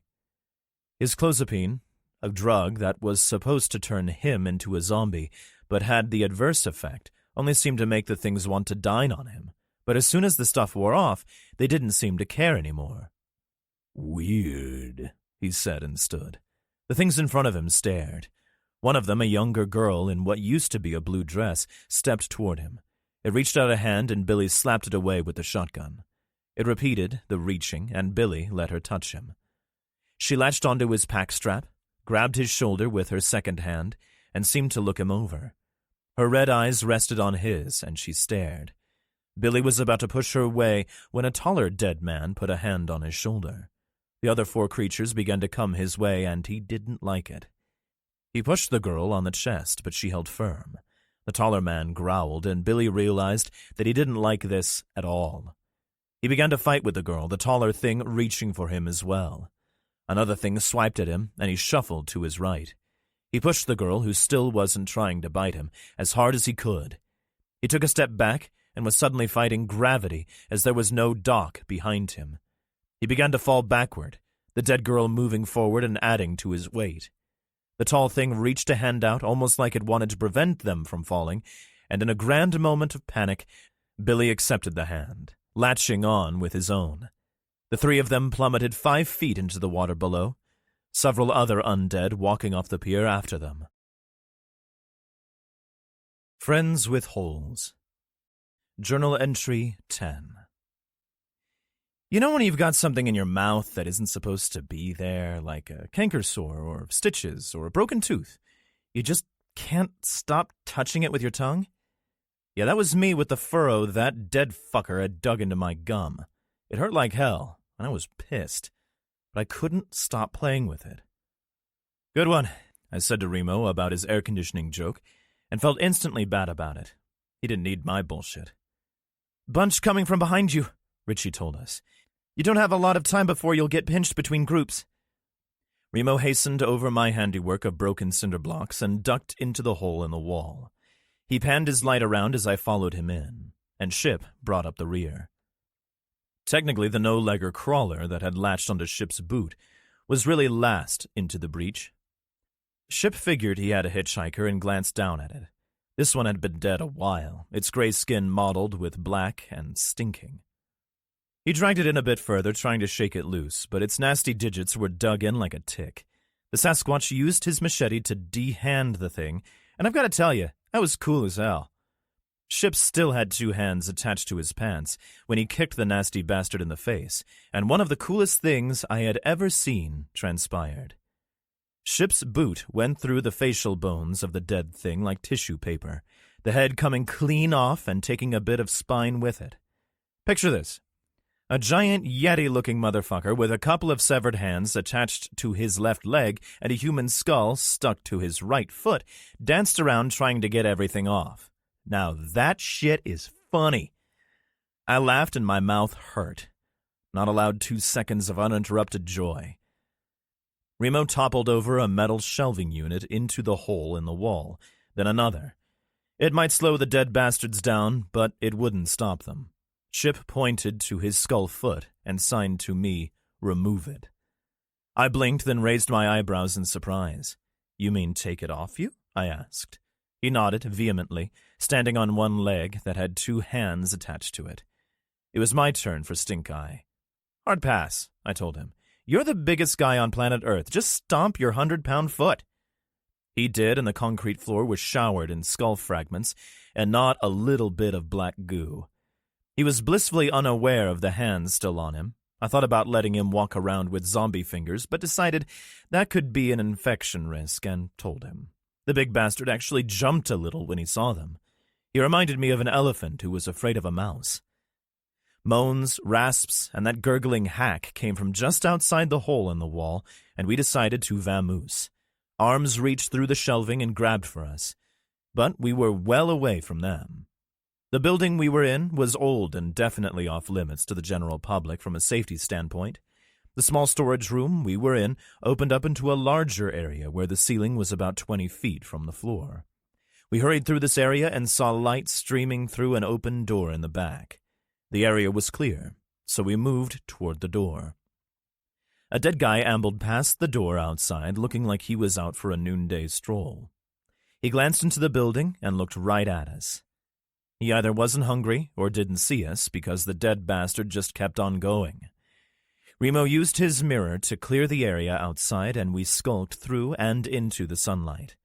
Other than the sounds and stink of the dead, it was a really nice day. We were about 50 yards from the guard tower, moving quickly between the decrepit building we had just left and a larger structure when half the city of San Francisco turned the corner in front of us. I know this sounds like one of those tropes used by lame authors to cement a scary situation in the reader's mind, but it actually happened. What would further the trope is if the other half of the city stumbled and shuffled out of the doorway we had just left. I guess I'm a troper, because that's exactly what happened. Ship tapped me on the shoulder and began moving up a small walkway to the door in the building next to us. Fresh human remains were puddled on and in front of the ancient steel door. Somebody had been trapped here and had paid the ultimate price. There was no body, just some torn clothes and blood. The fuckers had either eaten the whole dude, or he had gotten up to join their party. The door was locked, so Ship used his huge foot to persuade it.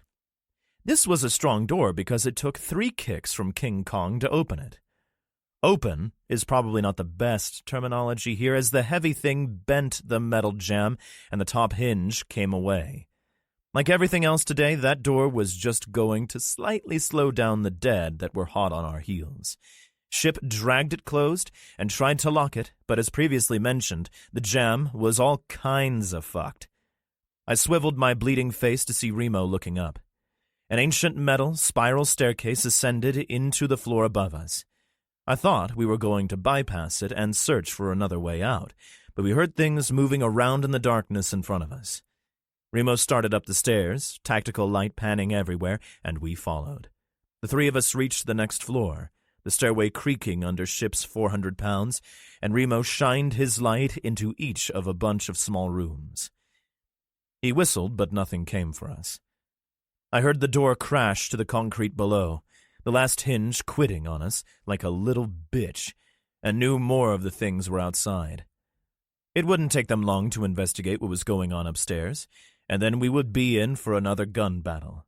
We could probably hold them on the stairs, as only one could come up at a time, but for how long?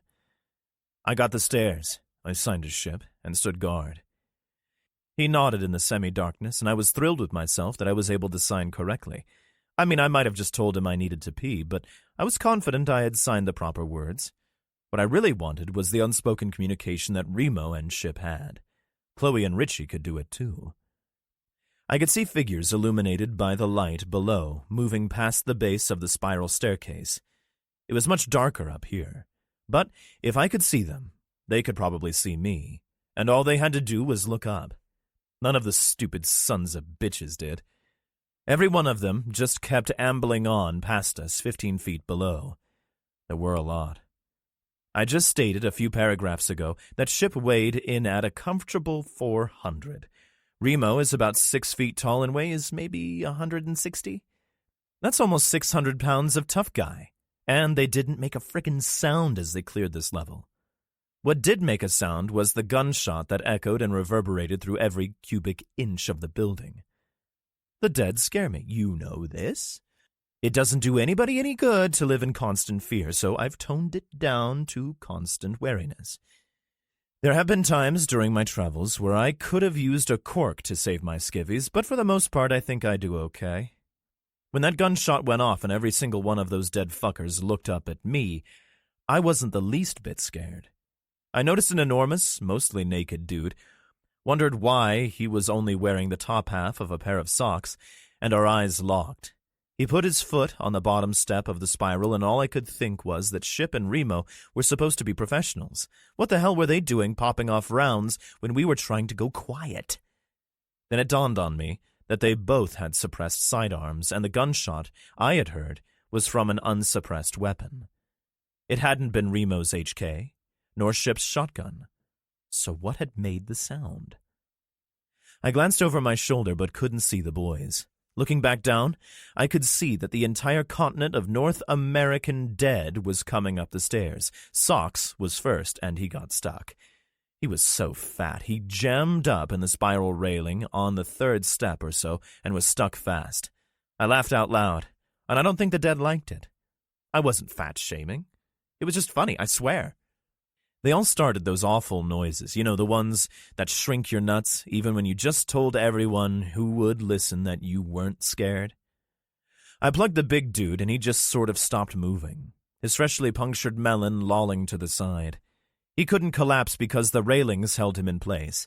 The dead behind him were having a really difficult time pushing his enormity out of the way, and I thought that this could very well be the most effective way to stop the onslaught of an oncoming horde in a tight space. I shot a few more, who did collapse, and the rest just tried to climb over them. The entirety of Operation Plug the Hole had taken about 30 seconds, and when it was over, I could see Ship dragging 2 people down the short corridor. One I knew, the other was a stranger. The one I knew was bleeding. Ship abruptly tossed the stranger at my feet. He was a shorter guy with glasses. I had seen him before, but didn't know his name. Ship wouldn't have chucked the guy if he didn't have a reason, so I dared a glance at the dead below us, then pointed my weapon at the head of the little dude on the floor. He shrieked and threw his hands up in front of his face like they would stop bullets. No, dear reader, I didn't riddle this guy with lead. I had no idea what was going on, and there was still a bunch of stuff on my plate to deal with. "Ship, report," I said in an authoritative tone. It was totally ridiculous, too, because if Ship tried to sign to me what had happened, we would die of old age before I got it all in this low light. Remo must die a bit sooner, as his red stuff was leaking from a hole beneath his plate carrier. "What happened?" I asked over the din of the dead from below. Ship broke out his medical equipment and began to peel Remo's stuff off him. "What happened?" I demanded of everyone. "I'm sorry," shrieked the little guy. "I thought you were one of them." I rounded on him. What had transpired finally dawning on me, but still not able to believe it. You shot him?" "I thought he was one of them," the little prick repeated. That was about all I was going to take. Flashing a light around and being sneaky, are you an idiot? Stand up and turn around. I glanced at the logjam on the spiral staircase. We had a couple of minutes as the dead were piled up around the big guy. But if they crawled over or ate through him, they'd be on us quickly unless I took some more out. Are you going to kill me?" I know this sounds ridiculous, but this guy was all body with a fat neck. He reminded me of the abominable snowman from the Rudolph the Red-Nosed Reindeer claymation cartoon. Bumbles. I shook my head, another futile gesture as he couldn't see me. Jury's out. I zip-tied his hands behind his back and stole another glance downward. One of the things had managed to climb onto the back of Hefty Smurf, so I gave him a subsonic round to the back of the noggin. I dared a glance at Remo. Ship had Marsok's shirt off. and there was a neat hole in his abdomen about 2 inches above his left hip. I absent-mindedly rubbed my scar, which was in exactly the same spot but on my right side. Our eyes met, and he looked nervous. Remember how I said up above that the dead scare me? Well, nothing scares this man. I truly believe this guy is never afraid because he doesn't know how to be. He did know what was coming next, though, and I felt for him. Ship was already tearing the little silver package of Selux open. Selux was originally fabricated in hell by Satan himself in order to torment already wounded and terrified combat specialists, but it did stop the bleeding. Ship passed Remo an Israeli bandage, pointed at Remo's mouth, and hovered the open package over the bleeding hole. Remo put the bandage in his mouth and nodded once to Ship, who immediately dumped the entire package of anguish directly onto the wound. Remo made a couple of undignified sounds, and it was over. Well, half over. Ship pulled the jarhead forward by his left shoulder, a move Remo didn't care for, and looked for an exit wound. He searched long and hard, but in the end glanced at me and shook his head in the negative. Fuck. That meant the bullet was still in my buddy. Ship grabbed the bandage from Remo's face, tore off the plastic covering with his teeth, wrapped it around his middle, and fed it through the smiley face-looking thing. He then wrapped it back the other way and secured it with the plastic piece. He hauled Remo to his feet, and to my utter surprise, slapped him across the face. I'm good, Remo told us. I peered down the stairs and shot another industrious undead who had made it over the stuck dude. It was proving to be an interesting day. Death Soup. Slightly off the coast of Alcatraz. Billy had never drowned before. Really, it wasn't all that bad. It had been hot out in the sun, but down here under the waves it was nice. Considerably colder than he had thought it would be, but nice nonetheless. 2 of the infected had latched onto him on the dock above, and wouldn't let go even when they plunged into the water. They didn't try to bite him, they almost never did, but still, they weighed him down. He sank into the darkness as he fought the dead things that were attached to him. The 3 of them hit the bottom quickly. Billy, with not an ounce of fat on him, sunk like a stone in the water anyway. But when combined with 2 dead things, it was like he was holding onto an anchor. Sediments from the bay floor puffed into the water and hung suspended, partially obscuring the other dozen or so dead that had walked off the pier. Billy pushed on his attackers, not in a panic, but because he knew his clothes would stink like dead people later. But were they attackers? Billy thought. Grabbers, for sure, but they aren't really trying to hurt me. Did they need something? Like a massage, or maybe a pet duck? Several other thoughts flitted across Billy's mind before he came to a realization. I need to breathe. Yeah, I need to breathe real soon. Drowning had gone from not so bad to holy shit at light speed. Billy looked at all the infected around him and suddenly didn't want to be at the bottom of this death soup.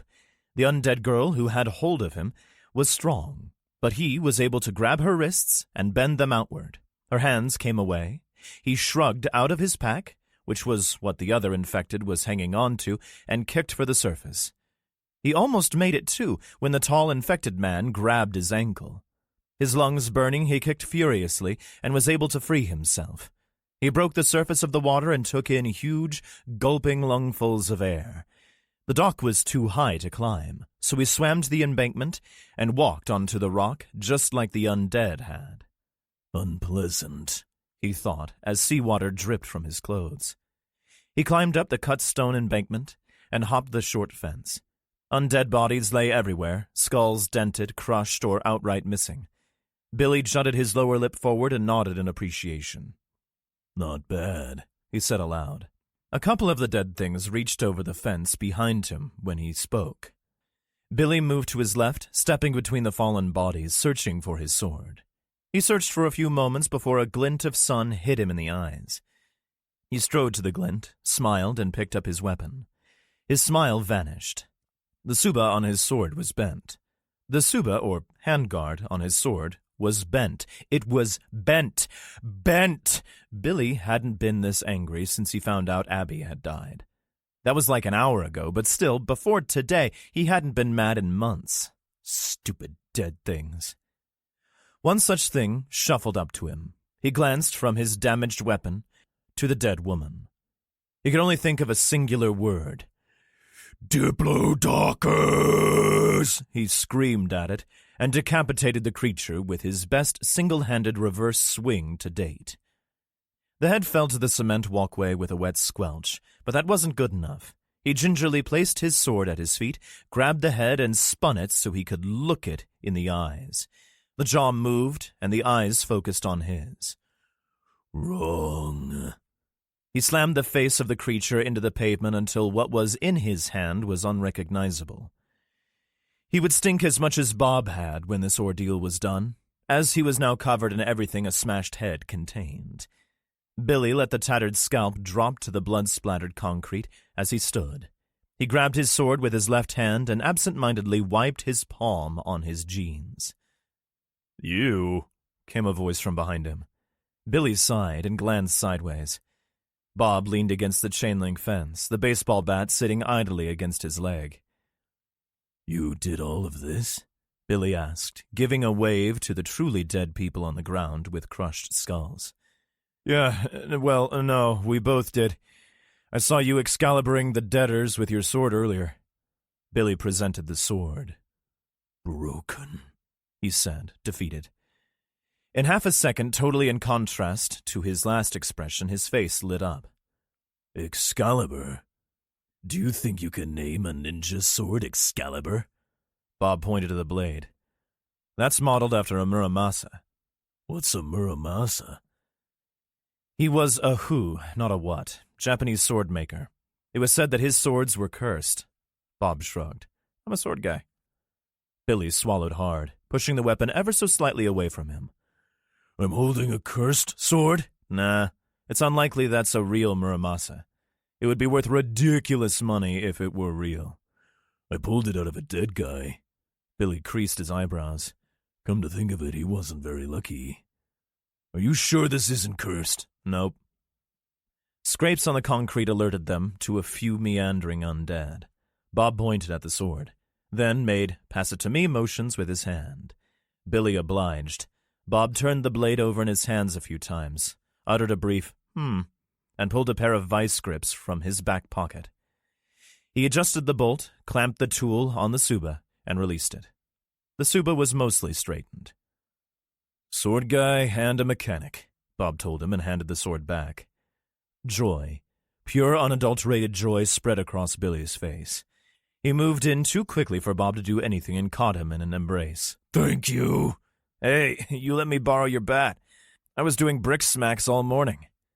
Billy marveled at his mostly fixed weapon. Keep it. The bat, I mean, until we can find you one of these.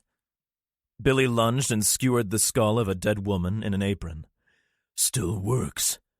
Bob raised his eyebrows. You good? So good. 3 more of the ambulatory deceased were making their way past the dock, and Bob pointed at them. You wanna? Billy smiled and nodded. 2 little ladies and a man. USS Florida. The box, the long green one with the metal clasps. Mo screamed as he pushed against the hatch. Hands and fingers scratched and pushed at the steel from the other side. 2 arms had made it through the opening and reached for he and Chloe, who also had both hands on the metal. One of the arms oozed blood from a savage bite mark. Mo recognized the watch on the infected wrist. It won't open, Vanessa screamed back. Frustrated, Mo whispered to Chloe, Help her. Can you hold the door if I let go? Hatch, he thought to himself. Skip would own her for that one. We need the box open as much as we need the hatch closed. She pulled her hands from the door, and suddenly it got significantly heavier. Chloe ran to assist Vanessa. The 2 of them fought with the clasps on the Pelican case, and when they were unlatched, the case still wouldn't open. Using her knife, Chloe got the blade between the case halves and pried it up. The black box opened a bit, and the girls got their fingers into the gap. That's the shit, Chloe said when the case opened wide. She reached into the box and pulled out a black MP5 SD, a wicked-looking submachine gun with an integrated suppressor. A dozen magazines were placed neatly on a green blanket to the left side of the big case. I don't know how to use it, cried Vanessa. Mo began to yell. Chloe grabbed a magazine full of subsonic 9mm rounds. Take this thing, stick it in here, hard, make sure it's facing like this. She jammed the magazine into the receiver. Pull back this thing. She yanked the charging handle. And flick this switchy thingy so it points to the red bullet. Don't point it at anything you don't want to shoot. She passed the charged weapon to her friend, but kept it on safe. Give that one to Mo when he gets back to us. Pick up the mags, those things. She pointed to the spare magazines. And stick them in your pockets. Vanessa put the charged weapon down while Chloe repeated her actions on the second weapon. Vanessa began shoving magazines into her pockets. Mo pushed for all he was worth, which was damn little if he let those girls die. The weight on the other side of the steel was far superior to his, though, and the latch began to inch toward him. It was then he realized he was going to die. More than that, the girls would be torn apart by dead things. If he could buy them some time by bull-rushing into the crowd, he would do it. His mind made up, he became serene. Fuck these dead things. The torso of a gray-faced woman poked through the opening. The creature was close enough that it wasted no time in grabbing his arm. He pulled away, and the hatch opened wide with a squeal. Exo would lose his shit if he heard that hatch, Mo thought. Dead people spilled through the portal, onto the deck in front of him. The dead woman pulled his hand to her mouth, and her head snapped back, her grip loosening immediately as the air filled with the sound of a suppressed gunshot. Get back here! Chloe shrieked, and Mo didn't need to be told twice. Several gunshots rent the air while he scrabbled toward the girls. Locked and loaded, the blonde told him. Safety's on. She plugged another two infected climbing through the open hatchway, and a third trying to stand on this side of the portal. Mo grabbed the loaded weapon, flipped the safety off, and joined the gun battle. Magazine! Chloe shouted, and Vanessa passed her a fresh one. Where the fuck did these kids come from? Buds? Wondered the sailor. Moving forward, the girl shouted over the gunfire, and she strode toward the oncoming dead, firing as she did so. The things were plugging the open hatchway with their bodies as they attempted to crawl over each other, and between the sailor and the teenager, they destroyed all the dead in the immediate vicinity. More were coming down the corridor, and Mo slung his weapon. "Cover!" he yelled, and began dragging bodies into the room. Several of his shipmates and a dozen or so civilians shuffled toward them over the deck grating. Chloe fired once more at a huge, bald infected that was 10 feet away. Then Mo was able to push the hatch closed. He flipped the handles to lock it from the undead and put his hands on his knees, heaving. He glanced sideways. "Where'd you learn to shoot like that?" Chloe slapped in a fresh magazine. Internet. She spun and sighted down the weapon, moving in the opposite direction. Mo surveyed his surroundings. They were in a small antechamber, with another hatch 10 feet away. This hatch had keycard access. A 3-foot corridor ran the length of the room toward the back of the sub. Everything was painted a dull green. "Stop," he told Chloe. She glanced back at him, but kept her weapon facing the corridor. Mo swallowed. "Jesus, fuck. We were shooting in here." "Yeah? There were zombies, so?" He pointed at the hatch. "That's the reactor room." "So?" both girls asked. He passed a granola bar to each girl. "So, a stray bullet might have killed not only us, but everybody near the sub. The whole island would be a radioactive mess for a long time." "Right," Chloe said, charging a round into her MP5. "Bullets bad. I suggest mean faces, a stern talking to. That will chase off the dead things for sure." "Just don't shoot in here." "No plans to. Unless there's a zombie. Hey, maybe the dead guy will be up for a game of Parcheesi. Otherwise..." She held up the submachine gun and wagged it a little. Mo shook his head. He nodded down the long, skinny corridor. "Let's go." They inched down the corridor slowly, fists banging on the hatch behind them. No open doorways with who knows what inside existed to frighten them, so they sped up. At the far end, a black steel ladder ascended to another hatch, but this one was round and sealed them off from the deck above. Mo climbed the few rungs and tapped the hatch with his weapon. He slid back down the ladder, the three of them waiting to see what happened. Here we go, Vanessa told everyone as the hatch wheel began to turn. Several firearms were pointed in both directions as the hatch was pulled up and away from the 3 survivors. "Mo!" a sailor exclaimed, and passed his shotgun out of sight. The man smiled and stuck his head through the hatch. "And company?" he said, staring at the 2 girls. Mo sighed. "Never thought I'd see your ugly mug again, Hart. Kinda glad to see you." Hart made a come-here gesture with his hand. "You first, kid," Mo told Vanessa. She climbed the ladder and accepted Hart's hand. Chloe went next, sliding her weapon to her back. Hart looked like he was about to have a coronary when he saw the young girl with the weapon. When Mo was standing on the deck above staring at 6 of his uninfected shipmates, Hart grabbed his hand. "Good to see you, buddy. You too." He glanced around. "All of you, what's going on?" "The dead hold everything forward of the galley. We don't know how many of our guys bought it, but only a few of the civvies got out. The skipper is in the con. He's giving orders from there." Hart looked at his shoes for a moment. "Nobody's picking up phones when we call." "Get me to the skip. I have intel." One of the sailors pointed to Chloe's MP5. "I'm going to need that weapon, little lady." Chloe creased her brow and took a step back. A difficult task in itself, as there was little real estate in the room they were in. "Seriously, that thing is dangerous." He took a step toward her, and she flipped the safety off. So am I. The sailor glared at Mo. "You gave the kid a frickin' machine gun?" "No, DeRusso. She gave one to me. She killed a shit ton of those things, and honestly, she had better weapon discipline than you do, you wop douchebag. She saved my life." He pointed at Vanessa. "Her life, and likely yours too when we go to clear the boat. I vouch for her, and I'll talk to the captain about it." Chloe didn't smile, but her opinion of her new sailor friend skyrocketed. She flipped the safety back on her weapon and nodded to Mo.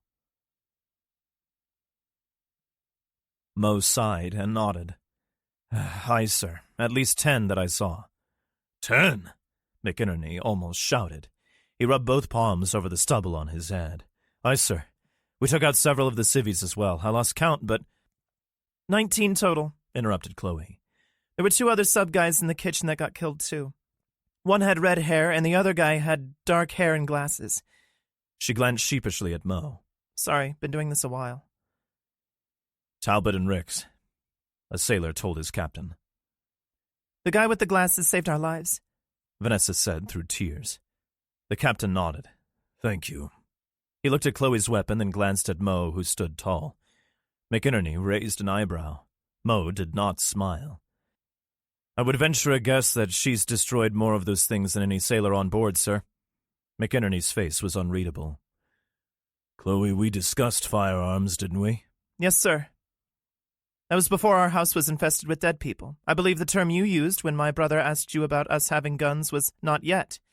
Is now yet?" She thumbed at the sailor who had tried to take her weapon earlier. "How old is he?" McInerney loved these kids. They weren't part of his crew, so didn't need to speak to him with respect, yet they did. They were also experts in hand-to-hand combat and clearly proficient with firearms.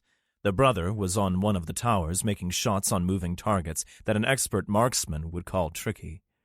The sister had defended herself and others when most of his sailors were shitting their pants with fear. He wished he had 10 more like them, but he couldn't let an armed child run around his boat. The captain looked at the sailor Chloe had indicated and raised his eyebrows. 22, sir." McInerney shifted his gaze back to the kids. "You've more than proved your worth, young lady, but I will not put you in harm's way. I'm so very sorry, but you need to give up the gun." Chloe checked the safety on the MP5, removed the sling from her shoulder, and held the weapon at arm's length. Vanessa started removing magazines from her pockets. Every sailor, including McInerney, was smiling. Chloe failed to tell any of them that she had a fully loaded sidearm, with an extra magazine tucked into the waistband of her jeans. She rubbed her wrist across her shirt to ensure the 1911 was still there. Mo, smiling at her, was also curiously silent about her weapon.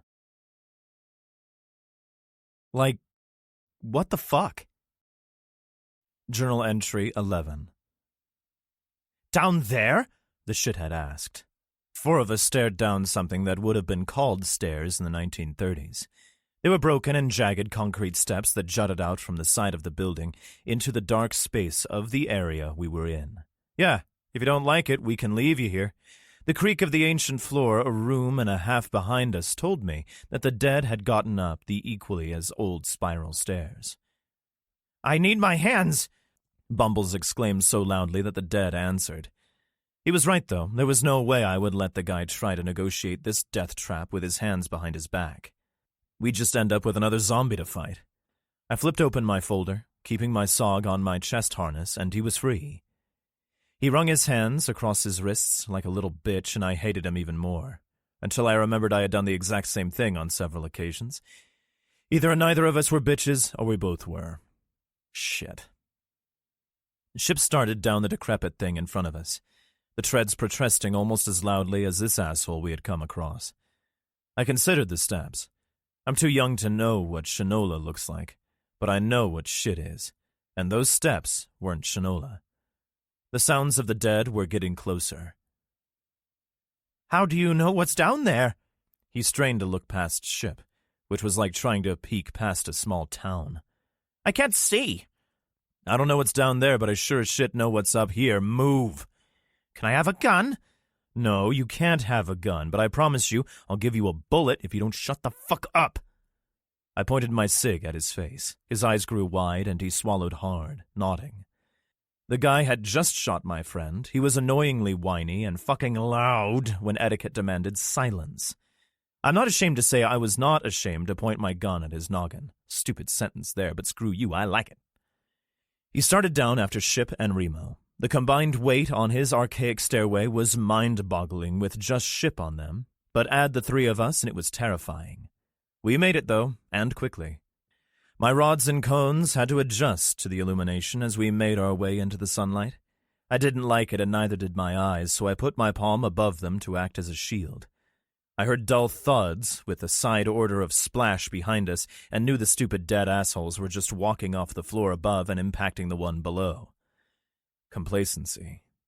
I'm a soldier now. I've had some training, but nothing like Remo or Seyfert or Alvarez. These guys simply don't get surprised. They don't get surprised because they are always on alert.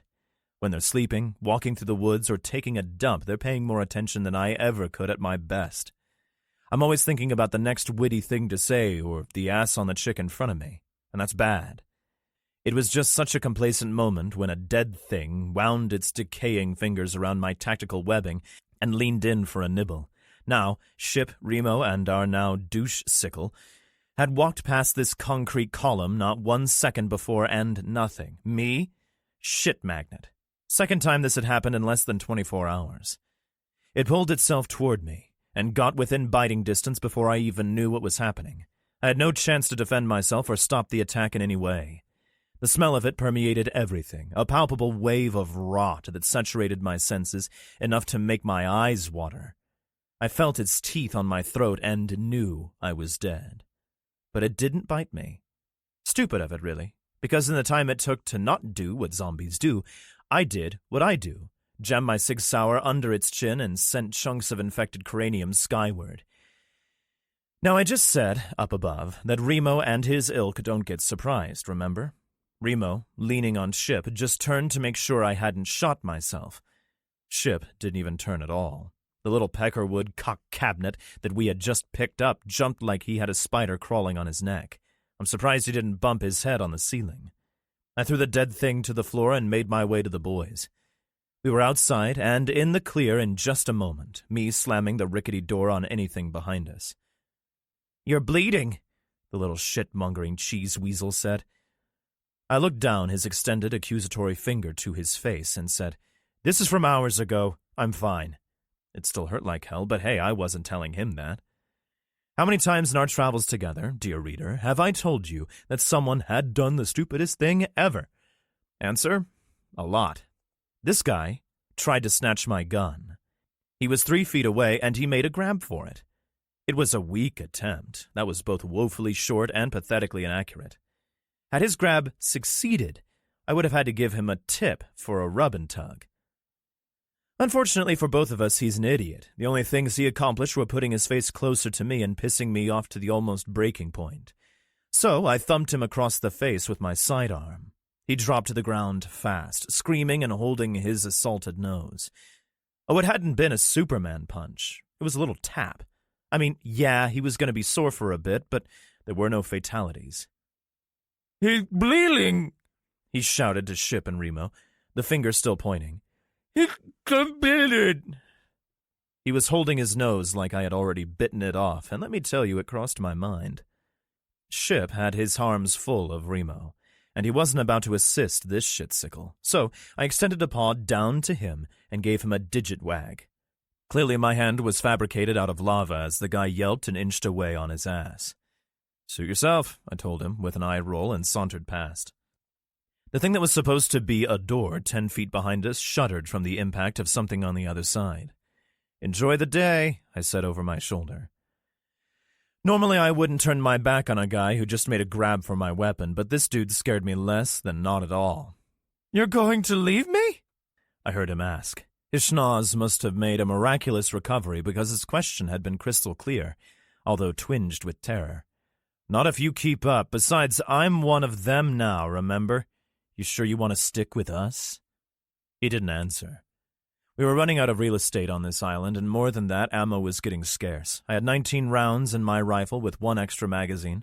My sidearm had 2 full mags, and I was happy about that.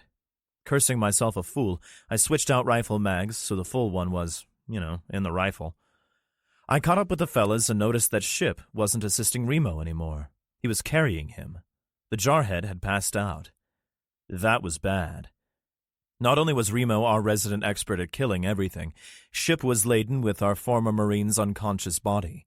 I have no doubts that Ship could carry Remo's 170 pounds until doomsday. I mean, a different doomsday, but that means both of them were out of the shooting business, and this was a day for bullets. Remo's rifle barrel began to drag on the ground, and I stopped Ship to take the weapon. I slung his and kept mine at the ready. The dead began to show up, and I knew we were going to have to run. "Get in front of me," I told the douche crust. "Follow the big guy and do what he says. Do not make a sound." He pushed up, and I realized this was a bad plan. I needed to be first because Ship was full of Remo. I let the Yeti know, and it looked like he was going to bitch about my proposal, but after likely a quadrillion calculations fired off in his noggin, he acquiesced, and I moved to the point position. I didn't like the shithead behind me, but what could I do? A steady stream of stinkers behind us made me decide that this mission was foobar. "We're heading to the sub," I told Ship. "Yeah," the other conscious guy who could speak almost shouted. "Let's get to the submarine." Sound discipline, right. There was no point chastising the guy, especially since my soldiering skills were not at the level I wanted them to be. We moved as a unit up to the corner of a building, and I peeked the corner. 8 or 9 of the things were coming straight for us from the right, but behind them it was a straight shot to the Florida. There were 50 behind us and even more to the left. They'd be on us in seconds. We wouldn't make it. I might be able to get through, but Ship would get taken down while he had his arms full. "We need to leave him and run," Bumbles exclaimed. He had been talking about Remo. Right then I knew that this is the kind of elitist dirtbag asshole who puts ketchup directly on his fries. I'm ashamed to say I briefly considered plugging the prick in the knee and leaving him so me and my buddies could escape while the dead munched on him. In the end, I just did me. Which is, as you know, always something monumentally stupid. "Ship, get Remo and this whiny douche to the sub." I peeled around the corner and fired into the first of the dead. There were way more than I had initially thought. My peeking skills not on a MARSOC degree. Ship and his packages followed me, but so did the small army of dead that had been to our left. I was pondering where the ones in front could have come from when I saw a few of them stumble from a hole in the building on our right. "I'm right behind you," I yelled. "Run!" He did. For a big guy, he was damn fast. Decisions. If I fired into the ones in front, my buddies would get away, but the ones in the back would get me. If I only shot the ones in the back, my pals might not make it. I saw Ship throw Remo into a fireman's carry and swing the jarhead's feet into the shoulder of an oncoming infected. The short dude was hiding in Ship's shadow, waiting for a gap so he could sprint for the sub. He was wringing his hands, and I could see a growing wetness on his crotch. I fired my weapon at the ones near ship. I dropped quite a few before a big group got between us. He had a clear path and sprinted towards safety. Even carrying Remo, he outdistanced the little pudgy dude, but they would all make it. I wouldn't.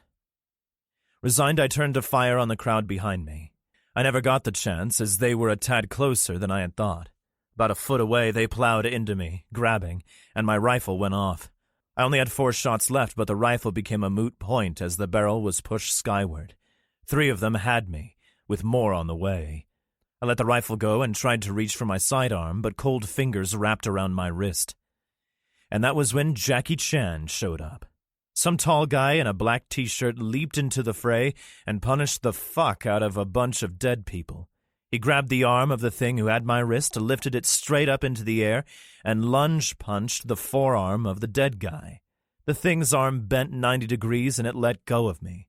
I wasted no time and drilled it in the face with my SIG. But Ninja Dude had moved on and was twisting and bending the dead until they snapped. The guy didn't have a weapon because he was a weapon. It looked like the dead were ignoring him, but it may have been because he was so damn fast. My weapon went dry, and I performed a tactical magazine switch that would have made Remo show emotion. I emptied the SIG quickly, but they were still coming. One walked right past Jackie, then right past me. WTF. In case you don't know what WTF means, it is an abbreviation of what the fuck. Because what the fuck? Another walked past, then another. I was just starting to think I had turned into a superhero, and I would be able to billy my way through hordes of undead, when one of them grabbed me and tried to see what my carotid artery tasted like. I like my arteries. I like them enough that I wanted to keep them where they were, so I got my forearm between the dead guy and my important bits. Hands reached around the thing's face, latched onto its jaw, and viciously jerked it to the left. I saw its spine pop out of the side of its neck, and some black shit squirted on my face before it collapsed. Karate Man briefly looked me in the face, and for the first time in the apocalypse, I actually pissed myself. All right, so it hadn't been the first time, but this one was full-on code yellow. It was more than leakage, there was flow. The person saving my life wasn't a person at all. It was the infected kid I had seen on the boat. His eyes were red as blood. He looked feverish and twitchy, but his face was devoid of the one emotion a runner possesses: hate. This wasn't something I could comprehend, so my synapses overloaded and I checked out for a sec. He grabbed me by the wrist, exactly where the dead guy had grabbed me not 2 minutes before, and I knew I was dead. He was going to break me into little pieces and play tiddlywinks with my vertebrae. He was shaking his head no and proceeded to pull me away from danger. I ran with him, my empty cig clutched so hard in my paw that there might be blood later. We ran about 50 steps and he let me go, but we kept running. I ran with him because I had no idea what else to do. He had saved my life. He had cleared a path through the dead. But was I really going to follow a runner? Was I going to go with this thing so it could have its way with me in some quiet corner? Yes. That decision had been made in a microsecond, and as you are reading this journal right now, you can probably figure out that I'm still alive. So it had been a good decision. But as you know, I'm still a shit magnet. A lone undead stumbled out of an open doorway next to the building we were running past and slammed right into us. The thing wasted no time in latching onto me, and then he did what, up until recently, all undead do. He bit me. Dear reader, I know what you're thinking. Yeah, but you're like immune and stuff. You won't get infected. You'll just shake it off and be home in time for waffles. Well, that's just stupid. Where the hell would I get waffles in the apocalypse? More importantly, have you never been bitten? You would be dead if you had. Me? Yeah, I've survived bites, but they're bites. Something has bitten me. Take away the fact that the biters are infected with the worst shit in history, and I still have a hole in me. It hurts. More than that, at some point, I'm going to bleed out or parts of me won't work right because of all the missing pieces. This thing, a younger zombie, maybe late teens, got me on the right arm between the shoulder and bicep before I was able to push it away. It still had a hold of me, but its teeth were no longer embedded. It tried to bite me again, which was good because that means it wasn't chewing. If it wasn't chewing, at least most of me was still part of me. Blood dribbled down its chin, and that pissed me off. We struggled and went down in a heap. A shadow loomed, but before infected ninja boy could save me, I saved myself. I thumped the thing on the side of the head with my pistol until it let go, then smashed the weapon down until its melon resembled an abstract art piece. I snarled. I heard it. It hadn't come from the dead or the kid. It had come out of me. I was getting mad, and when two more dead assholes decided they wanted to nibble, I had had enough. I screamed at the one coming in for you-know-what and launched myself at it. It was kind of like an out-of-body experience. I knew what I was doing, but had no control, and more than that, I didn't care. The only thing I wanted was to tear this thing limb from limb. So I did. Grabbed it by the face as it attempted to bite and sink my thumbs into its eyes with a couple of squishes. I hooked the thumbs outward and dragged the thing to the ground. Straddling this dead son of a bitch would only make me stink later, but again, caring about anything other than destroying this thing had left the building. I smashed and punched and gouged. I swear to all that is holy, I thumped its head into the concrete walkway until I heard a crack and just kept going. A few cracks more and I reached into its busted head, ripped stuff out, and held my prize high, screaming. I had heard that brains sort of melt into a yogurt-like substance after death. Either that is horseshit, or it didn't happen to infected because I was not holding yogurt.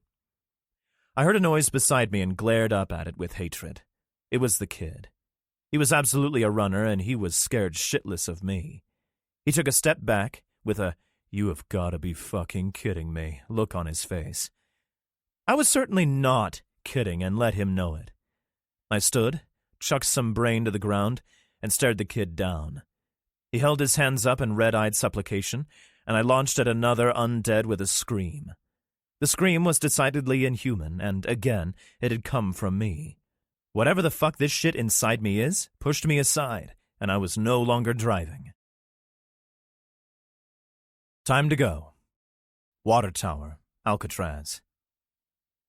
Richie yawned as he aimed the rifle. He blinked a couple of times to clear his vision after the yawn. The boy glanced at his friend, who had tugged on his t-shirt sleeve. Kyle frowned. "I can't get Remo on the radio." How about my dad?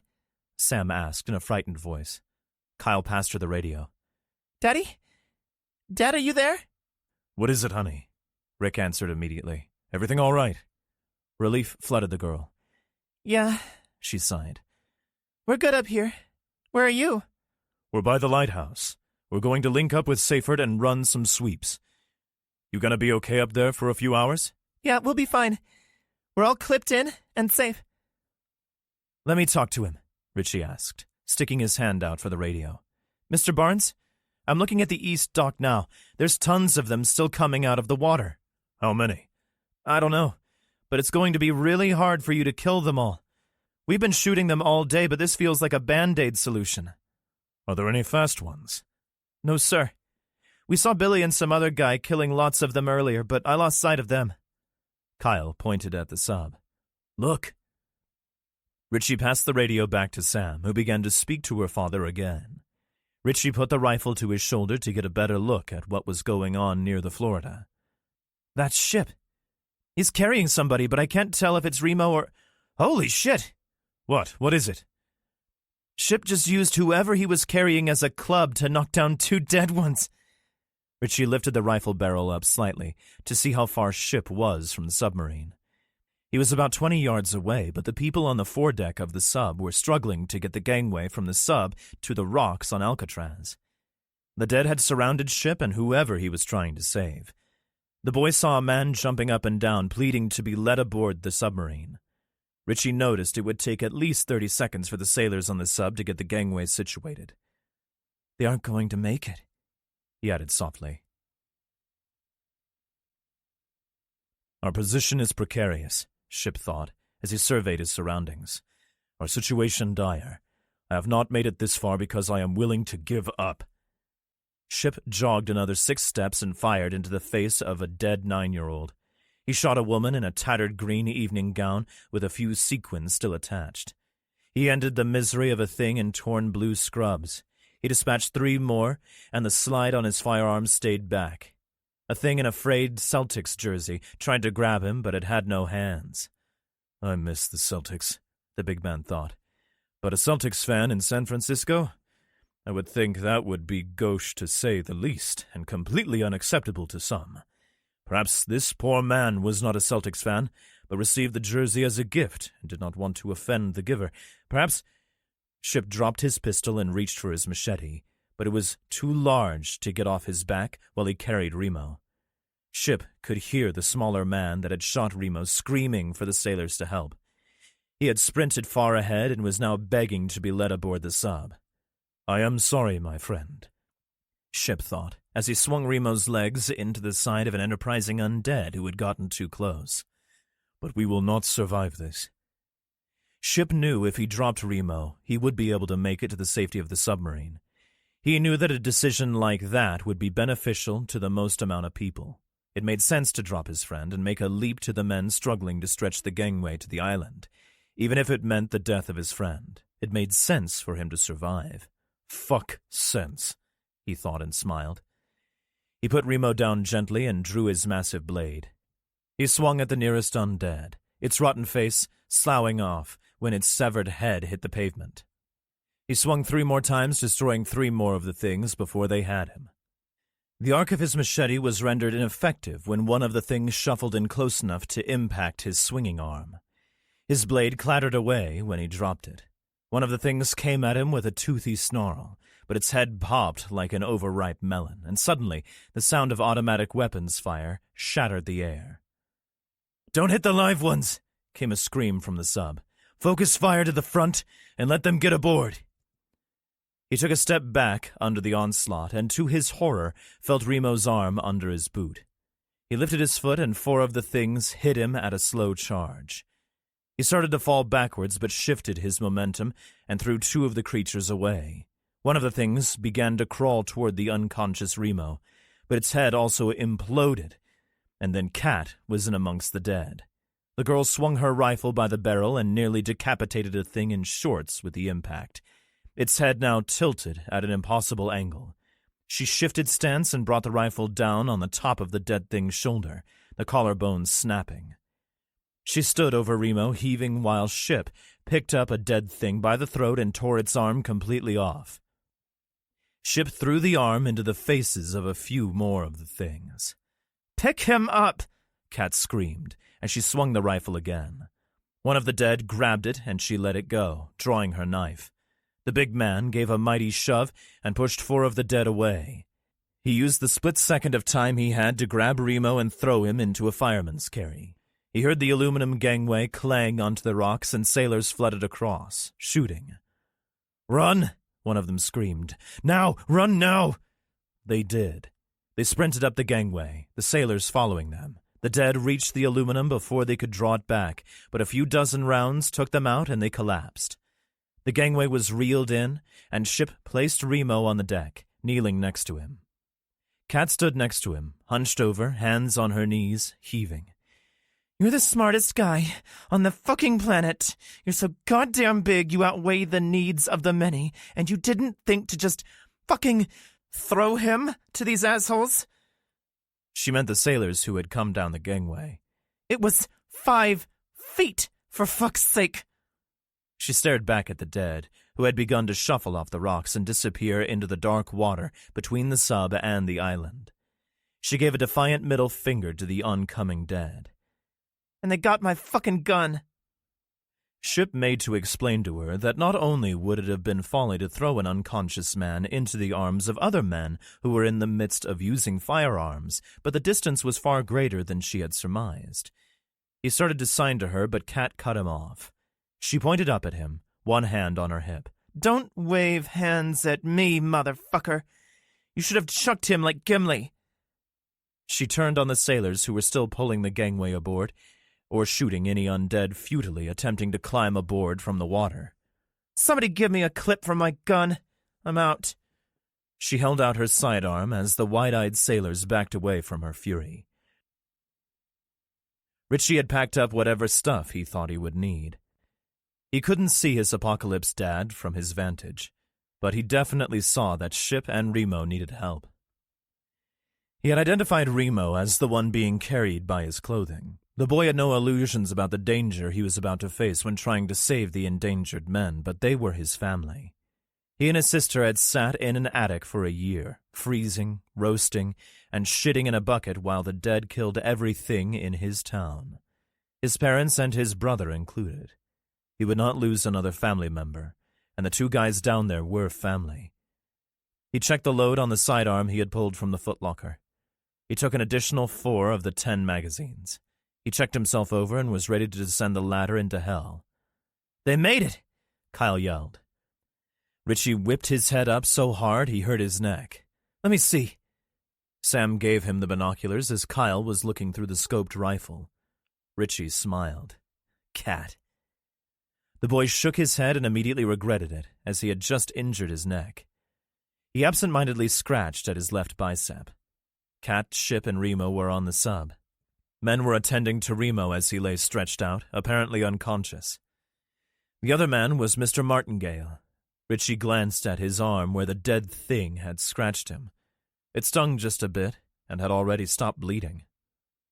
"Kyle." The taller boy glanced at him. "May I have the rifle, please?"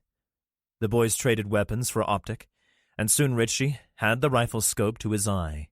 He put the crosshairs on Martingale's head. It was a very long shot for an inexperienced shooter, so he lowered the barrel until the man's ample belly was in the sight picture. Richie pulled his eye from the scope long enough to look once more at the twin furrows in his arm, then recited. There would be no coming back from this. The word murder flitted across his mind. This was a different world now, though. While this man had not directly tried to kill them, he had put Richie, his friends, and his sister in a position where they could be killed, and then had left them to die. Richie let out half a breath, tightened his finger on the trigger, and felt a small hand on his arm. The boy glanced down at Sam. She didn't say a word, didn't even nod, but he knew what she was about. "You know what he did," Richie told her. "What he will do next time. And to who?" "I didn't stop you for him," she answered. Richie lowered the rifle and sighed. He smiled at Sam. "Did you just save 2 lives?" Sam shrugged. "All right." Richie sighed again. He shifted the end of the rifle barrel to the dock and shook his head. "They're still pouring onto the island. How did they know we're here?" He stuck his hand out to Sam, who read his mind, and passed him the radio. "Mr. Barnes?" "I'm here. Who is this?" "It's Richie, on the water tower. The dead are still coming ashore by the dock. I'm looking at the rest of the island and it's crawling with dead people." "Just hang on. We'll be there in about an hour." Richie looked Sam in the eyes. She stared back and nodded. "Sir, in an hour there will be more zombies on this island than bullets. If we wait for you, you'll never get to us. Richie, we have a lot of ammo." It was Commander Pitt on the radio now. "I need you to stay up there, and we'll get to you as soon as we can." "Sir, if we stay up here for 10 more minutes, we're dead. You're dead too if you try to get to us. There's 1,000 of them now. There's an opening I can see if we go soon. But it will close as soon as the dead pinch it. That's in 10 minutes or so. And then nobody is ever getting to us without a tank. Son, if you come down from there, you'll be... If we stay, we're dead.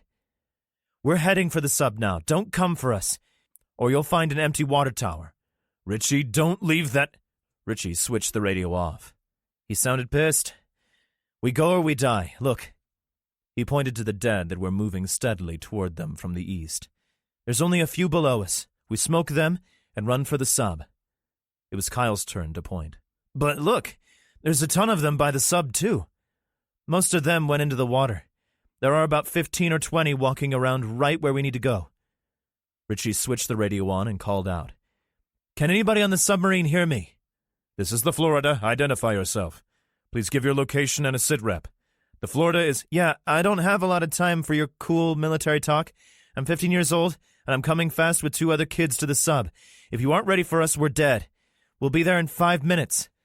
Also, one of the kids is Rick Barnes' daughter, so don't be late with the bullets and stuff. Listen, kid, 5 minutes." Richie shouted into the radio and switched it off again. "You okay with this, Sam?" "Do I have a choice?" "Of course you do." If you want to stay, we'll stay. I promise you this, though. We're going to die if we stay here. One of them is going to see us or hear us, and then there will be 1,000 of them clawing at the bottom of the water tower. I don't want to go either, Kyle admitted. But he's right. There are too many of them. Sam unclipped herself from the railing. Then let's go. Richie dug through the footlocker. He passed Kyle a 9mm Beretta, taking one for himself as well. Sorry, Sam. There are only 2. He passed her an old K-bar-style knife, and she accepted it with her things. There's 8 extra clips. He passed 4 magazines to Kyle. Richie moved to the ladder and peered over the edge. I can't see them below, but I know they're there. Me first, then Sam, then you. He eyed Kyle. Don't miss. The tall kid smiled. You don't miss. Richie climbed over the edge onto the ladder. He swallowed hard. It was a long way down. 6 or 7 rungs down and he could see them. There were only 2 dead under the tower, the rest having meandered off. He glanced upward to make sure his friends were following, then proceeded down. Neither of the dead saw the living, and when Richie was 15 feet from the ground, he hooked his arm through one of the rungs, drew his Beretta, and promptly dropped it. He fumbled with it for a moment before it plummeted earthward. It struck the second-to-last rung with a clang that would have roused the dead. It did. Both turned slowly and saw the kids. They started toward the children, and Richie began climbing down as fast as he was able. He made it to the weapon just as the dead made it to him. He rolled left, grabbed the gun, and shot the first creature in the shoulder. He readjusted, fired, and the thing crumpled. He changed his aim so that the second thing's nasal cavity was in the sight picture and squeezed the trigger. Nothing happened, and in the boy's moment of confusion, the thing was on him. It grabbed him by the shirt in his weapon hand and wasted no time in trying to bite his face off. He fought it as best he could, but it was almost twice his size.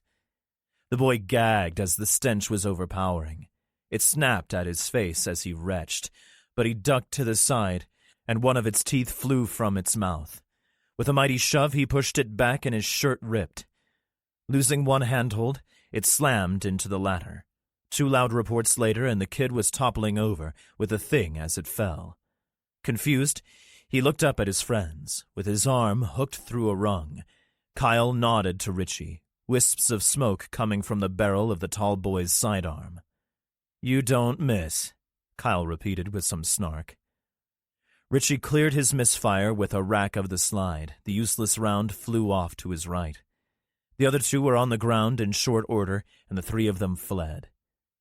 They moved to the right of the tower and noticed that a huge contingent of dead had heard their shots and were on the way.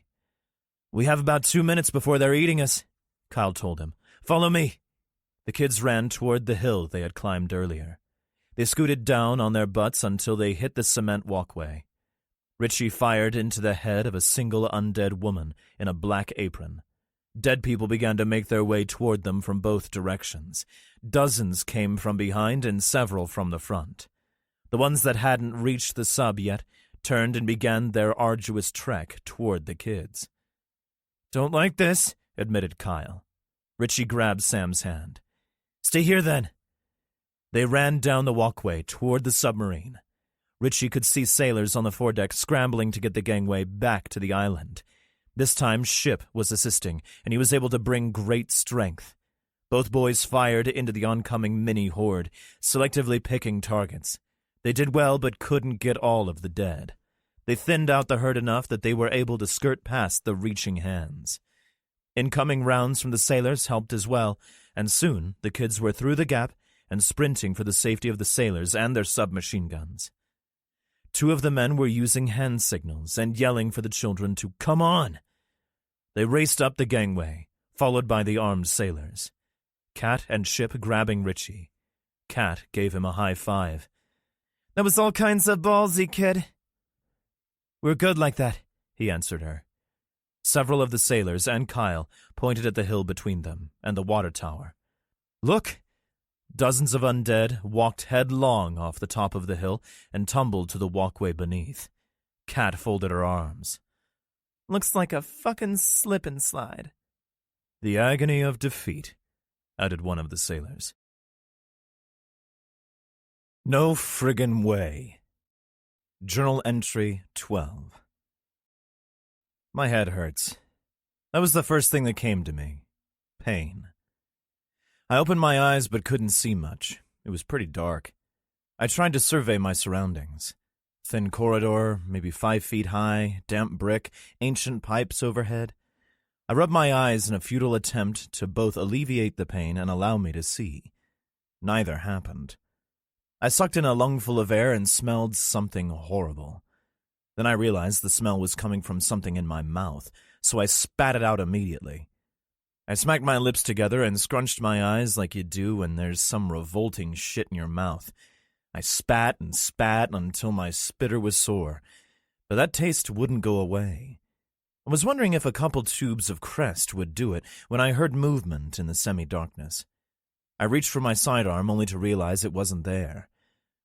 My SOG was missing from its chest sheath as well, and my rifle, if it was near me, was hidden in the darkness. My knife being gone was tantrum-worthy, and I would have had a self-pity party right then and there, if not for what happened next. Something put its hand on my shoulder, and I shot to my feet. A stupid action, because if you remember, there were pipes up there. I woke back up an undeterminate amount of time later. Could have been 10 seconds, or this whole apocalypse thingy could be over. I don't know. I do know that my head hurt 10 times worse than it had before. I had launched it at some cast-iron pipes. Fucking ouch. Neck hurt too, but I would survive. I still had that nasty taste in my mouth, so I tried to spit, but had no saliva. I reached for my canteen, but like my weapons, it was gone. Something gently nudged me, and I swear to Christ I almost got reacquainted with those damn pipes. I shot a look down the nudger and noticed my canteen. I followed the extended arm back to the person it was attached to, and lo and behold, it was Ninja Boy. He nodded at me and pushed the canteen a little harder. I accepted and took a swig, rinsing and spitting. It was delicious, and I instantly felt better. Not good, but better. Another swig, this one accompanied by a swallow, and I was right as rain. All we needed was hookers and tequila, and this would be the perfect Saturday night out. Except it was Monday, I think, and I was in some kind of access tunnel with a screaming headache, in the middle of the zombie apocalypse, with one of those almost zombies handing me water. Now that, dear reader, is a sentence you are unlikely to read again. As my eyes began to penetrate the gloom, I noticed that Ninja Boy was feverish and twitchy, just like any other runner. The difference with this runner, other than the obvious fact that he wasn't trying to use my skull as a beer stein, was that he appeared focused. Runners couldn't stand for 5 seconds without screaming or attacking the nearest moving thing, including other runners and the dead. It was rare, but runners could fight each other. This kid didn't do any of that. Infected? Sure. Dangerous to me? I wasn't getting that off him, and that was new. More than that, he seemed to understand his environment. He looked around just like I did, but he didn't whip his head back and forth and have his red eyes search in all directions the way I had seen runners do. Then I had an epiphany. It actually made my head hurt worse. This kid was infected with whatever shit this is. He wasn't attacking me because I was also infected. I was infected. I could say it 100 times, and it still probably wouldn't compute. Up until now, I had known this shit swimming around inside me couldn't be passed from yours truly to someone else, but I hadn't ever bitten anybody. Well, nobody except a prick sheriff in Utah, but he totally deserved it. He never got the chance to turn, though, as his buddy popped him in the dome with a rifle that would have made Tom Horn proud. So could I infect others? I didn't think so, as I had engaged in many fluid transfers with my apocalypse wife, and she hadn't gotten infected. I remembered something Ship had said, wrote down. What if I reached my threshold with this virus thing and I go feral? Would I then want to use my eyeballs as marbles too? I couldn't have that. But I also didn't want to give myself a 9mm face enema if I was fine. I took another swig and fought the revolting taste in my mouth. It tasted like... I looked at the kid. Shitty taste in my mouth. He glanced at me briefly, then pointed toward the floor of the little tunnel 5 feet away. A former ambulatory deceased man lay in a crumpled heap, his back in the corner of the tunnel, his face mercilessly looking right at me. Most of his face had been torn away, and that was nothing new, but the bites didn't look old. They looked like someone had... No. I looked at my chest. What I saw there made me pull my shirt out a bit so I could study it. The vile black shit that the dead have for blood coated my shirt. My hand shot like a striking rattlesnake to my face, and I felt that sticky, gooey shit there too. I turned over and puked my guts out. I don't know what was in the vomit because I couldn't see the puddle in the darkness, but let me clue you into something.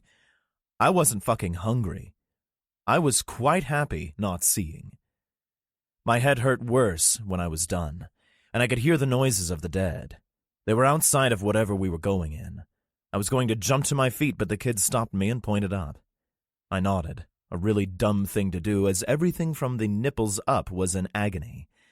I stood, and so did he. He jerked his twitchy head toward wherever the tunnel went, and he began to move in that direction. I followed him. In a few minutes, we came to a room with big machines. I had no idea what they were, but they hadn't been used in decades. It was significantly darker in the room than in the tunnel, but for some reason I could see much better. I know that doesn't make sense, but I really could see better, until a flashlight shined right in my face. I threw my arm up to protect my eyes, and the beam lowered. I dropped my arm, and 3 figures stepped out from between the rusty, antiquated machines. They glanced at each other, then back at me. They were all shaky and feverish, with sweaty faces. The blood-red eyes gave them away first, though. Infected. Runners. They did not try to kill me. I went into sensory overload for a moment and checked out. I may not have come back from this one except I heard something that I couldn't possibly hear. "You should come with us," the one with the light said. Said is probably the wrong term because the voice was not human. If you picture a person gargling with broken glass, then swallowing some gasoline followed by a lit match, the resulting fuckery is what expelled from that person's mouth. Still couldn't sum up what that voice sounded like. It tore long shreds from my sanity curtains because no, just no. "With us," repeated the woman to the right of the Lightbringer. I took an involuntary step back, an action that did not go unnoticed, and the 2 flankers looked like they were about to jump me. The dude with the flashlight growled, "Leave it." His people glanced at him and stopped. I needed to know a few things before I retreated into an impenetrable terror shell or just outright dropped dead. So I managed a quick, "Who are you?" "Not bad," the thing said, then thought better of it. It looked angry when it said, "Not evil." Granted, these fucking things always looked mad. "This place, the island." It looked around for a moment. "Not safe for you." I wanted to tell him, "No shit, the place crawls with infected," but then realized that he and his buddies were cousins to the things that were eating people and had likely murdered some folks prior to now themselves. Then I thought maybe the guy was saying I wasn't safe because my friends might shoot me when they saw my red eyes. I can't come with you," I told it, shaking my damaged noggin. It grunted, nodded to its companions, and then disappeared in between the machines. I looked to Ninja, but he wasn't behind me anymore. Did that just fucking happen? Did Infected just converse with me? My dome was threatening secession from the Union, so I decided to make myself scarce. I stepped on something and looked down to see my SIG and my SOG wrapped neatly together on the machine room floor. I would need them in a moment. The rifles, both mine and Remo's, were not present. The sounds of the dead floated into the tunnel as I followed the pipes back to the entrance. An ancient steel door greeted me, and this door had a little hatch in it that looked like a mail slot but was at eye level. A peephole. I shrugged and pulled the steel peephole cover open. It made a screech, the likes of which had likely never been heard before. Honestly, it sounded like the rending of metal from when I was on a container ship in a hurricane. Every single dead eye outside that fucking peephole peeped back. Both of them, because there was only one dead woman. I had to work a little to get the door open. Hey, it was rusty and my head hurt. By the time it was open, the woman was reaching for me. Part of me wanted to let her grab me to see if I was still unsavory toward the undead. The fuck that portion of my brain won, though, and I brought my blade down in an overhead arc onto her dome. The knife skidded off and down the side of her face, carving a fillet off what looked like a slice of Thanksgiving turkey. You know, except for all the nasty shit. A flap of zombie face fell down over her eye, but she still latched onto me. I went for the eye poke and twisted the blade when it hit home. My sog came out with a sucking sound, and that was when I noticed that I had been noticed. They were probably angry that I had wiped my blade on this nice lady's dead shirt. They were coming, and I didn't want to play with them. I wanted to take my knife and go home. The noise of them was getting to me, that hacking rasp and those mournful wails scratching fingernails down the chalkboard of my mind. My mag pouch was gone. No idea where it had gotten to, but I hoped whoever had it was putting it to good use. Likely it was being trod upon somewhere by undead shoes. I ejected the mag on my SIG.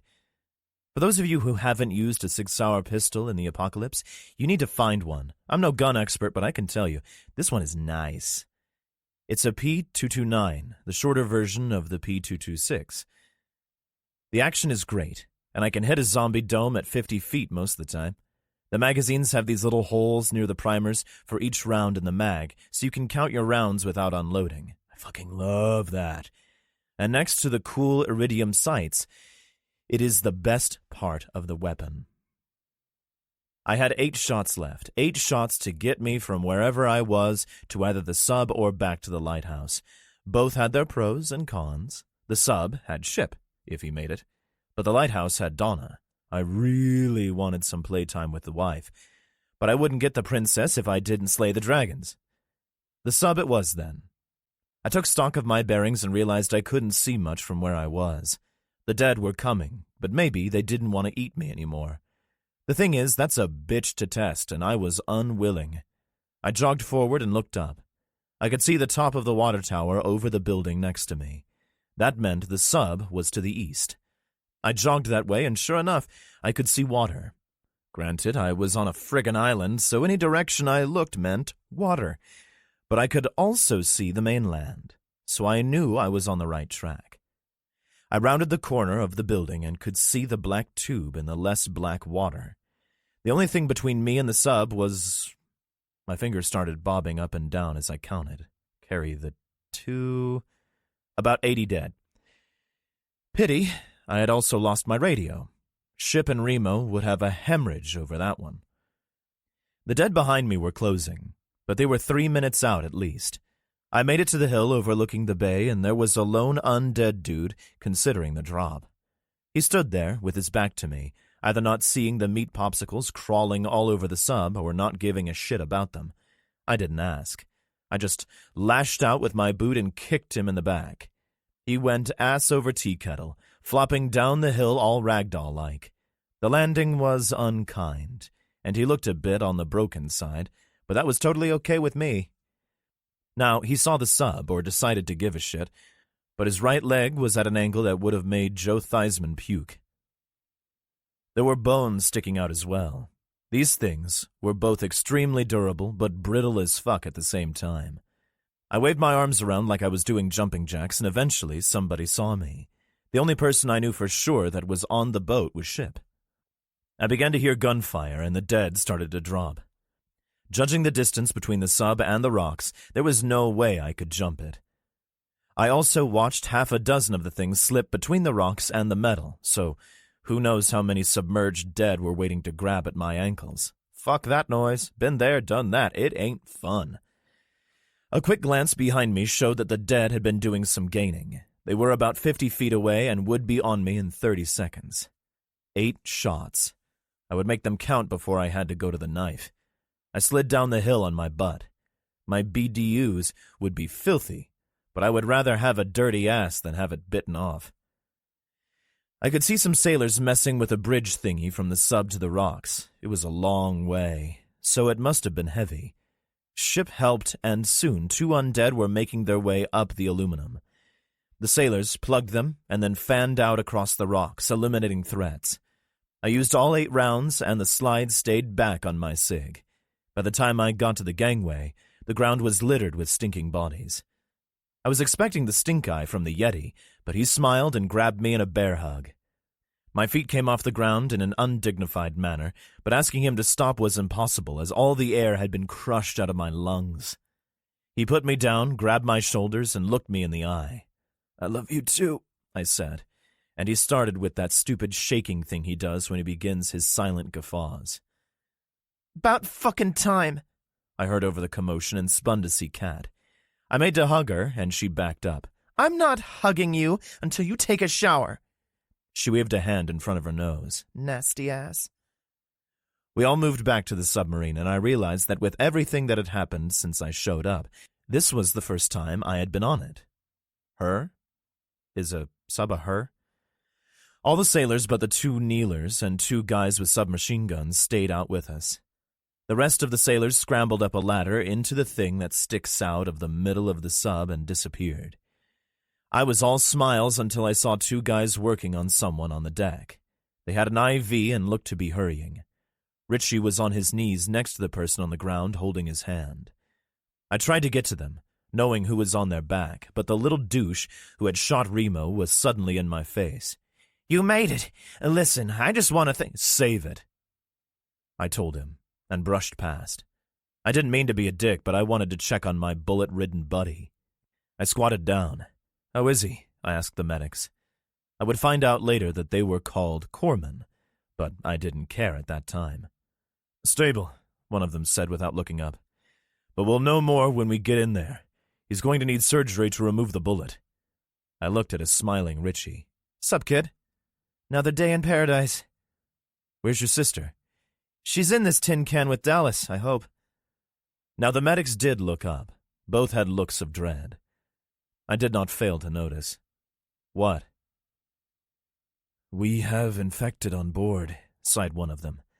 "We've been fighting them all day." That did it. Remo sat up and grimaced. One of the medics laughably tried to hold him down, but ended up rubbing his wrist as my Marsoc buddy almost twisted it off. I stuck out a hand to Remo.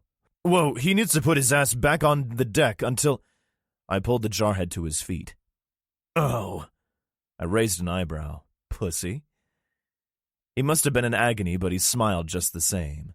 He pulled his sidearm and counted his load. He made to get into the sub through that hatch in the tower, but the tall kid stopped us. "He needs help. He's been scratched," he said. I was dumbfounded. "What? He who?" The kid lowered his eyes and pointed at Richie. "Rich?" I asked, my mouth suddenly dry again. My headache had been forgotten, but it made an astonishing reappearance. 2 of the sailors began to raise their weapons to point at my kid. One of them went flying across the top of the sub, his weapon clattering to the steel as he put a hand out to stop from going over the side. The other had Kat's forearm across his throat from behind and her sidearm to his head. "You fucking think so, huh?" she asked him with such menace that I have no doubt the sailor kid was full Code Brown. Richie shrugged. "Doesn't even hurt." The medic, with 2 good wrists, rushed to Richie to check him out. He moved Richie's left arm around for a sec, checking stuff, then reached in his pack, pulled out a bottle of clear liquid, and dumped half of it all over the kid's arm. "Fucking hurts now," the kid squealed, then hissed in pain. The medic dude said, "Superficial, but there's broken skin. We won't know anything for a few hours, but he needs to be isolated." "Richie, when did this happen?" demanded Remo, who was looking more like the killer he was by the second. I'm actually shocked the fucking bullet was in him didn't veer off course out of pure fright when it saw where it was going. "Ask him," Sam screamed, almost in tears. Everybody followed the tip of her finger. It was pointed directly at the little shit who had shot Remo. Sam buried her face in Kat's side, and did begin to cry. Kat let the sailor go when she realized the guy wasn't going to shoot Richie. The accused was darting his eyes back and forth to everyone on the deck of the submarine. He saw the looks he was receiving and pointed his finger at Sam. "That little brat is a liar. Everybody knows she has it in for me. He locked us in one of the tunnels, Kyle said softly. When the dead came out of a hole behind us, he just ran away when he saw them. He left us. I had to save the island, the guy shrieked, his eyes still flying every which way. If he had said anything else, anything at all, he would probably be sitting in a cell right now. Kat held Sam's face in her side as she had surmised what was about to happen. Don't watch this, she told Sam. I pulled my pistol, but Remo put his hand on my hand. It would have done me no good anyway because my cig was empty. I started toward him, but the guy tried to escape. He turned and sprinted 4 inches into ship, and short of using a lightsaber, the little prick was going nowhere. With a single tear in his eye, Ship reached down, picked the thrashing douche up over his 7-foot head, and slammed him down, face first, into the steel of the submarine. Bumbles did not bounce. Pretty much everything inside the guy broke, and I both heard and saw his neck snap from 10 feet away. The backs of his shoes went way past the top of his head as his spine splintered. Like everything Ship did, it was quick, painless, and efficient. "Damn it, Ship," Remo said quietly, as he knew what this meant. Our group had just murdered one of the Alcatraz group. No matter how shitty of a person or how much he needed murdering, or the fact that shit was different in the apocalypse, this wasn't going to fly. The medic, looking at the jelly thing that had been Bumbles, redirected his eyes first to the other medic, then to Richie, then to me. "I didn't see shit." "Holy fuck!" yelled the sailor that had been kicked in the ass by Kat. You killed him!" "A little," I yelled back. The medic stood and pointed at the sailor. "I didn't see shit, Squid, and neither did you. Guy left kids to die, fuck him." The look the medic gave me told me that he didn't know if this sailor would report what had happened to his superiors. That meant we needed to get our people and find a new place to live. I mean, why not? That's the way shit goes with me. But this time it had been Ship that fucked shit up. "Where's my rifle?" asked Remo, as he searched the gleaming black deck of the submarine. Everybody looked at me.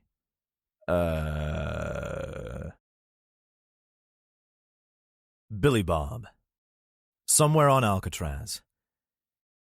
Takes a lot out of you, you know? Bob heaved as he leaned against a metal railing next to the cement walkway. Billy, too tired to answer, held up one finger and heaved as well. He stood and looked behind them. Both the walkway and the surrounding grounds were littered with bodies. He smiled a tired smile, then froze. I lost count. Let's call it 100 apiece, yeah? Billy pointed at his friend. I like it. He regarded his sword. Other than the scratches put on it by the dead stepping on it, it appeared brand new. Cursed? It's what the legend says. Like I said, though, it might be a ripoff. Billy frowned. I didn't steal it. I mean, I took it out of a dead guy. That's not stealing, right? Nah, it's yours. You took it from a conquered foe. That's what the samurai did on the reg. And I meant a fake, not that you stole it. Oh, Billy said, turning the gleaming blade over in his hand. I kind of like the idea of a cursed sword. I'm not gonna lie. Bob shrugged. That's what everybody says until the curse gets them. He pointed behind Billy. No rest for the wicked. Or maybe the cursed? Billy glanced behind him. He rolled his eyes and stared at the sky. Oh, come on. I want to sit for a spell. I sound like Pittsburgh. Huh? Nothing. He reached into his right hip pocket, pulled out a Pepsi, popped the top, and took a huge pull. He let out a dainty burp and passed the can to Bob, who took a sip and tried to pass it back. Finish it, Billy told him with another burp. Several of the dead moved perpendicular to them, all but one looking like the gray things they usually do. Billy sighed when he saw a freshly dead thing. It was infected, but its face was hardly touched. Martin. You know him? Yeah, he was a good guy. I can't leave him like this. Billy moved toward the man he had once known. The man had gone from college professor to homeless to undead slayer to Alcatraz resident to undead. The needlessness of it made Billy sad. "I'll come with," Bob told him. The two strode tiredly up to the small group of infected, and Billy raised his sword. "Sorry, Martin. The dead thing spun quickly and launched itself at Billy, hitting him at chest level and making it impossible for Billy to make his weapon effective. The Martin thing began to scream as it pushed, and they both went down, Billy landing hard on his tailbone. "Oh!" he yelled at his infected friend's face. "You're not dead? Where are your glasses?"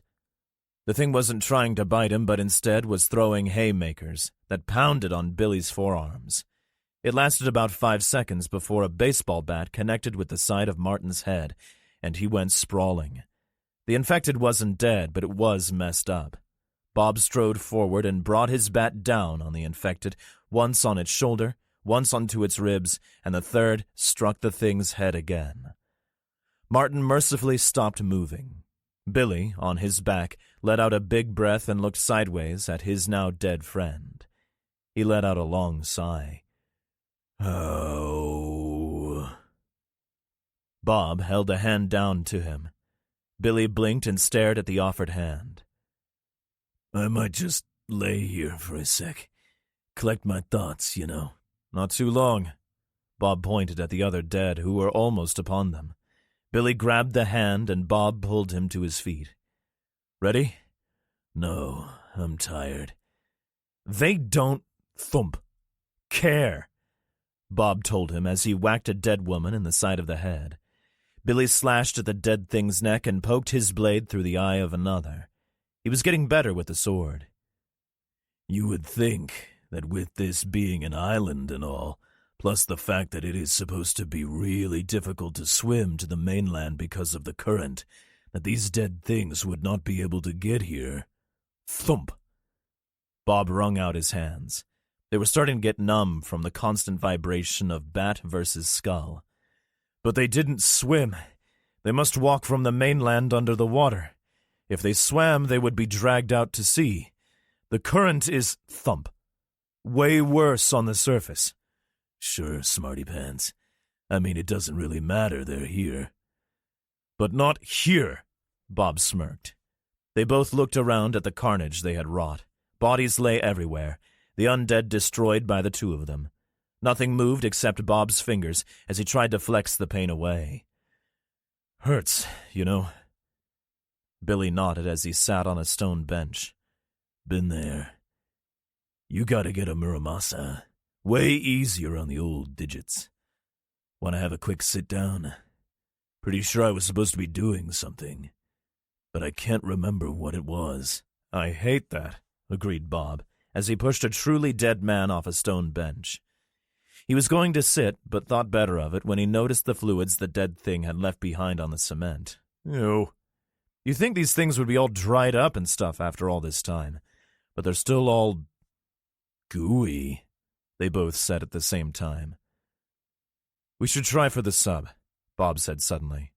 "What does that mean?" "Go to the submarine. The big black death tube that sinks boats. It's anchored over there," Bob pointed. "Or maybe there?" He pointed in a different direction. "Nah, it's to the south of the island," Billy told him, pointing east. "That way." Billy brightened. "Wait. That's what I was supposed to do? Get to the sub to make sure Sam is okay?"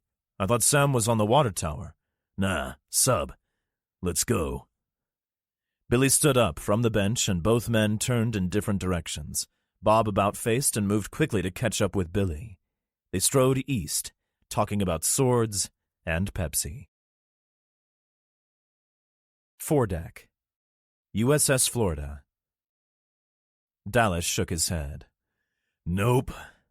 Clyde stared at him. The smell of all the humans in this tiny room couldn't overpower the stink of the metal and electrical components.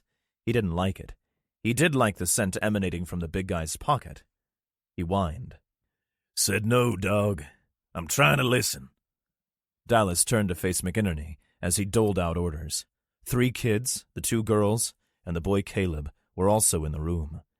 The older girl was listening, but the younger two were fiddling with their clothing. It was hot and cramped in this room, and nobody hated it more than Clyde. The dog put his paw on Dallas's leg. Ow! Gotta get them nails trimmed, you leg-humping flea farm, Dallas told him and ripped a piece of pepper jerky in half. He tossed the pooch a big piece. Now hush. The big Texan began to chew on his half of the snack. Report in every 5 minutes and stay alive, McInerney finished. Aye, sir. 8 men and 1 woman replied. They filed out of the conning tower, checking weapons and gear. The captain moved past a sailor staring into the feed of one of the periscopes. He paused and put a hand on the man's shoulder. Anything? Negative, sir. No seaward targets, and the island still crawls with dead people. Anything from sonar yet? Negative. The crew member picked up a wired microphone. Sonar. Con. Respond. He repeated the command and glanced at his captain, shaking his head. Keep trying. Aye, sir. McInerney glanced at the girls before he crossed the deck to them. You provided us with excellent intel. I want to thank you for that. He helped, Chloe said, with a chin wag toward Moe's back. The sailor would be the last of the undead hunters through the hatch. He checked the load on the MP5 that he and the kids had taken from the footlocker. Before he stepped through the hatch, he glanced back at his captain and nodded. He glanced at Chloe and Vanessa. Vanessa saluted him, and he chucked the girls a huge smile. I know, replied the sub-commander. I asked him how he kept the 2 of you safe, and he told me he didn't. He said it was the other way around. He raised an eyebrow. Is there truth to that? Chloe shrugged. Anybody not doing everything they can to fight these things is likely one of them by now. We would have been dead without him. McInerney smiled. He said that too. The submariner didn't know how many of the dead were aboard his boat. They multiply like rabbits, but worse. For every one of us lost, there's one of them gained. A 2-fold increase in their numbers. He was thinking about the dangers he had sent his men and women into in the tight quarters of the Florida when the sound of gunshots echoed off the guarded hatch in the con. Thinning the herd? He asked the sailor on the periscope. Aye, sir. We're also heavy a few more civvies. One of them is that enormous guy that came in the other day. He seems to be with his friends, and there are some kids with them, too. One looks wounded. What? Chloe demanded. Who? I don't know their names. Can you... Let me see. She tugged on the sailor's shirt. Before he could even look to his captain, McInerney told him she could use the periscope. Richie! She shouted when she looked at the screen. And Ship, and Cat, and... Oh no, Remo's hurt.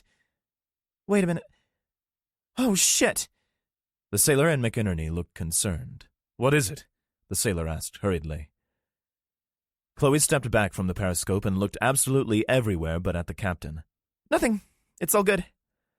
The sailor moved to the secondary periscope, but McInerney went for the hatch ladder. One of the civvies is down, sir. He's not moving. The captain moved to the exit hatch and spun quickly. He pointed at Dallas. My dog does not have fleas, Texas. He spun back and hurried down the corridor to the top hatch access with Chloe and Vanessa in tow. The 2 hatch guards glanced at each other with raised eyebrows. Both toted submachine guns with cold-loaded rounds, but neither brought the barrels up when they saw the big guy throw the little guy. I mean, you saw that, right? Depends. If you're asking me if I saw that prick get what was coming to him, yeah, for sure I saw it. The guard made a disgusted face. That shit will stick with me, too. But if you're asking me if I saw how it happened? His face hardened, and he looked out into the bay. He jutted his lower lip out and shook his head. Nah, I missed it. Report! They both heard and almost shit themselves. McInerney and the girls both climbed out onto the steaming, hot black foredeck of the Florida. Mostly quiet up here, sir. I mean, other than that. The guard pointed at a non-moving martingale. A few dead tried to get up the gangway when we were getting civvies on board, but the deck crew took care of it. Nothing got close. And what happened to him? Didn't see anything, both guards said in unison, and glared at each other. McInerney strode toward the crowd encircling the dead man. His boots thundered across the steel. Report! He bellowed a second time. Aye, sir, the kneeling medic retorted as he stood. The kids told us that this asshole left them for dead. That guy, he pointed at the guy with the torn face, drew his sidearm to apprehend that asshole, who then made a run for it. The asshole collided with the big dude, then drew a firearm, at which point the big dude disarmed him and turned him into pulp. He murdered him. Ship put his hand on his sidearm, and Kat raised the barrel of her rifle up almost imperceptibly. Negative, sir. It was justifiable. The guy was off his rocker and left kids to die. That's not your decision to make. McInerney was incensed. That's up to Detective Miera. He's in charge of civilian justice, not any of you. He wasn't here, the guy with the ripped lips said. Neither were you. I would have plugged him myself, but I'm shit out of ammo. He glanced at McInerney and quickly added, Sir. He shot me, Remo said, his IV bag attached to his shoulder strap with medical tape. He looked both woozy and strong at the same time. Help him, the captain told the medic. He ran a tired palm over his buzz cut, then sighed a weary sigh. We'll deal with this later. Right now, we have dead inside my boat, dead all over the island, and the group is spread out. First, we need to clear my boat. Then, we get all the living people to safety. Then, we clear the island. Death Tube, USS Florida. The captain reminded me of the captain of a destroyer I know. Is there a mold where they make these dudes who just seep authority out of their pores? Where the last guy and I didn't hit it off until a mutual respect had been achieved, this guy was just a straight-up douche. But with his telling us what to do and how to do it, prominently displaying his pointing and demanding demeanor. I liked him immediately. I'd gone out of my way to be a dick to Shumitz, the last captain, and it had been a mistake because he turned out to be someone that I could not only trust, but that had saved my bacon. I would not make that mistake again. I still wasn't enthused about authority figures, and this dude positively radiated authority, but I would give him the benefit of the doubt until he pulled some monkey shit. Captain, my team will help clear the sub. I actually looked around for a sec to see which of the dickheads in my crew would utter such nonsense. Then, had to scrunch my eyes closed hard because I realized it had been me. The captain gave a curt nod, and I noticed Ship, Kat, and Remo began checking their gear. Whoa, I blurted, and everybody looked at me. I pointed at Remo. You're broken. I kept my finger up, but shifted it to Ship. You won't fit through the front door, let alone keep your noggin unlacerated from the hatches inside this thing. And you... My finger had moved of its own accord toward Kat, and we both stared at each other over it. Where my glare was all puppies and kittens, hers was the temperature of an airburst nuclear device at ground zero. I swallowed so hard it echoed off the sub. Are you coming with me? I finished. She shook her head like I was a moron, so I spun to face the boss. Captain, you got any ammo? It's really easy to be all brave and show how cool you are when you're standing on the deck of a submarine with the waning sun on your back and a cool breeze in the apocalyptic California air. It's a completely different thing to be standing inside said submarine, the smells of the unwashed and metal constricting you almost as tightly as the quarters of whatever room we were standing in. I had left Richie, Chloe, Remo, and an incensed Ship on the deck above us. Remo was fucked up. He would never admit it, and could probably still kill everyone on this steel beast blindfolded, but he had a bullet in him and wasn't 100%. Richie and Remo were being tended to by the medic. Ship, on the other hand, was going to kill me. Of that I had no doubts. He was constantly telling me that I shouldn't do exactly what I was about to do. Moreover, he couldn't come with me on this one. It wasn't that he didn't try, but McInerney put the kibosh on that one. I'm a big dude, 6'2", and about 180. My shoulders barely fit through the hatches down here, and I still turned sideways to go through them. Ship, he's twice as big as me. He pushed 400 pounds and is just shy of 7'5". It was physically impossible for him to be effective in this environment. He knew it, I knew it, and he knew I knew he knew it. I think that was the thing that pissed him off the most. He was just too fucking big. The captain had told him as much, and right then I was pretty happy Ship couldn't talk. I also knew beyond a shadow of a doubt that if Ship wanted to chew through the hull of this thing, nothing would stop him. Remo put up no stink at all, and that scared me. He knew he would be a liability down here. Kat was chomping on the bit to kill something, and that terrified me.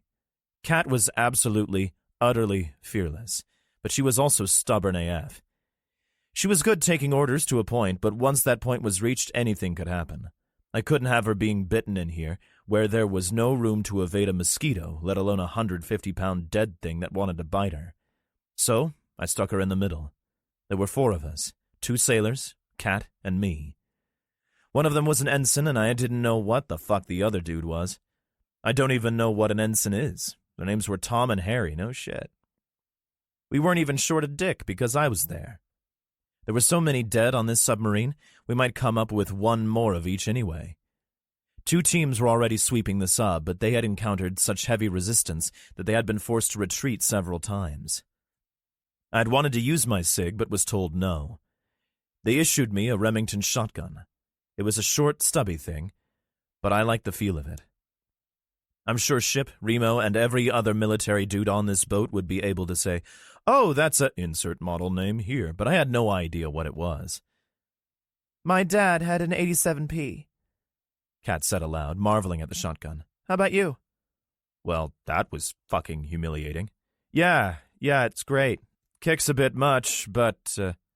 All 3 of them stared at me for a second. I couldn't help but think I had committed some breach of etiquette, or had said something ridiculous. As luck would have it, I didn't have time to find out which. Harry made a fist. He chin-wagged toward a blood smear on the wall of the sub. It was a sliding handprint, and when we looked more closely, the whole area was bloody. "Don't get any on you," I told them under my breath. The hatch in front of us was open, but we couldn't hear anything in the room in front of us. Harry made to step through, but I halted him and pulled out my inspection mirror. It had been bequeathed to me by a good friend, and I experienced a brief moment of sadness. I poked the little mirror through the hatch and almost shit.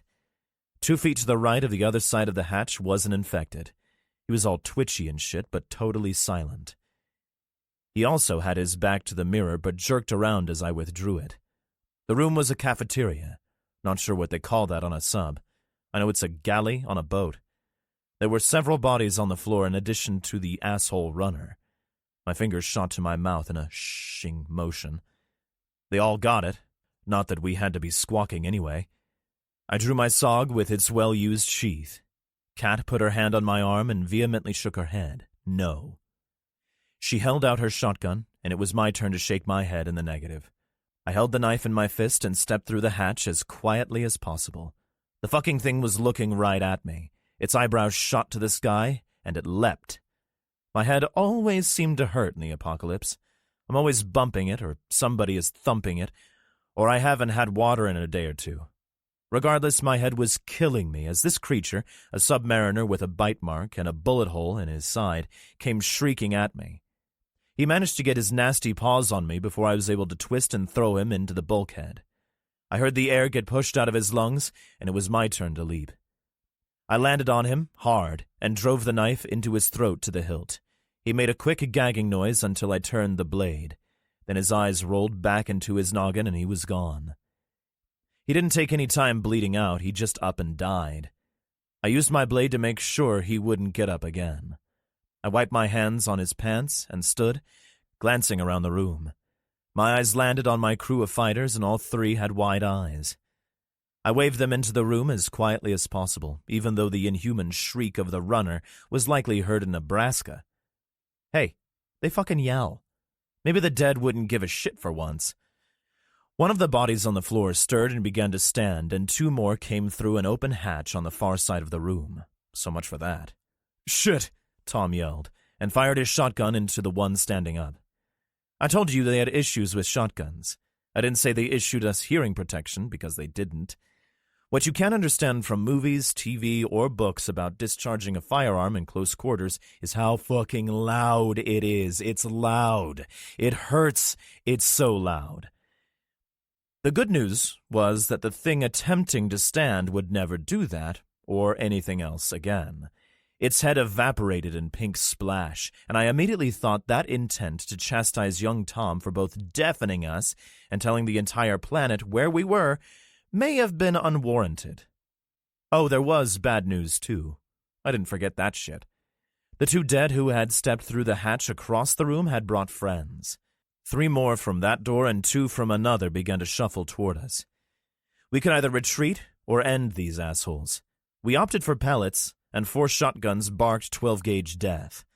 Another dead thing tried to make its way through the same hatch the first ones had come through, but I blew it out of its shoes, and it disappeared back down the corridor. I weaved through the bodies and tables in an attempt to shut the hatch, while Harry did the same to the other one. I didn't see anything else coming, but Harry made an undignified squeak before he was able to pull his hatch closed. I glanced around the metal room. We had succeeded in ridding the sub and the world of a few more infected and had gained 1 room back. Blood and goo covered everything. I wasn't sure how the sub-dudes would ever get this room usable again. Enough bleach to fill the bay, maybe. Whatever had happened in here had been bad. How had it started? Either somebody had hit a bite, and I have no idea how that wouldn't be caught, or someone had died, turned, and started some shit.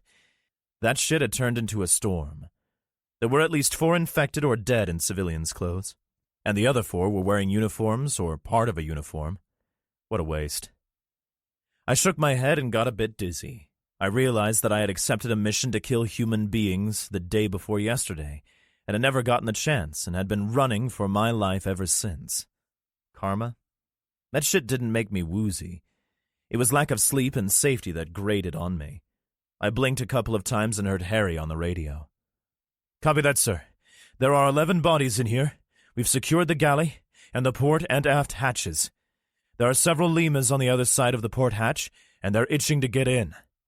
Thumps on the steel made me believe him. "How about the aft hatch?" Harry looked at me and I shrugged. Looked clear before I closed it. "Did you get that, sir?" "Roger. How many of ours are down?" 5 of ours. 6 civvies?" "Copy," the weary voice replied. "Is it safe to continue?" My eyebrows shot skyward. "Is he fucking kidding?" I whispered. Kid shucked me a side-eye. He needed lessons from Ship if he wanted that shit to stick. "Affirmative, sir. We'll sweep aft and clear as we go. We'll make sure to close and lock all port and starboard hatches and doors along the way and fall back to the galley if we feel we may get overrun. Bravo out." I looked at Kat and we shrugged to each other. "I love your plan," I told Harry, as he switched his radio off and clipped it to his belt. He nodded. "Let's go." "Yeah, about that. We need somebody to keep this room secure so we can fall back to it like you outlined in your master scheme. It would really suck if our fallback area was full of pus bags if we, actually had to fall back." Yeah, that's a good idea." He looked at Kat. "So I'm pretty sure I've introduced you to Kat, dear reader. By now, you should have gleaned that this particular almost 20-year-old young lady can melt eyeballs with a glare. She was denied that portion of DNA that allowed one to exhibit both tact and self-control. She pointed at all of us. Fuck all of you. Rude, really, as Tom had said nothing. "I'm not staying here." "Not alone," I added. She shifted her eyes to mine, and I shit you not, my eye juice started to boil. "What the fuck does that mean?" "It means that Tom is staying with you. Nobody on this death-filled contraption should ever be alone." "So then, why can't I come with you?" I could see her ire rising. "Because I need somebody I can trust back here." I glanced at Tom. "No offense, kid, but I don't know you." Kat made the face. It was only a matter of time before she went off like Krakatoa, so I needed a placation tactic quickly. "Then why don't you just stay here with me?" That question had the slightest hint of a scream to it. "Same reason. You and I are way better at dealing with the dead than these 2 guys." Harry began to protest, but my eyeball-melting glare kicked in, and he shut up, most Ricky Tick. "We've been out there, Kat. These assholes have been stuck in here all safe and sound since the beginning. Couple of rotations on Alcatraz, maybe some soup or a shower, and then right back here surrounded by steel walls." Both Tom and Harry made the agreement nod, and I knew I had won. "I need you to keep this room safe in case the shit hits when we go deeper into this thing." I pointed at the aft hatch. "You're the best at doing that. We need your aim." She smiled. "Then I'll go and you stay." "Fuck. Nope.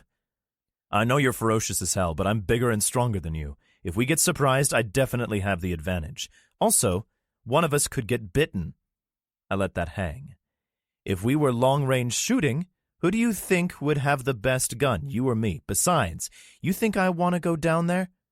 I pointed at the hatch again. I'd rather do butt stuff with a walrus. She steamed, but saw my logic. All right. She pointed that finger at me again. But if you get into it, you call and we'll come.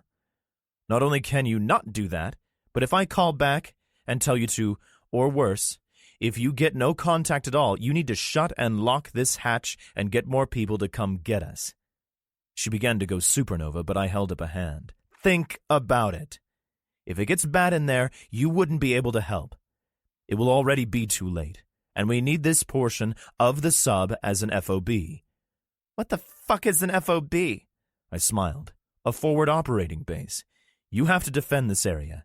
There are only 3 entrances, the one we came from, the one currently being banged on by dead people, and the aft hatch.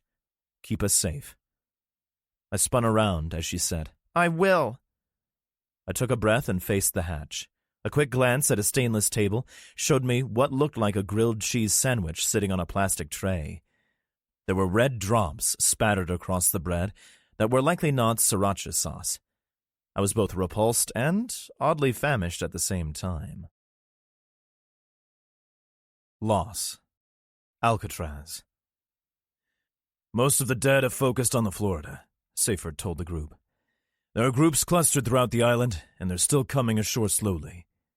The SEAL pointed to a laminated map card. Many of the Limas are clustered here and here. He raised his eyes to search the faces of the group, then shook his head. Nobody's coming for us. We have to either get back to the boat or make our way to the Florida. He sighed. Alcatraz is lost. Well, shit, lamented Steve. We just got here.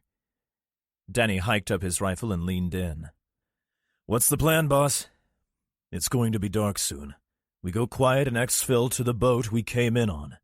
It's closer than the Florida, and we can see the dead below us as we move down the hill.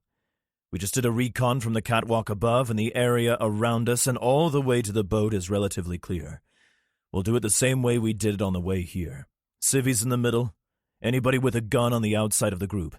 Kev, you take point with Danny, and I'll take rear with Alvarez. Questions? I ain't going nowhere, said one of the bikers. He had been sitting on one of the metal stairs and now stood. I'm fucked. He held up his bandaged forearm. They got me when I was trying to help with the ammo. Scratched, but I can feel that shit in me. Me too, Kayla agreed. Might just stay here for a bit. Donna and Anna looked helpless. There was some argument from Chris and Teams about their friends staying behind to die, but when the white of his right eye flooded with red, everybody knew it was over for the biker.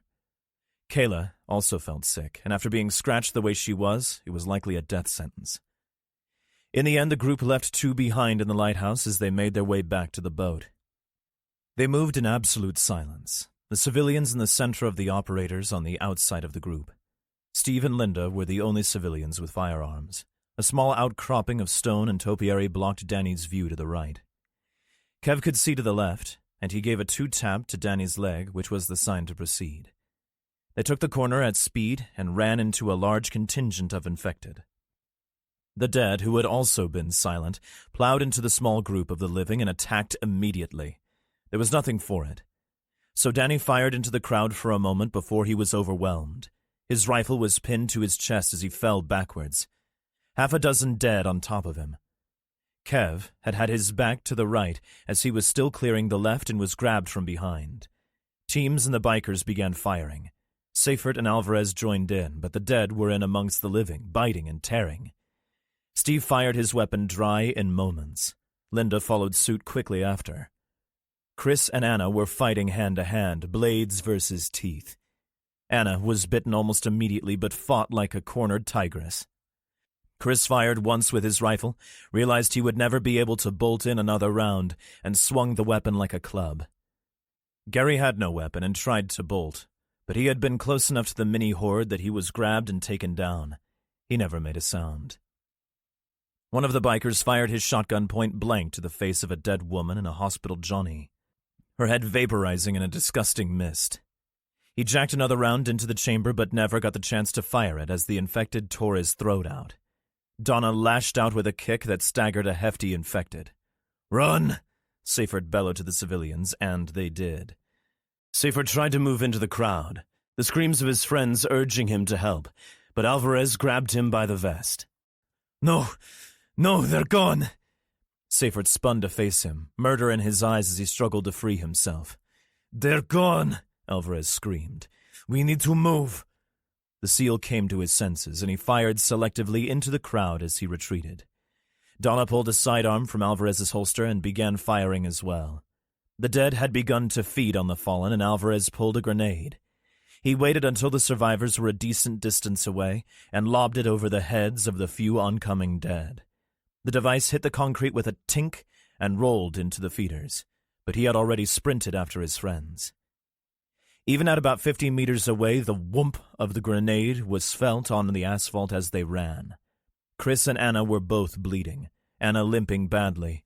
Teams, also bleeding, fired his rifle into the crowd once more before he clicked empty.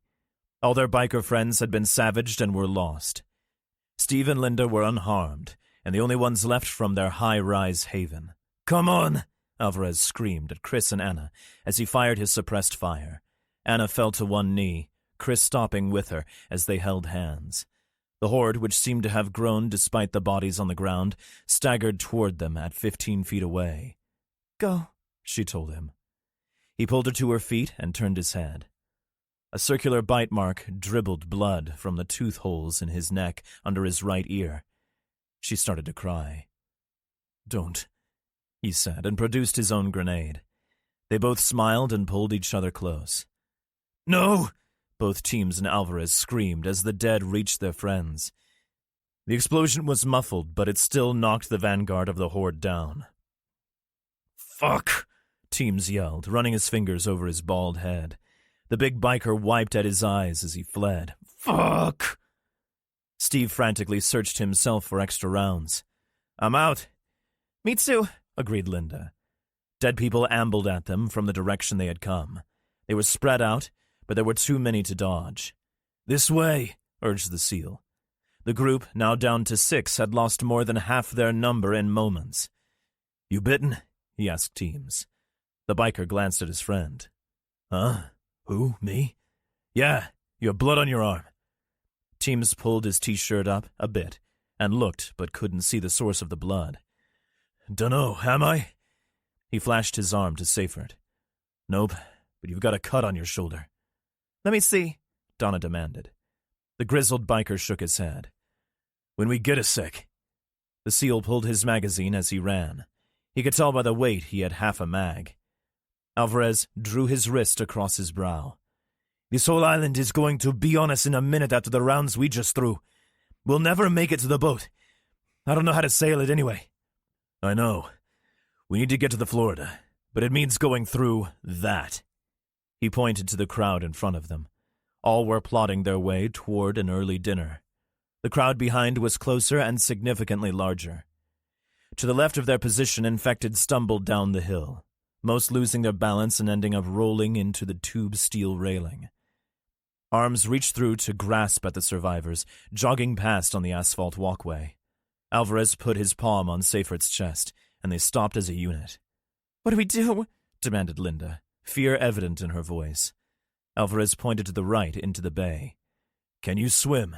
Seyfert answered, slinging his rifle. He moved to the other side of the walkway and leaned over the corresponding tube steel railing. A 15-foot slanted drop would bring them to a short beach and then into the water. No dead could be seen below them. "Yeah," Steve said, "but I'm 57 years old. I can't swim half a mile to the frickin' sub." "Yes, you can," Seyfert told him, as he tied a quick line onto the rail. Alvarez was over the railing, down the line, and on the beach in 5 seconds. He cleared the small area and waved everyone else down. Seyfert helped Linda over the barrier, followed by Steve, Donna, Teams, then himself.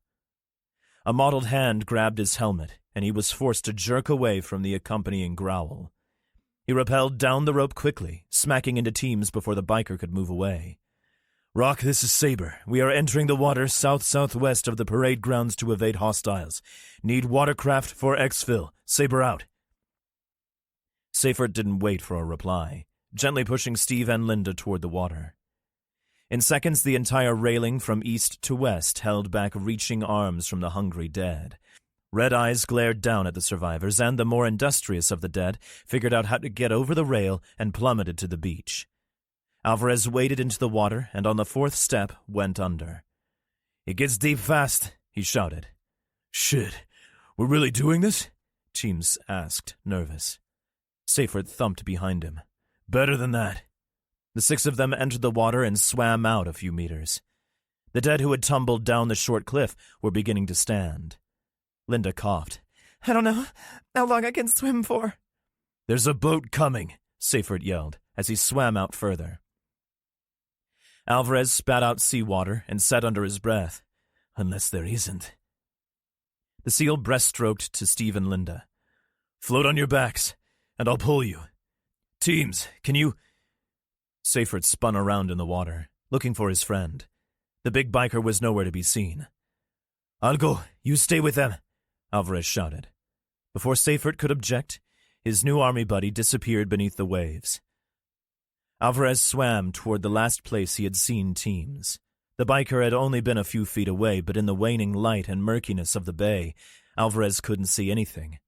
A flash of white through the darkness startled him, but he swam toward it anyway. The tall biker came into view as Alvarez swam in his direction. Teams was frantically battling the grasping hands of half a dozen of the undead. They were standing on a rock, pipe, or sandbar that gave them the elevation in the deeper water to grab Teams. Alvarez swam in behind the first infected, thinking for a moment that he would cut the throat of his enemy, then realizing that would only alert it to his presence. It was still difficult to remember that these creatures wouldn't succumb to injuries a human adversary would. He jammed his knife into the base of the skull of the thing in front of him. It instantly went limp and slowly collapsed. Alvarez yanked another thing away from his struggling friend, and the creature immediately latched onto his tactical vest. Alvarez wasted no time in pushing his blade into its eye. He needed to breathe, but his friend likely needed it more, so he jammed the blade into the skull of another of the things. Teams was kicking and pushing for all he was worth, but he couldn't shake loose the iron grip that held him firm. The big man put both feet on one of the things and pushed hard, rotten fingers and an entire hand tearing free of their owner. Handless, the creature couldn't grab him again. Alvarez destroyed another of the creatures, but the thing batted his knife away as it fell. He made a grab for it, but it sank into the darkness. "Please don't let me put my hand in its friggin' mouth," he begged, as he reached his hand around to the last thing's lower jaw. He put his other hand on the cap of the thing's head and gave a vicious twist. The thing's neck gave an audible snap, just as the fight left Teams. The army corporal grabbed the biker and swam the short distance to the surface, but not before he felt his friend shudder several times. "Did he just fucking drown?" thought the soldier as he kicked to the surface. Sputtering and coughing when they broke the surface, Alvarez gave a watery shout to his friends. "Pick your feet up! There's dead below us!" Alvarez attempted CPR in the water. He held one arm out so Teams could float on his back and pressed hard on his chest. 1, 2, 3. Donna swam up to them and put her arms under his friend's back. I'll hold. You press. 4, 5, 6, 7. Is he dead? Demanded Linda, her voice just under a scream. 18, 19, 20. Team's eyes opened, and Alvarez let loose a sigh of relief and ceased his compressions. The whites of Team's eyes exploded into red at the same time their focus snapped toward the corporal. Teams lunged, but everything was more awkward in the water. The dead man latched onto the living man, and though Alvarez made noises that were undignified, he fought the thing off well. The thing that had been Teams clamped down on Alvarez's tactical glove. A tooth snapped off as it bit down on the Kevlar knuckle guard. Alvarez let loose a yell, trying to wrench free his hand when the dead biker suddenly went slack and its bleeding eyes lost focus. The soldier pulled his hand free and swam back a bit before Team's body slid beneath the waves. Donna trod water, her combat knife in her fist. You bitten? Yeah, he got me. Dunno if it broke the skin through the glove. We'll have to worry about that later. He spun to face Seyfert, Steve, and Linda. You guys okay? No, yelled Steve. We are not fucking okay. Let's swim out a bit further, the SEAL suggested. The 5 of them backstroked out another 15 meters or so before they heard an engine. Alvarez pointed northwest. Rib, incoming. It's a CRRC, Army, corrected Seyfert. Douche squid, said Alvarez, with a huge half-smile. Hobo with a shotgun. I don't like shotguns. They're pretty to look at, and I like the weight of them, but I like my rifle better. I was told that firing rifle rounds inside a submarine was a bad idea. I get it, I do. But I have previously fired my rifle inside a container ship, which was densely packed with the living dead. Nothing bad ever happened to me in that ship. I mean, other than a former friend of mine taking an enormous chunk out of my arm and a current friend shooting me in the side. I suppose I should be happy the round that hit me wasn't fired from a shotgun. The point is, I like my rifle much better. I'm a decent shot now, but still no sniper. I miss and another round is chambered semi-automatically. I fire again and hopefully I drop a dead guy. I can do that 30 times before I need to switch magazines. Switching magazines takes me 5 seconds, but only because I'm not good at it. Watch Remo switch out a mag. He can do it in less than a second. This stubby little shotgun holds 8 shells. 8. It takes forever to reload, too. 1 shell at a time. We are firing number 1 buckshot as well. It's like a bunch of small steel balls 1/3 of an inch in diameter coming out the business end of the gun. Aren't they gonna fucking bounce all over the place? Why would they want that in here? Inside a steel tube. I found out 10 seconds after that thought had pervaded my noggin. A lone infected stumbled into view in front of us. It didn't see us, as it was curiously focused on a bulkhead. I drew my knife and summoned all the menace I could. Harry didn't see it either. As he had been pulling closed the door of the tiny room he had just cleared. I tapped him on the shoulder, pointed, and he gasped. Shit! Now the frickin' thing knew we were there. It started toward us, that rasping hack echoing across the steel. I was going to smoke it with my knife and save both ammo and sound, but Captain Noise Discipline brought his weapon to bear, and we were subjected to screaming ears in a moment. The thing's head just went away. Everything from the chin up simply ceased to exist. I mean, it was all over the vertical pipes and shit, but it sure as hell wasn't attached anymore, nor was it recognizable. The kid was wiggling his pinky finger in his ear. Fucking asked for salvos, but they said no. I had no idea what he meant.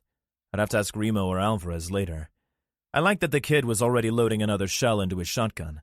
I didn't like that a bunch more infected had decided to join the party. I couldn't hear a goddamn thing when it was over.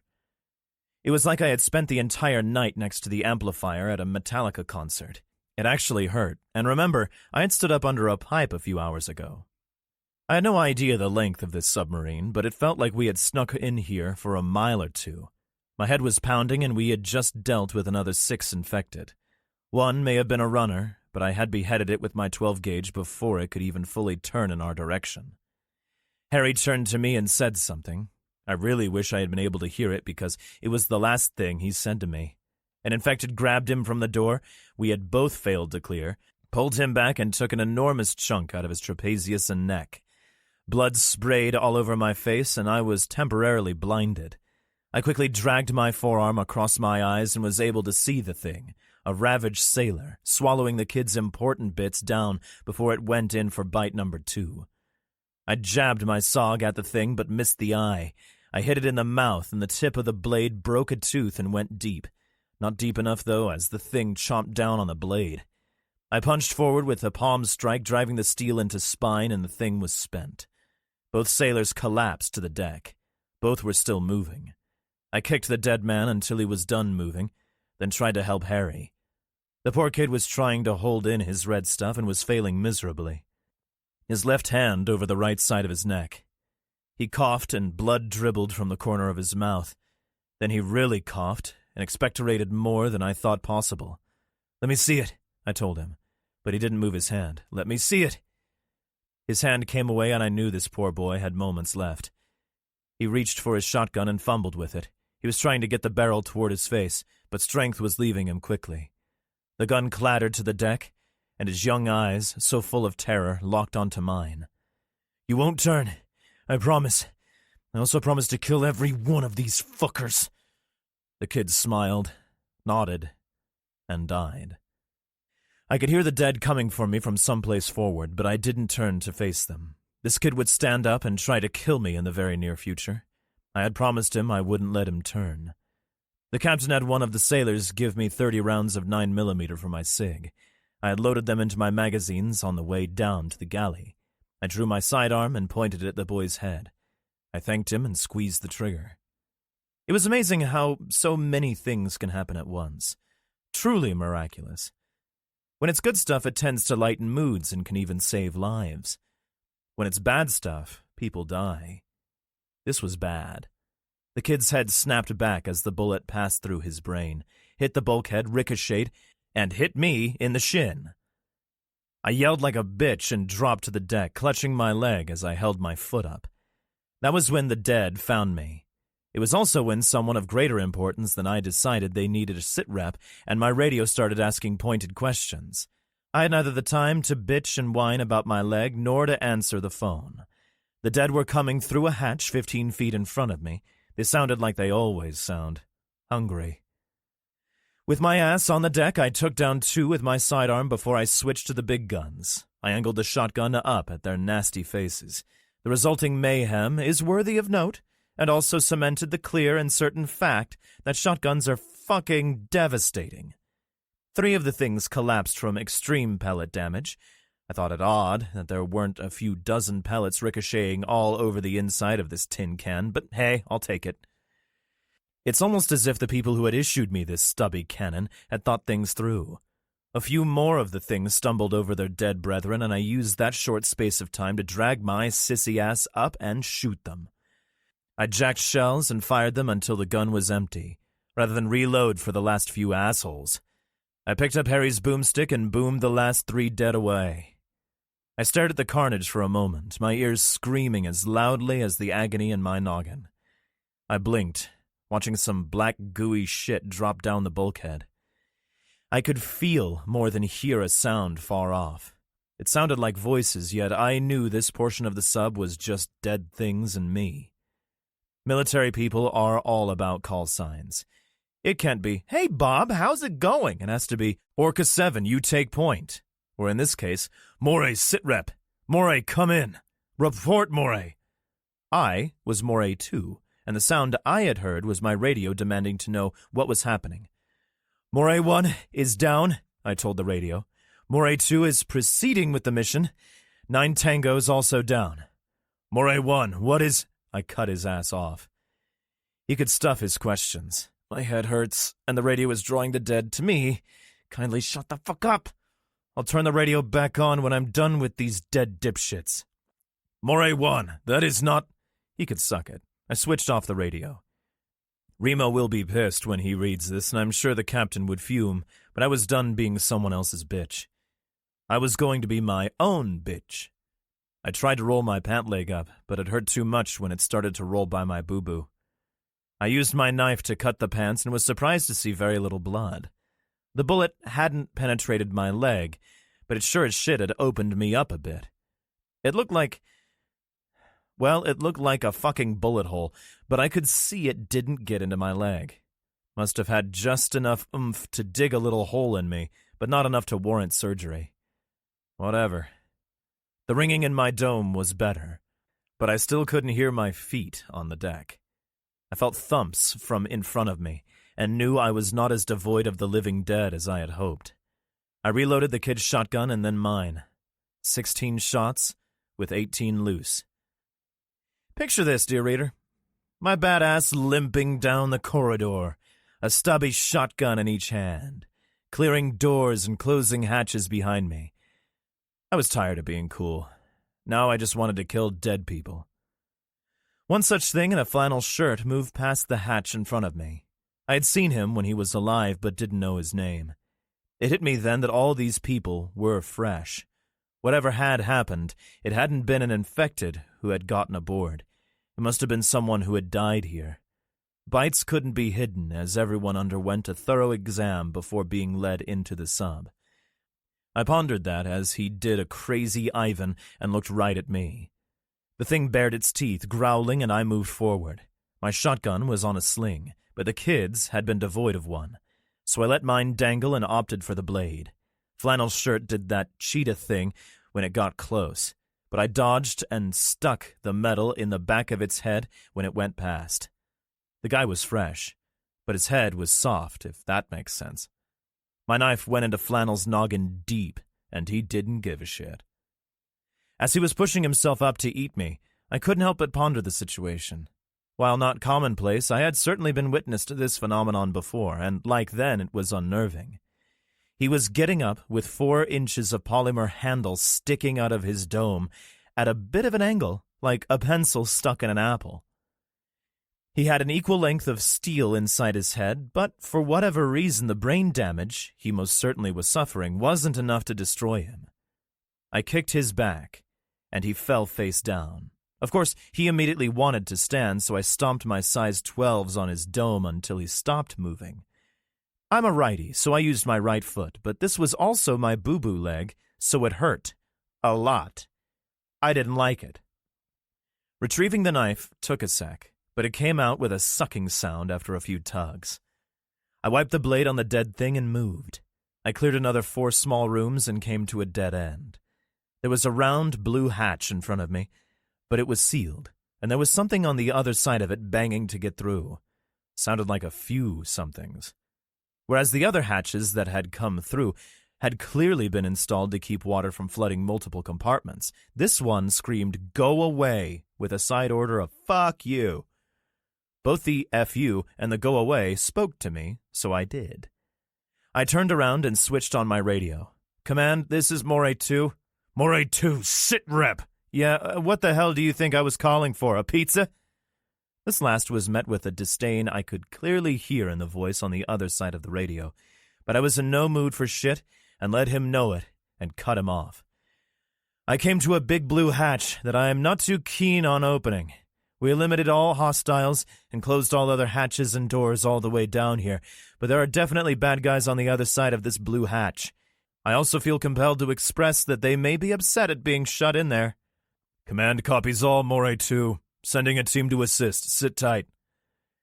The radio went silent, and all I could think was, sit tight. I started rethinking the pizza ask. I glanced at my surroundings and realized that while I've written down quite a bit about shotguns and zombies, I haven't regaled you guys about submarines. The corridors can be any color and are not smooth. They are jam-packed with all kinds of shit on the walls and ceilings, pipes and dials and boxy stuff that's probably super important. But the thing is, with all the stuff, there is zero clutter, and everything is spotlessly clean. It isn't like you're stepping over a pair of boots, but you do sometimes have to step around a red box with a diagram or thread yourself around a tight squeeze. There are no fat guys on subs. I would describe it as purposeful. I knew everything was there for a reason, even if I didn't know what it was or the reason for it. Another thing is the sound. There's none. If not for the continued pounding of the shitheads on the other side of this blue hatch, I would be able to hear a pin drop. Also, this thing is a boat, right? The captain calls it his boat. Well, it's floating in the water, but it's solid as fuck. It doesn't move like a boat on the surface would, like with the waves and stuff. It just sits here, all heavy and deadly. While I was pondering what to tell you about submarines, some things pushed their way into my brain. Remo being shot, Alvarez and Donna not being accounted for, Richie being scratched. That last one was making me sweat. At the end of the day, there wasn't a lot I could do about it but worry. I loved this kid. The prick who had caused him to be scratched was gone, and that could end up being a shit show, but hopefully the captain would see things our way. If not, we would have to run. I wasn't about to have Ship or any of us be subjected to Navy frontier justice. I absent-mindedly rubbed the back of one leg over the shin of the other, and the fact that I had shot myself took the driver's seat of my thinking. Ow. I looked at the wound through the slice I had made in my BDUs. It was very angry with me, already yellow and purple with a single thin rivulet of blood running toward my sock. The little hole hurt. I heard sounds back the way I had come. It was either the guys on the way to help me, or I had missed some dead people. Moray 2, this is Barracuda Squad. Hold your fire, came echoing through the steel corridor. Morays, Barracudas, Sharks, WTF. Subdudes are weird. Relax, I yelled back. I'm not going to shoot you, unless you try to eat me, or prefer ranch dressing. A guy I hadn't met stepped through the open hatch with a suppressed MP5 and a smile. Ranch sucks. 3 other guys, and wielding the same stubby shotgun I had, and a woman stepped through next. The woman was Kat. She looked right at me. I wasn't staying again. There's 2 idiots back there guarding the fob now, so shut it. These boys looked like they had been through the ringer. They all had blood on their clothes, and I knew immediately they had been fighting the dead on board just as I had. I had to admire their lack of fear, or maybe they were just too tired to be scared because they looked exhausted too. This is it, the lead dude said. We've cleared the entire boat except for this corridor. He leaned against the red boxy thing that was sticking out from the wall. I have no idea what it was, but there were a bunch of them in this corridor, and they would be great for hiding an infected or 2. There are 6 crew unaccounted for, but we're not sure on the civvies. We've got 3 different tallies that give us between 9 and 16. That puts the 6 crew, means this could get dicey fast. I loved this kid's math. Instant worst-case scenario. His head was in a good place. Yeah, but we have these, I added, jacking a shell into my shotgun for emphasis. I had just reloaded, so what I actually did was jack a shell out of the shotty and it clattered to the floor, rolling under the red thing. Idiot. When I was done picking up my shotgun shell, I stared at the kid, my face burning. He had an eyebrow raised and I wanted to kill him for it. So, 22 possible infected an inch away through this round steel door. If we don't plug the hatch with them, or if there are any fast ones, we're dead.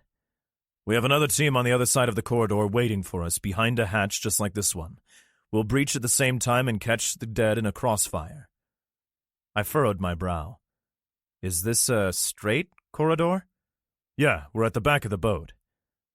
So, won't we be shooting at each other? The kid blinked. Acceptable risk. The dead will be between us. My look went from concerned to surprised. There was still concern, but surprise was winning facial cues at the moment. Kat and I exchanged glances. Kid, I started, and that was a huge mistake because I could tell he didn't like being called kid. I've done this before. I pointed at the hatch. You hear that? Yeah. Everybody could hear the shitheads pounding their fists to stumps on the other side of the steel. Let's join the band and start banging this drum from this side. Every dead fucker in the corridor should come to try and eat the noise. Call your buddies on the far side. They open their hatch and start blasting. If the dead start to get too close to them, they shut their hatch, call us, and we open ours and shoot. I shook my head and shrugged. Rinse and repeat until we run out of dead guys. Not a lot of things to tell after that. The kid jutted his lower lip out in consideration and made a call. Lamprey, this is Barracuda 1. Now we had lampreys. All I know about lampreys is I don't want to meet one. The kid told the other kids the plan, we executed it, and in about 8 minutes we were inside the corridor, a bunch of bodies on the deck, staring at our lamprey counterparts across the gooey carnage. We had never even opened our hatch. The Barracuda kid called the captain and began to report. You guys have any beer on board? I asked one of the sailors. The captain must have heard me because he said out loud that he had a case of scotch in his quarters, and everybody on the fish teams was getting 2 fingers. Usually the hardest stuff I drank was Bud Light, but I would swallow every drop of that scotch today no matter how much like lighter fluid it tasted. Taken. Ship knelt on the deck and tapped Remo on the shoulder. Remo, in quite a bit of pain, glanced up at his enormous friend. Ship chin-wagged toward Alcatraz. 2 guys were wading through the dead, one with a sword and one with a bat. Remo put his head back on his makeshift pillow. "Billy," was all he said, and closed his eyes. The corpsman holding the IV bag squinted toward shore, as did the one working on Remo's side. The Marine added as the corpsman shoved a needle into the bullet hole. It didn't take long for Billy and his comrade to dispatch the dead, after which they took a brief respite against a stone retaining wall which held back shrubbery and a portion of the hill. The quiet engine of a Zodiac-style boat drifted to Ship's ears, and he stole a sideways glance to the left. A small black boat, the same one which had been dispatched from the Florida a few minutes ago, was zipping across the waves. Ship brought his binoculars to his eyes and was happy to see Alvarez and Donna bumping up and down in the boat. The big man smiled and was about to tell his friend that the last of their ragtag group was about to come aboard, but thought better of it and didn't disturb the wounded Marine. He had to admit that every one of the people in his group was top of their game. 10 years ago, he had realized that society was no place for him, and he had moved to the wilds of New Hampshire to escape it. He had still had ties to the world, but none he couldn't sever had he needed. The dead had taken care of that for him. He shook his head. His father had always told him that everything was a miracle. Ship had to admit that the dead coming back to life had been somewhat miraculous, even if the miracle hadn't been what was expected. Ship redirected his gaze and saw another miracle. Billy and the guy he was with were sharing a can of something, passing it back and forth and guzzling. The guy with Billy drew his forearm across his lips, then began spitting and wiping his mouth with his hand. Both this guy and Billy were oblivious to what was coming at them from both sides. Ship squinted, then brought the binoculars to his eyes again. He blinked, then rubbed his eyes and peered through the field glasses once more. There appeared to be 2 groups of 3 people sneaking up on the 2 men. They twitched like runners, but not nearly as fervently. The shakes were considerably weaker. Both groups of 3 cast furtive glances at the sub, as if they were afraid of it. All 6 exhibited the red eyes of infected. Ship stomped over to a group of 2 sailors with rifles. He pointed at Billy and his friend 60 meters or so away, leaning on a rock wall. One of the sailors held his own pair of binoculars to his eyes. "Yeah, it's that guy that the dead don't give a shit about. He just killed a bunch of them." Ship rolled his eyes and pulled the binoculars a bit to the left. "Who the hell are they?" the sailor asked. Ship grabbed the man's rifle. The sailor put up a brief struggle, and everyone started yelling, but Ship ended up with the weapon. He put optic to eye and sighted on the closest infected to Billy. It had been a larger man and wore clothes that were not as ragged as most of the infected. He pulled the trigger just as one of the sailors grabbed the barrel of the rifle, and the shot went wide. The round hit the rock wall, and the 3 infected on the left first ducked, then scrambled up the wall and disappeared into the foliage. Billy became aware of people shooting at him and searched for the source. He waved at the men and women on the deck of the sub. They appeared to be fighting. "What are they doing?" asked Bob. "I don't know. I mean, they wouldn't shoot at us, right?" Billy and Bob turned their heads slowly and stared at each other. Billy raised his eyebrows. "Right?" "Oh, shit," stammered Bob and brought his bat up. 3 infected sprinted at them from the right. Billy put his Pepsi can on the rock wall and waited for the runners to come. "Easy peasy." The things sprinted directly at Bob, and when he swung in anticipation of their attack, they halted their run. Bob overswung, and one of the creatures grabbed the bat, pulling it out of unsuspecting hands after a very brief struggle. The 3 things backed up a step as Billy charged, sword held high. The infected in front put its hand forward and growled, "Stop!" Billy did. He looked the things up and down. They were feverish and twitchy, definitely infected, but they didn't attack, and did one of them just talk? He made to swing the sword again, because he had clearly just made the leap from crazy to batshit crazy, and couldn't have heard what he had heard. "Stop!" the same creature snarled again. Billy leaned in toward Bob. "You heard that, right?" Yeah." Billy regarded the creature. "You guys can talk now." The thing leapt forward, hitting Billy in a tackle before he could swing. The one with the bat swung it and hit Bob in the shoulder, Bob letting everyone know that it had hurt.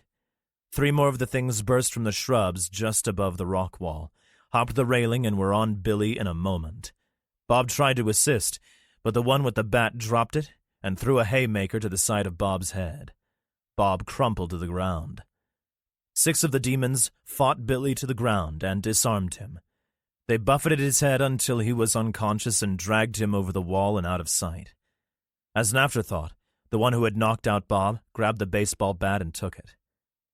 A lone undead stumbled toward the unconscious Bob. When it noticed him, it picked up its pace a bit and stretched one emaciated arm downward in front of it at an angle.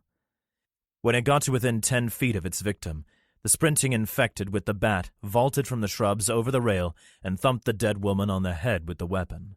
She fell to the ground, and the runner smashed the cranium of the thing until it was a splintered mess. The runner made a quick glance toward the submarine, then disappeared back into the foliage. As an afterthought, a twitchy hand reached from the shrubs and pulled the soda off the rock wall and out of sight. Several sailors raised their weapons toward Ship. They had helped save his life a few hours ago, and he was now at the business end of their guns. The giant pointed furiously at Alcatraz and made odd hand gestures, but none of the seamen could sign. "What the hell is he saying? I have no idea, but he stole my gun." The big man continued to point. "Look at the damn island, you stupid squid jackasses," croaked Remo from his spot on the deck. 2 of them spun to see one infected strike down another with a baseball bat, then disappear. The ground was littered with bodies in varying states of decay, but Ship could make out Bob on the ground. 6 undead rounded the bend, and another 4 fell down the hill. All moved toward the hapless, unconscious man. Ship threw his hands up in frustration and moved to Remo. The men kept their rifle barrels on him. The CRRC pulled up to the sub, and Seyfert threw a line to a sailor. "What the hell is going on here?" demanded the SEAL. "Guy took my gun," one of the sailors yelled petulantly. Ship started signing frantically to Seyfert, but the SEAL had no idea what he was saying. "There's a man down on the island in that pile of dead people," Remo told them. Every sailor on the deck, Seyfert included, stared at Alcatraz. Ship and Seyfert moved first. "Up and out," he shouted at Donna, Steve, and Linda. They climbed from the rigid inflatable up the cargo net, and Ship yanked them onto the deck. Seyfert told Alvarez and the sailor piloting the small craft to stay, and he and Ship climbed into the boat. "Wait." All heads turned again to see the guy with the torn face thumping down the steel. He climbed down the cargo netting and into the boat. "Where are we going?" "We got a man down on the island," Seyfert told him. "We're going to get him." "Great." The guy narrowed his eyes and thumbed at the boat pilot. "Who's this guy?" The guy pulled the line from Seyfert and dropped it in the boat. "Hooper, you're shitting me." The boat sped toward the island 20 feet away. "I'm not." It took just a few seconds for the CRRC to make contact with the cut stone embankment. Seyfert, Ship, Alvarez, and the guy with the scratched face leapt from the boat and climbed up the stones. Ship sprinted toward 3 infected, swinging his machete when he had closed the gap. The head of the first one tumbled to the concrete walkway, as did the arm of the second one. Ship's machete had gone through the neck of the first and stuck in the side of the second after severing its arm. He gave a mighty kick, and number 2 went flying backwards, the machete sliding out of its side. Number 3 reached for Ship, but a bullet from Alvarez's rifle dropped it. Seyfert and Tornface had made it to the unconscious man. "Shit, it's Bob," the SEAL blurted. "We could have left him here and he would have been fine. Cover me and I'll carry him." "No, you're a better shot than me. You cover until I can get him to Ship." In the end, it didn't matter. 50 or so infected were coming from the left and a dozen or so rolled down the hill to the right, but they were 60 feet away. Shots from the Florida dropped several as well. Ship sprinted back to the group and threw Bob into a fireman's carry. Infected were now coming from the right as well, around the bend. Seyfert realized there were hundreds and that bullets would be half measures in the long run. The group steadily made their way to the boat, covering Ship while he carried an unconscious Bob. As Seyfert was pushing the boat away from the embankment, the pilot pointed back toward Alcatraz. The guy with the shredded face was running back toward where Bob had been picked up. A calico cat sat on the stone wall licking its paw. The dead were closing, and the idiot either didn't see them or didn't care. He made it to the cat, and the animal didn't move. He grabbed it and made to leave when an arm snaked out of the foliage and latched onto his wrist. It pulled him into the wrought iron railing hard, where he smacked his head on one of the posts, stunning him. 2 other infected leaped from the bushes and pommeled him until he was down. 2 more ran headlong into the closest group of dead of mere 20 feet away. They fought and pushed the dead until the 3 runners who had captured their quarry were able to manhandle him into the foliage. Rifle shots sounded, but it was too late. He was gone. The cat jumped back up on the stone wall and sat. Ship gently placed Bob on the boat, and with a triumphant smile, he glanced at Alvarez for reassurance, only to see the soldier aiming his rifle back at the island. Ship spun, not fully understanding what was happening. Alvarez made to leap from the boat, but Seyfert grabbed him by his vest. "No, you'll never make it, look!" The dead were streaming toward this side of the island. Dozens milled about near the area where Ship's friend had been taken. Hundreds trudged from both sides of the hill or tumbled down it. Ship snapped his fingers until he got Alvarez's attention. "They took him," the soldier said, dejected. Ship whipped his head back toward Alcatraz and immediately set his mind to calculations. All scenarios led to his death, and if he were dead, he couldn't help his friend. More full of anger than sorrow, the big man lifted 4 fingers to his mouth. He ushered forth a whistle so loud that the rest of the boat covered their ears. Every deadhead on the island focused on the CRRC, and they all began their arduous trek toward fresh meat. The cat leapt from the wall and sprinted toward the boat, quickly weaving through the shuffling feet of the dead. The animal deftly moved down the embankment and jumped into the boat, where Ship picked it up and looked into its eyes. The giant man held the cat close, scratching the back of its head as the inflatable boat sped back toward the USS Florida. "This time, I'll find you," Ship thought. After. My head always seems to hurt in the frickin' apocalypse. Some entity has decided that my noggin is the world's punching bag, and I don't fucking like it. I was moving, but not of my own volition. Someone was dragging me. But I must be on something because I could only feel the ground through a barrier. My plan was to flip out and kill whoever had me, but I was trussed up quite well. I opened my eyes and surveyed my surroundings, noting the sun had gone to bed. I was on a sled, a kid's toboggan, actually, being dragged up a dirt path away from the water. My captors were silent as they pulled me, but I could hear ragged breathing. I looked left and saw an equally ridiculous sled being towed right next to me. It also had an occupant. Billy lay on a piece of plywood, a trickle of blood escaping his hairline and left nostril. I couldn't help but be grateful to my abductors that I had warranted an actual sled and not just a piece of wood. I was able to make out the shadow of a medium-sized rowboat 20 feet away in the moonlight behind us. I had never seen that boat before, but I had a sneaking suspicion I had just taken a ride in it. I lifted my gaze a bit higher, and I could just make out Alcatraz. It looked very far away. Fighting these assholes was impossible, as they had rolled me up on some type of plastic wrap, so I opted for conversation. "Where are you taking me, shitheads?" The dude on the left of me jumped, like I had fired a shotgun next to him.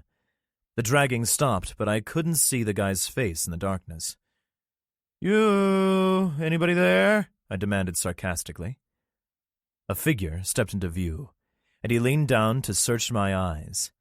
The guy was infected as fuck, his red eyes evident even in the low light. They darted all over my face, looking for who knows what from 3 inches away. He had minty fresh breath, and that freaked me out.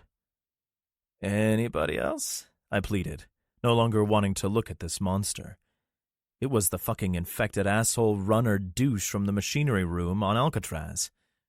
"Your head is shit," it growled in an impossible voice that will haunt me forever. Oh, shit. The thing stood and regarded one of his infected pals. He pointed at me and growled a command. "Sleep him." The good-looking Asian kid from the boat, who had helped me not get eaten, was also there. He shrugged an apology and raised his fist. No. Wait, no. His fist came crashing down, and my headache went away. This concludes Contagion Theory by Rich Restucci. Narrated by John Waters. Copyright 2022 by Rich Restucci. This unabridged audiobook is published by arrangement with Severed Press and was produced in the year 2023 by Tantor Media Incorporated, a division of Recorded Books, which holds the copyright thereto. Please visit tantor.com for more information on our growing library of unabridged audiobooks.